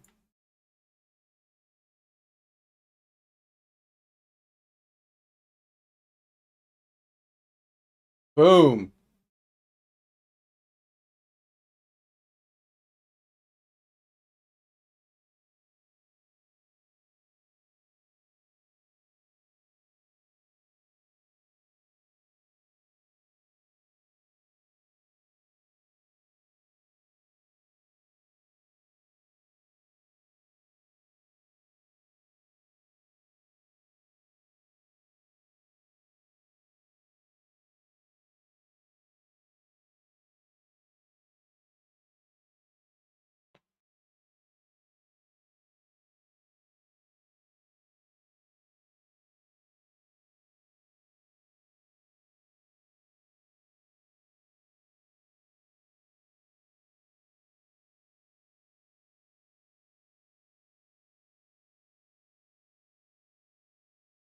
We almost forgot about this.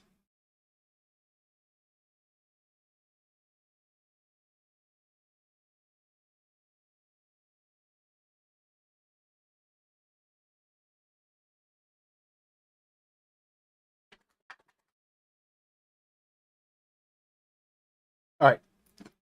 Give me 1 second. I'll be right back while this is going. Hopefully, we learned something phenomenal. I'm going to feed the pup real quick. Let's go, pup. Let's go, pup. Okay.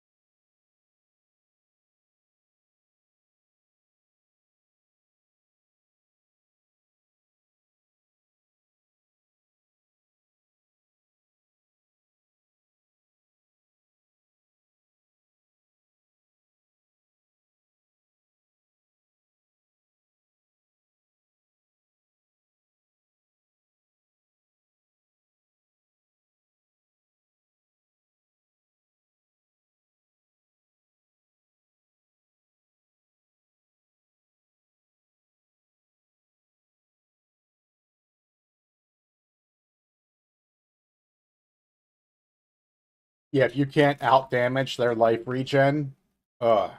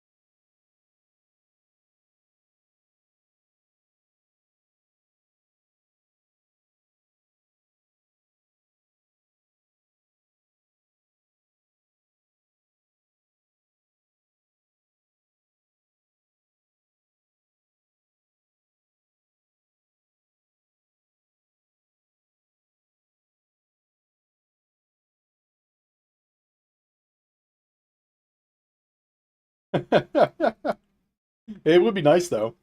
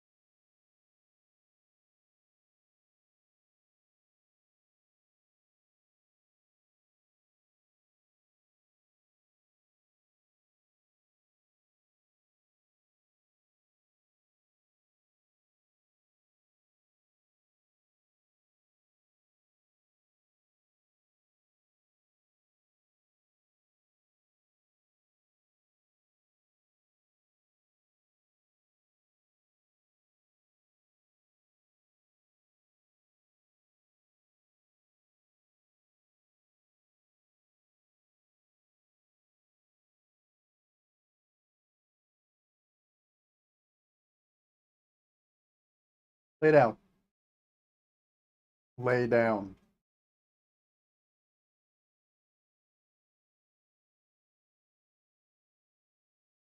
Good boy.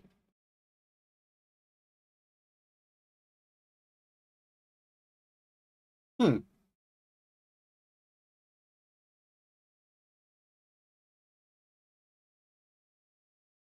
Yeah.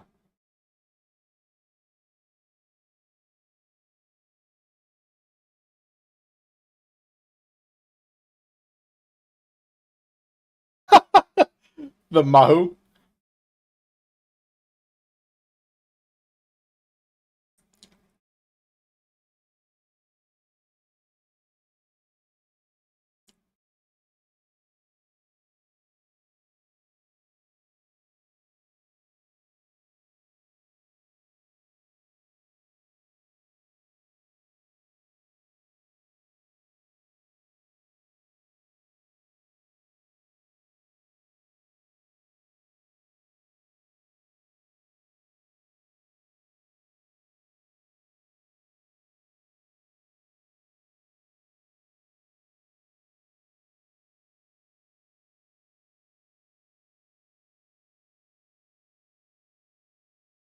He's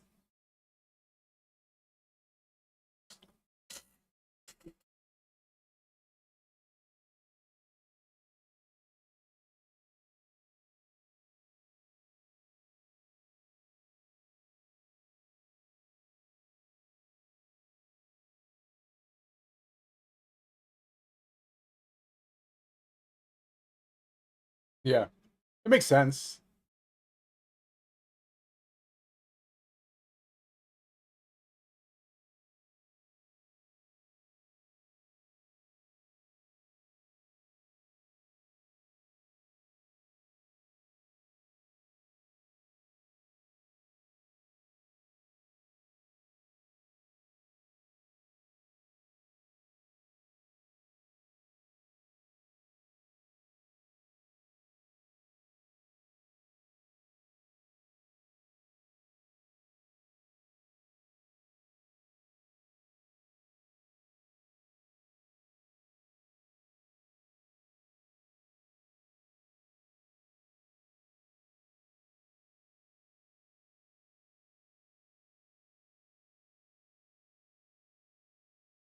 Escalating, diminishing. You can't have, there's a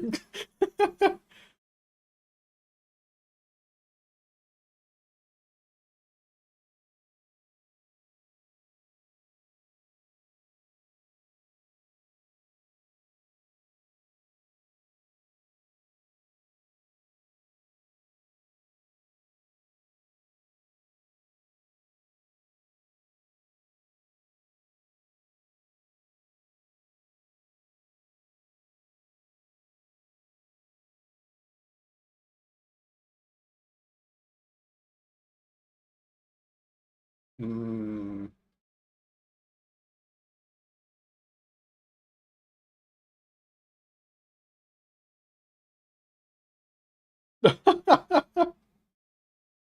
Just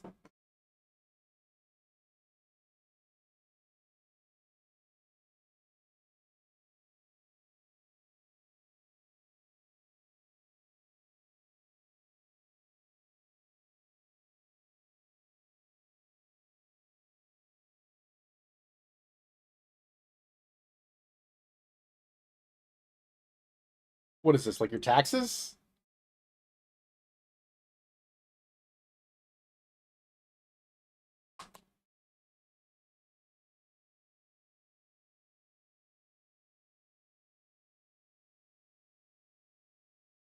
Hype train.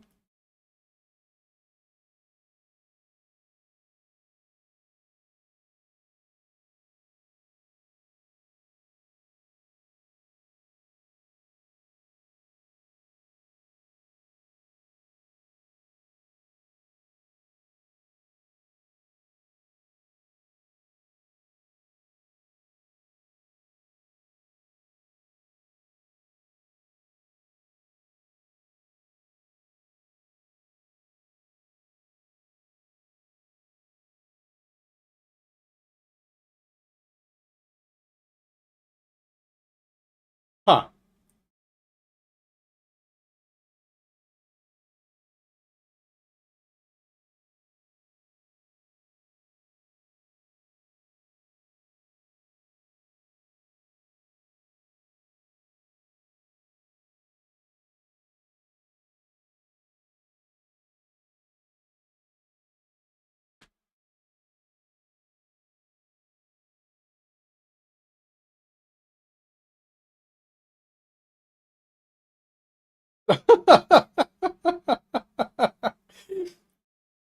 I remember you said that.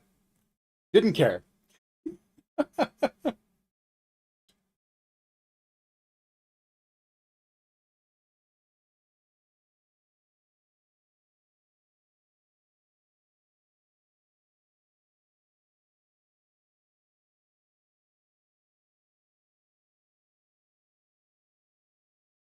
Oh.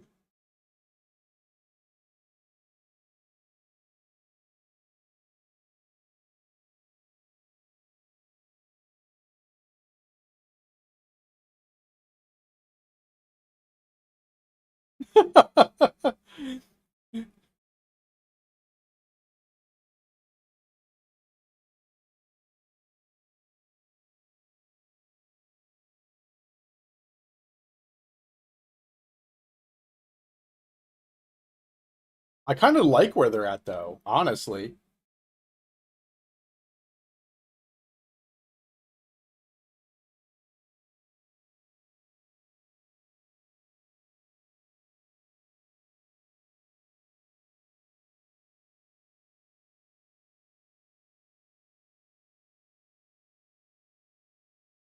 Why can I not hear?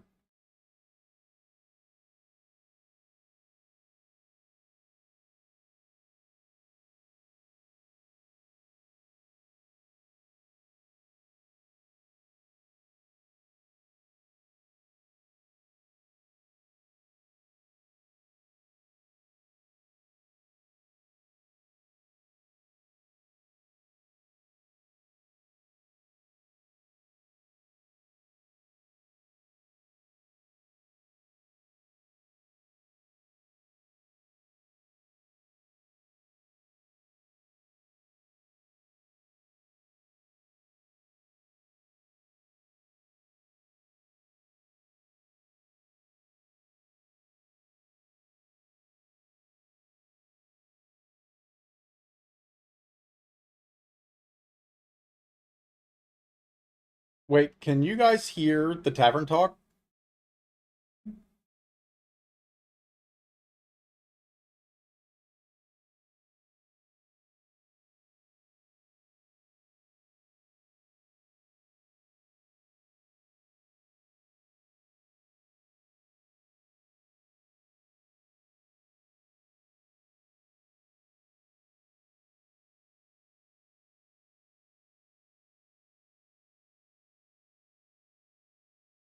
Monsters and individual bosses that I have in mind, but I haven't really thought too much about, but I haven't changing everything, across, actually how the mechanics work necessarily. Fair enough. Um, I remember me dying first time on that fight, going in blind. It was because of that mechanic, hmm and the I mean, speed it's at just which terrible. scales with players as It's well. Like if it's you have a tied party, everything, across, it's actually how just the mechanic actually bad. Like there's no, there's no excuse there or anything. There's not.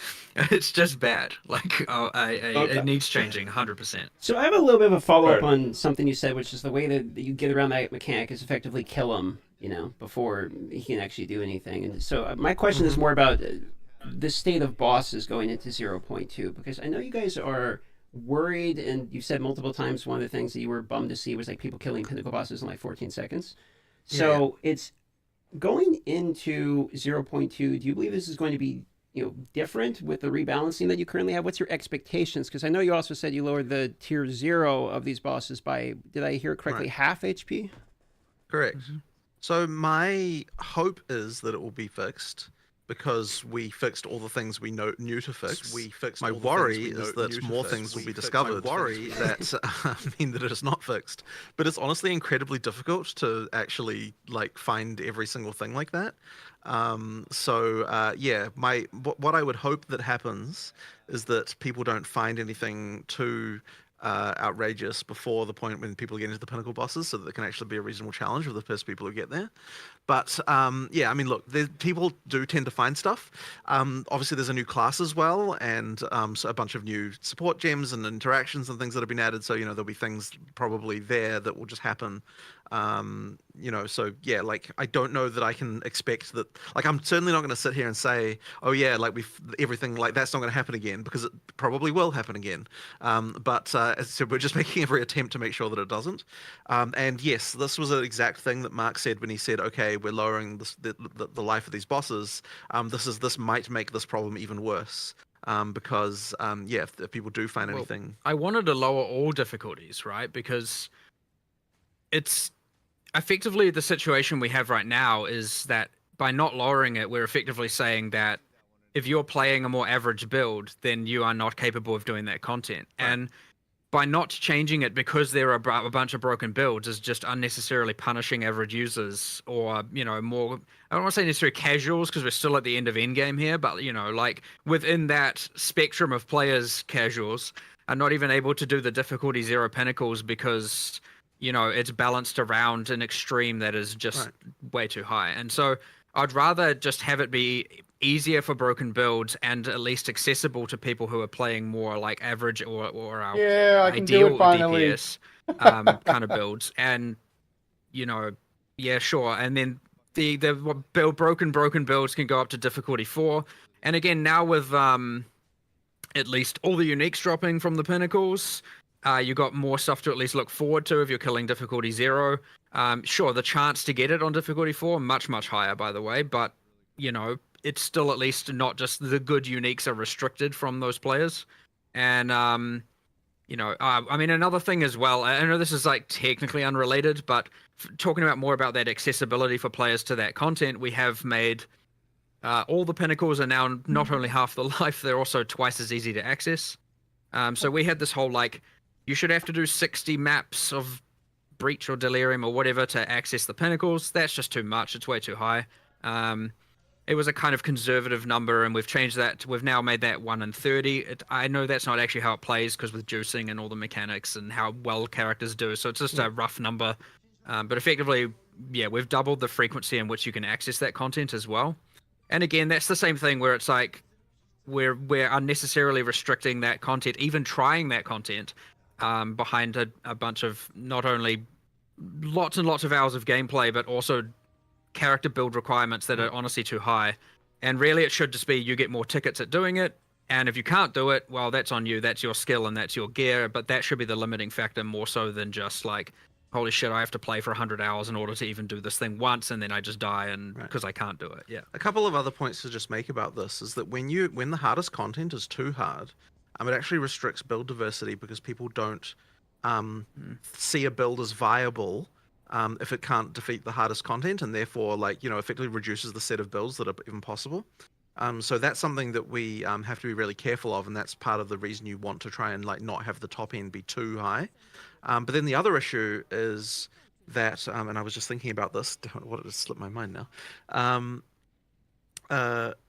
No, it's fallen out of my mind. I'll have to just bring it up later. And also, just note on the there will be more broken builds. Like it is inevitable. There's nothing you can really do about that, unfortunately. Like especially when we're talking about how we're still making changes and can't post the patch notes because we're still making changes. Like there is no guarantee that these changes we're making are entirely solving the problem or entirely not introducing new problems. Now, obviously, we're going to do better and better over time, but part of this is that we are just very aggressively making changes so that we can get it to the players to test ultimately. And I don't mean like functional testing. I mean balance testing on this level with this many mechanics and overlapping axes of randomness is impossible to test on an internal scale with the numbers we have. Like you need actual hundreds of thousands of eyes and hours to even be able to find everything. And this has been the case with Path of Exile 1 forever as well. It's not like it's anything new. That actually reminds me of what I was going to say, which is that when we're going into 010, we didn't even really know what the right amount of DPS a player should even have was at endgame. Sure. Because that's impossible without getting more information about, like, you know, what players are realistically achieving, kind of where the average ends up being and that kind of stuff. Like, it's actually very hard without that sort of data because, as I think I've even said before, like, we can't invest 100 hours into every test character we make. We have to kind of like either we do a playthrough, in which case we're not getting to the end of endgame on that one character because it just takes too long, or we're creating a character synthetically, which if you do that, you're not necessarily gonna end up in the same place as what you'd end up with if you if you didn't do that, right? So I mean, yeah, we can cheat every item into existence, but like, is it really how it plays out? It's actually very hard to say. So that kind of means that on some level, until you actually get it on production and you're actually putting in the kind of 100, 200 hours into a character and like, you know, seeing what other people are doing and like being part of the meta and like all this other stuff, you don't even really know what the life should be. So just even having this first round, you know, has helped a huge amount now that we have an understanding of where should players actually be in order to balance life of bosses for them. I'm curious. I think that pretty much everything you guys just said feels really good to hear as well. And we're talking about build diversity, more broken builds going to be there. There's an expectation from John Groen and the community and you guys to see really broken builds. We're going to find them. There's 600 plus different minions. We're getting specters that we can use for that. I mean, that's another road we can take, you know, for that approach as well. At the same time, I want to circle back to the topic of actually temporalis not barely being touched, where the idea was it was too easily achieved because of broken builds. But now you're also at the same time saying, what everyone else is expecting, that we're going to have even more broken builds. Wouldn't that kind of counteract the whole approach to that and make temporalis more accessible because of the availability that we're all expected to see with more broken builds available? Well, okay, so when I say more, what I'm saying is, you know, and I think Mark even might have used this example, is let's say there were like, you know, 200 broken builds in the last version. Well, hopefully this version we have 100 broken builds, and then the next version we have 50, and then it'll halve each time, and then, you know, like we'll sort of get somewhere okay, like over time. So it's not to say that there'll be more in the sense that there'll be more than there were before. It's that there will be more in addition to, like, all those ones got nerfed, and now people find some additional ones. But with regard to your like thing about temporalis, so I mean, okay, what actually is the exact nerf to temporalis? I feel like we might as well just mention that. The reduction to cooldown is lowered. So it's not giving as much of a reduction to cooldown. I can't remember the exact values, but I'm pretty sure it doesn't, for example, fully erase Blink's cooldown now, as an example. Right. Okay. But it's still very good. Like, it's still incredibly good. But the thing that really changed is that we lowered the amount of the relic that's going to drop, so there'll be less of them. We also given that we had solved at least a good chunk of those problems for the early when temporalis was spilling out into the economy. We solved a lot of that, but also I think we have made it at least 10 times rarer that unique specifically in this patch. So yeah, it is nerfed and it is less accessible, and like that's just okay with that one. It shouldn't be doing what it was doing before, at least with Blink and the mobility side of things. That's for sure, though. That's good. Like that was one of my concerns here, what you guys talk about, but that feels really good to get that clarified. I feel reassured with this.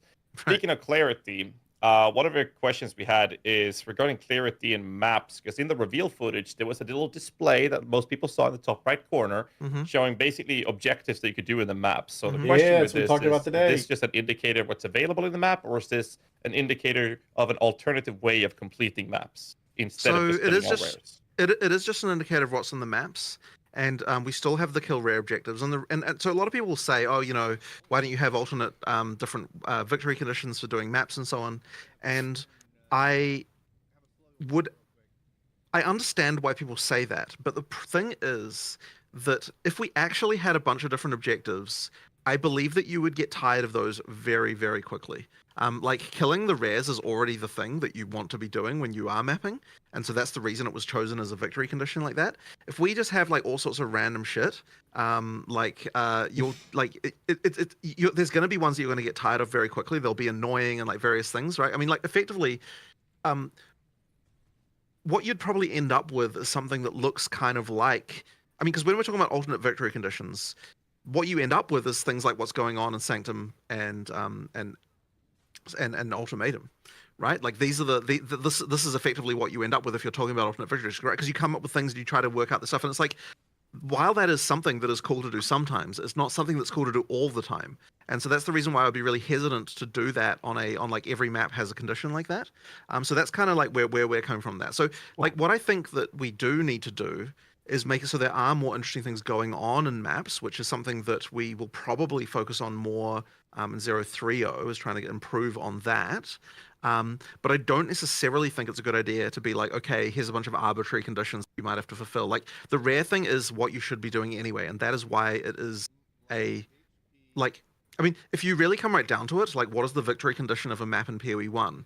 Well, the answer to that is like we don't actually set one explicitly, but ultimately what you're there for is to kill the rares so that you know, and like all of the content, you are there to do the content in the map so that you get more item drops, right? So effectively that's the reason why that's okay. So there has to be some idea of completion in PoE 2 because of the fact that, you know, you need to be able to do the map to move on to the next one. So that's why we wanted to choose the objective we felt that players should have anyway. And so I think that maybe players sort of view that slightly differently than we do, because it's like, you know, but that's, I guess, to explain sort of our view on how that is. It just should be there of like, here's what you're supposed to be doing anyway. Okay. A question I had. We did. Oh, go ahead. I just want to elaborate on that a little bit more, because we did try some stuff internally there. Like we actually did. We had an iteration quite recently, in fact, where we had it that you had to complete the like league. So if there was an expedition, you had to do the expedition to complete it, and so on. And honestly, the internal reception to that was like pretty viscerally negative. Everyone was very angry that we were taking away their choice with that stuff. Like you're forcing me to do a ritual I don't want to do, and it's like, well, ideally it should feel good to do the ritual, but understandably, yeah. So yeah, we ended up going back on that. So we backtracked on that, and then it's like, okay, well, you could design a whole bunch of encounters, and then it's like, well, how do you know you're not going to create equally things that divisive or things people don't want to do in the same sense that those leagues came out? And it's like, well, I hate this one. Whenever I get this one, I hate it. I hate doing that map. You know, I just want the one when I have to kill the rares or some other thing. But to clarify just some of how it works, like if it is a boss map, killing the boss is the completion, right? That is what it will be. If it is not a boss map, killing the rares is the completion. If it is a tower, clicking the tower is the completion. And then all of the unique maps, which we're just kind of not referring to as unique maps really, but that's kind of how they appear, each have their own special conditions as to how to complete them. Are there any other types of maps? No, not really. Hideout is full clear the area, but you don't really need to do that often. That's pretty much it, right? Pretty much that's it, yeah. And then all the extra content, though, it is displayed on the map. It lists it under extra content. So, like, because often what could happen is you go into the map and you're like, I don't remember what was in here. Like, was there a breach in here? I don't remember. So at least now that is all displayed, and you do know what you have to at least keep an eye out for, and it will display on the top right. Once you've done it, it'll get ticked. Get into the map. And What am I doing so in you this at least map? know what's remaining. Where you're like, was there an expedition in here? I can't remember. And then you're like, oh yeah, there is. I have to go and do that one. So did I hear that right? That if it's a standard map with like a boss on it, you have like an overseer tablet or something you put in there, and you kill the boss. That's a completion, and you can leave the other rares on the map if you would like. Correct. Okay, so we got a new addition. That's nice. The rare monsters in that context will appear as extra content that you don't have to do. But it's worth mentioning that you're going to want to kill the rares because there is the map drop mechanic. So in a boss map, last there are rare drop. two that happens twice. Once on the boss for the upgrade, and once when you kill the rares for the sustain. So just to be clear here, like the killing all the rares, like at the point you kill the last rare, there's what we call a sustain drop, which is the one that's giving you a at tier 1, it's 100% chance to drop a map of the same tier, and then that goes down over time, but then gets countered by the Waystone drop chance. So effectively, what that means is that if you're playing with mods, you're always going to get a map from that last rare that sustains your drops. And so in a map boss map, that's the same. Like the rares will still give you that, but then you're also going to get a map from the from the map boss too. But that'll be Okay. +1. Nice. But if you have excess maps and you're not really caring, then you don't have to do it, 100% right? do Yeah. the boss, move on. Yeah. It's Yeah. up to you. So I like speaking of, that. I like that a Waystones lot. And sustain. Is there any chance I could get a teaser out of you for another unique tablet? Because we know one of them, which is you can teleport anywhere on the Atlas. Can you hold this over until patch notes with an additional unique tablet? Well, the patch notes won't even include them, right? Yeah, we Because don't they're spoil unique, you. We don't spoil you. Think Oh no. All right, well, I tried. there is one. I hope it's there as opposed to coming shortly afterwards, but I'm pretty sure it is. It irradiates the maps, and then you can complete the map. Completing the map will remove the irradiation, but not complete the map, and then you can run it again. So effectively, you can use that to be able to run all the maps in Radius twice with all of them effects and modifiers on them. With the Nice. juicing from the towers. Well, with the, I mean, Yeah, because you've yes, got 3. if they're yeah. with the other 2 tablets or any other towers that are in Radius, yes, correct. Wow, okay, that's quite a teaser. Hey, glad I asked. Probably the chasest one, I think, to be honest. Well, yeah, if So- you can run everything twice. Okay, so speaking of maps, here's a balance related question for you. So what I heard in the Ziggy interview is the Rogue Exiles can appear in any map, correct? Yep, they can. Okay, so are they scaled from tier 1 to 15? Like, you probably get where I'm going at. When you log in, brand new character, your first map, are people going to RNG get blasted with the same Rogue Exile that can appear in the tier 1 or tier 15, or do they get stronger? They do scale their life of damage and stuff like Well, that. much like any monster. Yeah, much like any does. monster. will. So yeah, they like it'll be it's a hard fight, but it's like, you know, if you run into one in T1, it's just a T1. It's a T1 boss. They Okay. appear from part 2 onwards. Yeah.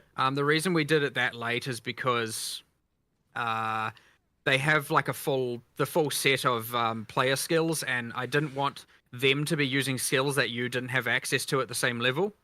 Now we could have done a thing where we disabled those skills, but then you just end up with a thing where they're like not too interesting, but also it just like exponentially amplifies the amount of work to make now every version of them using different skills good, and that was maybe something that would have been cool and fun, but honestly probably too much work relative to what you get out of it. Right. But yeah, you'll see them in campaign as well. In the second half. And then nice. they're in maps. It's 1 in 12 maps base-ish. But like, nice. you know, we're still kind of iterating on the amount of content that is appearing in maps. So like we might even change this in the next few days. And then, yeah, the Atlas tree to spec into the rest. Now they do scale in other ways, which is just, I mean, if you think about the uniques they have equipped, like if there is a like level 70 drop level unique item, obviously they're not going to have that before that level. So Okay. they'll unlock the uniques they'll have equipped, and this is for all uniques added for all time. They'll only be able to have ones up to the level that they're at, and then the uniques they'll be able to have. You know, if there's a level 80 unique, they won't be able to have that until they're level 80. And since they use the uniques actually do contribute to the difficulty of the of the fight.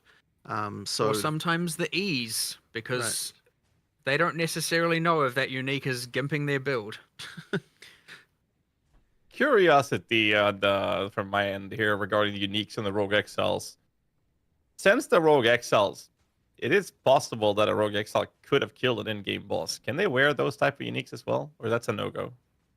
No, we've kept that off because again, it's simply because you are right. They could use it, but we're not going to drop them because we don't want boss uniques to come from non-boss Yeah, sources. Like that's fair.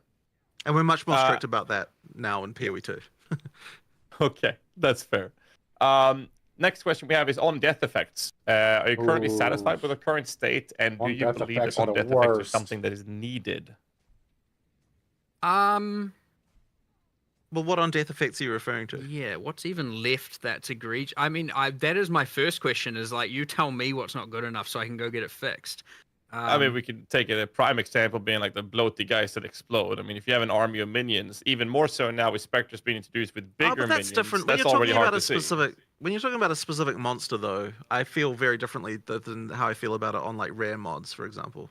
Because rare agree. mods you can run into any time and you're not necessarily expecting them. But if you're talking about the bloaters, I mean, you know, like those, you can see those bloaters coming a mile away. Like you know about that particular one.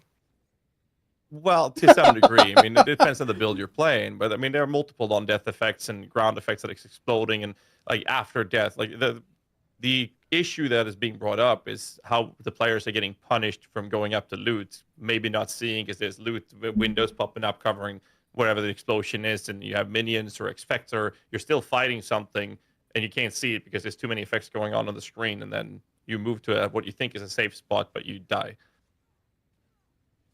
Yeah, I mean, I 100% don't disagree with the problem.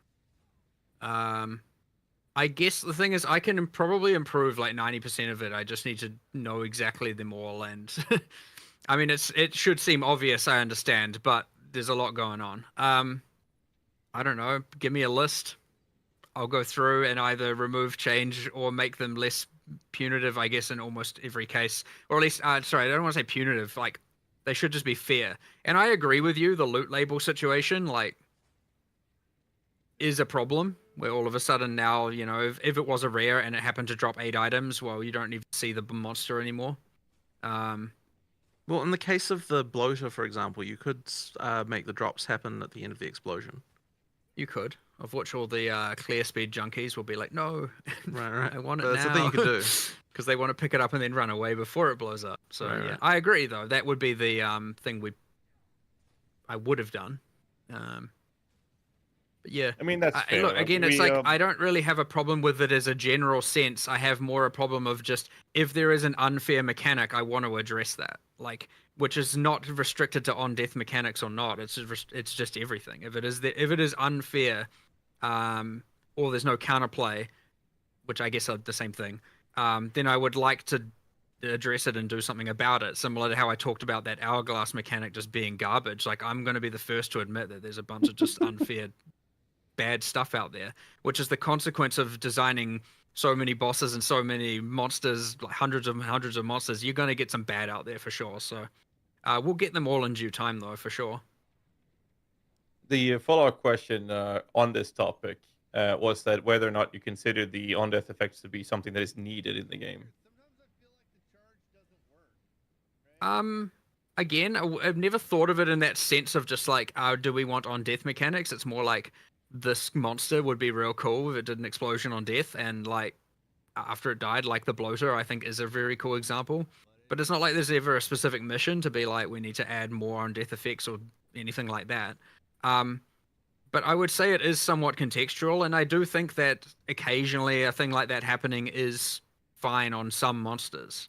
I would argue that again, like the things where it's hiding them, making them invisible, or that you can't see them, or again, because there are builds that are moving it way too fast with too many effects, is more of a thing that amplifies this problem, which is what we always see.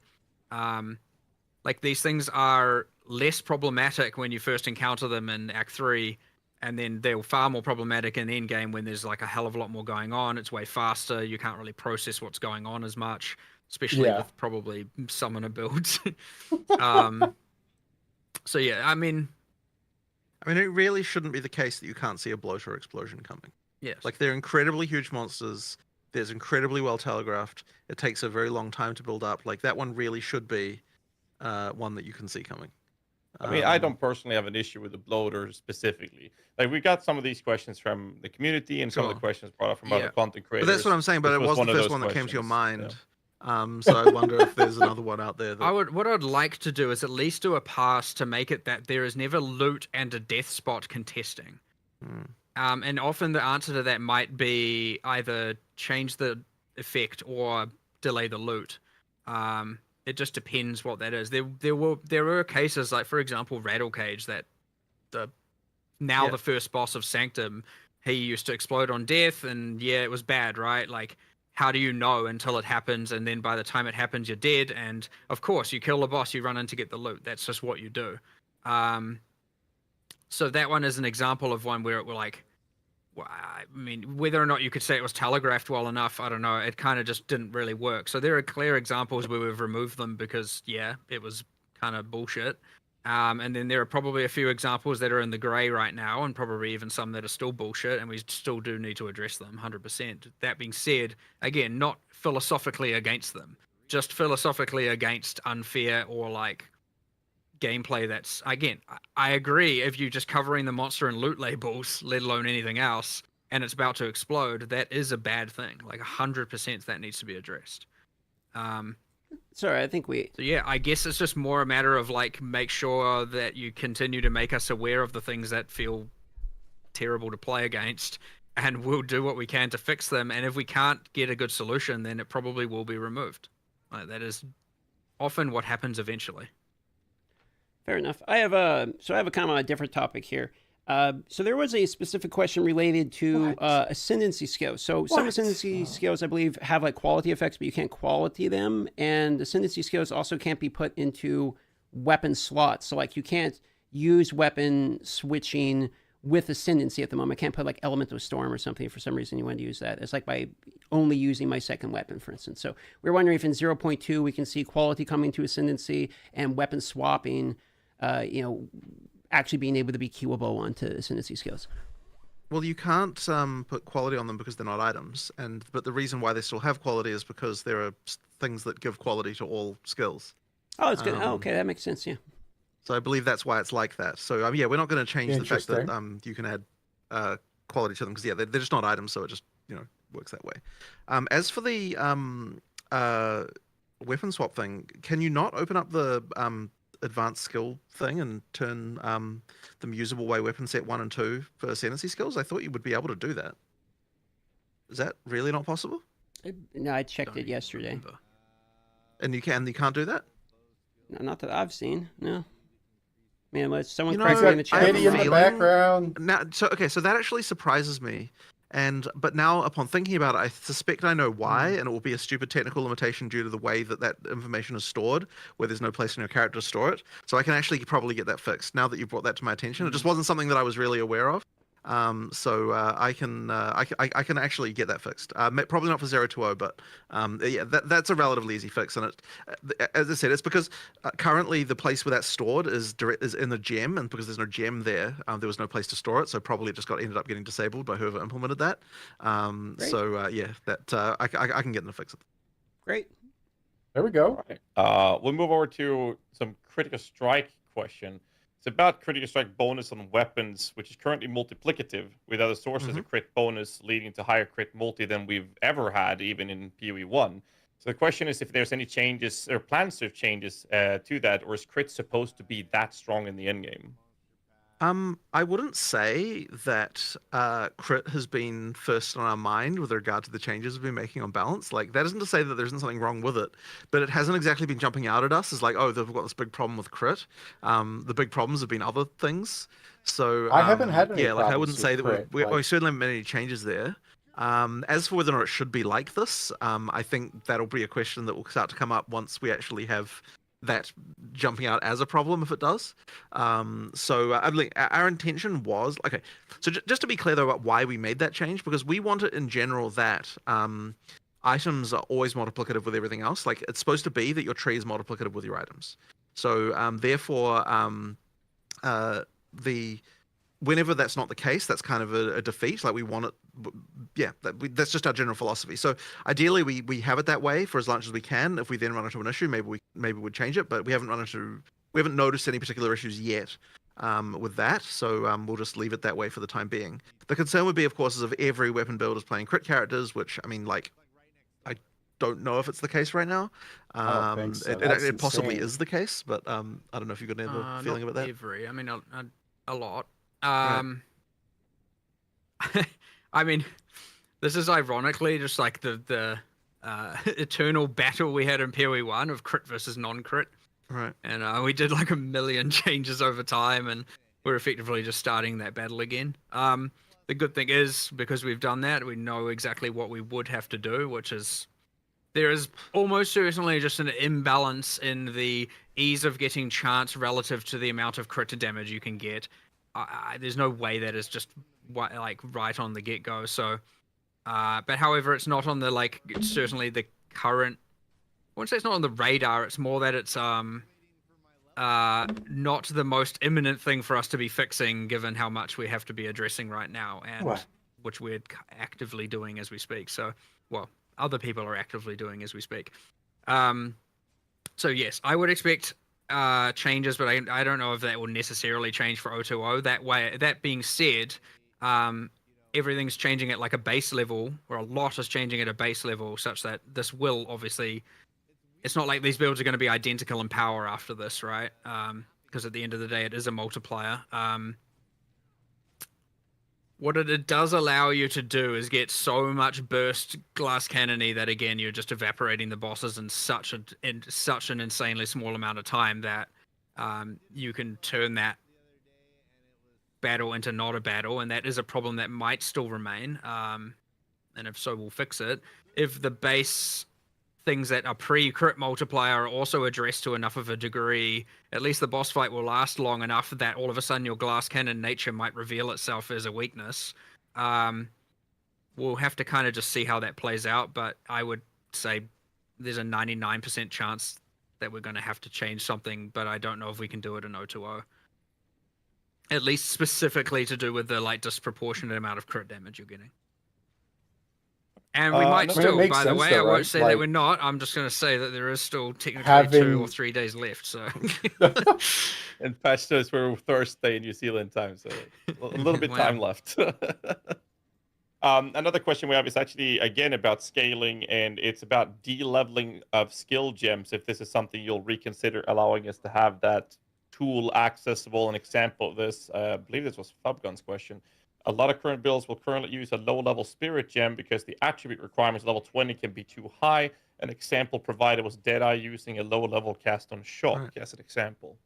Well, a couple of things about this. One of them is that in general, we don't want people to want to use lower level gems. Now, the requirements in terms of mana is a valid reason for that to be that they want to do it lower, or mana or spirit cost or whatever it Attributes, is, or whatever it is.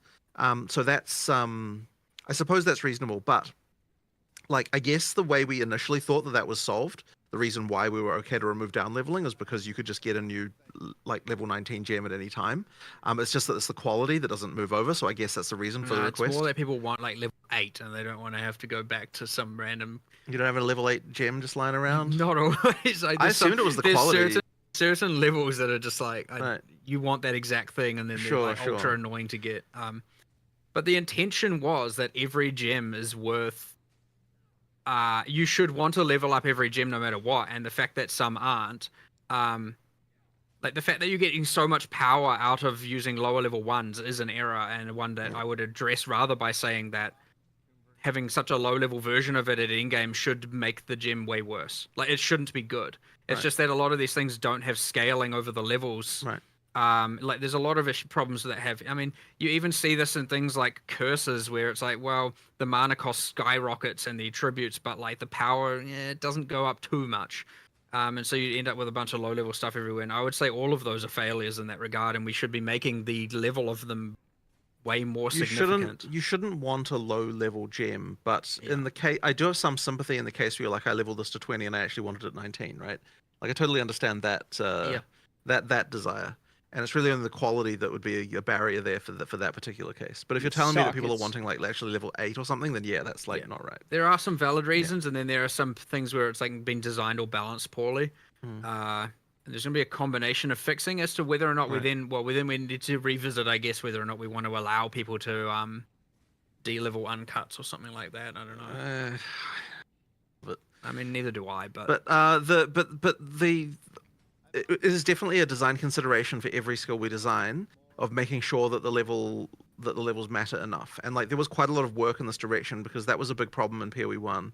That Yeah, you but like had, even with still, quite a lot of like things. Archmage, why do you So, ever yeah, have to we put it past do try and make 14? the levels matter more. I think one of I mean, it the, slowly the goes primary up, but concerns you honestly, touched like, on a bit there, and leave it's a it at topic for 14 later, I until suppose, the is a end, good put it into segue 20, into you're it, done. is mana cost on abilities. Like, for instance, 1 mana left at 22,000 mana, Spark costs 700, but then you had Hammer of the Gods, and it costs 1,180. So I suppose some of the questions would be, like, how do you guys feel about mana costs of certain abilities and how it deprioritizes the suffix of like bonus levels specifically on classes like Warrior that already have reduced max mana on the tree for some reason. So what are you guys' feelings on the current state of like mana costs in relation to that? Well, the few rules or things that we had before discussing what some stuff we've changed is that it was intended that obviously the cast time of this, the lower the cast time, the faster the cast time, the lower the cost is for one. Hence why something like Spark is relatively low. And then there was like a how frequently should you be using this, which is understandably somewhat subjective by us, but it is our design goal of how frequent. Now, not every skill fell into that correctly. So a good skill there, for example, is like Toxic Growth, was meant to be way more of a like occasionally you use this and then you work a little bit to blow up the pods. Now in reality at endgame it's you use it inside a gas arrow and the pods explode it literally in 0.1 seconds. Right? So you end up just doing gas cloud spam. That's just like one example where it's like this skill is now being used as a spammable and not being used as the infrequent thing that we wanted it to be used at. Now when it was infrequent, by our design it had a multiply the mana by 1.4 because that's how we expect to use it, and ideally it would be balanced around that. And then, the goal here is now, okay, do we either change Toxic Growth's role or do we make it more into what we intended for it to be? Obviously, we're going to start with that direction, and then hopefully we can achieve that. And then if that fails, obviously, who knows? Whatever happens afterwards. That being said, that just explains why something like Hammer of the Gods has a much higher cost multiplier, so to speak, as the frequency in which you use it is much lower. And Spark's cast time is much higher. That's not what you want. However, there was a What do you few want? things that happened in the mana cost balancing. So, for example, when you were a spellcaster, there was a level of assumed plus gem level you had, because if you didn't have that, then all of a sudden you get +4 gem level and your mana cost skyrockets, and you're like, "What the heck? I can't even use my weapon or my skills because I'm running out of mana because I got some plus gem level." So we assumed at certain intervals of the game you had, say, up to +4 or something like that. But for attackers, because of the gem level, at least for stuff that isn't using flat damage, the gem level matters a lot less, and we didn't make the assumption you had any, which was an error. Because all of a sudden now you'll get like +3 projectile levels or something, and now your mana costs are out of control, and you're like, "Well, this sucks." Like you get literally just happened. probably like 40% more mana cost for 15% more, 20% more damage, and it's like this isn't proportional at all. So we have lowered all the attack mana scaling in O2O to account for the same amount of, or some amount of gem level. I think it's slightly less than spells. But it makes a pretty significant difference in game. Because it's an exponential, like it was like 12% per level, now it's like 9% per level, which over 20 levels is like a pretty significant drop in mana costs. So yeah, there's a few things going on there where there were skills not being used as we had intended. I mean, you're talking about the 22k mana, that is a separate problem, which we're also addressing. Though you certainly are not going to be expecting to see mana in the same level it is right now. Given you had Mind Over Matter, people were getting way too much mana, whatever, whole different thing. Ingenuity, breach rings, and all that. And then yes, you have. You had to see that coming now. Like, there's no way you. So didn't see anyway, that coming. what am I saying? Attack mana cost down at endgame, and then just explaining some of the philosophy and how some skills aren't used as intended. And ideally, over time, we'd be either adjusting their mana costs because the role they now play is spammables, or more spammables, or we would change the skill of the design or the build or the archetype to have it that the skill is actually being used at our intended frequency. Got it. Okay. Well, I heard that attack skills cost less mana, and that makes me a happy warrior. So. Yeah, that's the actual takeaway, and also nerfed mana and nerfed ingenuity. Just while you're at Yeah, it. I think everyone knew that one was Oh. coming. So. Nerf ingenuity, Fair no. Okay, so one of the most common questions, and trying to think of how to word this, but basically it boils down to this. One of the most common things people ask about, they want us to ask you, was about the pacing of the game. They see abilities added, like leaping backwards. They see parry being added.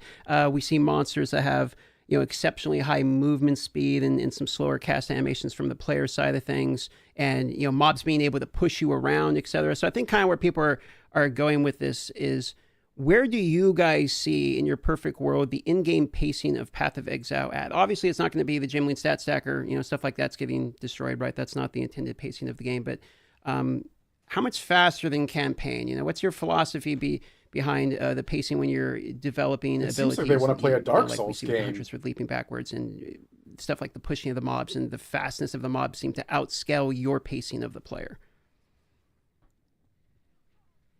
Well, I always. This is sort of one of those questions that we get all the time and asked in different ways and so on. And it's like it's always very hard for me to answer because I'm not sure what.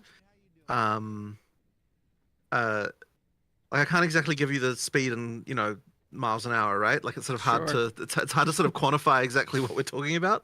And I guess that's why I always tend to fall back on the feeling of like, okay, well, we want you to feel like you're always getting power growth.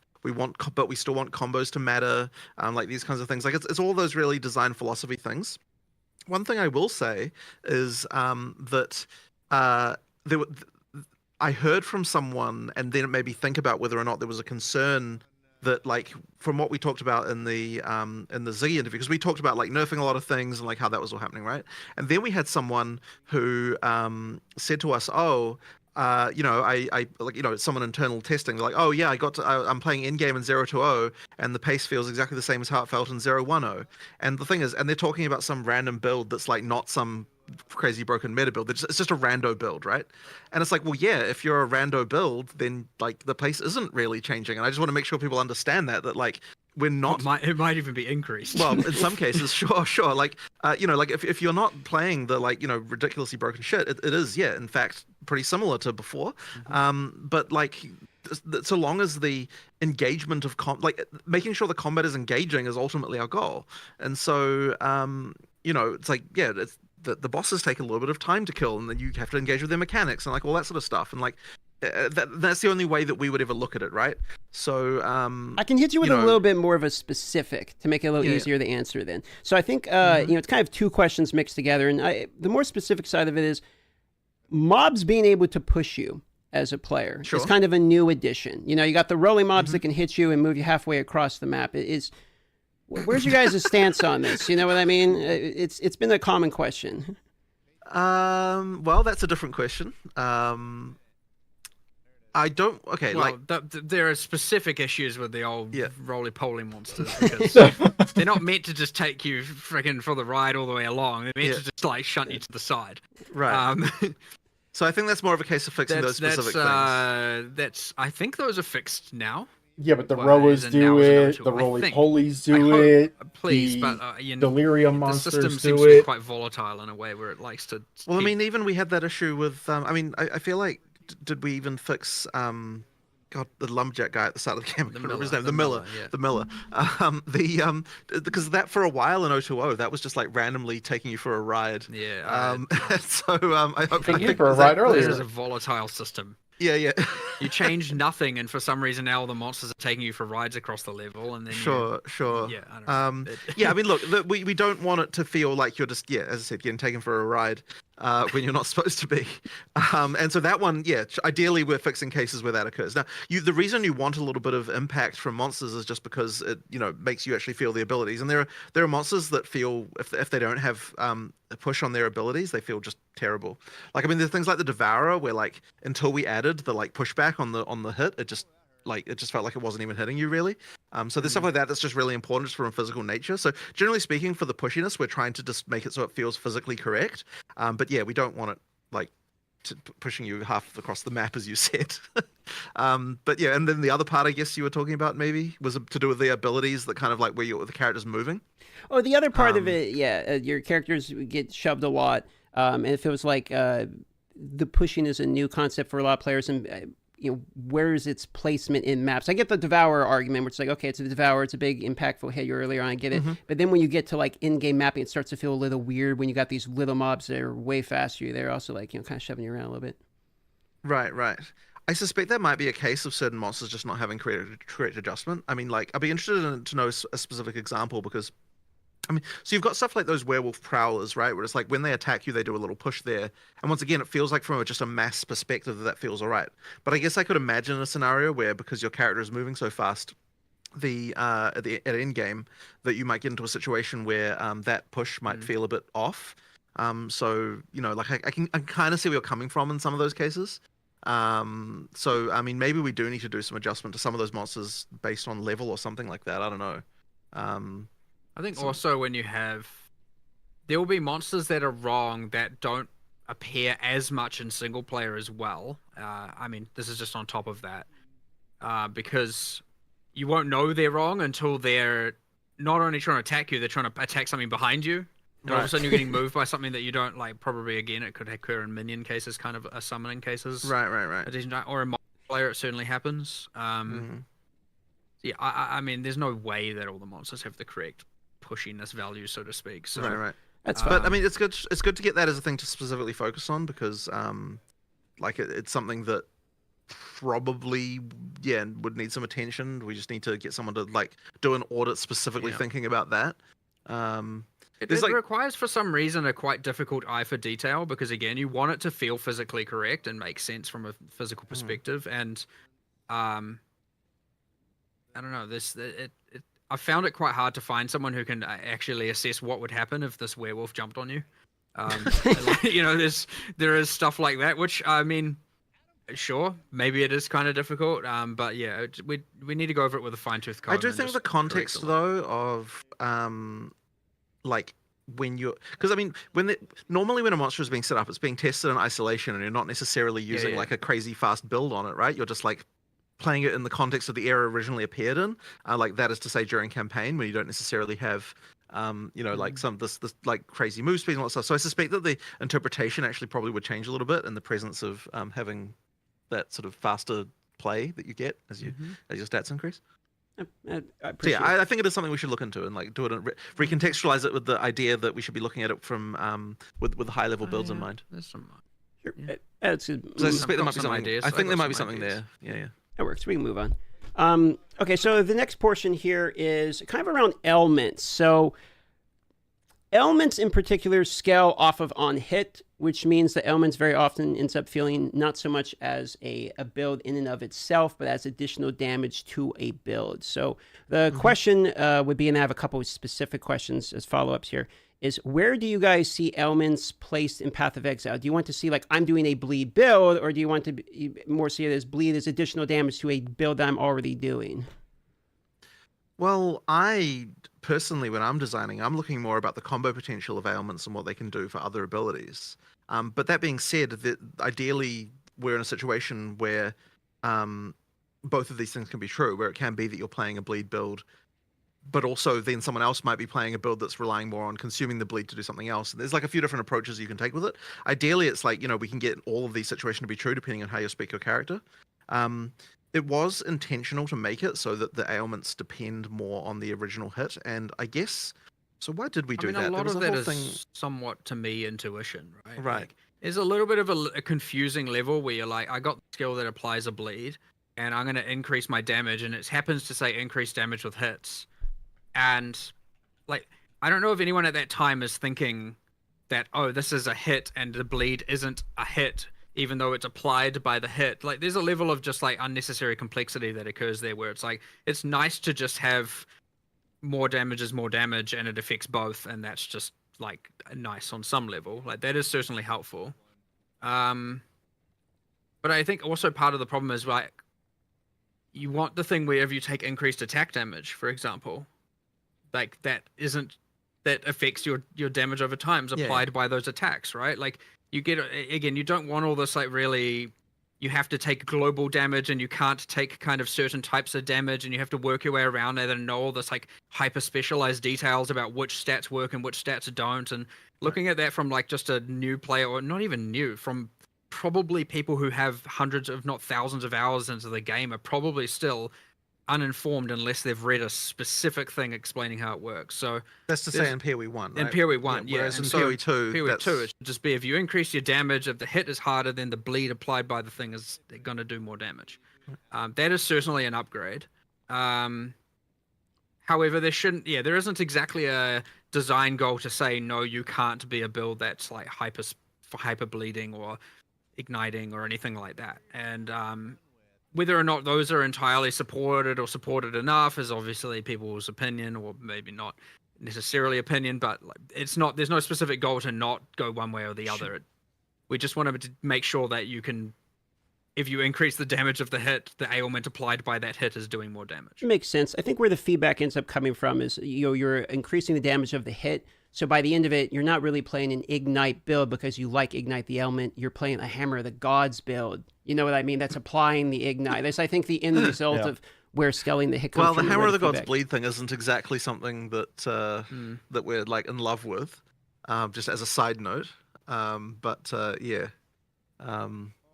Something is needed to be Something done is there needed for sure. about I that, really don't want to do the whole like 80% less damage with ailments and all the skills and all that. I feel like it's all a bit tacky.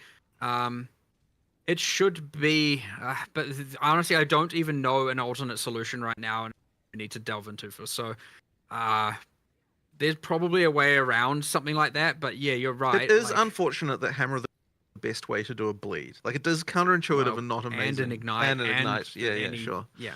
Yeah. I mean, it weaves back to what we had talked in our previous Tavern Talk, specifically about ailments, where how the thematical approach of the harder you hit, the harder the consequence of that hit becomes in form of an ailment, right? We talk about ignition, we talk about bleed and all those things. But at the same time, we also put the players in the boat where we now are starting to scale, or we have the perspective of thinking, why would I stop scaling that on-hit damage if I have to stop scaling my on-hit damage to do more ailment damage? Why can't I just continue scaling that on-hit? And then you have these outliers like Hammer of the God, for example. Whereas in PoE 2, there's like separate ways of scaling. If you want to scale ailments, then the on-hit is kind of meh in comparison, but now your build is actually focused on ailments. So like, you guys want to get to that point where there's actual Well, that full might just be a focus. matter of making sure that the increases to ailments are more effective than the increases to hits. In that case. Yeah. I think in general, I mean, it is the case, but they might need to not further do that. I don't think in a way that would mathematically make it more beneficial overall. Right. Like, we might just need to fix that. Yes. I can't remember. So the basically, exact what you values, guys were but yes, talking almost- about. Basically, what you guys were talking about was that you wanted hard hits to apply this. It's the same thing we talked about in the last Tavern Talk. I was just curious to see if the plans are to find another venue to actually make ailment builds possible contenders in the game, because they feel kind of lackluster outside of what we just talked about. Part of the issue is, as well as the goal, and an achievable goal at that, where it's like, well, why do anything else? Well, why not do the ailment if you can have that? You start the fight, you drop your Hammer of the Gods, and now the fight's over, because it plus the ailment is enough to kill the boss from full life. All of a sudden, the cooldown of the skill is irrelevant, which is meant to be the major downside as to why it's allowed to deal so much damage. And so as long as you can do that, like, if it did 10% of the life of the boss and the ailment did another 10%, this wouldn't be such a problem in the context of Hammer of the Gods, because all of a sudden, yeah, you've done 20% of its life. Like, that's a decent chunk of damage. But just because of the fact that there is the capability to get it to be so high damage that it will just one-shot them again, and crit is part of this problem as well. Yeah, then why would you not do that? You don't need to spec into any defense or anything else at all, right? You don't have to care. True. So yes, there's like part of a problem where this is where I'm just like, how much of this is just nerf Hammer of the Gods because that's how it's played? Well, I mean, it isn't even. I mean, I feel like at some point you just want to put cannot create ailments on Hammer of the Gods. Well, yeah, but we always try. I know. Find We try ways not. around At some more point, Career But restrictions. the more we have this and, conversation, I'm just kind of well, becoming that's what I more was saying convinced, before. yeah. As opposed to cannot apply, you put 80% less, and Well, I feel like Canada Apply is just cleaner, right? they both suck. They do, but at least Canada Apply is just like it's just a clean rule. This is what it is, and then you're kind Yeah. of done. You know, like as soon as you start getting, I don't know. I feel Well, like the 80% thing. I is, know it's yeah. on the list right now of things we still have to discuss in more detail. So, Right. and I mean the today/tomorrow list. So, well, Speaking of the list and ailments, I am curious because we also had this conversation in the last Tavern Talk podcast, and that was bleed on ES, and it was the contradicting Yeah, line. we were the wrong. idea, yeah. Okay. we were wrong. Well, there was a few things we did change around that. I'm still not entirely happy with it, but it was a decision we actually made. I remember being like, okay, you can't bleed things with ES, which actually is the case. You can't bleed things with Energy Shield. Right. It has to be damage to life that causes the bleed. Yes. And there's some reason for that. I can't remember why. That's weird Was because it I a technical died. reason or like an actual design reason? You know, I don't remember. I But- died and I because was of like, what the- basically there's no this way it exact works that thing. way. And we were talking about how we were gonna make sure it isn't the case, and we were just wrong. And then it was like, yeah, you guys decided this. And I was like, oh, and then I had flashbacks to crazy discussions we had, and yes, indeed, we did decide that. Now, all that being said, there were some extreme cases of Energy Shield on monsters where it was like, It's kind of interesting what they're the going way it was through. working is the map mod was like, 25%, Talking and then it would about, multiply you know, with all the life nerfing modifiers that ingenuity, unique monsters have, and it's like, nerfing Hammer of the okay, Gods, now the monsters have legit nerfing 2.5 times the amount of energy shield that they have life. temporalis. 1.5 times, so that, you know, there's a million life, they have 1.5 million energy shield. And it's like, well, that's of course just terrible. I think we've changed all They of that did drop since, so some at least news like that says now when it says they have 20% energy are shield, it is at least not their final going to life announce multiplied by all of the 1.2. uniques. Or was 0.2 Just and added as energy across the board. shield. They're not going to announce them. You have So to at find least them. like So there's a lot it'll be less kind to of deal with interesting there. to see what they say Now, I'm not is in entirely there, sure if I'm and then happy what with we the fact actually it works this find. way, and it is just a nice downside for bleed builds. Or if it's like, well, this is just annoying because of, I don't know. I don't quite know how I feel. I like it in some regards, and then in others, I can see why it's frustrating is the thing. But at least we've fixed the freaking energy shield problem, which is just things having all of the energy shield. But I do like the idea that monsters with energy shield have it is a weakness to a bleed build. Now, whether or not it is a balance warranted weakness is a different story, because you could argue that that isn't factored into bleed's power. But yeah, I'm not quite sure where I sit on this one, to be honest now. But we did address the energy shield problem, at least to the major degree. All right. So one more last question regarding ailments before we move on, and that is actually regarding ignite proliferation. It feels very short. The radius isn't very long. Are you guys happy with the current state of proliferation effects of ailments such as ignite? Come on, say RF. Come on.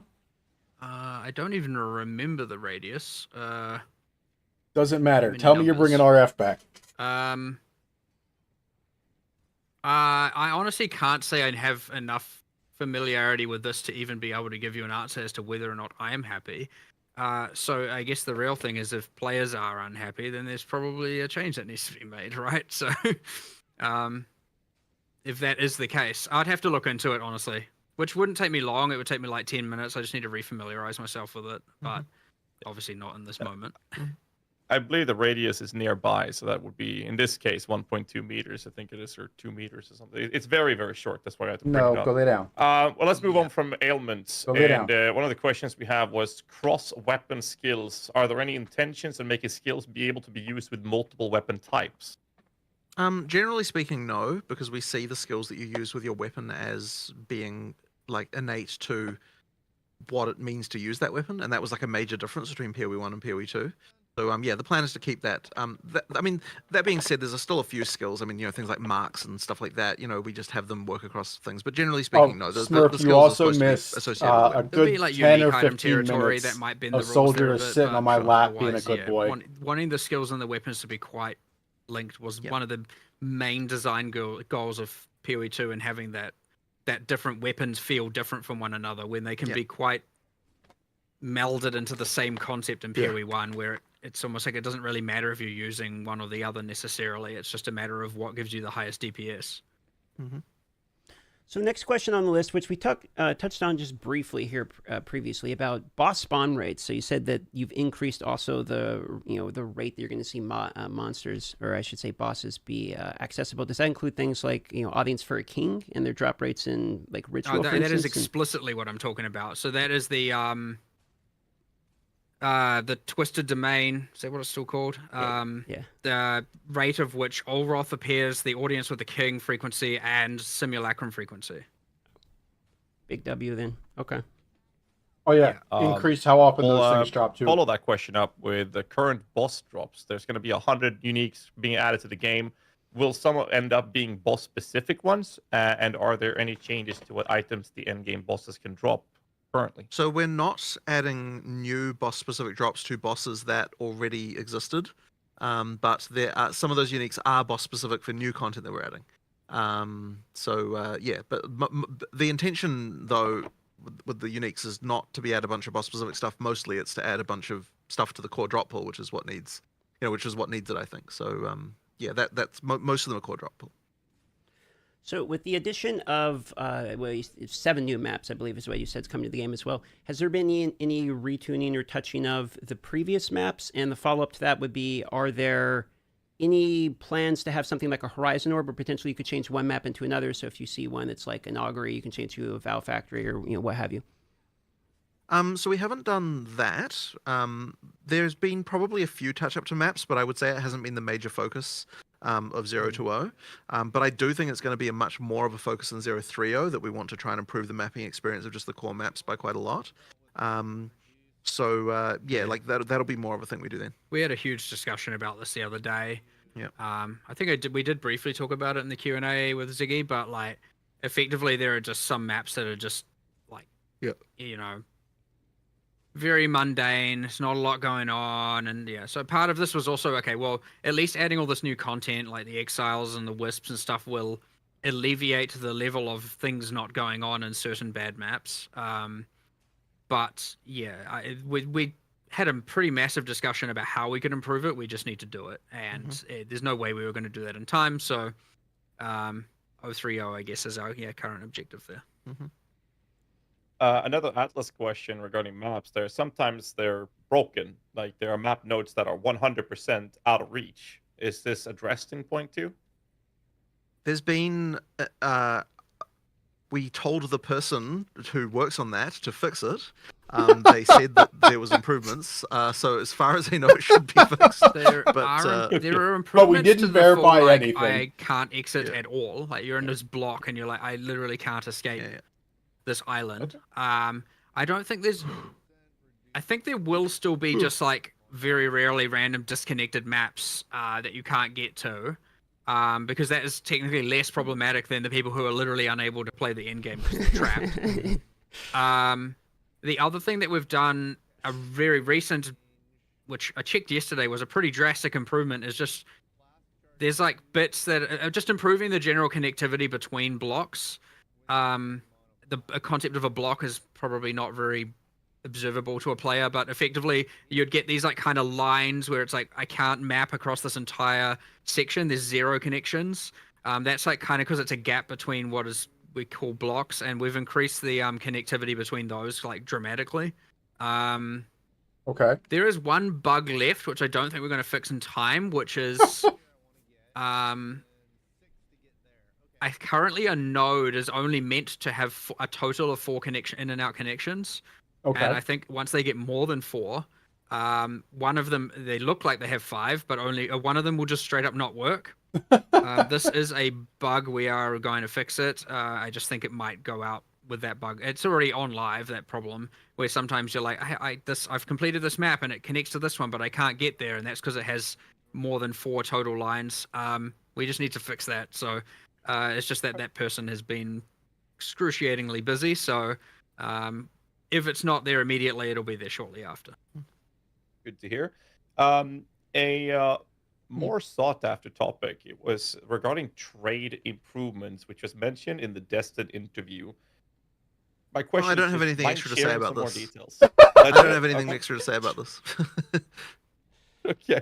All right, so then moving Come on. on to They crafting hate here. trade. So we're hoping you could walk us through the process of coming upon the solution as Recombinators to be the next addition you guys wanted into the game. Well, effectively, we were looking for things that could increase the ability for there to be more interesting stuff you could do. And give each league its own crafting And give each league its own crafting yeah. mechanism. And I mean, recombination is something that kind of like is sort of, well, I should say multiplicative with kind of other things that go on with mods, because it sort of allows you to do some interesting stuff there. Utilizes ground items in a Yeah, good and way. utilizes ground items in a good way. Boxes as far as like what we need a crafting system to do. Today I'm actually going to be going, because we had that last minute change of how we wanted it to work, and so today I'm going to be going through the math of that pretty significantly. That's my plan for after this podcast. So we'll see how that one turns out after this. But effectively, like recombination will change, I think, its role a little bit from PoE1, because it'll be more about getting the good set of like 3 to 4 like 2, 3, 4 kind of mods that you want on an item, and then going from there with the exalting the remaining.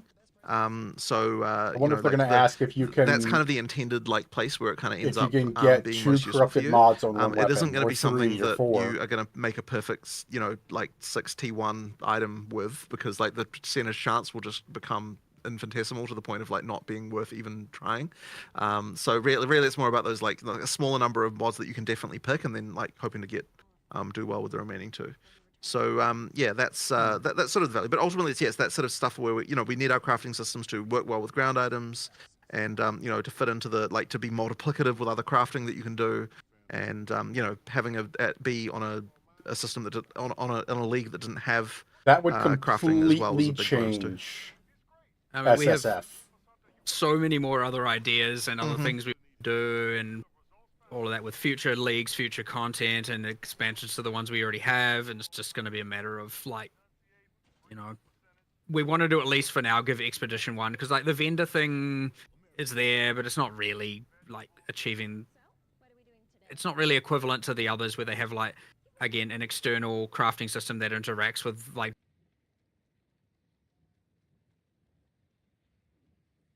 They all have something, and then now it's either make them better or add new ones, which there's no shortage of ideas of things we want to actually do there. So Fair enough. Man. We have another question we got from the community as well, and that is regarding your stance or plans for like resistance swaps, craftable option. Is that something you guys want to see in the future of the game? Sorry, what was that word? I missed it. resistance. Resistance swap. Well, Swapping it is similar to like Harvest in PoE1. it's meant to be the roles of runes. Like your runes are meant to be the thing that's doing that, as opposed to just changing the mods on explicit items like that. The context there, I don't know if you're I remember aware, but there is a harvest craft in PoE1 that allows you to change a cold to a lightning or a cold to a fire, etc. In the resistance thing. Yeah, that really is what runes are for. Okay. Next question we have is actually starting to touch on Ascendancy specifically, and we have starting with the Amazon.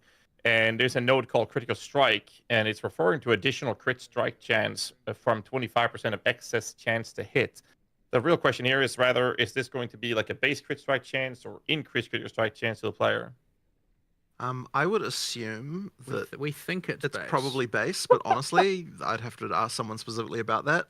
Oh no! Yeah, like I don't know the actual answer, but it's probably base. Getting more and more a chance to, because the chance to accuracy has diminishing returns, so it gets harder and harder and harder to get higher values. So I should, in theory, be okay to be adding as base, because could get quite aggressive, the fall off there. So I believe it works that way.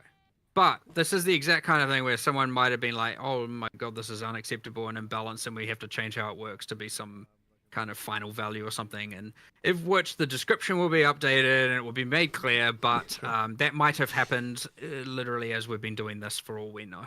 So as far as we know, last it worked, it was adding just a base critical strike chance that then gets scaled with increases. That'd be phenomenal, though. The other node is also from Amazon, and that is Penetrate. This is referring to having attacks adding 25% of the accuracy rating on the weapon's added base physical damage. question here is simple. Is it going to be added as a local damage modifier that will then be scaled with the weapons mods, or is it just an added flat number on top of the total damage? I don't think it adds it to your weapon. I just don't think it would work that way.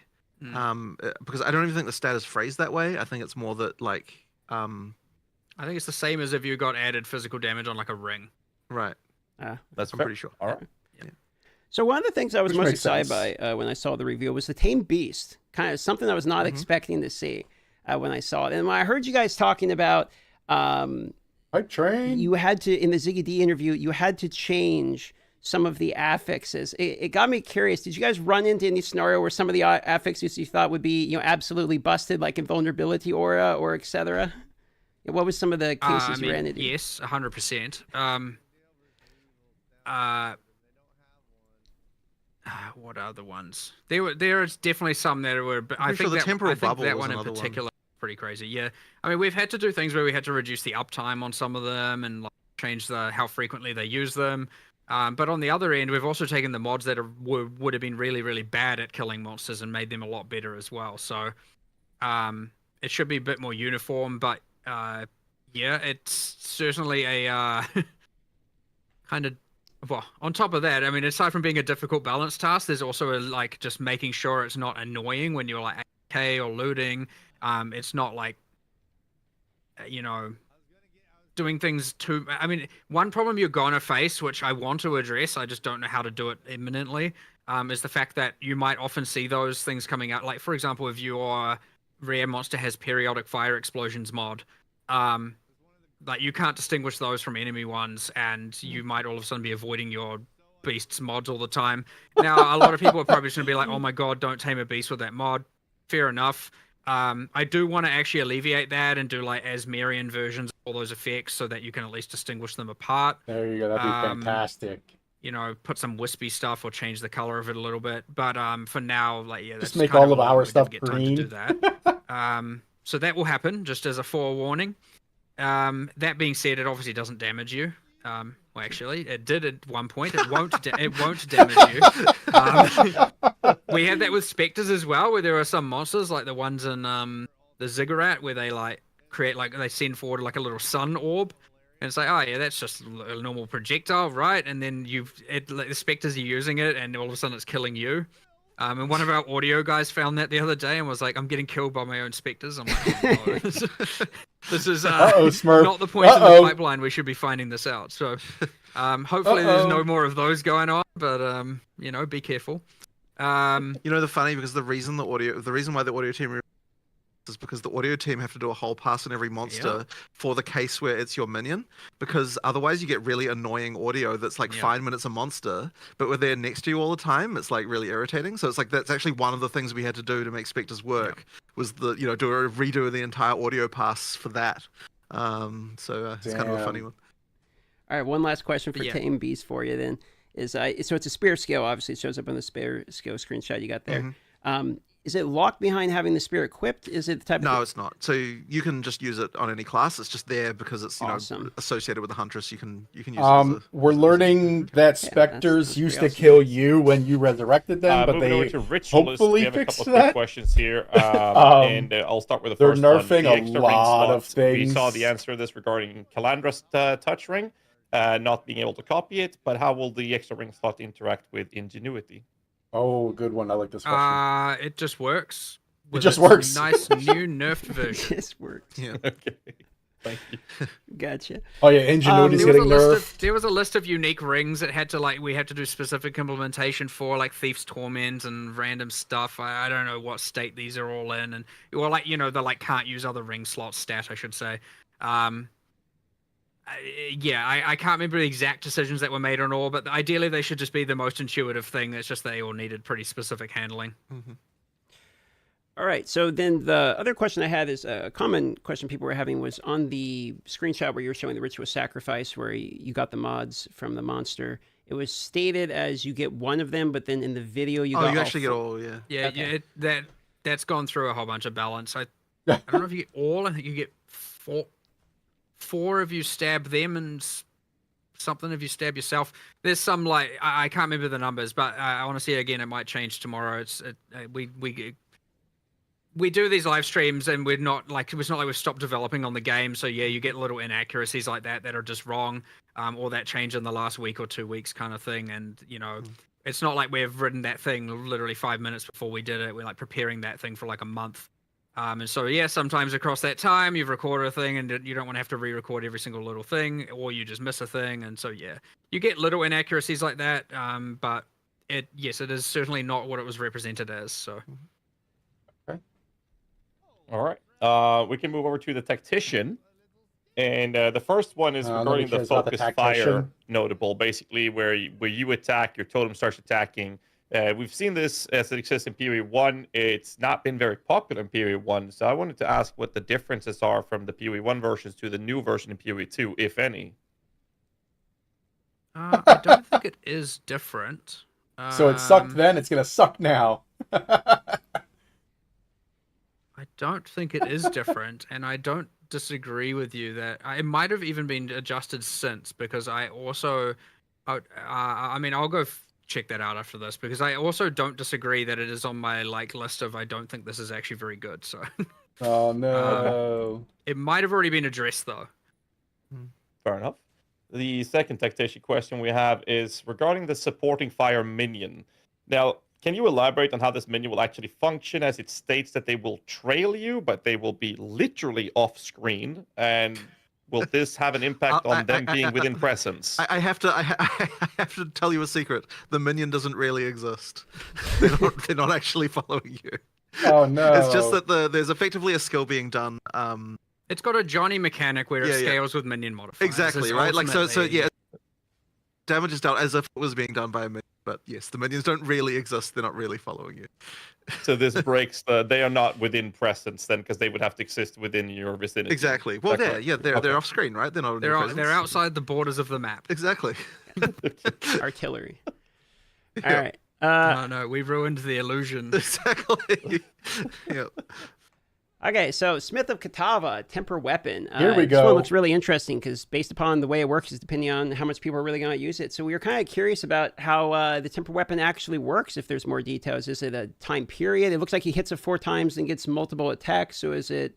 Do you want to give us more information about how temper weapon is going to work with that ascendancy? Oh, come on. I care can't about remember all the temper weapon. I exact want to know numbers. if it's going to because be they've probably RF. been changed, but effectively, yeah, it is. I believe it's a number of attacks, isn't it? Yeah, I mean, it was meant to fill a role similar to meditate, where it's like you do certain things, and in this case, it's meant to be not like you should be able to hit a few times and then get to use it for quite some time. Sure. Like it shouldn't be just like a really annoying where it's like literally between every pack I got to be sitting there hitting my weapon and because. But I believe, some number of hits of the weapon gives you a much greater number of actual fire explosions going off. So I just, again, without all the numbers in mind, I can't really explain exactly what that balance is, because they would have changed since I last saw it anyway. That works. There were some guesses on whether or not it was going to be duration or on hit. How many hits you get. It's based not. on It's on hit though. It is on hit. Okay, that answers that then. All right. Another note from the Smith of Kitava is Manifest Weapon, personal favorite of mine with Animate Weapon from PoE 1. Now, the question would be, how will this ability work? Is it preserving spirit? Is it copying your weapon? Could you elaborate on this? It copies your weapon. Whether or not it is using spirit, I don't think it uses spirit. I don't think so. No, it doesn't. But yeah, it's a copy of your weapon. I think each different weapon type has a skill. So if it's a mace, it'll occasionally do a slam, and if it's a staff, it'll occasionally, quarterstaff, it'll occasionally do. I don't remember what all the skills are, but the idea is that it doesn't just melee attack only. It has like an extra ability it uses on periodically. Okay. If you're dual wielding, do you get both weapons? I don't remember. I think no. You probably just get your main hand. It's probably. That'd be cool though. I mean, it would be, but technically that is way more damage. Unless you're saying it's one minion that attacks with both, in which case that would be cool. I'd have to have a look. In fact, it could. Maybe it is doing that. I actually, I don't know. We just I don't changed know. the game. Last question. Sorry. Often what happens there, just for context, we're involved in their like initial design. We have it at hands off. That level of detail we won't necessarily figure out. You hand it off to a designer. Designer will come back a few times asking intermittent questions about it, and then sometimes you don't see it again, and that's fine. You test it on live, or you play it on live. Like, other people have seen it. You trust the process. It works. It's just that, like, it's hard to retain literally details about every single ascendancy node and all of that when you have so much going on. So Sure. I have one question I have to bring up for my friend Pox here, since everyone's referring to Smith Okitava as the chieftain of PoE 2. Come on, where's our Are F? we getting RF soon? Not you'll have to wait until the class that's most associated with is. This is the class. ready to come out. This is unfortunately. it. So yeah, it won't be. It Sure, won't that be. answer. Come It won't on. be the. Unfortunately, it won't be the next class either. Maybe the one a little bit further down the line. I think. I had to ask. Mm-hmm. All right, so last question we have for Smith of Katava is a pretty basic one. The Heat of the Forge skill looks kind of interesting, and there's some debate. Does it work on, like, every hit you're casting a skill, or is it basically energy gain, sort of like the cast on ignites, cast on shock? I guess Mjolnir isn't out to talk about that right now. So, I mean, I believe it's energy build up, very similar to how the arrest will work as well. Just say it works the same as Mjolnir. Yeah, Leave but it at it's, that. I don't think that had been released. Yes, I know. So, I'm just joking. well, Mjolnir will work the same way, but lightning. That I know. Pretty sure it is like energy build up, but again, without knowing all the numbers, I can't exactly know the frequency in which things trigger and proc and whatnot. But That's fine. it is like, yeah, look, it's going to be energy based, similar to, and so will Mjolnir, I guess. So. Okay. All right. We'll try to speed up a bit. We don't want to take you too much time like we did last time. So we'll move over straight to the Lich. Now, the first and big question I think most of us are having is regarding eternal life. Basically, when you read it, it more or less tells everybody you're going to be immortal. So could you elaborate on this will work? Which one was that again? The names. Is that Your the... life can't change if you have energy shields. So if you have like Zealot's Oath, you have a Right. little bit of energy shield regen, you're not going to die. Mechanical stuff that you combine with modifiers such as Zelthos, Eternal Youth, or Demon Stitcher, Serious Disdain. The whole list goes in terms of how that would operate. Was there about this? I mean, we acknowledged it was powerful. That's for damn sure. So many mechanics around this. But yeah, you're basically immortal as long as you have any energy shield. I mean, the name is fitting, I guess. I agree. I can't. We had a massive discussion about this and like figured out that it was strong, but maybe okay. Now whether or not we're right about that, we'll see. We're playing the Lich, boys. We're playing the Lich. Again, without looking into this more and talking to people, I won't be able to get an exact answer. But like, look, we're not going to intentionally release something that makes you just actual God mode. So either people are now going to tell us about what we messed up, and we're going to go change something or counterbalance something, or maybe there's some misconceptions about how it works or something like that, which we probably need to clarify. They again might have already addressed something to do with this as well. I'd have to have a look. I have certainly since the thing not been entirely like up to date on what ascendancy class changes have been happening, just because again there's too much other stuff going on. So. Mm-hmm. Sure. Well, two quick You might be questions. immortal, you might not be, as the summary of it. We'll see. Hopefully, I would imagine you're not going to be fully immortal. I believe that it should be okay. Yeah. I mean, they're not just going to add that without some level of. Yeah, there was a bit of a. Who's tip to they? The, You or captains they, who- Jonathan? They had like stitchers when you showed the showcase. Had stitchers he was wearing. He was wearing that Serious Disdain. So I'm like, okay, Yeah. it's a bit of a inside nod to it, I suppose. Right. Okay, so a couple questions here related to the other ascendancies. Conduit, when it says you lose 5% of mana per second, we're assuming that's current mana, or is that actually 5% of maximum mana? Sorry, which one was that? Sorry, I didn't- Necromantic Conduit, where it says as a modifier where you're going to lose 5% of your mana per second is sort of the downside of that one there. So I mean, if it doesn't say maximum, it should be current. got it. And then But I won't ever. Again, we're getting into like the level of specific that I am not able to stay entirely up to date on or informed of nowadays. But I'm pretty sure it would be current if it doesn't say maximum. But again, I will not say that there isn't just a mistake in the description. But we do have several people check all of that, so it should be current if it doesn't say max. Gotcha. Well, the last one we have for you on the Ascendancy here, it's about the jewel socket, which looks pretty cool. You get the extra jewel socket, you go in the lich there. Can that Adorned. be used with Adorn? Boom, adorned. Not putting Adorn in the socket, it's- but does it calculate Is within it the jewel? non-unique? I think it's non-unique jewels only, right? Yeah, basic jewel. So it's the basic jewel that you put in there. Can the Adorned outside on the Oh, passive can tree you do? affect the jewel? Good question. I want to say yes, Ooh. but I don't know why I want to say yes. I feel like I want to say yes because that's probably what you'd expect, but that might have been handled if it was in a case that was unacceptable. There's a good chance someone they would have tested that and found out one way or the other and made it either work or I mean, not. it basically but, gets you an extra jewel socket intuitively at it that should point, work. right? But again, it may have been handled already. All right. Interesting. We're gonna move on to some minion questions. Yeah, where's first we have Smurf the at? Asmarian Wisps Smurf. and how they operate with a new mechanic for the O2. And I was curious how the radius of these would be affecting enemies, as we have enemy or minion builds, we have a non-minion builds that applies to killing enemies fast enough. Will these wisps actually have the time to affect the enemies before you reach them? Would that be an issue for minion builds and other builds like Dead Eyes and whatnot? They do move pretty fast when you're in front of them. So like, and they don't like get blocked by monsters or anything like that. And the radius is like relatively high, so I don't think it should be much of an issue. So I guess I would say Yeah, just like if we're we've- tweaking those parameters correctly, you should We've be done a fine. few things, like when the wisps start to possess, like when they get in range of their target, they make their target unable to die, so that you can't kill it just as it's possessing it. There's a few little things like that. But yeah, they are pretty generous with it. I'm not going to say it's impossible. Like, there's always going to be some kind of killing edge of screen. Well, hopefully not always.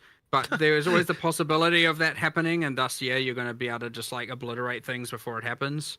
But it's pretty difficult to do, honestly. At least you can't, unlike torment spirits, kill the spirit on accident to start with. So at least there's that. One step in the right direction. That being said, yeah, I'm not going to say it's impossible. Like, it's obviously if you are extremely powerful and in like an underleveled area, there's a good chance you're just going to kill everything with a single tap. The moment it even not even approaches your screen. That being said, it should be that we've done enough to account for this. If we haven't, there is always more we can do to account for it. So we'll just have to see. But I'm pretty sure it's in a decent spot right now. Hopefully, it won't be a problem. So we have a question that's sort of a follow-up from one of the previous updates. Minions got an AI improvement around body blocking, and we were wondering if there's going to be any further AI improvements to body blocking in 0.2. I don't think we've got anything else in 0.2.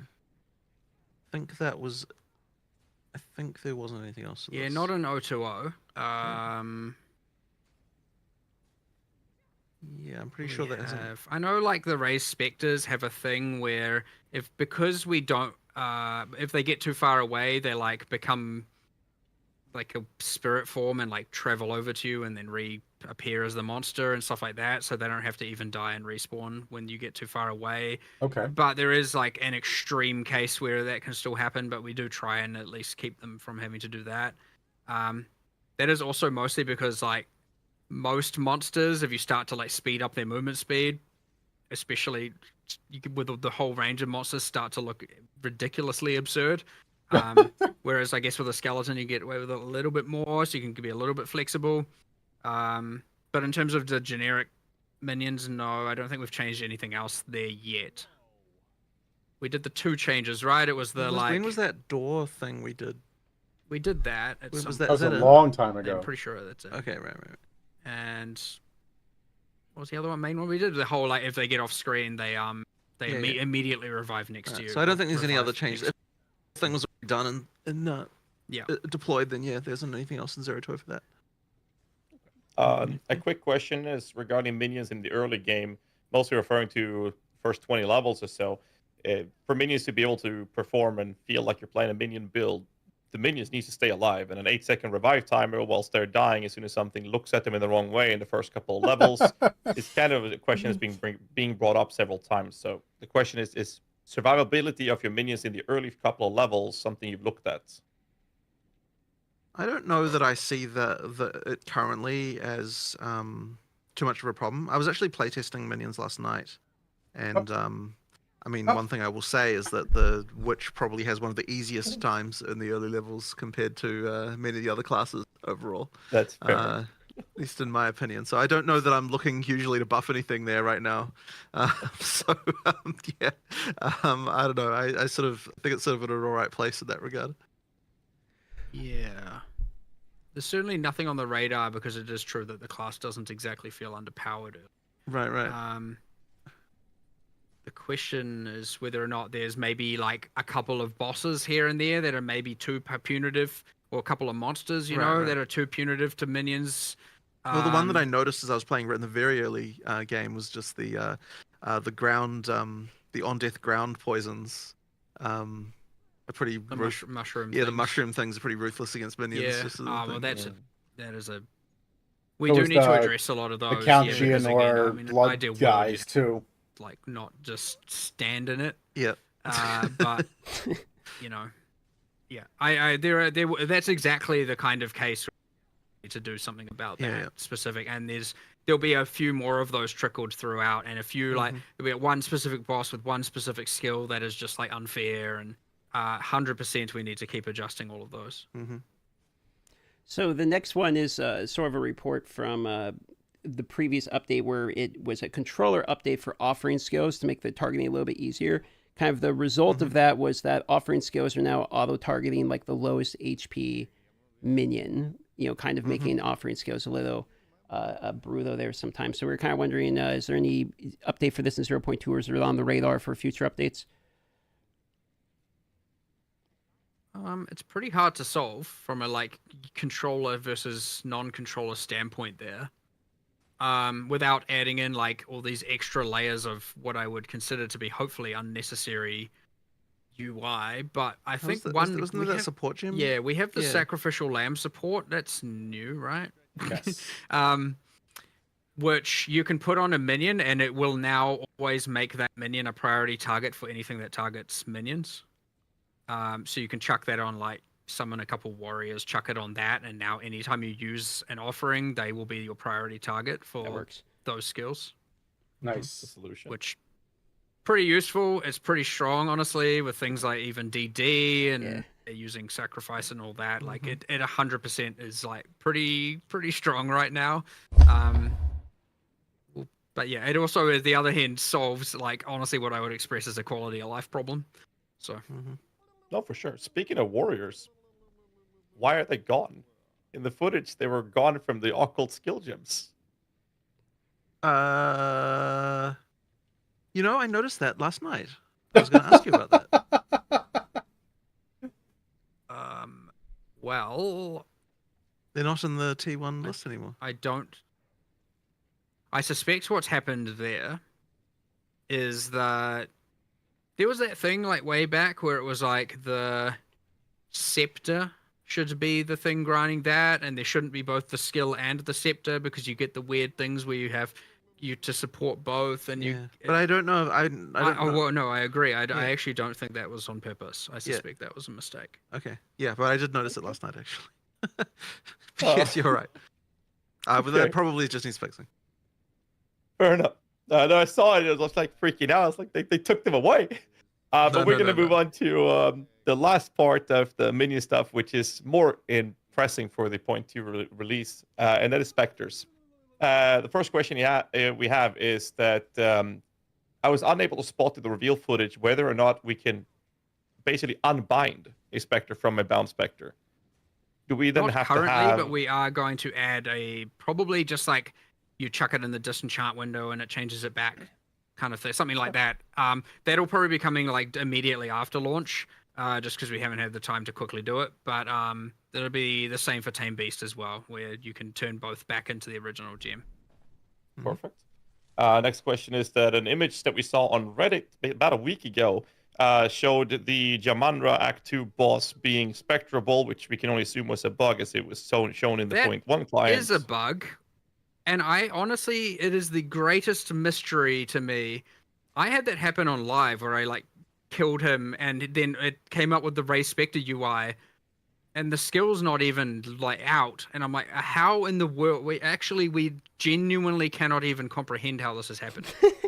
And like, there's this level of reproducibility that is, but there's just nothing. Well, it doesn't make any You sense. know the bug I run last night, which I've had on live before as well, and I've like no one can do any explanation as how this is possible. But sometimes when I go back to Act 1 Town, I just get the PoE 1 UI for all of the NPCs. Like the old conversation UI from PoE 1, and no one has any explanation as to why this can occur.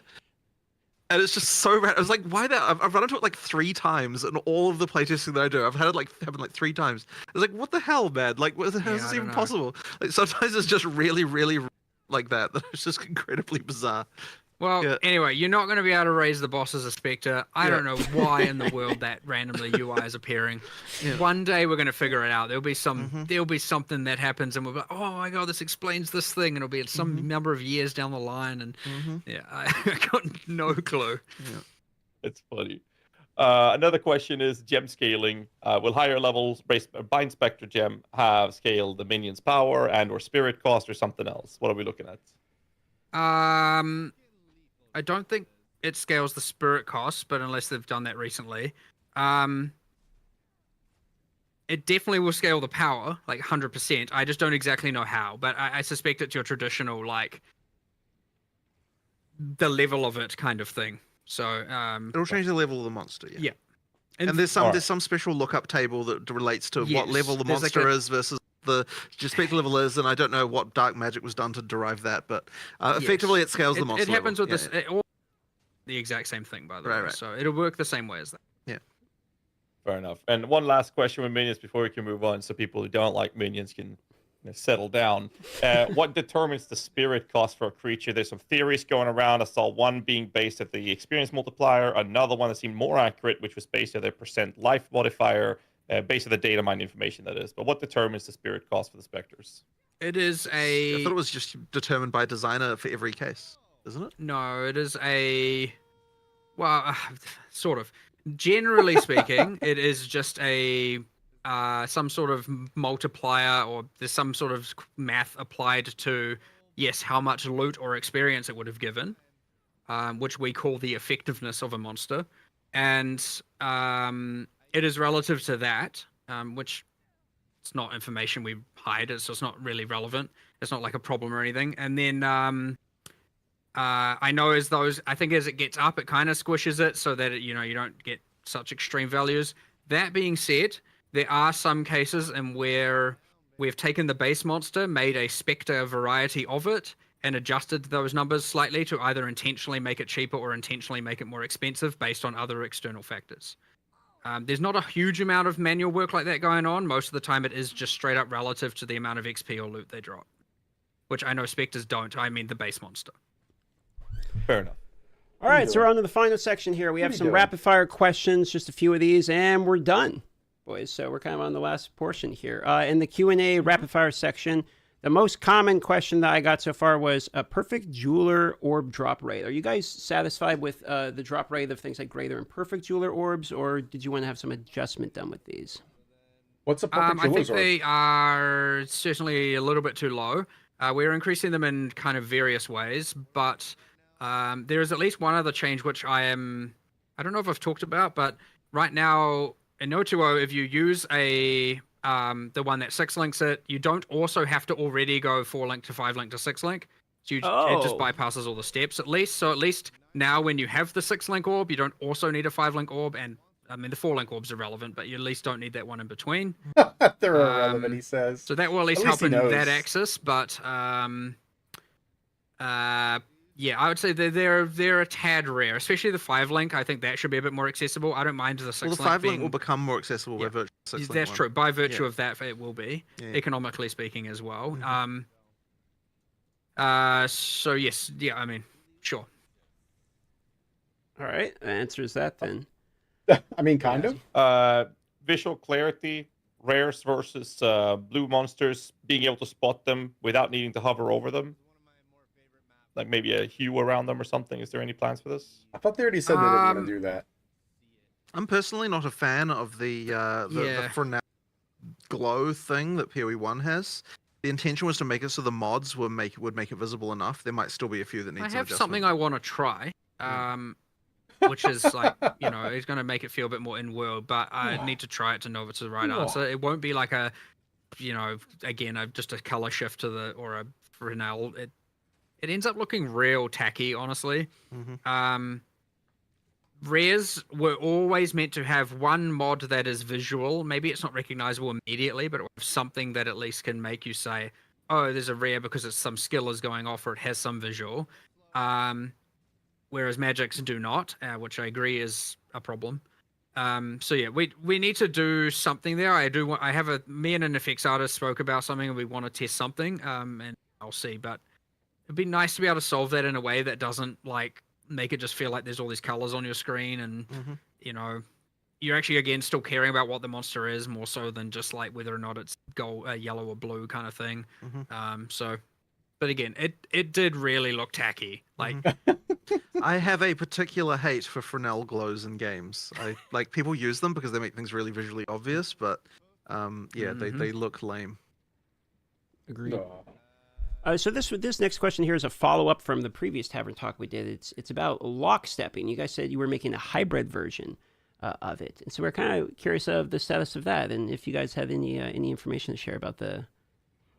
Unfortunately, we haven't had time to do still more on we that just one. we don't even have predictive right now, right? Yeah. So no, it hasn't been done yet. Sure. All right. Next question is searching nodes in the passive skill tree. It's currently very hard to see what nodes apply to your search prompt in the passive skill tree. Will this see any improvement?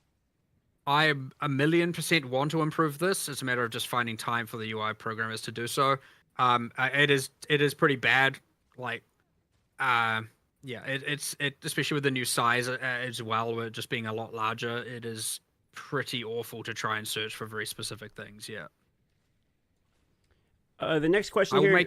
I'll make it happen. I just hopefully it won't take too long is all. All right. So another question that we've seen is about API improvements potentially. For instance, being able to, the current NeverSync can't use this filter where you can't do like tiers 1, 2, and 3. You can't hide them individually. So improvements around that specifically, or additions to API in Gemro. Is there any update on this? So tiers 1 like. I suspect the rarity tier of the dropped rares are not exposed to the item filters. Really? Was that not done? That's the implication there. I was actually not aware of that. And if it isn't, then we sometimes we just miss the obvious things. Yeah. Yes. Well, that would be trivial to add, though. We could probably do that. There was something we did that was also obvious and very beneficial. Oh no, it was the tier of the skill gems or something. I think we were adding, if not already added, right. as well, because that was another thing you could filter by skill gem, but not by the. But rarity tier should be fine to add. That should be 100% should be fine to add. All right. Next question we have is localization improvements, as in different language support. It's been asked by multiple people. Is that something we're looking at for 0.2 or forward or future? I mean, certainly 0 to 0 isn't going to have any extra languages, I believe. I think there was a list of languages that we still were planning on adding, but it's not like in the immediate time horizon. There's nothing on 0 to 0 though. Ready to get off? It's kind of a random question, but currently how hardcore works, because there's no league, there's just the standard, is if you run hardcore SSF and you die, you become softcore SSF, right? So I'm assuming that if you die in hardcore Dawn, you're going back to the base. Actually, no. So we are actually going to make it so you go back to the non-hardcore Dawn of the Hunt League. And it's funny because the reason why originally we made it so that hardcore of a league went back to standard instead of back to the lower version is that we actually had people in standard. In the league were getting annoyed that people would die in hardcore and then be above them on the ladder. Because the people in hardcore were actually better players at the time. This is a long time ago. People in hardcore were better players than the people not in hardcore, we actually made that change because of people getting angry about that. But I think these days that won't be a problem anymore. So it's probably fine to just have that. Even if it is, we could just delist them from the ladder. Yeah, for we some could amount of probably time. delist.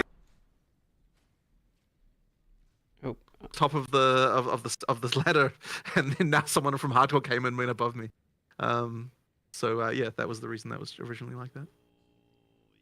All right. And next question here, and I'll send over to Ghazi, is visual clarity specifically in regards to delirium affected maps. So sort of in the end game, you're basically going to be deliriousing most of your maps if you're juicing, and it can be a little monotone in color of the saturation. So I mean, I'm iterating on this. Like, I literally multiplied the delirium fog intensity by 0.5 yesterday, just as like. Now I'm going to look at it again, and then maybe today I need to even lower it further or whatever. Sure. You know, like 100%. It should be addressed, at least mitigated, if not all the way addressed in O2O. Yeah. Oh, excellent. Thank you. Awesome. Two more rapid fire questions. First one being privately, will we see the possibility of this during the early access stage of the game? Should be in early access, but not in the near future. We just need the web guys need to get time to sort it out. And once that's done, we'll get it in. All right. Last question. I would like to circle back to the API question, and that is regarding being able to see your character on the website that we have at PV1, but it also opens up the possibility for path of building imports. Yep. So that is something that is being worked on. Same team. There's, we'll get there soon. I mean, even internally, it would be nice for us to be able to look at characters on the website because, like we can just look at anyone's character as like admins, and that's just nice to be able to do. Just for, just for investigating things like why is this character OP and that kind of stuff. So yes, it'd be nice if we had that. All right. Well, that pretty much concludes it. I have one fun question for you on the way out the door, which is what do you predict the most commonly played class is going to be for the first week? Well, obviously the Huntress, right? Like, obviously, there's going to be a billion people wanting to try that out. So, yeah, I mean, look, it'll probably be some ridiculous number, like 70% Huntresses or something. I don't know what the number will be, but something like that. I mean, you would assume so, yes. Yeah. Right? But I mean, after that, yeah, after that is is that tougher to understand? So Amazon or Ritualist then? What are you going with? Oh, okay, right. You mean in terms of sanity? Well, okay. I reckon Ritualist for some reason. I just reckon.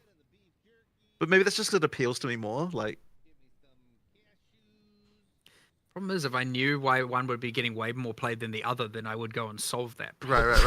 But I mean, to me, it's like I immediately taking the slot. I'll pick the other one. I'll pick the other one just because I can't both pick the same. So I'll pick Amazon. Right. And I'll do it just because of the name and the Diablo 2 association, and I'm just going to pray that everyone just wants to play Javazon. And my last playtest for the Ritualist, I took the ring slot, and then I didn't have a ring in my inventory.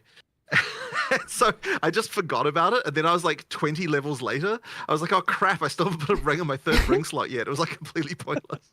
But hopefully the top 2 it's not only just pointless because the nodes. Because there's a downside. So I was like saying myself, I forgot to add the ring.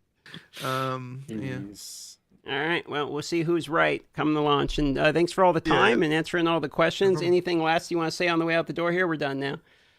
I think we're good. Thank you very much. Good. All right. Cheers. Thanks for your time, everybody. All right. Thank you. Thank you. All right. All right. So that was fantastic. This guy, unfortunately, probably still doesn't want this. What is this? This is, I mean, let's see. We'll add him real quick. Invite, see if no, he's gone. All right.